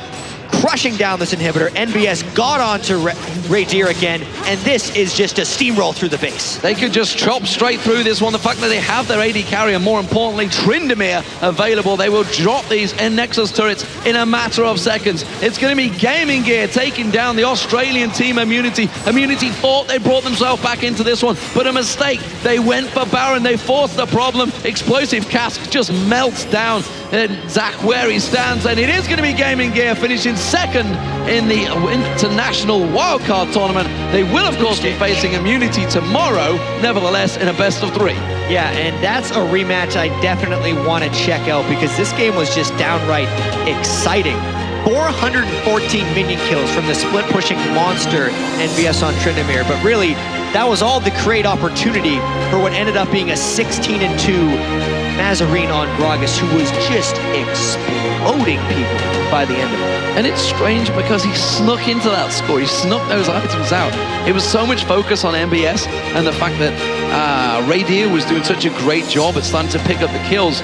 He was coming in and mopping up the fights. Yeah. Everybody was focusing the wrong targets, and suddenly he was like, guys, I can one-shot people. Exactly. Let's do it. He was taking advantage specifically of Gragas' mobility, and once the fights broke down, once there was Karkin, once people were low, he could not only, one-shot them near the end, but he could chase them down, which is, I think, the most important thing of that entire composition. Everyone on Gaming Gear could chase down throughout the game. I think something we should really importantly note, most importantly, is the fact that Pain Gaming, Gaming Gear, and Immunity all actually look pretty damn close. Yeah. They're simply down to the picks and bans, and again, the fact that it's a best of 3 gives the opportunity for these teams to definitely bring it back. Gaming Gear gave Pain a good run for the money. We just saw them taking Immunity all the way. That was a chaotic game, though. Not too sure whether tomorrow's games may be a little bit more thought out. I think they're going to be a little different. Obviously, these teams were still trying, but they were playing a little loose, so to speak. Yes, the composition made sense with the Quinn to help everyone chase, being a highly mobile kind of map-controlling AD carry. It didn't seem like it was super well practiced, at least from Deadly Brothers' point of view. I really want to see tomorrow because now we have a feel for these teams. And most importantly, these teams have a feel for each other. So they're going to take the knowledge, all the things they've watched, they've all played against each other, and then bring it in tomorrow to see who gets to go to the World Championships. So now that we know the ties, it's going to be Pain Gaming versus Dark Passage. And of course, as we just mentioned, Gaming Gear versus Immunity. That's who's going to be playing each other. Yeah. How do you see it stacking up? Who do you see beating who? I would give Pain, of course, over Huge edge. Dark Passage. Huge edge. We've already seen them here on Stream B, defeating them in pretty convincing style. If I remember right, he was 16-2 something A for lot to not many. 15 something, 15-2. He got their pentakill at the end, nevertheless, that's what counts. But that game there, that's the one to watch. At least in the semifinals. I definitely feel like Pain has a big edge. And this one, yes, it's the one to watch. Trying to kind of stack up these two teams, and it's weird to say directly after a defeat that I think Immunity is probably the favorite. Okay. Only because I feel like they had that game until they made a miscue that is fixable. Right. If they would have just put a different member to try to counter Tryndamere, if they would have sent Ari to stop Tryndamere, I feel like they could have just won the game with Raydir's Ezreal. And I think they're smart enough to make that adjustment and go into tomorrow. Whereas I don't know how many adjustments Gaming Gear will be able to make, since a lot of their wins have just been Gragas team fighting well. It's like, well, yeah, they're able to split people up and catch them out of position, but I don't know how necessarily they can adapt to what Immunity's going to have to come after them with. And what sort of level do we put them at? We've seen 5 games now, or effectively more than that, because we looked at some of the other matches, but what sort of level do we put these teams at? Obviously, bear in mind, these are going to the World Championships. Yeah. One of these teams will be in Season 3 World Championships. Yeah, I actually think right now that Immunity has a chance to be, well, not necessarily Immunity. So far in the Pain games, they definitely seem like the strongest. And to answer your question of what level they're on, they're definitely very good. Until I see them playing at the world stage, I'm not sure. I wouldn't put them above any of them immediately. I'd say they're, based on my impression, a little more loose than a lot of the teams, but definitely some of the individual plays we've seen are right on that level. So I put them maybe one tier, like very, very slightly below the professional leagues that we've seen in North America and Europe. Okay, well, there you go. You've heard it from Jan himself. Of course, coming up next, it is going to be the Challenger Series matches. The 2 semi-finals will be happening. It's going to be TCM versus Copenhagen Wolves. Big game there. Grudge match, in fact. It's come from Tenerife, where they went 2-1. TCM winning out that one before. That's going to be coming up, as well as KMT going to be facing off against AT Gaming. So they are the 2 Challenger Series matches. They will be coming up after this short break.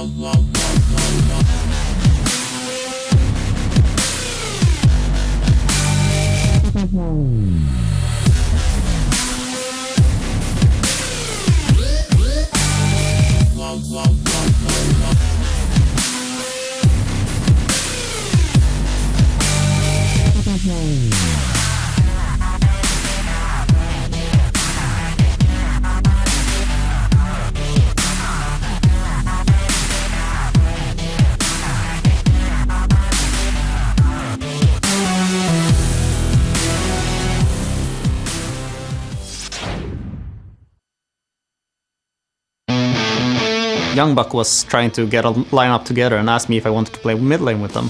And I said yes, and the team felt really strong. And we have been winning close to everything since. Yeah, funny story of the fact he joined Copenhagen Wolves again, actually. That was, when we heard about it as a team, we were like, hey, he's back in Copenhagen Wolves. It was pretty cool. Kauta definitely have a more relaxed attitude towards the game. He doesn't want to sit down and play for like 10, 12 hours a day. He still manages to stay at like a professional level, so that's pretty impressive and it shows his talent. Actually, my focus isn't 100% on being a professional gamer right now. Well, if I can qualify for the LCS and play with there, I will put my studies on hold for a year or so. I'm not the best, but I'm among the best, so I can play on par with most of the mid laners in LCS at least, even though I feel some of them are better than me. To be honest, I'm pretty confident that we will win here at Gamescom, and we will be strong, hopefully, when the qualifier comes up as well, and then we're in the LCS.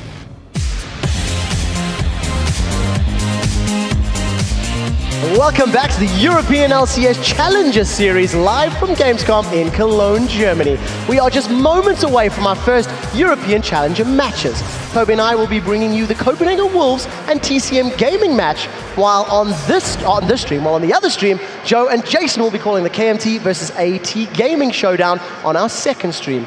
I do want to comment on what Kautard was saying in that previous little video. Not going to let it slide. No, I can't. Because it was great to hear him talk that I'm not the best, but I'm among the best. And it's nice to hear a cool head about your own abilities. I'm kind of a fan of the just outspoken kids that are just like, yes, I'm the best, everyone else sucks. Double lift? To each his own. So before we get into the game, let's break down exactly how the Challenger tournament works. Today, we're going to be bringing you the semi-final round of the tournament, which consists of 2 best-of-3s. The team that wins 2 games will earn a spot in Thursday's grand finals. And the winner of Thursday's finals will move on to the Season 4 Spring Promotion Tournament with a chance to snare a spot in the European LCS next year. All right, now it is time for the best-of-3 series between the Copenhagen Wolves taking on TCM Gaming. Coming into this matchup, it's the Copenhagen Wolves who are considered by many to be the best challenger team in Europe. And that's because they took first place up at DreamHack, where they beat one of the 5 remaining international wildcard teams, Dark Passage, in the finals. And then they took first place at Gfinity in London, while TCM Gaming failed to even make it out of the group stage. There is something that we do need to highlight, though, because 1 week later, these 2 teams met in the finals at Tenerife. And the result was very different. Yes, in that one, TCM Gaming beat the Wolves. It was a close match though, 2-1 in that series of 3. And because they won, TSM has already won their spot in the LCS's Spring 4 Season Promotion Tournament. So this week they're really playing for the glory and to put a little fear into the LCS teams, because now there's a new rule in the LCS where the LCS teams are going to get to pick their opponents, and I'm sure that TCM would prefer not to get picked and just play meet your makers rather than the team that finishes 6th here at Gamescom. Yeah, but no matter what happens here at Gamescom, I'm sure that there are plenty of teams who already fear TCM, and more specifically, they're solo lane monsters. Yeah, who wouldn't? Their mid laner is called the Belgian Beast, and he had a great series against OSS in the last rung of the Challenger ladder that he played Ahri in both wins and went a respectable 9-2 and 18. But the true statistical monster in that game for TCM was their top laner, JWoww. He played Zed and Elise and never died. He went 19-0 and 7. That is a very impressive statistic. And, you know, while TCM stars roam the solo lanes looking for opponents to devour, as it were, the Wolves, on the other hand, they've got their young wolf in their duo lane. Yeah, everybody's talking about Reckless. He's the 16-year-old AD carry. He's a phenomenal hyper carry. He loves playing like Vayne, Caitlyn, and, you know, he went 22 and 5 as Vayne in those 2 wins. So it was a 2-game sweep of Mad Gods, by the way, in their last Challenger Series. Very, very strong performance from Reckless. And we were talking about him earlier in the day, and exactly as and when Fnatic are going to be grabbing him up into their roster. If he was at 16, roster. he'd be playing in the European LCS. All right, for these teams, this game is the next chapter in a developing rivalry that has become one of the most fun matchups of the European Challenger scene. We're playing Wolves in the first round, which is probably the toughest team there. We play TCM Gaming, our old rivals. We want to win them this time. They got the spot the last tournament at Tenerife. This is our turn. We didn't play our game properly, and we didn't think it through properly. Everything felt to go wrong in those games. I know that they prepared like really well. I think they played like 7 or 8 hours a day, so we'll see what happens. This time we'll try to keep the communication up and not screw up in the early game. It's depending on the champs you get, because they have limited good champs that they play, and we have the champs we play that's good against them, so it's just have to outpick them. Well, there is some history between the teams. Now we meet them at semifinals, and we have to win them to go to the LCS. If we just keep it up, I don't want to say sure, but pretty confident that we beat them. We lost in Tenerife, but now we're back for revenge. A lot of confident talk there. Kautar never gives like absolutes though. No. It's very close. Yes, we're very confident. There's still the chance that we're It's not very politically correct, the best, everything yeah. he says. The one thing that stood out for me there was TCM was saying, they were our old rivals. It made it sound positive. We won Tenerife. Like, we used to be rivals till we won. It's sort of what it sounded like. And They're I guess old news now. Yeah, we'll have to see who performs on the Rift. Now that you've heard from the players, let's actually check out today's starting lineups, just in case you don't know exactly who's on both of these teams. On the blue side, in game 1 of this best-of-3 series, it is going to be the Copenhagen Wolves, with Young Buck in the top lane, Shook V2 in the jungle, Kautar being laid back and relaxed in the mid lane, with Reckless and Unlimited as your AD carry and support. And on the red side, it's TCM Gaming. JWoww's up top. Narutador is the jungle. The Belgian Beast is in mid. Motraco's at AD carry, and Barney D is the support. Yeah, Barney D's got a little bit of support there in that little picture. You see, he's pulled in some refs. He's like, we need some backup. We need some backup. We've got a featured matchup for this particular game, and the battle between the AD carries is going to be that featured matchup. The Copenhagen Wolves Reckless versus TCM Gaming's Motraco. Gotta feature Reckless. He's the backbone of the Wolves. They count on him to carry, and he likes to play those end game hyper carries like Caitlyn, Tristana, Vayne. He's very team fight oriented in his champion selection. Meanwhile, you know, Motraco, you've seen him play in real life. You've seen him play up close. Yeah, so Motraco, who is playing, of course, for TCM Gaming, he used to play with Wizards Esports Club, where Mithy was his former support. And the thing that stands out from his AD carry style is he's very solid in lane, but very passive. He reminds me of like a Spanish version of Genja, basically, where he does tend to play very controlled, and unless somebody else sets something up... How many Doran's Blades does he buy? Last time I seen only 2. We're talking play He's got style. one more step to get to Genja level. Play style, not item purchasing plans. But yeah, he's a solid AD. His mechanics are very, very good. And alongside Narutador, who's also another Spanish member of the team, they've competed against one another in the past many, many times. I took a few minutes to talk to Mithy about this particular combination. And I'm like, give me some insight. What do you know? And he basically said that as a pair, Narutador really likes to try to camp and control those bottom lanes, because for TCM, a lot of their team fight power has to come from A, killing Reckless, and B, getting Motraco to a farmed, yeah, you get kind of 2 for 1 with that. You shut down Reckless. Like we said, he's the core of this Wolves team, so that can really get them going. A lot of the match the set from Tenerife, a lot of it hinged actually on the Kazakhs pick there, and that was the old Kazakhs. So with that big change to the champion, you know, he's really fallen off in favorability with a lot of the other teams. So I don't know what they're going to use to fill that role of a top lane assassin. On the same token, JWoww does play a particularly mean Zed, and Zed has not necessarily fallen out of favor quite as heavily. But what I have seen from the Wolves in the past, particularly in DreamHack, they played against Dark Passage. They only dropped 1 game, and the game that they dropped was against a Dark Passage team that was very dive heavy. They had a Jarvan and a Morgana, and they basically just aimed for Reckless. Yeah. Once they got him, they then turned to the rest of the team. And I guess if TCM follow a similar recipe, it could work out. That's the drawback of being such a giant star. You have a giant target on your back the whole game. Question is, can TCM hit it? That is the real question. I want to talk about Young Buck for a quick second. Young Buck for the Copenhagen Wolves.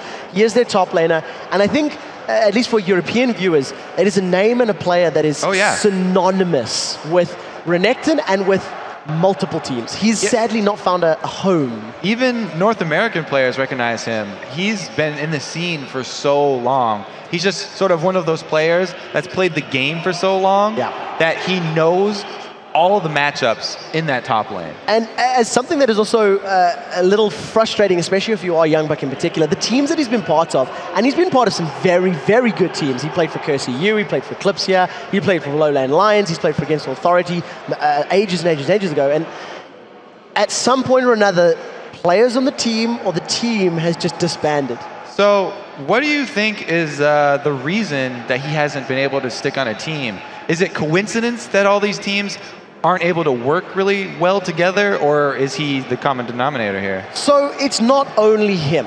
I know that there have been certain teams in certain instances where it's like, I don't want to play with Youngbuck. And then there's been other teams that just been like, well, we got a better opportunity to join another team. And he's just been on the unlucky side of the short end of the stick, as it were, many, many times. But Copenhagen Wolves, he's been playing with him for several months now. They've attended multiple LANs. You know, they did DreamHack in June. They went to Gfinity, I think it was early July. They hit up Tenerife, July. And as a team, these guys are sticking together for a long time. And I was mentioning it that Shook, Coutard, and Unlimited, they've actually played together for a while. And Freeze, who's now in NRP, he used to be part of that sort of group as well, the tight-knit core, as it were. Hard for these AD carries to stick in one spot here. Reckless also wants to leave.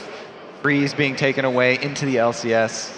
Where everybody wants to end up, though. So you have to be supportive of your AD carries. Let them fly away. So the thing is, and they'll return to you. Now, if the Copenhagen Wolves win this particular event and they get first place, they get that spot. Yeah. Would you not try cut the wings of your AD carry and keep them on your team to earn the spot as a 5-man? They said they're going to do everything they could to retain Reckless on the team. So I don't know. It might just be up to him which direction he wants to go. Well, we'll definitely have to take a look because we are into Champion Select, ladies and gentlemen. This is the first Challenger event, and Kazakh's banned. They banned it anyways. They don't care if it's changed in the patch. It was such a huge part of the games in Tenerife. They don't want to leave that one up. Another thing, though, the Evelyn was huge for Copenhagen Wolves. They picked it every single time. The jungle Evelyn is something that they use to get Reckless going in his lane because she can gank that bottom lane. A lot of junglers avoid the bottom lane because of the ward coverage that support will automatically bring to that lane. But Evelyn makes you bring pink wards, and it's easier to keep track of where those are and get around them and pressure the bottom lane with a jungler as sneaky as her. So depending on what TCM lock in now, in terms of that duo lane, in terms of that bottom lane that we know is so important for Copenhagen Wolves, Reckless tends to trend towards Ezreal's and Caitlyn's as his sort of go-to champions for the time being. We know he plays a phenomenal Vayne, but it's a risky pick when you're well aware your opponents are going to be doing everything they can to get to you. And a Lissandra pick, the Claw of Doom gets thrown out and they try to catch a Reckless. They've showed some of the strongest engage that there is in the game already, so he's definitely going to have to be worried. And Lissandra, when she rushes that Hourglass, doesn't have to use her ult defensively. She'll love to get in there, use it on the AD carry, and then also use the Ring of Frost to lock down everyone. So that's a really good setup for the Zyra pop-up. And just add, double crowd control. So this is also something that worked particularly well for a lot of the wildcard teams, was getting these very heavy crowd control oriented sort of team comps that have a lot of AoE CC and a lot of ability to lock you up for prolonged periods of time. In addition, TCM haven't actually revealed their hand. We don't know if that's top lane, we don't know if that's mid lane, as far as Lissandra's concerned. And speaking of revealing their hands, the reason that they first picked Zyra was because Copenhagen Wolves, also in Tenerife, use mid lane Zyra multiple times. So that's a two for one there with that pick. They're able to take it away from Coutard, and it's a great CC stacker for Lissandra. So it's also, it's sort of something that's sort of signature to Coutard. And in terms of some of the other signature champions, Naruto Rador is very well known in the high elo solo queue for his Shyvana and his Nocturne. Those are his two champions. Mithy said to me that if there's a lot of crowd control from TCM, they may give Naruto Rador the Shyvana because he's so confident and comfortable, even though there's no utility around that particular champion. Speaking of mid laners that bring utility, if that's a mid lane Zyra and a solo lane Lissandra, those are two of the most CC heavy mid laners. So it looks like they are following that plan. Well, we'll have to see where that either support or solo laner ends up, because right now the pressure is on the Copenhagen Wolves. They need to reveal their top laner as well as their AD carry. And TCM, their solo laners are bringing extra crowd control. Even their AD carry, one of the most heavy, CC heavy AD carries there are there. So they're opening the gates here for the jungle Shyvana, which we have not seen the likes of since the St. Vicious days. We'll have to be hoping that Naruto has better control of his Shyvana ultimates, because we've seen a few end up in the wall. To be fair, when I think of Shyvana days, it's got to be Diamond Procs. That's Kiev true. last year. I think at Gamescom we can talk about we'll give Diamond Procs. The credit to Diamond there, the EU side. We do see that Reckless has decided to lock in that Vayne, and against the crazy amounts of crowd control their opponents, he's currently sitting on barrier. I was going to say, I think it might be smart to go cleanse. He'll either get cleanse or he'll get a Quicksilver Sash as soon as possible, because there's just so much lockdown on this TCM team right now. He's going to need that to avoid it, because they're not going to be diving anyone else. Kassadin has a built-in escape, and he's very, very hard to pin down. So they're going to be looking at Reckless. From what we can see between the two teams right now, it's pretty clear that Copenhagen Wolves have got a very good skirmish team. They got pretty good duelist mobility, and they'll probably excel in those smaller 2v2, 3v3s. But the TCM team, if they stack up as a 5-man, that is a terrifying death ball that's just going to roll over everything. So the Dragon's going to be the beacon that TCM want to use. They're going to try and pull Copenhagen Wolves into a bad spot. However, their team, it's great for skirmishes. It's also great for flanking around the outside and poking at TCM while they're inside that Dragon pit. So we'll have to see. It's going to come down to the control that they have over their characters, and if they're able to stay out of the CC that TCM are bringing to the table. So in terms of the final pick, JWoww has decided to go with Nasus. It's a champion that we don't traditionally associate with him because he does so phenomenally well in those assassins. We've seen him play Zed, Kha'Zix, Diana, as spring to mind as the keys. Do you feel that that is an anti-Vayne pick? I mean, you're going to be able to add the Wither, so it's another thing that she'll want to either QSS or cleanse if he changes it at the last second here. So they're really just looking to stack another CC. It's not a hard CC, but it's a very effective crowd control for an AD carry. Well, we'll have to see how well TCM can control the damage sources that the Copenhagen Wolves are going to be putting down. This is, of course, a semi-final match. Now, TCM, they've got that spot. They're going to be in the Spring Promotion Tournament. This is for bragging rights. We heard them in the video, and they're like, these are our old enemies. This is our old nemesis. And we'll see if they can keep them in the past or if the Wolves are going to bite back from today. And this is also a best of 3, keep in mind. So there's also some more mind games that go into best of 3s rather than the best of 1 that all the LCS teams are used to. This is just the first lineup that they're showing. They are always thinking about the second game, and then third game is usually more reactionary to what happened in the first. Ironically, between these two teams, because they're in the Challenger circuit and because they've taken place in so many of these offline events, they've played more best of 3s against each other than I think many of the LCS teams are. So I think they'll be quite accustomed to it, and we'll see how well they've prepared.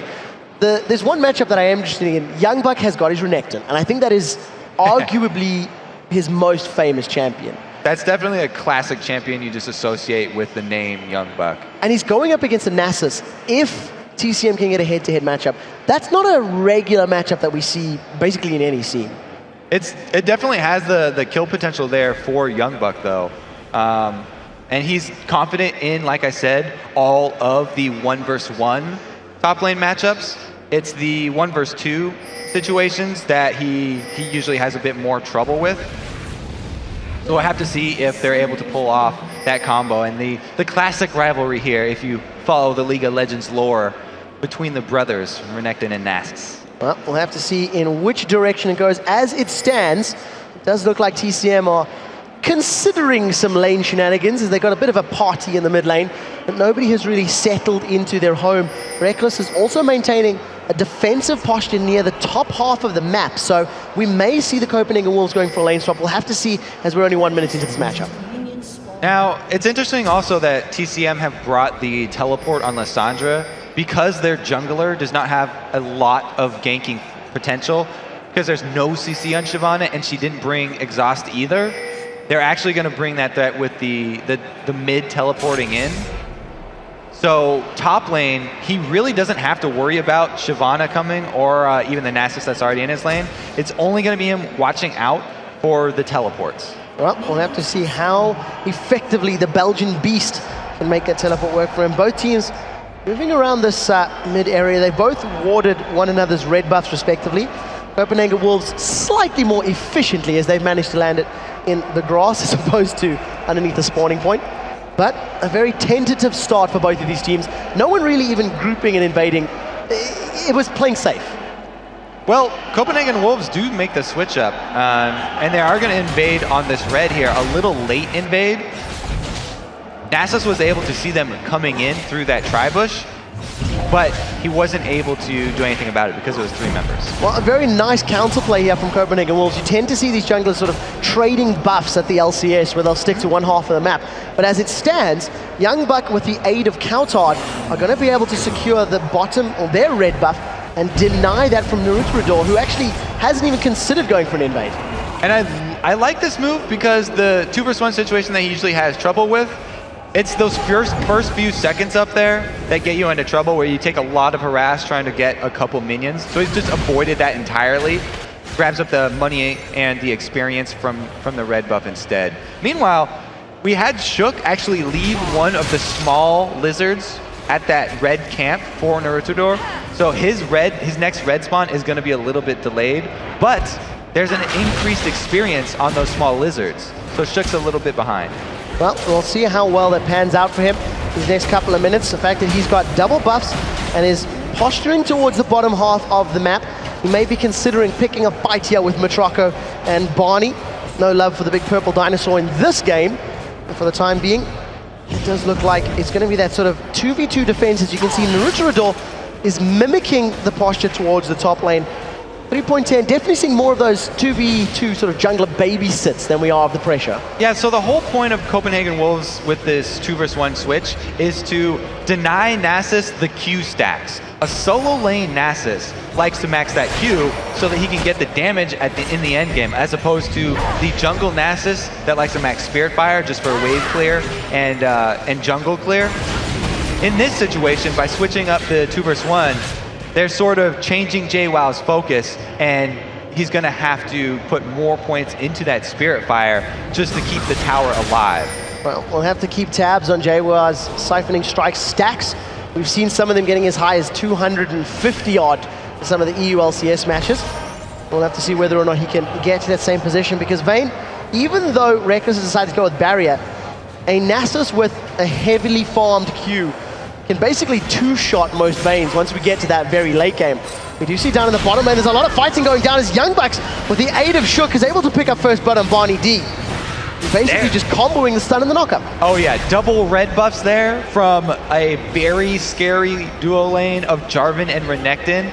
Extremely hard to get away from, even in the crowd control heavy duo lane that is Varus and Zyra. And you can see that Barney actually expended his flash trying to get away as well. So unfortunately for him, Summoner Spell blown, as well as giving up that first blood, and it went to the solo laner as well. So Young Buck not only has a CS advantage, he's got that nice gold spike that comes with a juicy Zyra kill. Yeah, it's a great start for him, and he hasn't even had to use his health potion. That Doran shield really doing a lot of work in the 2 versus 1s, because all the damage does come from auto attacks very early. He's jumping onto Matroko, and that was a lot of damage without really any reply. And able to get out and dodge those Zyra roots with the dice there. So very good use of Renekton. We said it's his champion. That's one he's got the most time on, and he's really showing it. And we do see that Reckless at the moment. He's actually maxing his silver bolts. Young Buck looking just to interrupt Matroko's recall. Slices in, dices out. It's basically just being a pest. And, you know, it's never a good situation to be in if your duo lane is being bullied by your opponent's solo laner. Yes, a single player bullying 2 laners doesn't add up for TCM. And Nasus is having no such success up in that top lane. Yes, he's still maxing his siphoning strike, but he's not getting the chance to use it and get those last hits up. Already down 20 CS to Renekton. Well, we've got a couple of seconds to take a look at this mid lane, and we notice that they're approaching level 6. So Kautard is going to start to get into a position where he can really annoy and pester Belgian Beast Lissandra, even with the mobility of that Glacial Path, or the Claw of Doom as we call it here. It's going to be difficult to deal with. And yeah, this is another CS lead that should not be happening. Kassadin coming out ahead in CS in the early phase before he hits level 6 has got to make TCM very, very worried for that endgame. Yeah, Belgian Beast not taking full advantage of all the range he has to offer. for the time being, outside of a little bit of jungle presence being shown by Shook v2. Naruto, you know, you talked about how Shyvana doesn't offer ganking potential. Naruto is just farming, but he does have double the CS of Shook, so I guess kind of win. So he's been hard farming, but Shook was able to pull off that flash gank down bottom to grab the first blood, which has brought about this situation where the Renekton is going to be a factor much earlier than the Nasus is. So it's definitely an interesting trade-off, but one that has so far gone in the favor of Copenhagen Wolves. Now that Naruto is getting closer to that level 6, Belgian Beast has the ability to lock somebody down. Along with that teleport, you have to think that if Copenhagen Wolves maintain this focus on the top lane tower, that they may consider ganking Reckless and Unlimited. We do see that the second red buff of the game is, or the red buff steal of the game rather, has been taken away, and that's the second red buff that Naruto has actually been denied in this matchup. And we did see a counter invade here from Naruto, but he was seen by that ward down in the middle by the river, and he's going to get collapsed on here by Kautard. Oh, we do see Kautard just manage to come in and knock up, lands onto Naruto. He actually flashes over the wall, now turns the focus back, does not have enough rage stacks to be able to throw down that Dragon's Descent. Kautard flashes forward, Rift walks in for the damage. We do see Naruto turn back onto Kautard as now Belgian Beast is trying to even one up. Second kill of the game lands for Copenhagen Wolves as the Belgian Beast gets locked in with a Cataclysm. Shook 2 says thank you very much, secures his buffs back, and gets a third kill for the Wolves. Great answer there from Copenhagen Wolves. They collapsed. Meanwhile, the bottom lane of TCM wasn't really on the same page of this invade. Talked about invades and counter jungling being a team sport here. Jarvan uses his gap closer to get the early knockup onto Shyvana, so he's not able to follow her over that wall. Probably should have expected that Shyvana was going to go that way, and this kind of caused the overextension by Kautard where he had to flash and rift walk forward and ends up dying. But they did, regardless of that, come out with the 2-for-1 trade.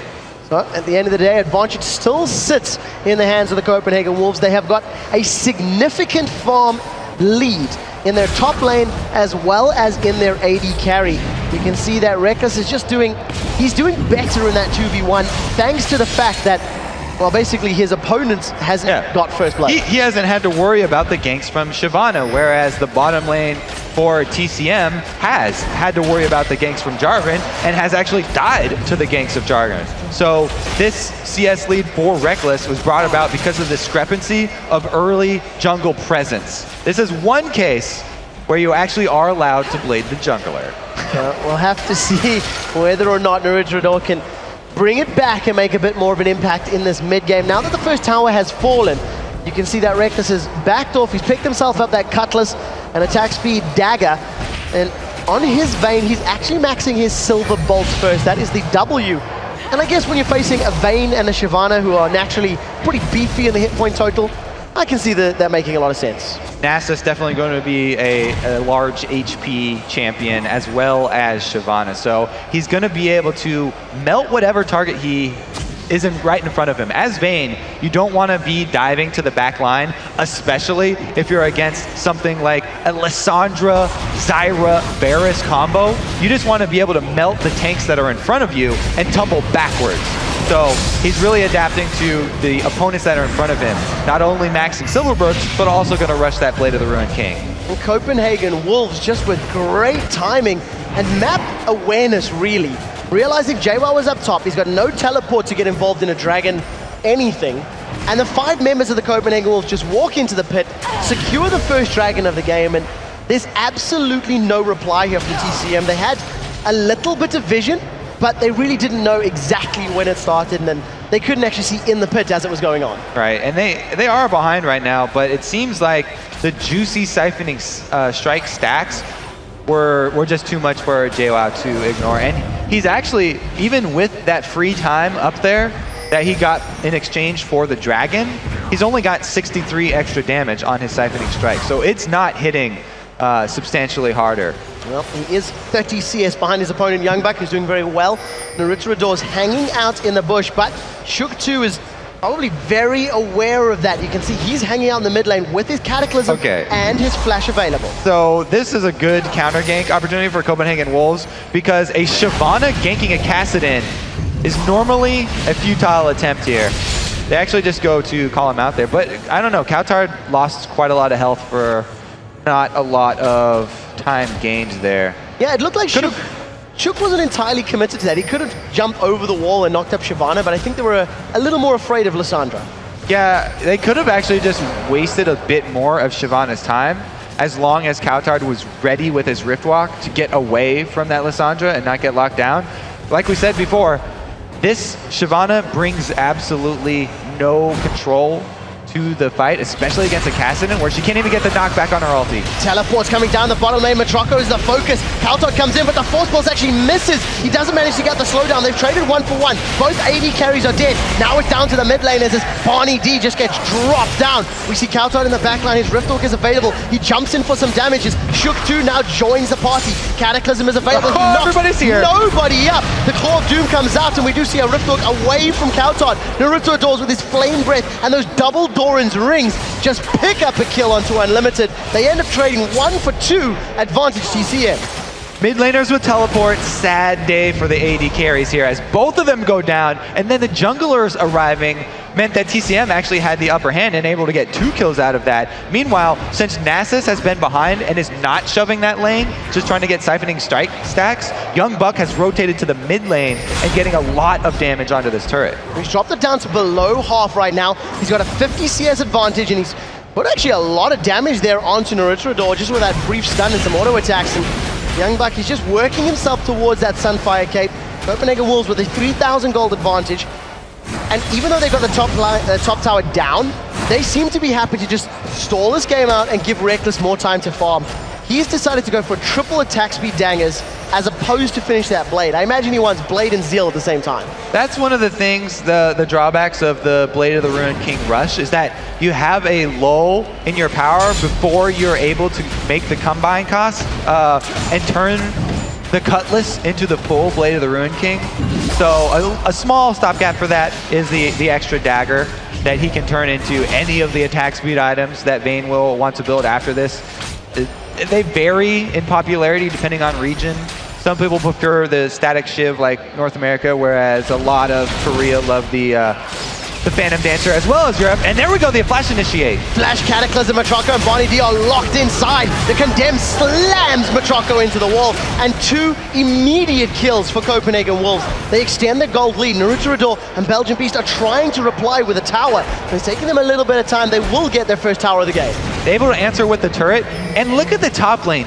We've had Nasus freeze that lane up top by his turret this entire time. They are willing to trade control of the map for siphoning strike stacks right now, but it's actually costing them deaths as well as turrets. Yeah, and the thing that you really have to give props to Copenhagen Wolves about, they've stolen a red buff away. They took the first red, they took the respawn of the red, and they've just taken the previous blue buff as well. So of the 4 odd buffs that spawned for Naruto, Kautard gonna get this one. Kautard just finishes him off. Naruto, he's not had his buffs. He's not, he is sitting, a level higher than Shook 2, but unfortunately, there's not much impact from the Shyvana at all. Yeah, he was trying to answer the blue buff steal right there and go take Copenhagen Wolves, but really he just set it up for Kautard to be the one on the receiving end of that blue buff. So he's gonna be able to regen and stack up that tier much quicker.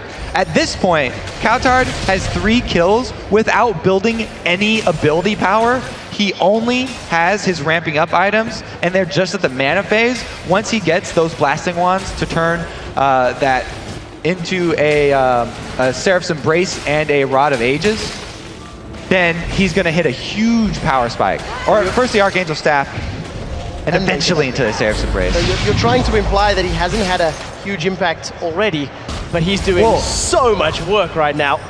All that work's being done without ability power. That's all I'm saying. It's a good place to be. If you are the Copenhagen Wolves, it is a very good place to be.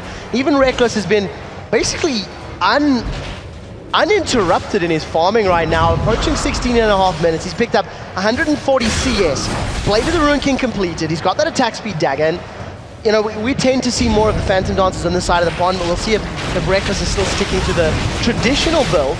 And the Wolves, with the Dragon respawning, they've got a 5-man stack, they've got vision control, and they're going to be saying, well, if you want to fight TCM, bring it. We're happy to. TSM look like they do want to fight. They've actually called down the Nasus from that top lane. Naruto manages to avoid the death sentence. Doesn't catch him and hold him in place. And a couple of little roots thrown out from Barney D hold Copenhagen Wolves in place. And you can see, thanks to that bit of focus and damage, it allows Copenhagen Wolves to secure the second dragon of the game with relatively no cost. It cost him a little bit of HP. That was a huge win for Copenhagen Wolves right there. They were able to pull the Nasus away from his Siphoning Strike farming, and TCM didn't even make a move after that because they didn't have the proper vision of Dragon area, and they don't want to rush into that from the small lane that comes through the jungle here. They're already behind and they can't fight out in the open. They need to use the turret to their advantage. TCM are trying to buy time for Nasus to get to a power position, and I'm afraid they're waiting too long. They haven't made plays on objectives, and they're just falling further and further behind. Even if they do get the Siphoning Strike stacks up, it's going to be hard for him to land those onto Vayne. She's extremely mobile, and Reckless will not make those positional mistakes to be in range of that Nasus. He does have Ghost and Flash, so he's got the utility summoner spells, and he'll be looking to get around easily, but there is some good peeling here on Copenhagen Wolves, and if they play it right, that Nasus should not be able to touch Vayne. And now we even see Matroko down in this bottom lane. He's freezing the bottom lane up. TCM realize they've lost 2 of their 3 outer towers. Their top and bottom lane is falling further and further behind their opposite numbers. And you can just see the game plan from TCM right now. It's patience, and it's let's try get to the late game, and then we'll try to contest, and then we'll try to win. They've already bled so much map control that it would be detrimental to switch their playstyle now. They've already decided that, yes, we're going to give up objectives in order to have solos farm. First it was Nasus, and now it is the Varus. Just slowly pushing these lanes to only last hitting, not trying to get any money pushed back in the favor of Copenhagen Wolves. So I do want to highlight the fact that Naruto is still farming particularly well. 123 creeps secured. It's about 50 more than his opponent, 40 more than his opponent. But that is, of course, at the detriment of his solo laners who are, a little further behind. Youngbuck brought out from a couple members of TCM, but they may decide to turn this one around. Lantern is going to pull Reckless in, decides not to take a ride on the Dark Passage, and TCM get away unscathed. And it's a good thing that they backed off there because we didn't have a collapse from Varus. He stayed and continued to just try and last hit over in that bottom lane. Well, once again, Copenhagen Wolves trying to find a window of opportunity. They managed to take away that blue buff again as it just respawned a moment or two ago from TCM. And Richard Ador's got a lot of farm, a lot of minions, but those are not big jungle camps. Jaywild's looking to put some damage down into Kautard and actually traded pretty evenly with that Siphoning Strike. And Nasus will eventually become a split-pushing beast as soon as he farms up a little bit more, but it's going to take a few more minutes for him to get to that level. He only has the Iceborne Gauntlet right now, and that is not enough to deal with the Renekton. And if you see Jaywild continually throwing down those withers onto Kautard, and if Kautard remains in melee range, he will eat a Siphoning Strike shot to the face. But to be fair, Jaywild took one of those Force Pulses and Null Spheres, and that also dropped him particularly low. He doesn't have any form of itemized magic resistance right now, and against Kassadin, he's probably going to need to work himself towards maybe that Spirit Visage in the not too distant future. It'll be interesting which champion Copenhagen Wolves decide to send against the split-pushing Nasus with Ghost and Flash in the end game. Who will be able to handle him? I feel like my money is going to be on Reckless, even though he doesn't have Cleanse. When he eventually gets a Quicksilver Sash, he should be able to take down even an extremely farmed Nasus. Well, we'll have to see because we are fast approaching that point in the game. 2 towers in favor of Copenhagen Wolves, 1 in favor of TCM Gaming. And now 2 members of the Wolves are going to start getting some auto attacks on this mid tower. However, there's a very large contingent of TCM members trying to cut them off. It looks like the Copenhagen Wolves are playing fantastic bait. There are some fishermen in that team because they pull TCM hook, line, and sinker. Well, it's again, TCM giving up control of the map. This time it's their inside jungle, for minion wave farm. They decided to leave Varus down bottom, allow him to get the free farm, and now Bane's going for that kill on Nasus. Nasus, he's got the red buff up. We do see the Fury of the Sands going down. Silver Bolts will be able to close it up. I do see a reply tower from Atroko. He's been left unattended in this bottom lane. And Naruto, for the first time in a very long time, may be able to pick up a buff uncontested. However, 4 members of Copenhagen Wolves, 5 members rather, going to secure the inner turret in the top lane. Because actually, Kautard is going to force to defend this tower. Ooh, he does get hit by the Varus ulti. He does manage to rift walk away immediately afterwards, and got a question, there wasn't exactly burst damage to break him down. Youngbuck is dived onto Barney D, trying to pick up a kill on the purple dinosaur as now Unlimited gets locked up. He was caught out of position. The box did not even go down, nor was his flash or ignite burned. A little too aggressive for the Copenhagen Wolves. Kautard does have his flash up. He's doing the best he can to defend against this double auto-attacking combo Shyvana and Varus while the fight in the top lane is happening. It's almost a base race without anybody focusing the towers. Copenhagen Wolves were getting a bit antsy there because of the pressure bottom afforded by the split push of Varus and Shyvana. They rushed a little bit too far and made a poor choice with that tower dive. Ended up costing them the Thresh life. Nobody seemed to be on the same page when that happened. Youngbuck went in solo. There was a very good Stranglethorns from Barney D, which you do have to give credit to for interrupting it at the very least, but TCM, they hold their inhibitor turret. That is what counts. And now that all of the Copenhagen Wolves have backed off, Dragon has respawned, and they will once again be moving into the pit. They want the Dragon. It is very hard for this Copenhagen Wolves team to pull off a tower dive. All of that crowd control that could be used for engage on TCM is just as strong at locking people down under those turrets. And we just saw them make great use of it there. But again, without control of the map, they're going to continue to bleed these objectives. So as we look at the gold count, sticking to that 4,000 or 5,000 gold value, Copenhagen Wolves' advantage is slowly dwindling. It is slowly becoming less significant, especially when you look at now JWoww's Nasus, who is still sitting at 153 minions, and his Siphoning Strike is really starting to build up. It's going to hit pretty hard. It's up to 297 now. Bonus? Yes, bonus damage. So that's almost 300 bonus damage on every Q, which is every 3.4 seconds. That is pretty intense. He doesn't really have a lot of innate cooldown reduction just yet. And if he does decide to go for this Professor, he's finally recalling. We'll see what he's going to spend a lot of this money on. You know, we've seen Nasus with those Siphoning Strikes hitting at about 2 seconds. Not only do they melt your faces if you're a champion, they shred towers as well, which you've always got to remember. That's if Copenhagen Wolves can't keep him locked down. Without the flash, Cataclysm is one of the best tools with dealing with an end game Nasus. If you just use the Cataclysm on him and then flag and drag out with the Q and E combo, then that's a perfect counter to a Nasus without flash.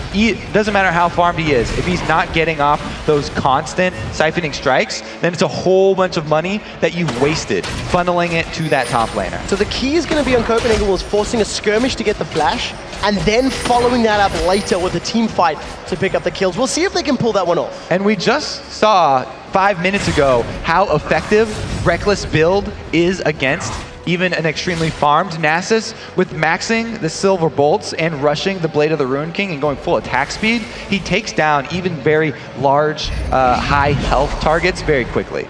Well, we do see now that Kautard is trying to pick a fight with JWoww. Every single member of the Wolves is coming in. They're on the hunt. JWoww gets knocked up. He's ghosted this one. He's decided to turn around, gets pulled back by the Lantern. Every single member of the Wolves is here, bar for Reckless, and that's 4 members going to drop him down. You gotta be honest though, JWoww survived 5 or 6 seconds. He didn't exactly get bursted down. Didn't get bursted down, but it doesn't matter. That's a huge threat gone from TCM. They've put so much time into that Nasus, into getting him farmed. Without him, they're at a giant disadvantage. Naruto Door's gonna use that Dragon's Descent to jump over the wall, saving his flash, but it means his ultimate is not available for a potential Baron steal. The Copenhagen Wolves hop over the wall, and 4 members are starting on the Baron Nashor, while Kautard is looking to run interference. He does manage to rift walk after the grasping root holds him. Baron is dropping low, but TCM want to contest. Knockout comes down. Belgium Beast forced to ulti himself. Frozen Tomb secures his life for a couple of seconds longer. The hourglass is not completed yet. Claw of Doom gets him out cleanly, and TCM have yet to give up a kill. That was a great disengage from TCM right there. Reckless was not able to join the fight. He was still down in the Baron pit, so they didn't lose anyone, and they delayed the Baron so long that 2 members of Copenhagen Wolves are extremely low now. Now this is very, very risky for the Copenhagen Wolves. Their HP bars are dropping further and further away, and they are backing out safely. Teleport was actually used from Belgian Beast, and that was a little bit sloppy because that's now the cooldown, half of it blown. Well, if Copenhagen Wolves hadn't backed off of that, then they definitely would have paid the price right there. TCM did such a great job of delaying that Baron and making Copenhagen Wolves tank it for so long that they had to pull a retreat. So as it stands, take a look down at the scoreboard at the bottom of your screen. You can see those CS numbers basically even out. JWoww still 20 CS behind, has been for the majority of this game. We actually see that Matroco, thanks to all the alone time in the lane, has closed that gap on Reckless. Gold values, with the exception of the top laners, are relatively even across the board. There's a 1,500 gold difference thanks to all of those dragons, because TCM have not got their hands on a single dragon yet. And Copenhagen Wolves are gonna be continuing to look for picks on the split pushers of TCM. It's kind of the rock, paper, scissors of strategies. Split pushers do lose to pick compositions that favor a high duelist that will go and pick off and kill your split pusher. But then AoE, oh, there we have the pick right now. Youngbuck manages to get the stun down in Matroco. In the background, Narutorador tries to pick a fight. Now all the utility TCM need has not landed. Stranglethorns is available as a Chain of Corruption missed. We do see Belgian Beast forced to save his life for a couple seconds. That was a 5-man knockup in favor of TCM Gaming. Youngbuck is trying to run interference as Kautard manages to deal enough damage to allow Youngbuck's AoE to secure the kill. They've traded 1-for-1, but instantly 2 more champions die. This is a 2-for-2 trade, but it's the mid laner, an AD carry that is down to TCM. Reckless dives in there with the help of Kautard to secure the 3rd kill of the fight, and a double kill for Kautard. Reckless was untouched in that fight. Yeah, you got too close to Reckless in that one, but it was a good example of that stacking crowd control that we talked about. The Lissandra into the Zyra ultimates was able to set him up for a very, very nice Stranglethorns right there, which allowed TCM to even come out that well in the fight. There's a replay of that engagement, so talk us through the specifics. So, we was forced to use a defensive Lissandra ult, but that baited the entire Copenhagen Wolves into that 4-man knockup from the Stranglethorns of Zyra, and now Youngbuck actually stays alive for a lot longer than he should, as Varus is still trying to finish out Kautard, and they actually are ending up able to take him out. But now, Zyra stepped a little too close, and we look at a NASA Splash burned. That means he's susceptible to the old cage of Jarvan there, and he can get locked down inside a Cataclysm. Ding, ding, ding. The window of opportunity is now available for Copenhagen Wolves to try and force maybe even tower dives. You know, we've seen it on the inhibitor turret. We've seen they're not afraid to go, you know, as deep as possible. And without JWoww being able to get to the back line and get to Reckless, that's got to be an inviting fight if you're a Wolf. And even if JWoww does, Reckless now has the Quicksilver Sash. So he's got that 3rd item along with his attack speed build that's been rounded out. He does not have much to worry about anymore. As long as he's able to avoid the knockup from the Zyra ulti, he'll be okay. Well, we'll have to see how TCM managed to handle these next few fights, because in the previous engagement, JWoww was almost able to hit Reckless's vein. It didn't work out for them. Now, Copenhagen Wolves, they did try Baron a couple of minutes ago. They were thwarted, they were forced away from it, and you can see that they're setting up a lot of vision in the jungle of TCM. And you know, I'm sure somebody's keeping tabs. I think TCM have only gotten 2 of all of their blue and red buffs this entire game, because Copenhagen Wolves have stolen away and secured every single one that spawned after those first couple. They did trade a few red buffs also, so they've gotten some of the opponent red buffs, but they definitely have come out on the losing end of the buff count overall here. Meanwhile, I mean, Oh, here we go. Reckless does get another catch. The Condemned manages to lock up Naruto for a couple of seconds. He's forced to use that Dragon's Descent defensively, jumping away from the fight. Even in a best case scenario, TCM were in a 4-man engagement, but they did manage to get out 2 ultimates there. So Copenhagen Wolves, very happy. No Flash, no Chain of Corruption, no Dragon's Descent for a little while. They did have a split pushing Nasus for that amount of time, but Nasus now has no Ghost and no Flash, so he was not able to take the turret, had to back off and play a bit more defensively without his summoner spells. Well, we do see the rest of TCM grouping up towards their own red buff. The Death Bush has been created. The Copenhagen Wolves waiting, but there was a little bit of vision there. Barney D just seen them. The seed plants have come up. We do see in the top lane though, Naruto Ador's been caught. Belgium Beast dives forward, forced to ulti himself, get the AoE slowdown. Now JWoww trying to get in range. Siphoning Strike is hitting so many people for Kaltod, able to rift walk to safety. Now JWoww does manage to get down onto Reckless. Barrier keeps Reckless alive. He almost 2-shots him. Barney D trying to defend his life, manages to get 1 as Youngbuck will close out a kill on Metraco. After that barrier goes down, Kaltod just surviving, triple kill. But Reckless saving his life with that barrier. He got a little too close to the dog and he got bit right there, but he was able to survive. Now he knows how much damage he can take from a Siphoning Strike at least. Here's the replay of the match. So what's the key things?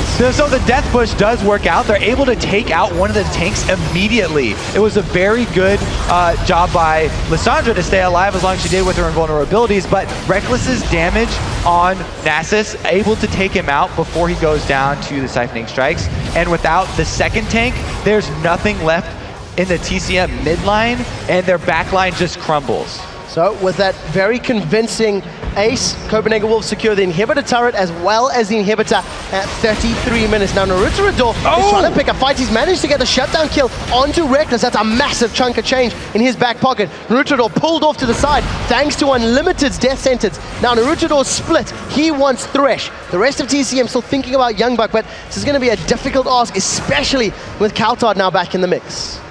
Yeah, no crowd control on that Shyvana. She can't continue the chase. Gonna have to give this one up and be happy with that 1 kill on Reckless. Now we see TCM. They're thinking about starting off this Baron 25 seconds before Reckless is up and alive. A number of ultimates are available for the Copenhagen Wolves. Lissandra's very low, but she still has both of her invulnerabilities available. Well, we'll have to see how it works out. Oh, gets hooked though. The Claw of Doom goes out. Chain of Corruption whiffs. Catches absolutely nobody. Belgium Beast able to pick up the first kill onto Unlimited. Youngbuck forced to get away. Dominus is up. Slice and dices away. Kaltod rift walks away from the damage and Piercing Arrow. Not going to actually land, but they have delayed the Baron. Reckless is now alive and he's begun his trek from the fountain to the Baron pit. There are super minions in the mid lane pushing up. There are a massive wave of minions in the top lane. They're about to take down this tower if they can get rid of the minions, and it does look like the blue side may be able to secure it. However, Belgian Beast will save the tower on 10 HP. So they saved the tower, but no Baron. It was a bit of an overextension there by Unlimited. He saw how low Lissandra is, but a great job by Belgian Beast, recognizing that he can ultimate himself and still have the damage necessary to finish off that Thresh by himself. The invulnerability on yourself doesn't mean you aren't getting to use the damage, it just means you don't get the lockup on your opponent.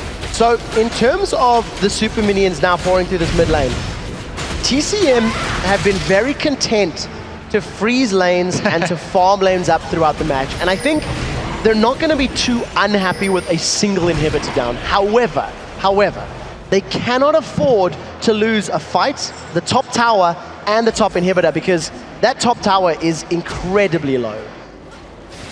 They definitely don't want to let a second inhibitor turret go down.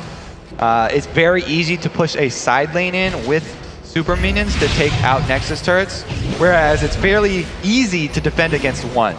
You're right, TCM's been on the defensive this entire game, and with the super minions constantly pushing that mid lane, they can actually continue to farm inside their base, and nothing has changed here. They've been giving up map control all game long, so they'll just continue to do that and bank on those Siphoning Strikes continuing to stack up, which, by the way, have reached 468 extra damage.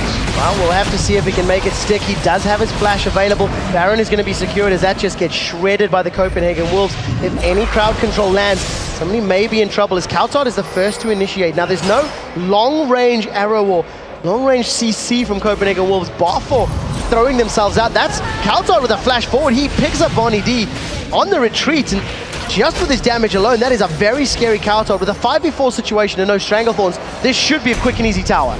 Yeah, one shot, that's pretty easy. Reckless is able to take that one down, and this is going to be 2 inhibitors and a baroned up Copenhagen Wolves looking to end it. We'll have to see if they go for the Nexus turrets, potentially play it by the numbers. There's a very big minion wave on the bottom half of the map. That is now pushing down onto the bottom lane inner turret, and it looks like Copenhagen Wolves want to play this one by the numbers. Every tower, every inhibitor, and then the Nexus. Not taking any chances here, especially with that extremely farmed up Nasus. But that was really a side effect of the max health damage Vayne that he's built. They can easily take down Baron in a matter of seconds. Oh, Naruto-Dor's gone forward. The Chain of Corruption was out. It's locked up multiple members of Copenhagen Wolves, but Naruto-Dor is the first victim to fall. Cataclysm is going to hold Belgian Beast in place, while the Stranglethorns will disrupt the Copenhagen Wolves, but that's all it does. Doesn't allow them to do anything more. Bonnie D just gets melted by Kautard as he gets all of that damage down. Waiting for the minions to push into the lane, and then Copenhagen Wolves should be looking to secure the third inhibitor of the game, and the game, in fact, as there are only 2 members left to defend. This is going to be a tough ask for any team. Now, this is just game 1 here, too, so we're going to go into the second game, and TCM, we'll have to see if they decide, oh, they're going to continue to fight here. Reckless is going in. Well, a death sentence goes out a little bit early as Matrako's GA gets popped. He then gets popped after respawning. The Copenhagen Wolves are looking to close this one out. Spiritfire comes down. JWoww flashes forward, manages to hit Reckless, but doesn't even go through the barrier thanks to all of the HP. And of course, his flame's going out. And Nexus goes down. Copenhagen Wolves secure game 1 in this best of 3.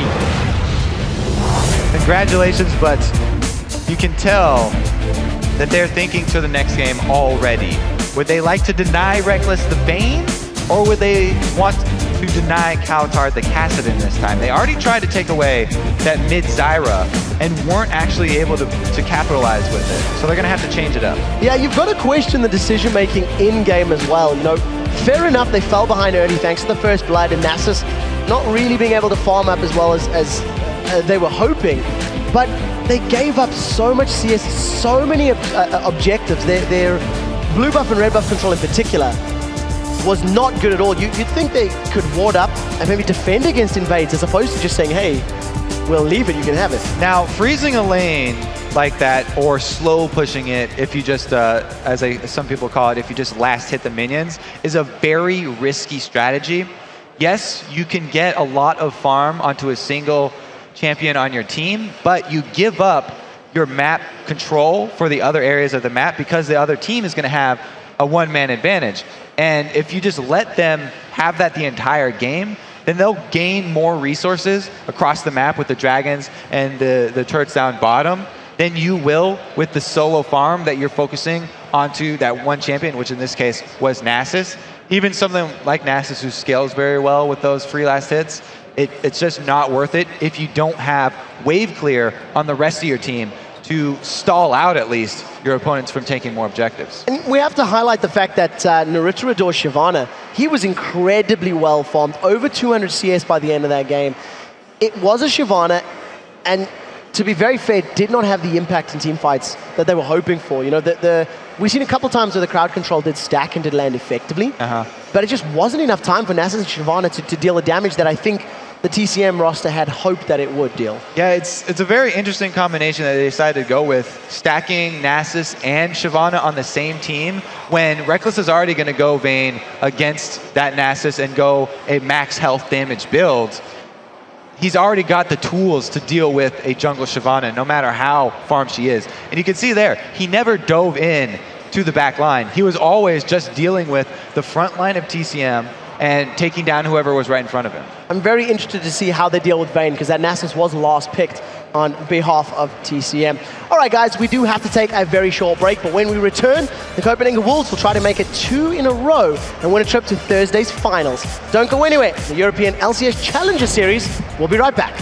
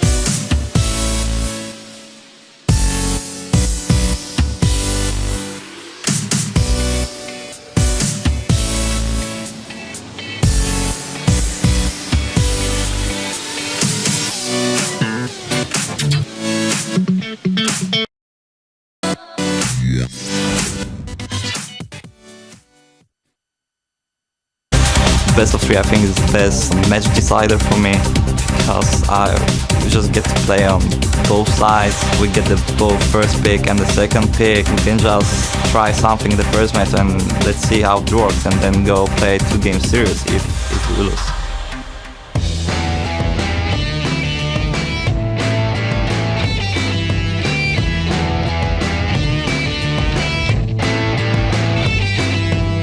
Welcome back to the European LCS Challenger Series live in Gamescom here in Cologne, Germany. Now it is time for the second game between the Copenhagen Wolves and TCM Gaming. Already up 1-0, the Copenhagen Wolves can close out the series and lock down a spot in Thursday's finals with just one more win. So in that last game, Coutard was godlike. He got an early CS lead as Kassadin and ended up going 14-1-7. That's ridiculous. You should not let a Kassadin come out of laning phase ahead in CS. Every single team fight, he was getting double or triples towards the end of the game. He just seemed to land every single last hit, and Barney D got insta-give by him in 2 separate occasions in the last 5 minutes of the match. Talked about him getting like all those kills without even having to build AP until then. He had what, Merc Treads, Tier, and Catalyst, and was making plays already on the map. And he got those very early because of that CS lead that he was able to get. All comes back to that Doran shield start. Very effective. Lissandra was not able to use her range. Usually she would like to harass with the auto attacks along with the lances, but she wasn't able to combo that. It wasn't enough harass down early. So let's talk about picks and bans for a second, because in the previous matchup, TCM opted to ban out Lee Sin, Twisted Fate, and Shen. They got rid of the globals. They did a second thing as well because they picked Zyra. So that's, target banning against Coutard. They denied him that AP Zyra as well. He made him pay for it. And then they opted to pick Shyvana. So, what we've seen from the Copenhagen Wolves composition was a little more standard, but we've seen some unique decisions from TCM that have merits, but obviously didn't pay off in the end. You could definitely tell that they had this plan coming in, and there were a couple of parts of that plan, but they did not deal with the results effectively. You have to be able to adapt to what Copenhagen Wolves are doing to respond to this. You take away our Zyra, that was their whole plan. They didn't really plan for what he was going to pick after we took away Zyra, which was Kassadin, and they actually hurt themselves by letting him have that Kassadin and not switching up the lanes to punish that pick. Well, we'll have to see what they decide to do in this particular matchup. The Copenhagen Wolves, of course, in their previous game, they banned out Twitch, Kha'Zix, and Zed. So doing 2 things. First and foremost, making sure that Matroco does not get his hands on Twitch. And secondly, 2 bans that are more focused at JWoww, their top laner, than at the mid lane. They're more afraid of JWoww than they are of Belgian Beast. It was interesting because him going on to Renekton, or excuse me, Nasus, was the other part of their plan that actually hurt them, because they gave up so much map control. If you're going to go with that route, then you have to be able to bring a lot of wave clear, like we said, to at least make them spend a lot of time taking all the other objectives. Because Copenhagen Wolves, they just snatched up everything on the map. I would have loved to have seen them put Nasus in the jungle and maybe a Rumble up top. Combo all of that CC with more AoE damage, and it maybe could have helped against the squishy targets of Vayne and Kassadin. They definitely needed something else from the jungle. Even in their match, or their series in Tenerife, a lot of it hinged on which jungler got the early pressure. And that pretty much decided the games in Tenerife. It was which jungler got the early kills and which one had the early invades. So having Nurtudor just go on Shyvana and farm up his own jungle and not have an effect on any of the lanes really put them behind very early, and they weren't able to come back from that. Well, we're going to have to see how this particular match pans out. In terms of the bans, Copenhagen Wolves mirror their bans from the previous game. Kha'Zix, Zed, and Twitch have been removed from the pool. So TCM feel that feel that Kassadin is more scary. Yeah, if it's not broken, don't change what you're doing. They just do the same bans. It's not on Copenhagen Wolves to switch up the strategy. It's on TCM right now. And they have made that one adaptation. Okay, last time we took away Zyra, that was a bad plan because we gave you Kassadin. So now we're just going to straight ban out Kassadin. And they actually first pick Thresh instead. So they've abandoned the Zyra plan where they wanted to keep that away from Coutard. So the question is now from TCM, do they want to consider picking Shen? It was banned out in the previous game. They actually banned it. it is a possibility for Youngbuck. Youngbuck does tend to play the sort of bruisery, tankier top laners, and Shen is definitely one of the champions that he is well known for. And if you've got, Java, Lissandra, Shen, maybe they go with Vayne again. That's a pretty scary comp if you're a Copenhagen Wolves player. They will definitely need some extra damage there if they do decide to go for that, because Lissandra has a lot of control, but with the recent changes, her damage was taken down a bit, and it's hard for her to finish off people without other sources. So that would put a lot of weight on Reckless' shoulders to be the main source of damage and carry through that one. It wouldn't surprise me. I feel like his shoulders have been well tested by this point, and I think they carry pretty well. The one thing I do want to talk about, TCM, Naruto locked in Shyvana again. Yeah. This time with less crowd control. I'm not sure if I like that. How are they going to deal with Reckless right here? There's so much peel for Reckless this time. They first pick Lissandra away here for Copenhagen Wolves, so not only do they have the options for engaging when they've got a split pusher in Shen, but they also have such great disengage. This is the answer here for TCM. Adding that control from their duo lane, bringing the Ash Arrow. All you have to do is hit the Crystal Arrow, and there's your engage that you're looking for. Shyvana being very farmed up is actually a good tank of turrets, so they can go for the turret dives as long as they're able to hit the Crystal Arrows. You make it sound like that's easy. Just hit the Crystal Arrow. Through the Shen, the Jarvan, the Na'Vi, potentially Lissandra, and just find Reckless. We'll see if it works. So there is one thing about Lissandra. She's actually squishy if you're able to lock her down, so she can't use her invulnerabilities. She doesn't have a lot of resistances or health. It's just that she has so many escapes if you aren't able to lock her down. So if you're able to land both a Cocoon and a Crystal Arrow, they actually have the potential to burst her down as a second option. Of course, always the number one target you're aiming for is Reckless, and you're going to be wanting to take him out. And it does look like Reckless is once again locked in that Vayne. He had a very good game on Vayne in the previous match. Was never really, let's be honest, was never really a threat of going down in those fights. Played it very safe. You talked about how he was able to position effectively, and it worked in his favor.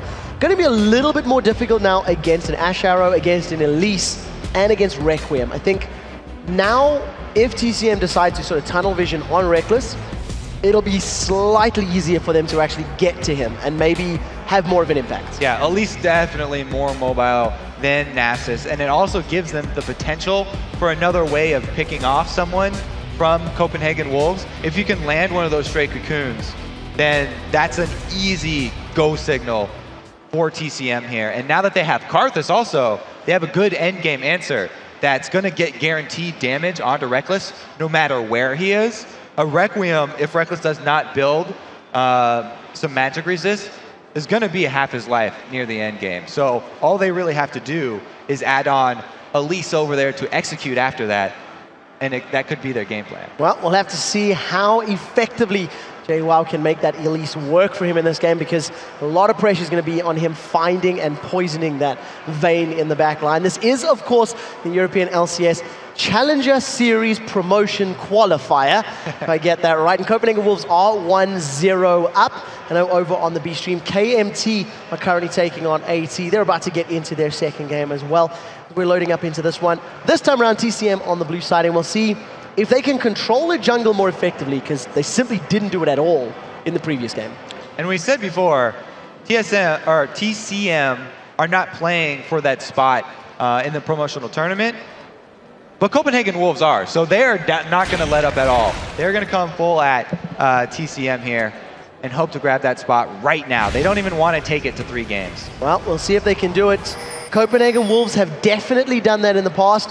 We've seen them closing out many, many LAN finals before, and the Wolves will be looking to avenge their loss in Tenerife. Remember where TCM were able to actually win the series 2-1. Right now, you do see TCM Gaming poising themselves towards this top lane, maybe trying to go create a death bush of their own. If Youngbuck or any other member of the Wolves starts sniffing around, they might be in trouble. All right, so with Thresh Death Sentence available, try and pull the blind hook from out of vision of the tri-bush. They don't actually even go for it. Shen is easily going to taunt away. and TCM have been spotted. So they managed to, at the very least, get Youngbuck to skill up his Shadow Dash as opposed to any other ability, so could make his level 1 laning phase just a little bit more frustrating if they go for those lane swaps.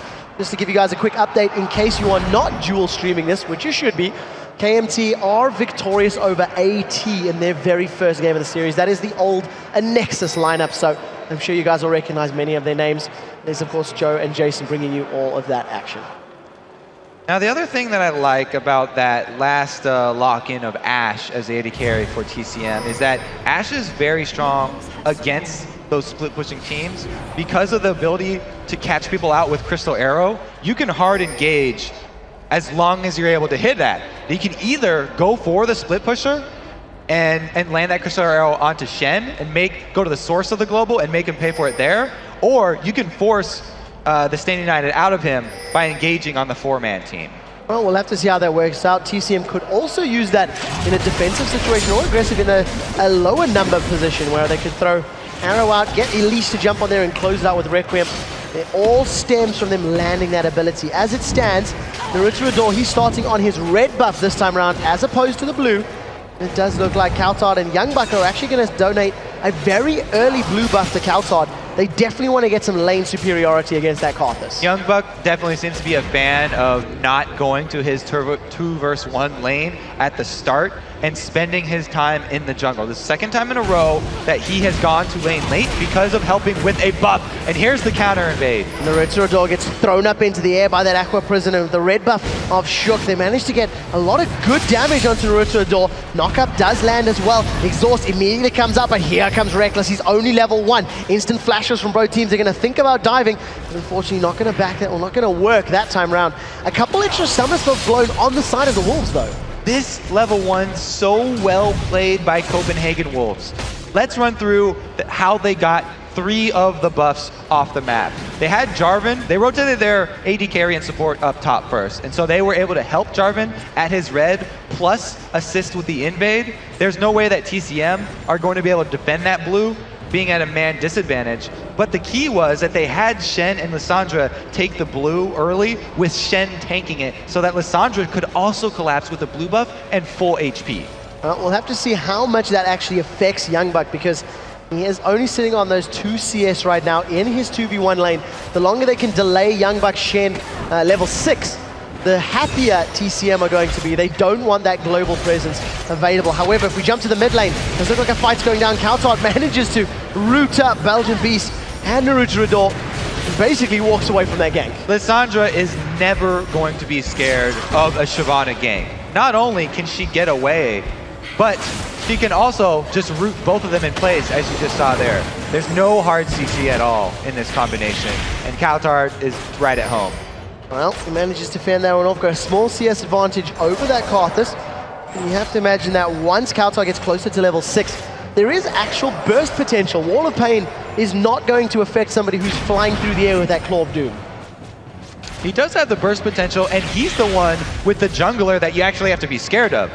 He's got a Jarvan, who's very, very strong in the early game, and a Lissandra-Jarvan lane combo is one of the most deadly mid-lane jungler combos that there are in the game. Karthus is a very squishy mid-lane champion, and without his flash, he's really going to have to play careful and either ward up both sides of that mid lane or just CS from very far back.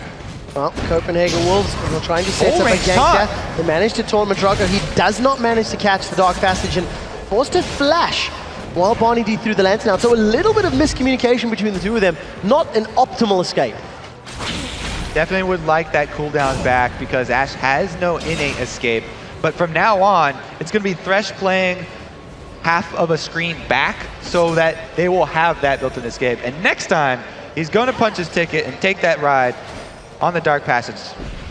Get himself out cleanly. No kill on the board just yet. 5 minutes as far as the clock timer is concerned. Reckless, 31 CS to Matrako's 37 to 31. And in terms of the 2v1s, this time around, JWoww is doing significantly better than in the previous game as that Nasus. He's able to have a little bit more of an impact, and of course the range nature of Elise will obviously play a big factor in that. Yeah, he was able to get a few more CS early because of the range that Elise has, but Youngbuck was not zoned from experience at all during the early levels, and so that's really what he cares about in the early stage of this game. It's just getting that level 6 so that he can stand united and turn around any aggression elsewhere on the map. Well, we'll have to see if they're going to use that stand united defensively or offensively. Both options are available. In the way the Copenhagen Wolves played the previous game, you have to feel that somebody's going to throw themselves into a fight with that Shen coming down on their back, following it up with a taunt. As Youngbuck is getting closer and closer to that level 6, we do see JWoww has already hit the cusp of power and has unlocked a little bit stronger Spiderlings thanks to that ultimate. And I'm surprised actually that the Belgian Beast was able to survive even those couple minutes without his flash and without any wards on the mid lane. He only felt comfortable staying there and farming because he saw Jarvan in the lane bottom. And as soon as Jarvan left that bottom lane, he immediately recalled to go grab some wards so that he's not susceptible to that gank. As it stands, Belgian Beats falling about 8 CS behind his opponent. Just trying to use those little skittles, those layer wastes to the best of his ability. He's doing relatively well. He is about to hit level 6 as well. Ironically, going to hit level 6 slower than his 1v2 lane of JWoww, and that's obviously thanks to those ganks and playing super passive and defensive in that mid lane. Anytime you're up against Lissandra Jarvan with no flash, you're going to have to play very far back. It did cost him a little bit, but Karthus is going to be fine farming up until the late game. TCM are just sitting on this one.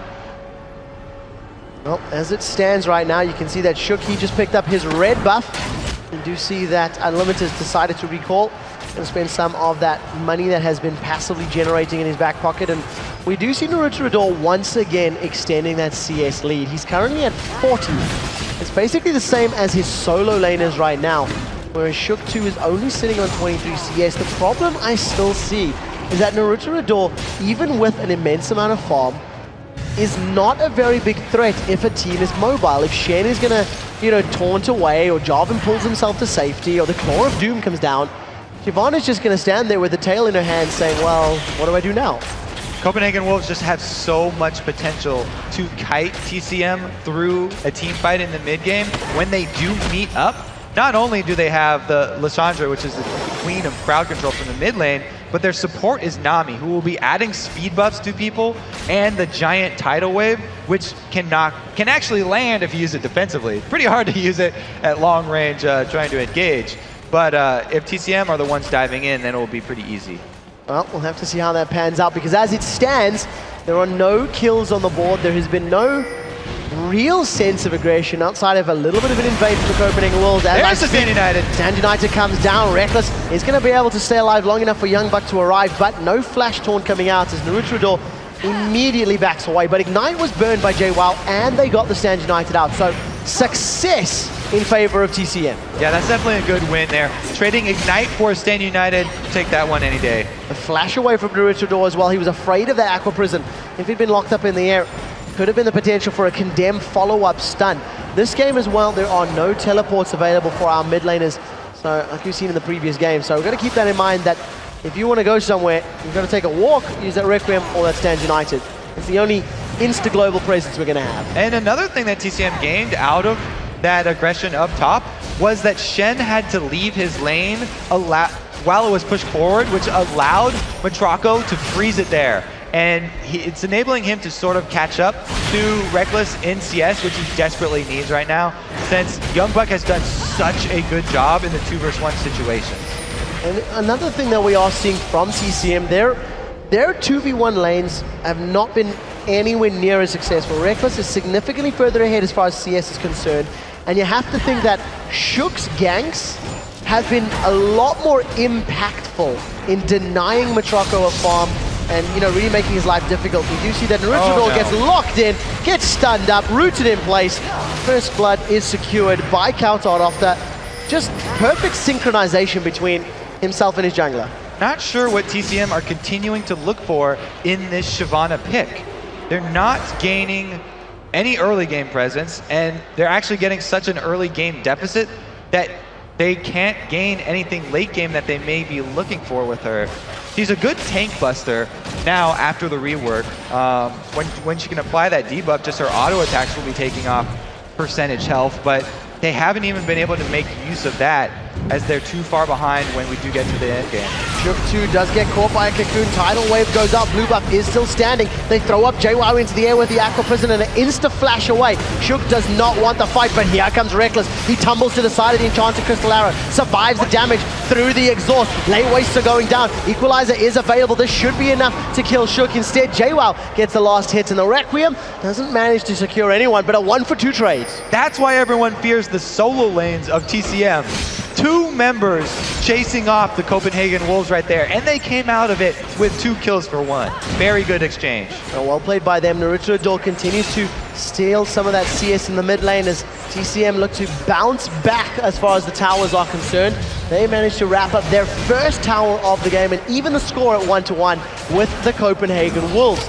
The pressure is not over yet as Naruto Adore, with his double Doran's Blade, again, same build as last game, is now attacking that mid lane tower. I'm still trying to figure out what they're getting out of this Shyvana. It's broken Kobe. Shyvana has broken Kobe, ladies and gentlemen. I have to admit, I'm not quite seeing the benefit that TCM see, even less in this composition because there's so much less crowd control on their side. He just always seems to be a step behind Shook. Not only does he have a greater presence in lane, but he even gets more objectives than Naruto Adore is being able to get with his Shyvana. He's defending turrets, going in 2v1 lanes. He's coming to pick off dragons. They have that one timed now. Both teams actually will be aware of the next dragon that does respawn. So if TCM actually want to make use of their Crystal Arrow into basically just a diving Karthus like we saw before, then that will be the time to make it. Well, we did see in the previous matchup that the Copenhagen Wolves really had Dragon's number. They secured so many dragons back to back to back to back. And in this game, TCM are definitely going to have to get some superior vision, maybe some superior positioning. However, they are only 1,000 gold behind. This is a much better predicament to be in than in the previous matchup where there were several thousand at this point in the game already. I do think that they need to make a move, though. Stand United is available, so going after the Shen is your safest bet, as no one else can join the party. But diving him under a turret is a very risky proposition, especially when you don't have the Tribush warded and they can't be aware of the Lissandra roaming up. And as on command, Countout is roaming towards the top lane, almost in anticipation of a tower dive, but there was no signal from TCM that that was going to happen, and Countout backs away. We do see in the bottom lane, Matroko throws out that Hawk shot, is unaware of Shook 2's positioning until he steps on top of the Tribush wall, but this may not dissuade him. He's looking to go in. Knockup goes out, and the flayback from Barney is enough to interrupt that EQ combo of Jarvan. Play is such a good counter to Jarvan there. But we did see Young Buck get chased off the turret here, so this is one advantage of that Shyvana jungle we can see in action. Taking down turrets very quickly, as Elise chases off the Shen. So Naruto Adore and JWoww secure the second tower of the game for their team. TCM Gaming now 2-1 up as far as the turrets are concerned. They are also 500 gold ahead, which is a couple of wards and some potions, so nothing really to write home about, and the pressure has not let up. They are now on the inner top turret. Young Buck is going to be looking to land a taunt and buy time for Shook and Countout to get to this top lane. Very dangerous to go for this tower dive, but they're doing it. Here comes Jarvan as well. So Naruto Adore immediately forced away. Cataclysm goes up. A repel from JWoww. He flashes over the wall, but not quickly enough. Glacial Tomb locks him up. One more spike comes down, and Countout secures a kill onto JWoww's Elise. Trying to make use of that extremely tanky combo up top, but they didn't have the wards to back up that dive. Yes, they got one turret and they wanted to press it for more, but you have to be able to back that up with vision. They didn't prep for that dive, and they paid the price. And you've got to think that in terms of the actual dive, it almost felt like a desperation dive. It felt like TCM were forcing an objective, forcing a fight on their terms, because they've been playing so reactionary for so long against the Copenhagen Wolves. Yet there's no reason for them to be desperate right now. The gold is tied up. They're not even behind right now. If you look at the CS numbers, a large part of that is thanks to JWoww's farm in the top lane. He's got a good 20 CS above Young Buck Shen. There's another 30 CS difference between Naruto Rador and Shook 2 in the jungle. And of course, a small 7 deficit between the Belgian Beast and Coutard. So numbers are pretty close. TCM have still not grouped up for any objectives. They've still not grouped up to force a fight. And they seem to be content dealing with the sort of skirmishes and the split pushing that we've been seeing from them, albeit not particularly successfully. They do like this matchup of the Elise Shen, and it's actually forced Young Buck to grab the early magic resist. Shen is always a pretty big fan of building Spirit Visage so he can get the cooldown reduction for his ultimate. And the magic resist just plays so well into that matchup versus Elise. So he'll be fine in that split push game as soon as he can complete that, spending time alone up there with Elise. Oh, we do see a fight in the mid lane as Coutard gets pulled forward. He throws down his Glacial Prison onto himself.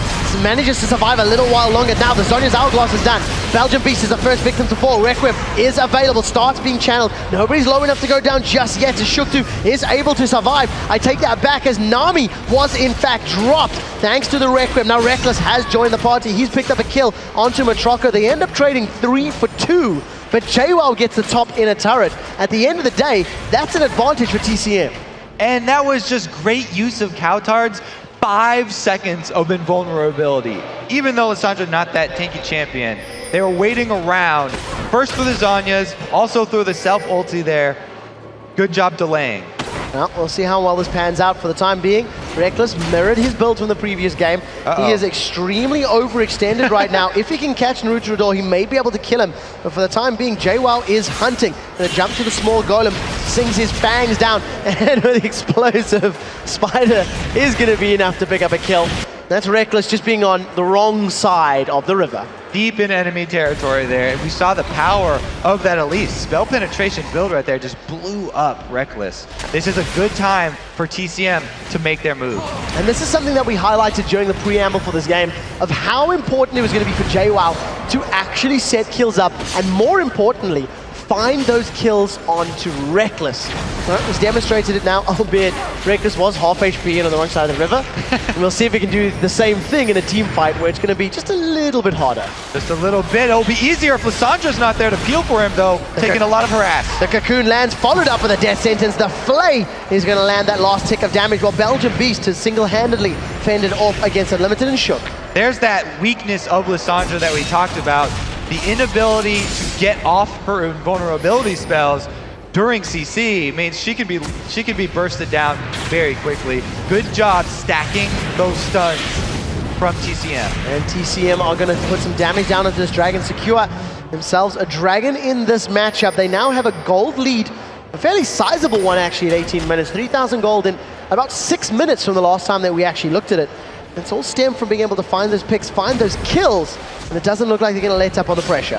This is the power spike that TCM need to take advantage of, because Copenhagen Wolves are trying to wait for an Aegis of the Legion to come in, and TCM are going for the turret dive. Oh, they managed to land the Cocoon onto Young Buck. He just gets melted. We do see that Bonnie D actually lands the Cocoon, the death sentence onto Shook 2. They haven't stopped as the box goes down. Arrow from downtown lands onto Unlimited. Lay waste, destroying their HP bars, but there is no Requiem available. A flash forward from Coutard is going to be enough to secure himself his second kill of the fight. They trade 1 for 2, but once again, TCM Gaming secure themselves a tower. They were 2 towers deep during that one. They did come out with an objective, and they've increased their gold lead here. Well, we'll see if they can maintain this hold and focus on the towers. It was ended up being a 2 for 2 as the Death Defied managed to trick my brain at the very least. Yeah. They've evened up the scoreboard at 8 to 8. And, you know, TCM, as long as they're picking up objectives after those fights and they're trading evenly, that's what the game is about. It's about the towers. It's about the objectives. And that's going to allow them to eventually get enough of a gold lead to not lose members in those team fights and in those trades. They're doing a good job here of taking advantage when Copenhagen Wolves are spread out, though. Once Copenhagen Wolves are able to finish the Aegis of the Legion to get the magic resist aura and deal with this double AP solo laners, and they actually are able to group up and use their crowd control to peel for Reckless, if they can keep Vayne alive, then we've seen how Reckless can just dismantle a team from the the back line. They just have to group up.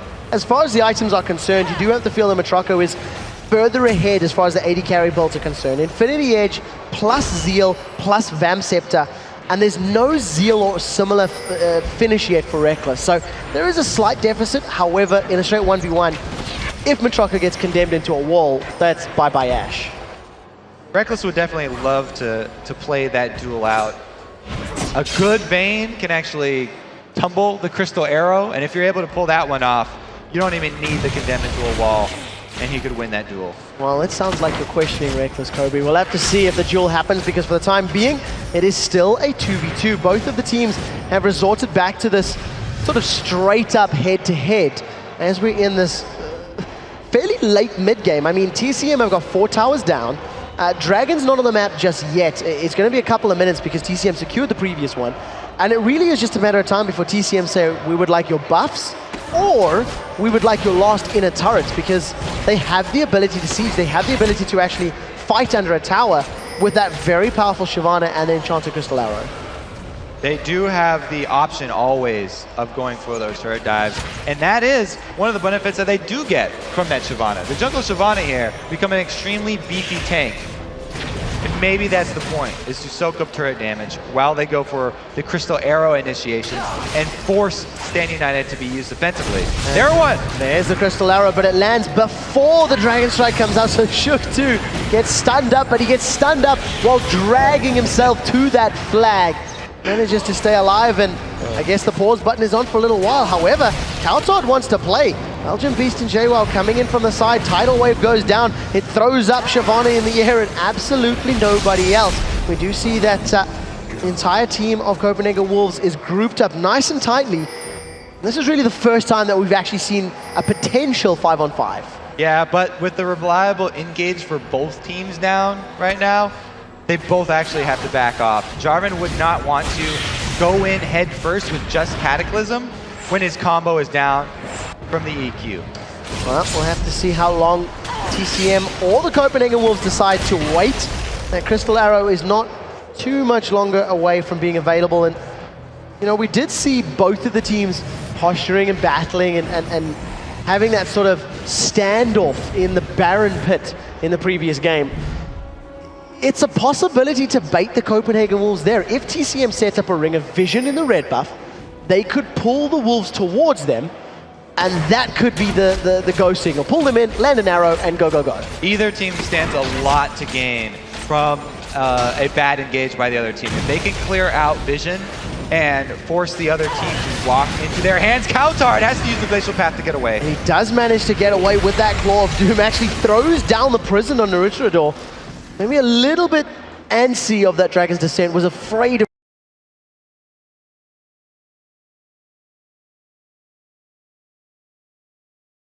TCM decide to go for the tower dive that we've been talking about. They're actually calling for it right now, knowing that the Lissandra ulti is down. Well, we'll see how well this pans out. Youngbuck is off farming the Wolf Camp, but he does have Stand United available. All of TCM are now started hammering away on this inner turret. The Aqua Prison goes out, catches absolutely no one. Belgian Beast has started the fight. The Ash Arrow does manage to lock up Kaltod for a brief second. He does get the Zhonya's Hourglass up. Now the first victim of the fight is going to be the Belgian Beast, but here comes the Requiem. Naruto is taking so much damage from Reckless as the layways go out. Now the Death Defied is finding an aware off. Those Frost Arrows slowing Youngbuck down, and all of the Copenhagen Wolves forced backwards. They trade 1 for 1. But guess what? TCM secure a tower. Yeah, again, between two turrets, they dive so deep and are still able to trade evenly and then get the objective afterwards. TCM really doing a good job of cleaning this one up. They're also able to gain the Dragon on top of that, and it's because even though they didn't get the kill, they were able to get everyone on Copenhagen Wolves low enough that they couldn't contest either objective. As it stands, the game is slowly growing further and further and further away from the Copenhagen Wolves. The gold value is now up to 6,000. Another Dragon was just secured in favor of TCM Gaming. You know, you cannot discount the strength and the power that the Karthus and the Elise are going to garner as this game goes on. It's going to potentially get to a point that Reckless cannot survive no matter what. Yeah, now, I called out the low damage here from Copenhagen Wolves at the beginning, and we said it was going to be all on Reckless. to put that up and make up for it and carry this one. If he's having spend all of his time dodging and he's not putting out DPS constantly in the fight, then there's not a lot of threat here from Copenhagen Wolves, and that's why TCM are so confident in diving through turrets. Well, we may be looking towards a third game in our first Challenger semi-final, but it is still very early days. I'm not discounting Copenhagen Wolves just yet. They do have super hyper carries that can, of course, pull them into it. You know, Kautard, he's 6-2-2. He's only missed out on one of his team's kills as far as the killer assist is concerned, and you cannot discount the power that Frozen Tomb offers if he manages to get it onto JWoww or Matroco. I feel like those are more important targets for him to lock up than the likes of Belgian Beast Karthus. Belgian Beast is just on a suicide mission. He's fine with dying every single time, and he'll try and get into the middle of the Copenhagen Wolves team. But really, if Copenhagen Wolves are able to start off the teamfight without having Lissandra being caught out, then it will turn much better for them. She's having to use her invulnerabilities extremely early, and it's costing them DPS time. So we'll see how well Belgian Beast can position themselves in these upcoming fights. He's currently sitting 2, 4, and 5. Got that Rabadon's Death Cap completed, as well as his Rod of Ages ticking up over time. In terms of the other itemization, another Zhonya's Hourglass sitting in the side of JWoww. So not only can he dive the back line and put damage down, he's going to survive for, you know, a good couple seconds extra. Make the lives of the Copenhagen Wolves even more difficult. There's nothing super exciting as far as the items are concerned, but the Locker of the Iron Solara has been completed for sure. And now we have the engage here onto Shyvana, the tank. Does just get dropped, but manages to jump away. Oh, that Ash Arrow manages to land down to Kautard. He does get out the Zhonya's Hourglass, but it's not going to be long before he gets dropped. This is a brilliant fight for TCM Gaming. They've secured one. Karthus once again goes down, but that's exactly what Karthus wants to do. They've managed to trade 1 for 2, and this may be Baron. The onus is on the Copenhagen Wolves to deny this, and they've got no jungler and no smites. Copenhagen Wolves blew everything on the jungle Shyvana, the pure tank Shyvana there, and they had nothing left for the rest of TCM. Now, we do see TCM, they jump over the wall. JWoww manages to just sink his fangs into the fishy Nami, and let's get dropped down. Now, Youngbuck, even he is getting melted by all of those critical hits coming down from Matroco's Ash. 2 additional kills secured, and Copenhagen Wolves, they weren't really even committed to the defense or to the interruption. They just sorted in one by one. Copenhagen Wolves slowly learning the lesson that CLG learned a season ago.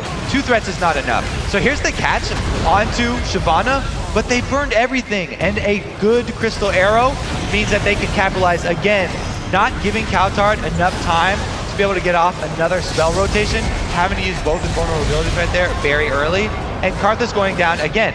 That's the member of TCM that's fine with dying. He's going to continue get off his damage no matter what. So you got to feel that Copenhagen Wolves maybe feeling the pressure of the game, maybe feeling, you know, backed into a corner. They made a play that, you know, it worked against them. Now all of a sudden the Wolves are 9,000 gold behind their opponents.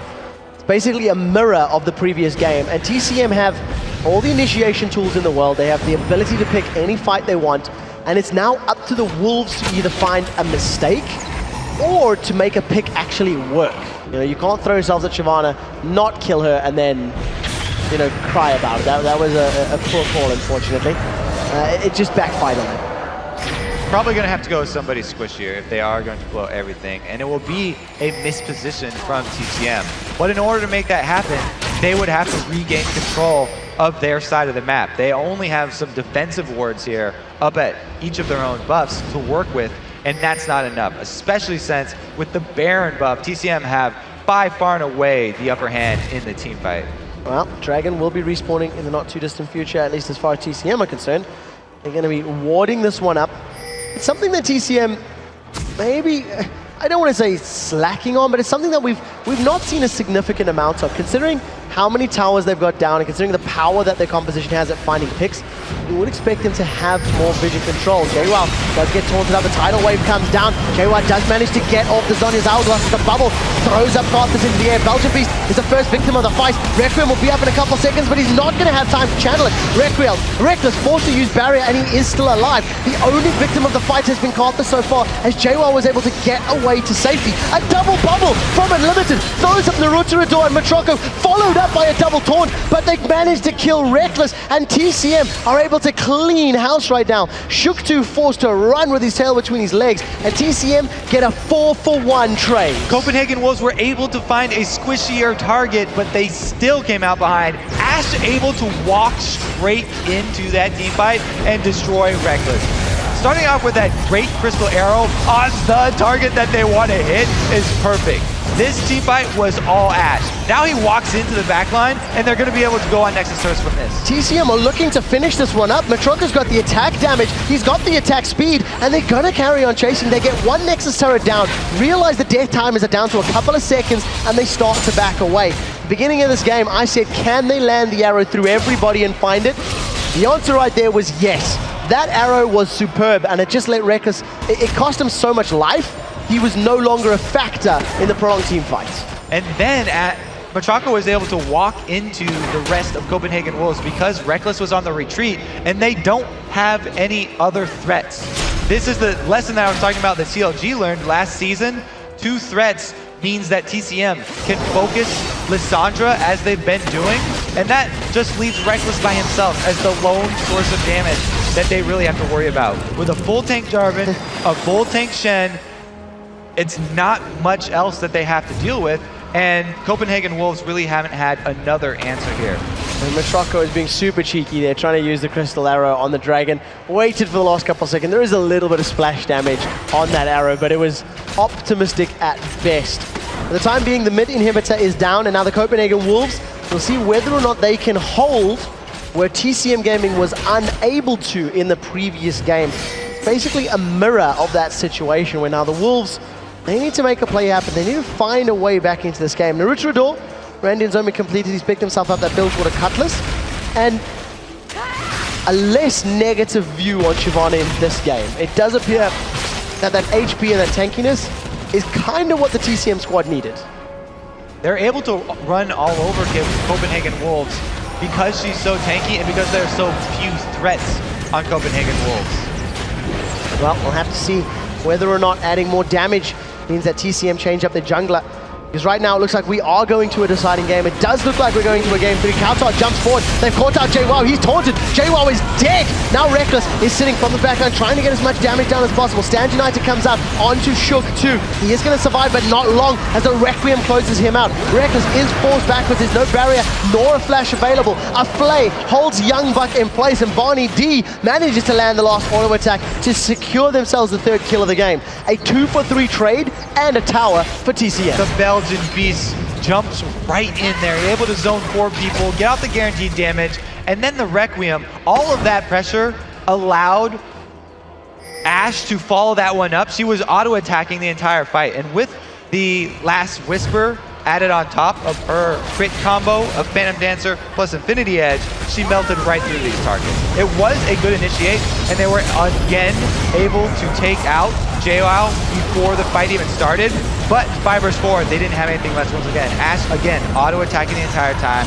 Everyone has to run back through the death-defied of Karthus, and they didn't have enough life to survive. Belgian Beast's positioning in that fight covered the entirety of the stairwell. It covered the full left to right of the entry and up to the tower. So even though they killed him relatively quickly in the fight, Reckless was forced to stay on Defile, take the damage, and eat the lay waste or run away. And as soon as he backed off, there was just nothing left for the Copenhagen Wolves to defend against the TCM composition. So 12,000 gold lead. TCM now turn their focus towards the Baron Pit.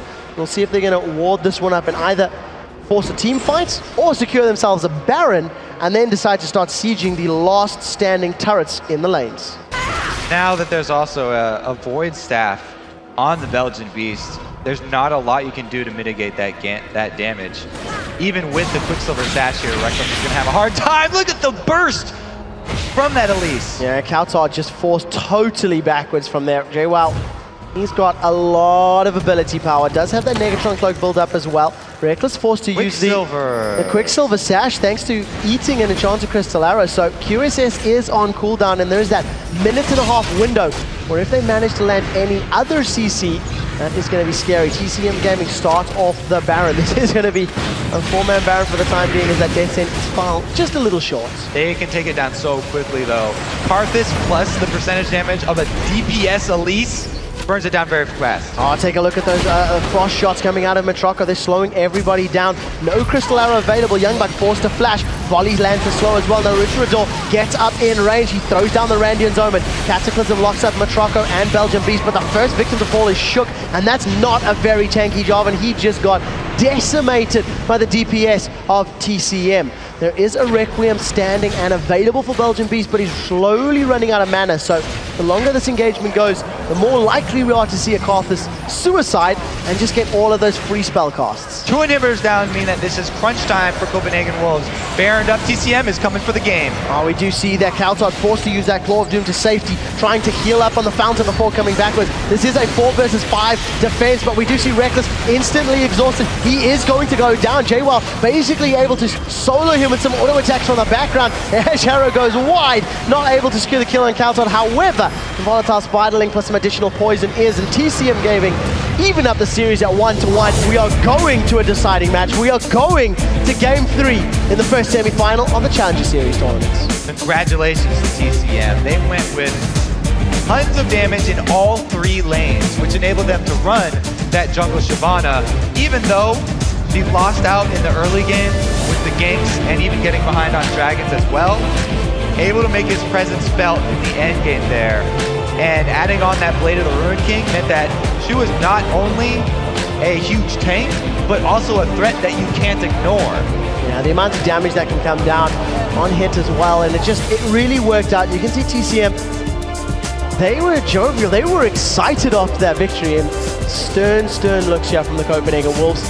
Remember, TCM are playing without pressure. TCM have a spot into safety, trying to heal up on the Fountain before coming backwards. This is a 4 versus 5 defense, but we do see Reckless instantly exhausted. He is going to go down. Jwal basically able to solo him with some auto attacks from the background. Ash Arrow goes wide, not able to secure the kill on Kaltod. However, the Volatile Spiderling plus some additional poison is, and TCM Gaming even up the series at 1-1. We are going to a deciding match. We are going to Game 3 in the first semi-final of the Challenger Series tournaments. Congratulations to TCM. They went with tons of damage in all 3 lanes, which enabled them to run that jungle Shyvana, even though she lost out in the early game with the ganks and even getting behind on dragons as well. Able to make his presence felt in the end game there. And adding on that Blade of the Ruin King meant that she was not only a huge tank, but also a threat that you can't ignore. Yeah, the amount of damage that can come down on hit as well, and it really worked out. You can see TCM, they were jovial, they were excited after that victory, and stern looks here from the Copenhagen Wolves. Remember, TCM are playing without pressure. TCM have a spot in the spring promotion tournament. They're there. They're now playing for glory, they're playing for pride, they're playing for bragging rights. The Wolves have got everything to play for. Even though TCM could beat them and take first, if Wolves ended up being second, in that case they would still get the spot, since TCM already have their berth into the spring promotions. Well, we'll have to see how that pans out. We are going to be jumping into that third game in the not too distant future after the players have had a small break, talked about the game, talked about the things. And I think we have to highlight Jwal's performance on Elise, because he was really the difference maker. Belgian Beast had a good game on Karthus, but he wasn't necessarily world-endingly scary. It was really Jwal that, when he sunk his fangs to somebody, they died. They did a good job, though, Copenhagen Wolves, towards the end of the game, catching Jwal and making him a non-factor in the team fights. And that's when Belgian Beast would take over and put Karthus to use with all that AoE damage, dying in the perfect spots, by the way. He did not hesitate, diving straight through the Copenhagen Wolves team. And taking out both sources of damage. Well, Suicide Carthus is something we do see fairly frequently on those mid laners. All right, guys, we do have to take a very short break and catch our breaths quickly, because coming up is going to be the epic conclusion to the Challenger Series matchup. Copenhagen Wolves and TCM Gaming in a winner-take-all Game 3. Stick around.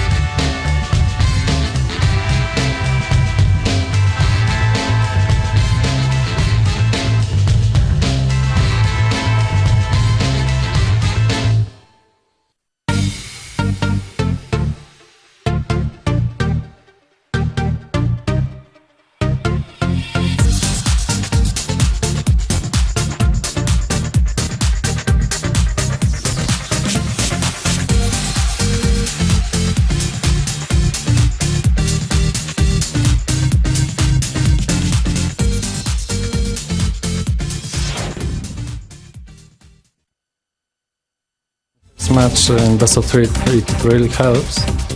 You get more confident and you can play better in the next games. If you know that your enemy is hard coping with losses, then of course you have to win the first one to make a bigger shot at the second one.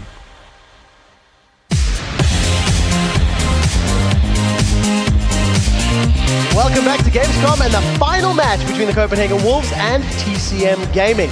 The winner of this third and final game will earn a spot in Thursday's Challenger Finals, where they'll meet the winner of AT Gaming and the KMT match. Now let's look back to the last game we just saw. JWoww's Elise was the wow factor in this win. He went 11-3-6. Even though he was getting cut out at the end and bursted down those team fights, he made his presence felt. Narutador's Shyvana really paid off in the end game there. He went 1-1-13, but he controlled the battlefield so well, being so tanky and still being a threat in the end game. TCM's bottom lane, of course, Matraco. Matraco, that's what I thought. Trying to trick me. Matraco and Barney D outplayed Reckless and Unlimited. TCM's duo went 9-2 and 30 combined, while Wolves went 3-8 and 16. That is a very scary statistic when you do consider a lot of the Wolves' performance is hinged on Reckless's performance. You know, their victories and their outcomes are very dependent on how well he can impact the game. And right at the beginning, you were like, the Wolves don't have enough damage. There's added weight on Reckless's shoulders, and it seems the 16-year-old this time was unable to carry it. Yeah, it didn't seem like they had much answer in the end games, because Elise building offensively like that meant they had to focus her at the beginning of the team fights, and even the times when they didn't spend everything on Shyvana, they still could not deal with that Ashe firing her from the back line. Yeah, there was never any threat on Matraco or Barney D during the course of that game. Now that I think about it, it was Ashe and Thresh, and they just sat at the back line spamming out volleys and spamming out all of those frost shots. We are heading very late into the day and the sun is setting. It's currently trolling Kovi and I at the moment. It's a very romantic setting. Now we've got the actual excuse. The sun is literally in my eyes. Well, let's talk about bans. We do once again see Twitch, Zed, and Elise being banned for Copenhagen Wolves. That's 3 for 3 as far as all of those champions are concerned. Over on the TCM side, it's a mirror of the previous bans. Elise and Twisted Fate and Castle. So still, they have not decided to take away the Karthus. Felt like that was actually a pretty big part of the team comp there last game, and it's going to be available again. So Copenhagen Wolves, early first picking on this Thresh, means that the exact same strategy is open. It was also a mirror to the previous game in terms of the actual picks and bans. It was first pick for Barney D in the previous game, and in this particular one, it's now Unlimited that has denied that champion away. And Thresh has won 2 out of 2 games in this series. That's a knowledge bomb right there. But the Karthus plus Shyvana combo worked out very well for them late game, so they have just gotten a lot of that control of the battlefield that we were talking about. It depends a lot on the positioning there from the Belgian Beast, though. So my questioning now from the TCM side, part of what was very effective in the previous comp was that the Cocoon and the Death Sentence from Thresh and Elise was chained with additional CC. Who do they pick to replace both of those champions? You're right, they have nothing left right now. So it's going to have to come from the top lane and from the duo lane again. There's a lot of options in the duo lane. You can run an AD carry with control, like they did last time with Ashe, or Varus. Both of those are very good picks. And then Sona is pretty similar too. You can have the flash crescendos there. That's one option to lock people up. Zyra is also still available, a little bit more defensive of a support. But both of those are very good area of effect control. Yeah, the Varus-Zyra combo was run by TCM in the very first game. It didn't work out quite as effectively, but that was thanks to Youngbuck and Shook getting a very good first blood. You know, it was more attributed to Copenhagen Wolves making the right plays than it was to the combo not necessarily being as effective. It doesn't look like TCM feels the same for the time. We'll wait for it to get locked in, but I do want to mention Kautad's Ari. It's actually what he played in the LCS when he did substitute for Bjergsen in those first 3 weeks of the spring split. And I particularly like his laning phase as Ari, but I do feel that late game, he's not able to replicate the same sort of kills and picks that we see from Pekka and Alex and some of the other Ari players that have played it over the course of the last year. Well, we'll see if he can step up in the late game, because Ari is actually a much better counter to Karthus than Lissandra is, and I feel like he's going to have a much better go. The whole team actually is going to benefit a lot more for this. Ari has constant kill potential on Karthus, even just by herself. She doesn't even need the Evelynn ganks, which, by the way, I was talking about, that was the big thing about the Tenerife games, was that Copenhagen Wolves went to that elite Eve jungle every single game. And it's for that early pressure and for the constant ganks that also force TCM to buy pink wards and spend a lot more of their money there. So one of the things that I find quite interesting about Reckless's champion choice during the course of the series, he's gone Vayne twice against very scary compositions to a Vayne. And in this particular matchup, he's now decided to go for the Caitlyn. Playing a little safer, using that range. Why in game 3 are you switching to that longer range champion as opposed to previously when we've seen such scary all-in comps?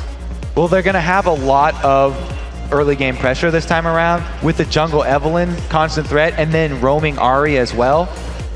You said that Kautar's Ahri might not be as effective as someone like Pekka, but I assume that he's still going to be roaming around in the mid game at least and looking for those kills. The one thing that I distinctly remember from Kautar's Ahri is once you get to the 5v5s, waiting and seeing where he spirit rushes always left me a little wanting. That was the one thing that stands out for me. To be very fair, I am judging his performances from February of this year.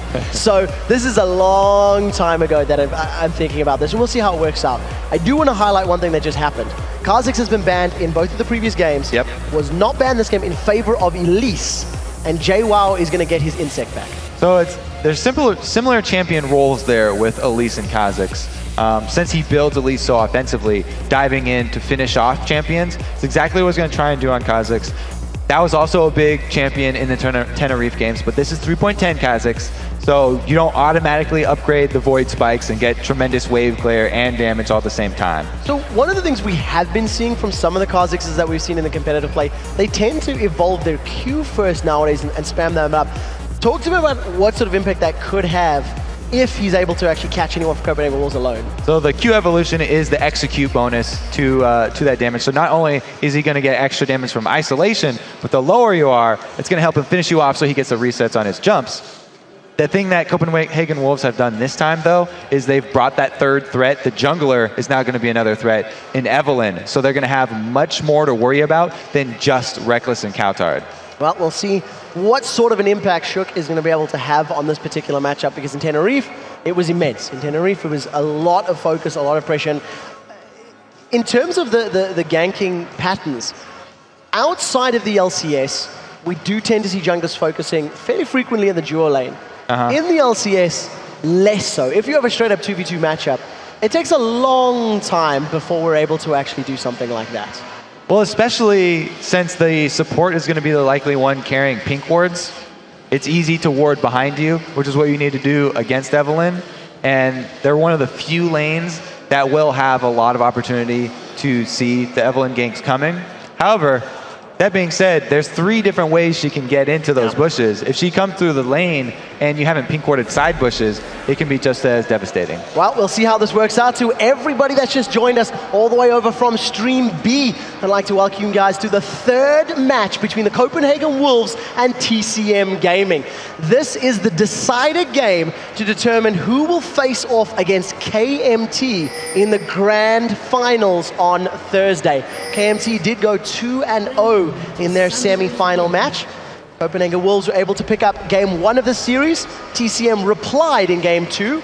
And now we're at our first deciding match here at Gamescom in Cologne, Germany. TCM with some aggressive posturing right now. And I like how we've sort of evolved over the 3 games of this series, and now we're seeing the more comfortable picks that we expected at the beginning from these 2 teams. JWoww going right back to that Kha'Zix, while Shook very much at home on Evelynn. Well, we'll have to see if JWoww is able to replicate the performance he had with Elise, because if he can, the resets, the hops, the skips, and the jumps that can come out of Kha'Zix significantly more impactful in larger scale team fights. And it is all key on getting that first reset down, and of course being a high enough level for you to have the resets. You definitely want to get 2 evolutions usually to be able to get the jump evolved. Some people can rush the resets first, but that means that you're going to be missing out on the extra execute damage, and it really does mean your trades are a lot weaker. Well, in terms of the compositions, we do see that TCM have got a good mixture of long-range initiation, execution, global pressure. They've really got a little bit of everything, but not an extensive amount of anything in particular. I feel like the Copenhagen Wolves just have slightly more effective crowd control with that Zac, the Eve ulti, and the Thresh as well. Yeah, and it's going to be Evelynn trying to flank around from the side, and Ahri doing pretty much the same thing. So Copenhagen Wolves are going to be a fairly spread out team, and it will be hard for the Belgian Beast to be as effective as before, getting himself into a position that will zone Copenhagen Wolves, because their damage dealing sources can spread out very easily. Evelynn does not have to be anywhere near Caitlyn.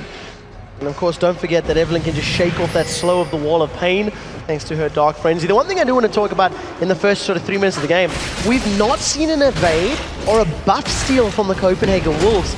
They appear to be giving Naruto some more breathing room and a little bit more, I don't want to use the word respect, but they're not necessarily as concentrated on taking his buffs in this early game. They're pretty much just resigned to letting him farm out for the early game. He has not had a huge presence in the lane, and they're looking to get their advantage there, especially with Evelyn going to be able to come in invisible. A nice adaptation that TCM have done to deal with this Evelyn is pink ward the bush into the red side jungler, so at least now they know which side of the map the Evelyn is on, and Karthus can be wary of the bottom side of his river, and then JWoww can also be on alert that could be down there at any time ganking him and save his leap to get away. Well, it's definitely something we haven't seen too much of as far as Countess Eve is concerned. There is only one more pink ward in Barney D's back pocket, but he is miles and miles away from lane and the stress at this point in time, and thanks to the pressure that Reckless and Unlimited were putting down on them, the lane was pretty extended. This is also the first 2v2 and 1v1 matchup from the get-go that we've seen from these teams, as they both put themselves in sort of 1v2s in the previous games. And it's a both of them switching their lanes top, which usually is a sign that the pink side team or the red side team, depending on how colorblind you are, have decided that they want the 2 versus 2 and the 1 versus 1 situation. But that is a remnant of the past where the golems were taken early, and now the switch there is mostly because of the dragon presence. Without a kill down bottom, it doesn't seem like there's going to be a threat of an early dragon in this game, so this might even be one of the slower early games that we'll see today. Well, there's a lot more on the line for this as well. Naruto is going to come in. Kautar does have a charm available, manages to land that onto Shyvana. He doesn't burn the flash. Thinking through the potions, that's no potions there, but landing the skill shot needed and preventing any of the damage that Naruto could have put down. Yeah, Ari 100% skill shot based champion. That's why Karthus has started with boots. Belgian Beast looking to dodge and mitigate those. However, Naruto ran right into that one, so he was not able to get anything off besides a little bit of harass. Well, Zac versus Kha'Zix, it's champions that we're very familiar with, but a matchup that we don't see all too often. Both champions have got sort of close range, sustain type of abilities, but you gotta feel that Young Buck is in a stronger position as his don't cost mana. Now, we do have Evelyn creeping up from the mid lane to get in behind this duo, and Shook has got to assume that there's no pink ward here because they didn't back up yet, and he saw Nami place this pink ward. So even though there is vision in the river, he knows about it, and he can actually make use of that. Playing the jungle, a huge part of it is not only knowing what cooldowns have been used and what's available to your enemies, but also what information you fed to them. Well, we do see that the pink ward was instantly put down from Unlimited, clearing out his opponents. And, you know, if Shook 2 decides to repeat the same path and go through that tri-bush again, there's no pink there. He'll be able to come in cleanly and safely. However, once again, another cheeky adaptation of dealing with Eve. We see that the Belgian Beast has stuck himself a little pink ward just north of the river entrance. So if that repeat performance, if that route around the side takes place, Evelyn is going to get spotted out. I really like TCM's very strategic and well thought out positioning as far as the pink wards are concerned.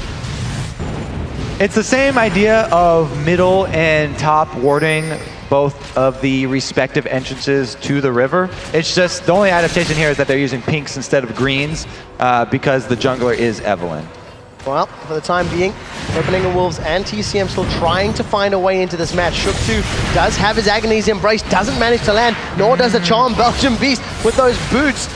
He's just shuffling his way around everything. Does burn flash, but gets away unscathed. That gank 100% relies on the slow being landed by Evelyn so that Ari can follow up with her skill shots. Booted up, Karthus just has too much speed for Ari to be able to land that one without the slow being applied. So, Belgian Beast doing well in this lane for the time being. 51 CS to the 53. It's bang on even. The numbers across the board are actually very close. And the one thing you have to give props to Shook 2 in this game for His farming is now on par with Naruto-Dor, and Naruto-Dor is actually falling a little bit off the pace of what we've seen in 2 previous games. Evelyn is actually, deceptively, one of the best jungle clearers in the game, because a lot of people will run attack damage reds and ability power on Quince and maybe even blues there. So with the attack speed bonus from her E and the spam of the Q, she can clear extremely quickly, especially when she has blue buff. Oh, Wall of Pain goes down. Flash is available for Kautot. Spirit Rush is not.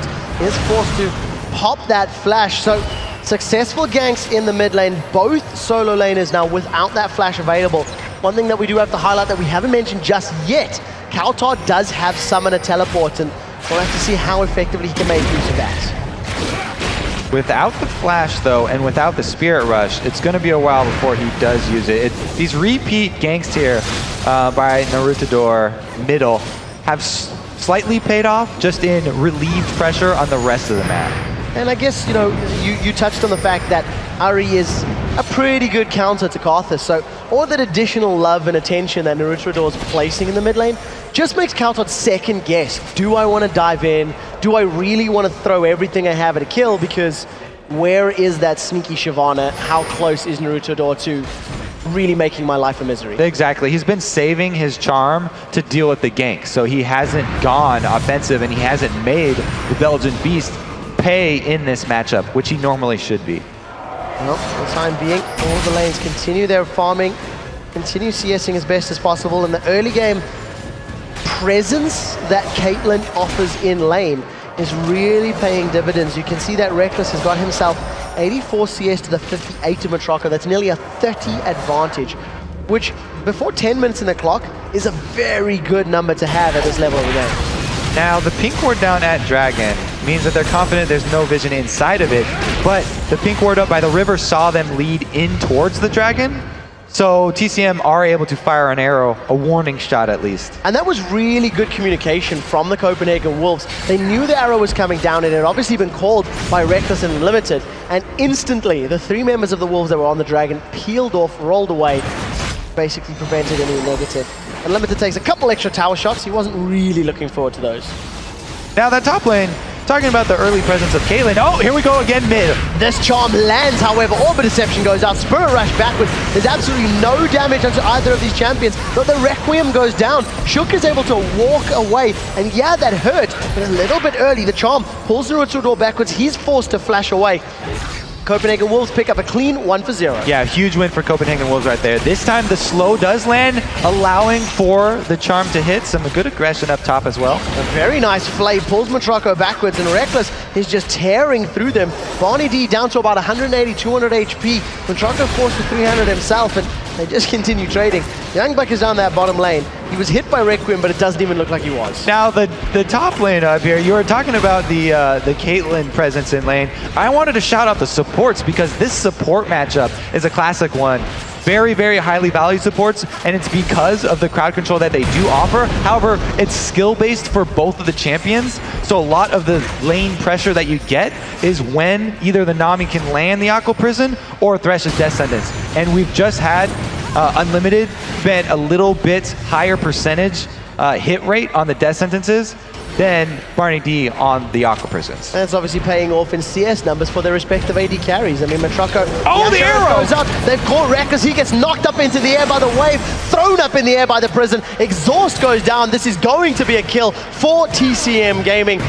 And there's something we always talk about. It's like a respect recall. You should never be doing that one. Dragon is also secured by TCM, so they lose a tower, but they get a kill and a dragon. Well, that's just lane wards paying off there. If you ever have a problem with your support not wanting to waste money, quote unquote, on wards within the lane to get bush control, you can point them to those kills. Show them that clip. That is exactly what you need to be highlighting. In terms of the first backs, we do see that Young Buck is working towards that Sunfire Cape, whereas TCM, JWoww rather, he's managed to secure himself that Hex Drink, and I guess against Azak and Eve and an Ari, I think that's a good pickup. And something about that Dragon that they just picked up too, you have to shout out the pink wards that they placed because of the Evelyn.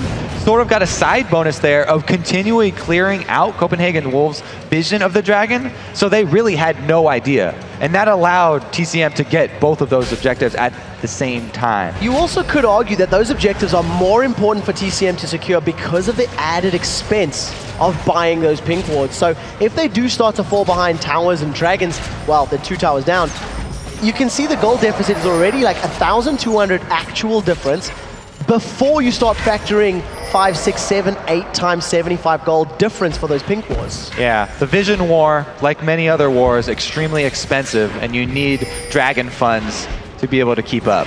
Well, we'll see if TCM can maintain control of that dragon. Shook 2, with that Agony's Embrace available, is now moved to the bottom lane where we see both teams' duo laners ready to battle it out. The arrow is available for Matroko.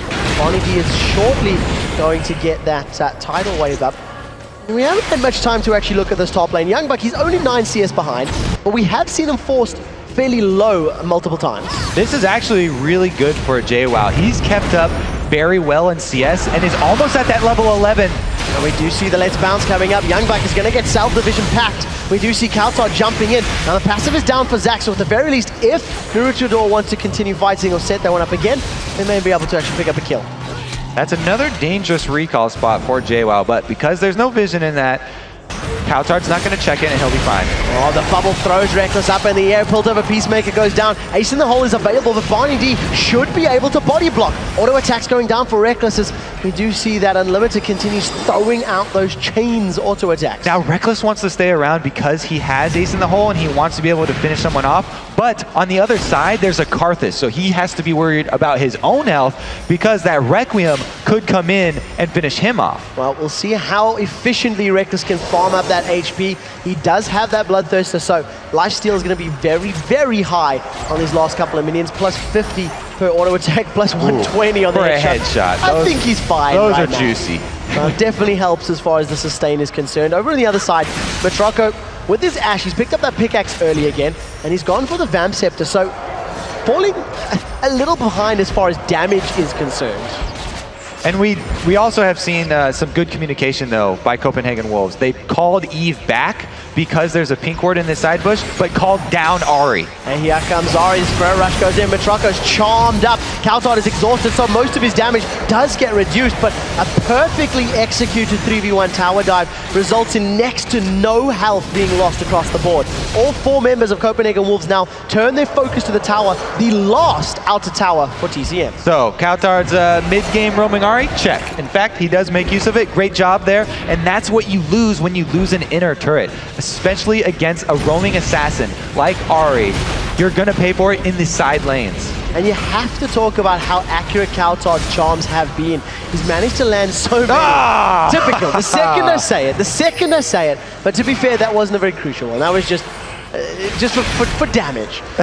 Well, that's going to ruin his percentage, quick shot. Yeah, I know. I won't say anymore because it's cast a curse. We do see JWoww, level 11 now, got 2 evolutions. He's leveled up that Taste of Fear as well as his Leap, as we talked about. So nothing too surprising, but he's still working himself to a power position. I mean, he's only got a Hex Drink and a couple of longswords. There's no armor penetration built for that giant bug just yet. It's very interesting that he has not gone with the Manamune build.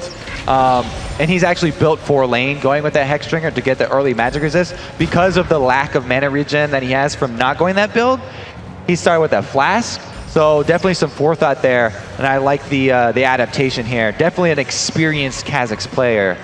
We'll have to see if it works out in any prolonged engagements. You know, if Copenhagen Wolves do manage to split and spread and require TCM to chase them down, he may actually run out of mana during those engagements. But for the time being, TCM simply no towers on the board, and Naruto is immune to Kautar's charms. It's pretty interesting that Copenhagen Wolves are going to want to split and spread, as you put it, because of the Karthus, so they can avoid the area of effect damage, but in doing that, it makes them vulnerable to JWoww's assassination attempts.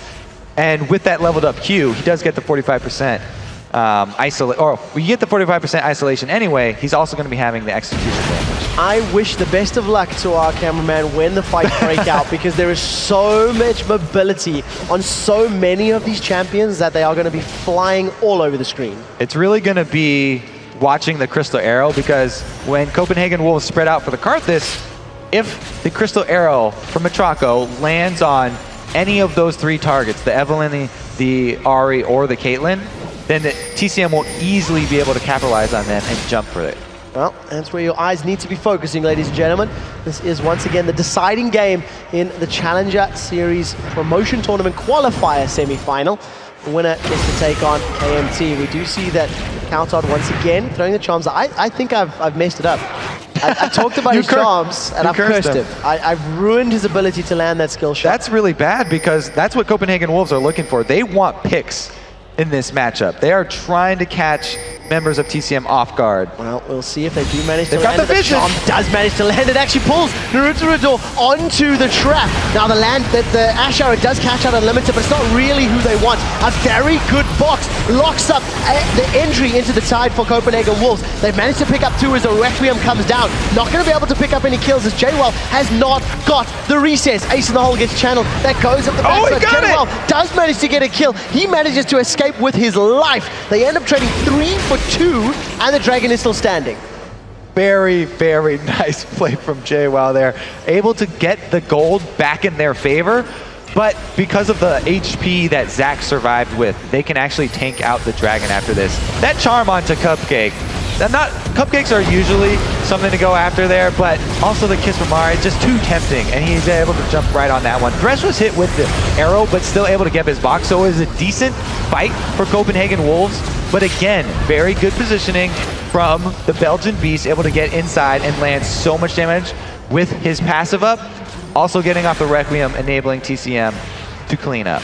Well, you do see that gold is sitting about 2,000 gold away, and considering that TCM are 3 towers down, that's not too bad of a situation. If at any point they do get themselves in a position to actually start taking any of these outer towers, that gold will easily swing back in their favor. But you know, you have to think that Copenhagen Wolves, they haven't had to fend off many aggressive pushes at all. Outside of that previous little fight that TCM basically got pulled into, they haven't made very many moves.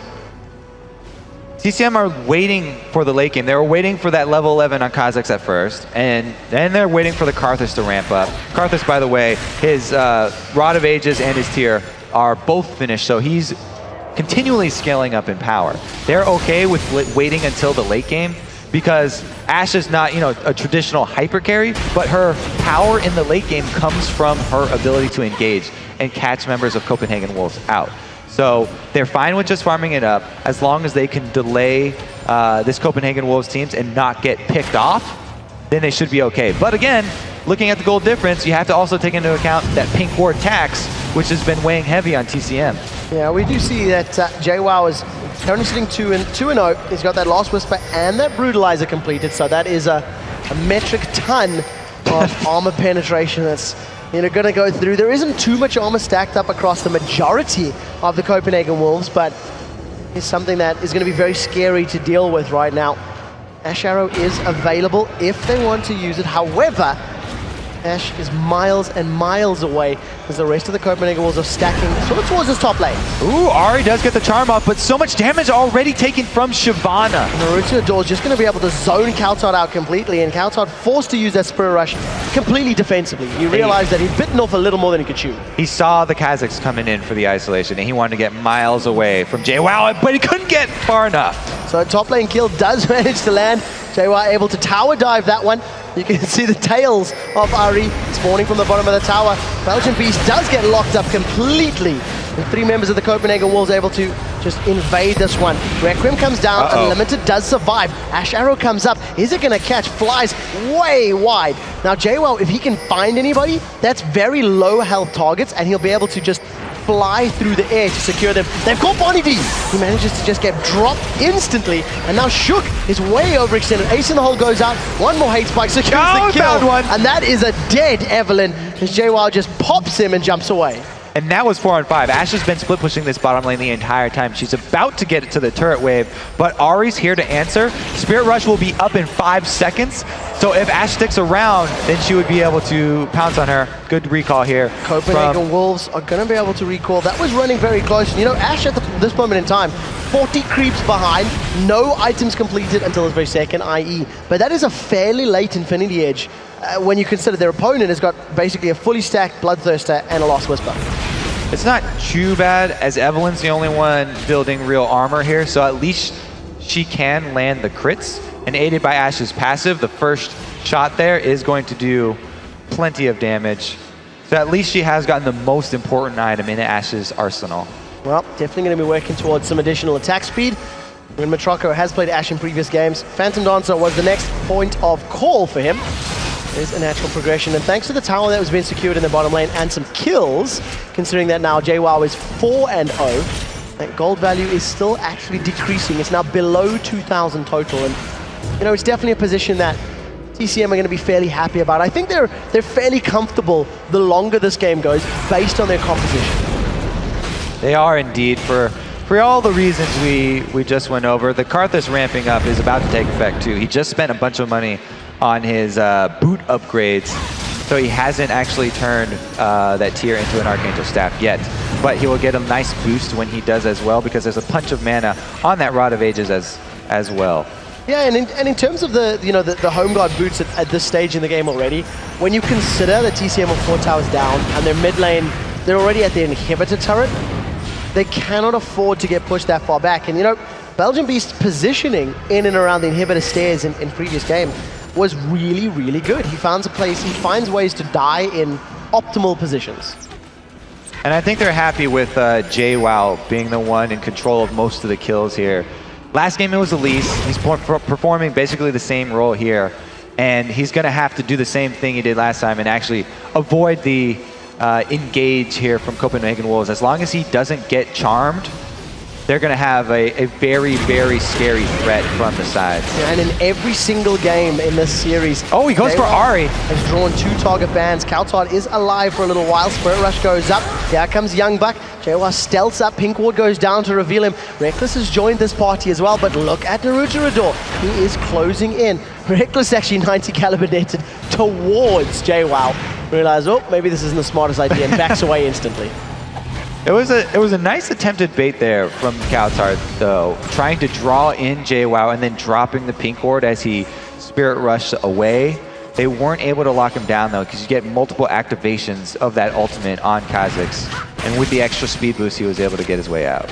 So manages to at least avoid that particular setup. TCM continually closing the gap as far as the gold is concerned in this matchup. 25 minutes has just gone past. And we noticed that the Copenhagen Wolves, they actually started warding up in and around the Baron Pit as they've started the Dragon right now. They have a Pink Ward that sees JWoww's movements, so they know they have time to get away from this Dragon, and they're still going to be watching for that Crystal Arrow, though. I just caught a glimpse there of JWoww at level 16. If I seen correctly, he's leveled up his ultimate as his 3rd, as opposed to those Void Spikes. So very different to what we used to see in the old school Kha'Zixes. And TCM with superior positioning, they secure their 2nd tower of the game. That's the Copenhagen Wolves mid tower gone down. Yeah, so he's going to get yet another activation on his ultimate and take reduced damage in the team fights. So he doesn't have to completely rely on getting the reset and jumping back out. He can just chain his jumps for extra damage. And we do see a sing shot comes in from Young Buck, forces the flash from Claky D. Claky D? Barney D. Claky's on the mind. He manages to get Barney D to force the flash. And we do see JWoww, he actually manages to just leap over the wall to safety. Right now, it's just a matter of whoever gets caught first. If someone eats an Ash Arrow, they're going to die. And if someone eats a Charm or a Death Sentence, they're going to die. They both do have very, very strong tools for picking people off here. The Evelyn plus Ahri has not had a huge impact lately, so this is actually the wrong target to go for. If they pick off Naruto, it's not going to accomplish that much. Meanwhile, if your split pusher is Kha'Zix, having already upgraded his leap and his ultimate, he's as slippery as a Kha'Zix can be. So he can pretty much shove that lane with pure confidence that when someone collapses on him, he'll be able to escape using both the leap and the ultimate charges. More importantly, I don't feel like there's anybody on the Copenhagen Wolves squad that can deal with his split pushing. You can see that Reckless and Unlimited, they're trying to come up and maybe challenge that top lane, but JWoww should be able to 1v1 anyone. It's going to have to be multiple people. There's a pink ward still here, though, so they could turn this one around. Wow, Shooks actually throws down the Agony's Embrace instantly, and JWoww just leaps away. So cooldown blown. It's not the end of the world that Agony's Embrace isn't the longest of cooldowns, but very defensive reaction from Shook too. It was a really good move there by JWoww, realizing that there was nothing else to be gained and just taking that small win, jumping out. He gets away cleanly, 235 CS, second highest total in the game, behind Reckless, who is 278 at the 27-minute mark. A Caitlyn that is that well farmed is just getting more and more terrifying. Phantom Dancer, Bloodthirster, and Last Whisper completed. And we do tend to see Reckless picking up a defensive item as a fourth or fifth game. Good flash. Manages to flash past the Crystal Arrow, but there's no flash available. Takes a ride in the Dark Passage. It's not over yet as Naruto now joins the party. The bubble throws Reckless up in the air, and with his damage down, TCM are going to be able to carry on chasing. We do see that there's no Agony's Embrace available for Eve, so he's forced away. And JWoww eats a taunt in a death sentence, not sentenced to death right now until Youngbuck comes in there with the lens bounce. All of a sudden, Copenhagen Wolves turn this fight completely on its head. Requiem starts being channeled and nobody's really low enough for it to drop them. It's the exception there of the Coulthard. They're trading 3 for 3 as far as the team fight goes. We do see Naruto now trying to challenge against Unlimited as Youngbuck's passive has been popped. Shook 2 and Unlimited trying to pick this one up, but all of a sudden Unlimited may be in a little bit of trouble. This is a blue and red buff Evelyn that is chasing down Shyvana. As soon as Dark Frenzy becomes available, gonna try and chase the burnout, and you got two very speedy characters running across the map. Shook2 throws down the Dark Frenzy. Hate Spike's going to be enraged. Agony's Embrace just comes off cooldown. Going to be forced to back away. That second guess right there almost cost him, but still able to get away. No follow-up from Evelyn, and they turn their eyes towards Baron. The preemptive sweep by Unlimited, able to clear out the wards. And it's only going to be Nami in position to answer this one. There is no tidal wave available. Teleports coming down from Coulthard with those home guard boots available, and with Reckless's damage on the back here as well. They have to run right after this. Kha'Zix is coming. Bubble comes up. Arrow's going to land. Misses. Youngbuck sidesteps the arrow. Manages to land a charm onto Belgian Beast. Coulthard is going to lock up Carthus for long enough to allow Reckless to pick up a kill. That could not have gone better for Copenhagen Wolves. They even were rewarded with a kill upon leaving Baron Pit right there. Coulthard just earned his stripes as Ahri. So very well played. Here's a replay of the previous fight. Talk us through this, Kobe. So that was just a great arrow dodge, but then a bad Dark Passage to take for Reckless and put him in a compromising position.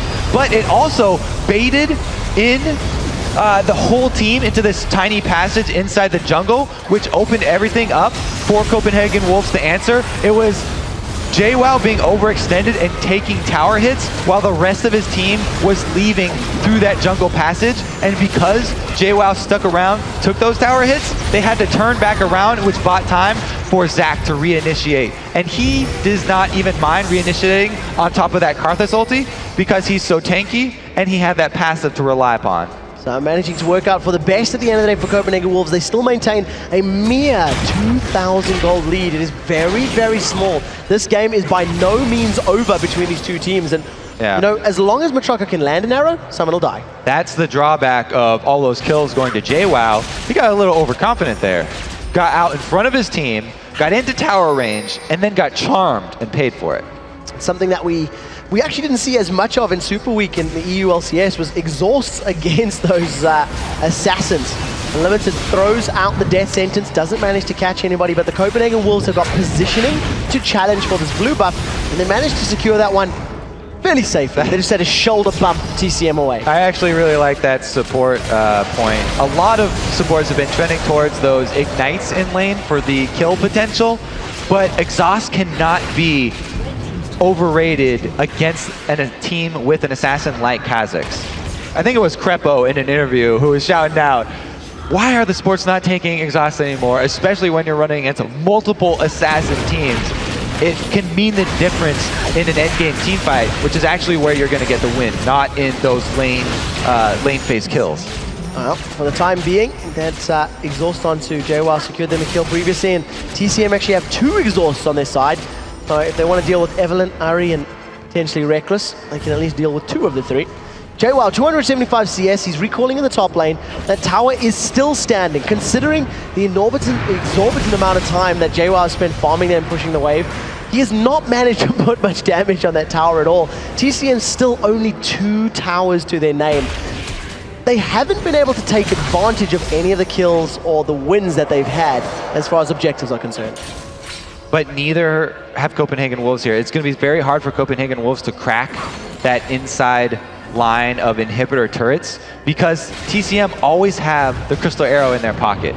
And if they're able to land one of those onto the 3 vulnerable targets of Copenhagen Wolves, then this story could easily be reversed. Well, we'll have to see how well Matraka can land those arrows, because to be fair, they've been good shots which have been avoided by the Copenhagen Wolves. A good flash from Reckless previously. Youngbuck basically just sidestepped. That was a beautiful sidestep. He read that coming pretty well. Managed to get out of range. Maybe the smaller, low HP model size of Zac also helped with the dodginess. I don't know if the hitbox has changed. An interesting question for the designers. They do indeed, well, because interesting point here. Most spells from champions are measured from the center of the champion to the center of your target, but skill shots, which are fired as missiles, are the spells that are actually measured to the end of the champion model. So the bigger your model, easier you are to hit. That's why Giant Cho'Gath is amazing to have in a game like this, because they can just block most of the arrows. And Cho'Gath eats absolutely everything. Even in team fights, you always accidentally click him. So we do see now Unlimited throwing out that Dark Passage, getting some vision down. You see Baron has worn off, so the Copenhagen Wolves are going to start poising themselves maybe to pick up the next one. For the time being, they're just getting vision control in this side of the jungle, and TCM have done a much better job of controlling their half of the map and controlling their jungle camps. They've swept around towards the middle though, and they can tank this turret, get off some early damage before TCM arrive. The tidal wave comes down. Youngbuck eats a couple of shots for his trouble. Charm goes out, manages to find nothing but air. The box was used as well, so tidal wave in exchange for the box as well as that Enchanted Crystal Arrow. Tower defended, and I think that's what TCM really care more about. Flash down here as well for Youngbuck, but he is the target that they would like to sacrifice to hit that crystal, to take that Crystal Arrow. And Youngbuck, you know, playing Zac, it's not as impactful to have that flash down. You're just going to charge that slingshot up and close a much greater distance. You do see Let's Bounce as well as that Ignite is available. The bubble does manage to catch Youngbuck, throws him up in the air. He's still sitting on 3,200 HP. It's a very, very tanky Zac.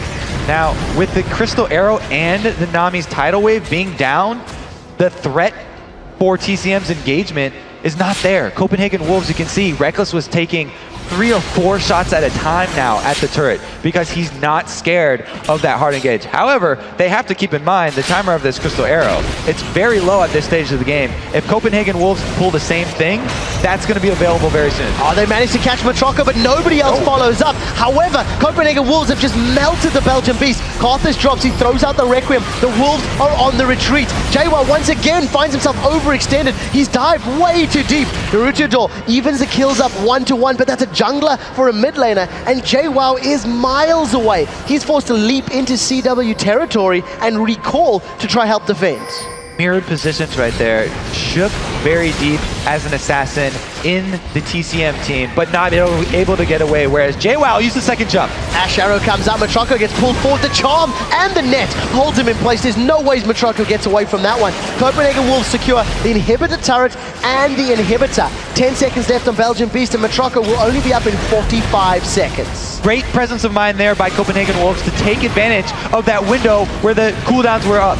Not over yet, as now that JWoww has full health, he actually gets pulled in with a death sentence, looking for cooldowns to jump in. No bubble locking anybody up. JWoww very hesitant to leap in this time. Maybe a little late to start playing patient. Unfortunately, being caught out in the previous fight, it was not ideal at all. Yeah, Copenhagen Wolves made it count while the Crystal Arrow and Tidal Wave were down, just as it was about to come back up, pulling off that team fight. And with the inhibitor down, they just gained a whole bunch of map pressure. Well, we'll have to see how Copenhagen Wolves make use of it. The most obvious choice is to make a play for the Baron. Kautard now finds himself between a rock and a hard place. He actually throws out the death sentence JWoww realizing that he's in a little bit of trouble. He should be able to just leap over the wall. It's a lot of damage from Taste of Fear onto Kautot. Even that armor of the Zhonya's Hourglass not really going to be enough against that crazy armor penetration that Kha'Zix has built up. Yeah, it's an interesting overlap though. They were able to get a little bit of armor, even though there's so much penetration on JWoww, while also gaining the activation of the Zhonyas for the Requiem. So at least their two main members here, the Evelynn and Ahri, can avoid that Requiem damage. Well, we'll have to see how well Kautot can play. We now hit this sort of near end game build. Deathfire Grasp, Rabadon's Death Cap, as well as that Zhonya's Hourglass. He's got the ability to dive very deep, and you know, crucially, when a charm needs to land, he's locking up very key members of the TCM gaming team. Copenhagen Wolves, they've got vision. Not really deep as far as this red buff area of TCM is concerned. Copenhagen Wolves is going to be looking to challenge for Baron. Yeah, they're going to try and draw TCM out of their base and into a bad spot so that Evelynn and Ahri can make use of their extreme mobility to catch either Matraco or JWoww. Those are the two targets they want to pick off before the fight starts, and they want Evelynn and Ahri to flank around the sides to get an easy shot at those two. We'll have to see how well Youngbuck can do in helping to set up those particular engagements. Sunfire Cape and Randian's completed. He's only sitting on 190 CS, but to be very fair, Reckless has taken basically all of his solo lane farm once we've hit this mid game. Reckless 376 CS right now. He has also upgraded the distortion boots here. So the importance of that flash, because he knows that Evelynn and Ahri are going to be trying to dive in on TCM, he's going to have to take care of himself. And for that, he's going to need both the 90 caliber net and the flash. And yeah, you talked about how the team fights were going to go for the Copenhagen Wolves, that they wanted to split up, they wanted to spread out, and basically that meant there's no real front line. Zach's going to be throwing himself at TCM, and you know, JWoww is basically the man that's responsible for trying to get to Reckless, but he has been unable to do it up until this point in the game. Well, he's going to have the flash, the net, and the Thresh Lantern here. As long as Thresh doesn't bait him in like last team fight and then end the Dark Passage inside the rest of TCM, he should be good. Oh, good push game. So Charm does land. Luchador forced to use that ultimate to escape to safety. Bubble goes up, manages to miss Shook too. Let's bounces all over TCM as the ace in the hole is going to secure a kill. Another great Charm. Locks up the Belgian Beast, and that's 2 kills without reply. And that's only 50% of Youngbuck's HP bar that cost them those 2 kills. Copenhagen Wolves finally able to catch TCM out split and take advantage of it, all because of the mid inhibitor being down, allowing them to clear out vision around Baron, and just drawing TCM over to that very dangerous Baron dance of the end game. And you know, TCM once again, they don't have the vision they need on their side of the jungle.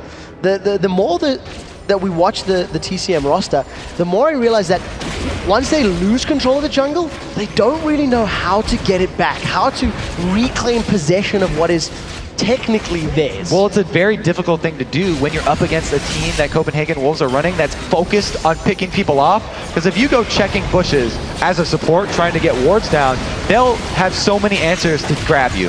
So the death sentence does land. Luchador actually gets to a lot of damage from Deathfire Grasp and Follow. Now we see Kautot diving forward. Matraco, this first victim to fall as they take the tower down in the background. Youngbuck does not have Let's Bounce available. Belgian Beast flashes forward. He's between the inhibitor and the wall as he goes down. Going to be able to defend at least some of the inhibitor. Not going to be enough to pick up any kills with that Requiem, unfortunately. Copenhagen Wolves look like they've done it. The 2 carries of the mid lane and the AD carry for TCM are now down. It's a 3 versus 5 defense. And even though Youngbuck is low, he's got his Cell Division passive available. That time, the timing of Belgian Beast all in was not synced up with JWoww. He is able to get this kill though. So JWoww will be able to pick up the kill, at least get a reset on the jump, but he's very low. Reckless basically 2 shots him as he's forced out of the fight, and the Copenhagen Wolves, they managed to pick up the victory. They go 2-1 versus TCM, and you can see the relief on Youngbuck's face. That was a heavy sigh.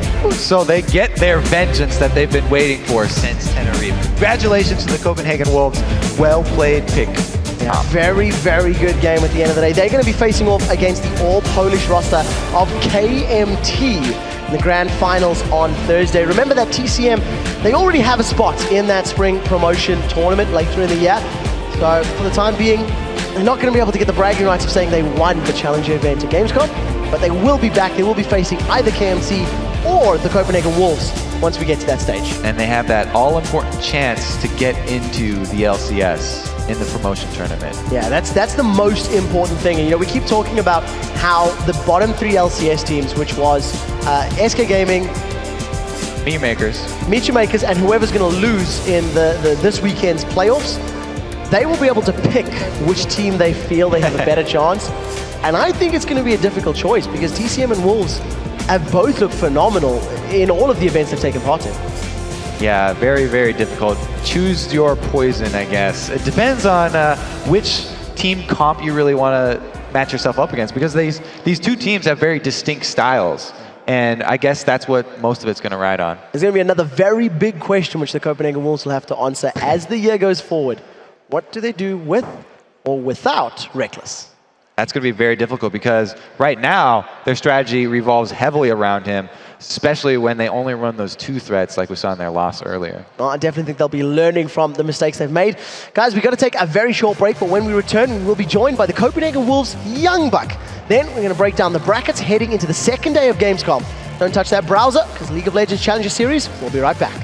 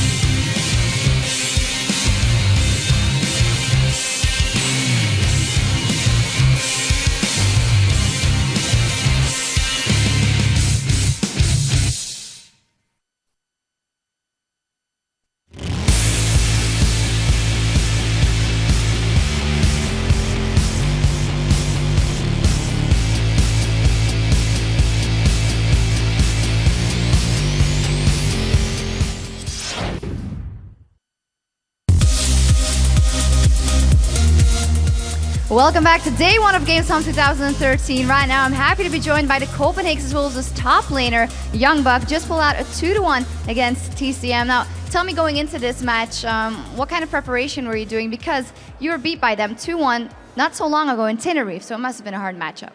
We were very motivated. We trained about 120 hours in the last 2 weeks alone. We wake up, we play, we go to bed, and that repeated itself for the last 2 or 3 weeks because we knew this was the best chance for us to get into the relegation. So yeah, we practiced extremely hard and it turned out to work out. Absolutely. It especially showed in that first game where you did really well and just rolled all over them. And then you banned out the exact same champions in the second game, and yet they got the upper hand. So what was that? Was that picks from their side? Well, the first game we had a very good level 1 strat where we put the Shyvana very far behind. In the second game we tried to do the same. Unfortunately, it kind of backfired later on when they Elise got a double kill and snowballed from there. So it was a big problem for us because the Elise could win team fights for them at that moment. But eventually you made it. Now tomorrow you'll be going up against KMT Gaming. Do you know that team? There's some faces we know from around the scene, of course, and how good do you think they are? We've actually played them a few times before and they're a very experienced team, so it could be a very close finals tomorrow. Can you describe in a couple of words how important it is that you win that match tomorrow? You've been training for this all season, basically. Unbelievably important. Words can't describe it. We'll be looking forward to that matchup. Thank you very much. Now let's send it back to the guys at the desk as they wrap up day one from Gamescom. Thank you very much, Shocks. And coming up Thursday, we have the finals of the Challenger Series as KMT and the Copenhagen Wolves battle in a best-of-3 for a berth in the Season 4 Spring Promotional Series. Then after that, it's the semifinals of the International Wildcard. Up first, it's Gaming Gear EU taking on Oceania's Team Immunity, followed by the top team in the tournament, Pain Gaming, taking on Dark Passage. The winner of those matches will meet in Friday's finals with a trip to the Season 3 World Championship on the line. That is one hell of a prize. Day 2 of our epic Gamescom action starts Thursday at 10 a.m. CEST and 1 a.m. Pacific Daylight Time. That does it for day 1 of Gamescom 2013. So for myself, Kobe, D-Man, Jat, Joe, Jason, and the entire live broadcasting crew, guten Nacht, and thanks for watching.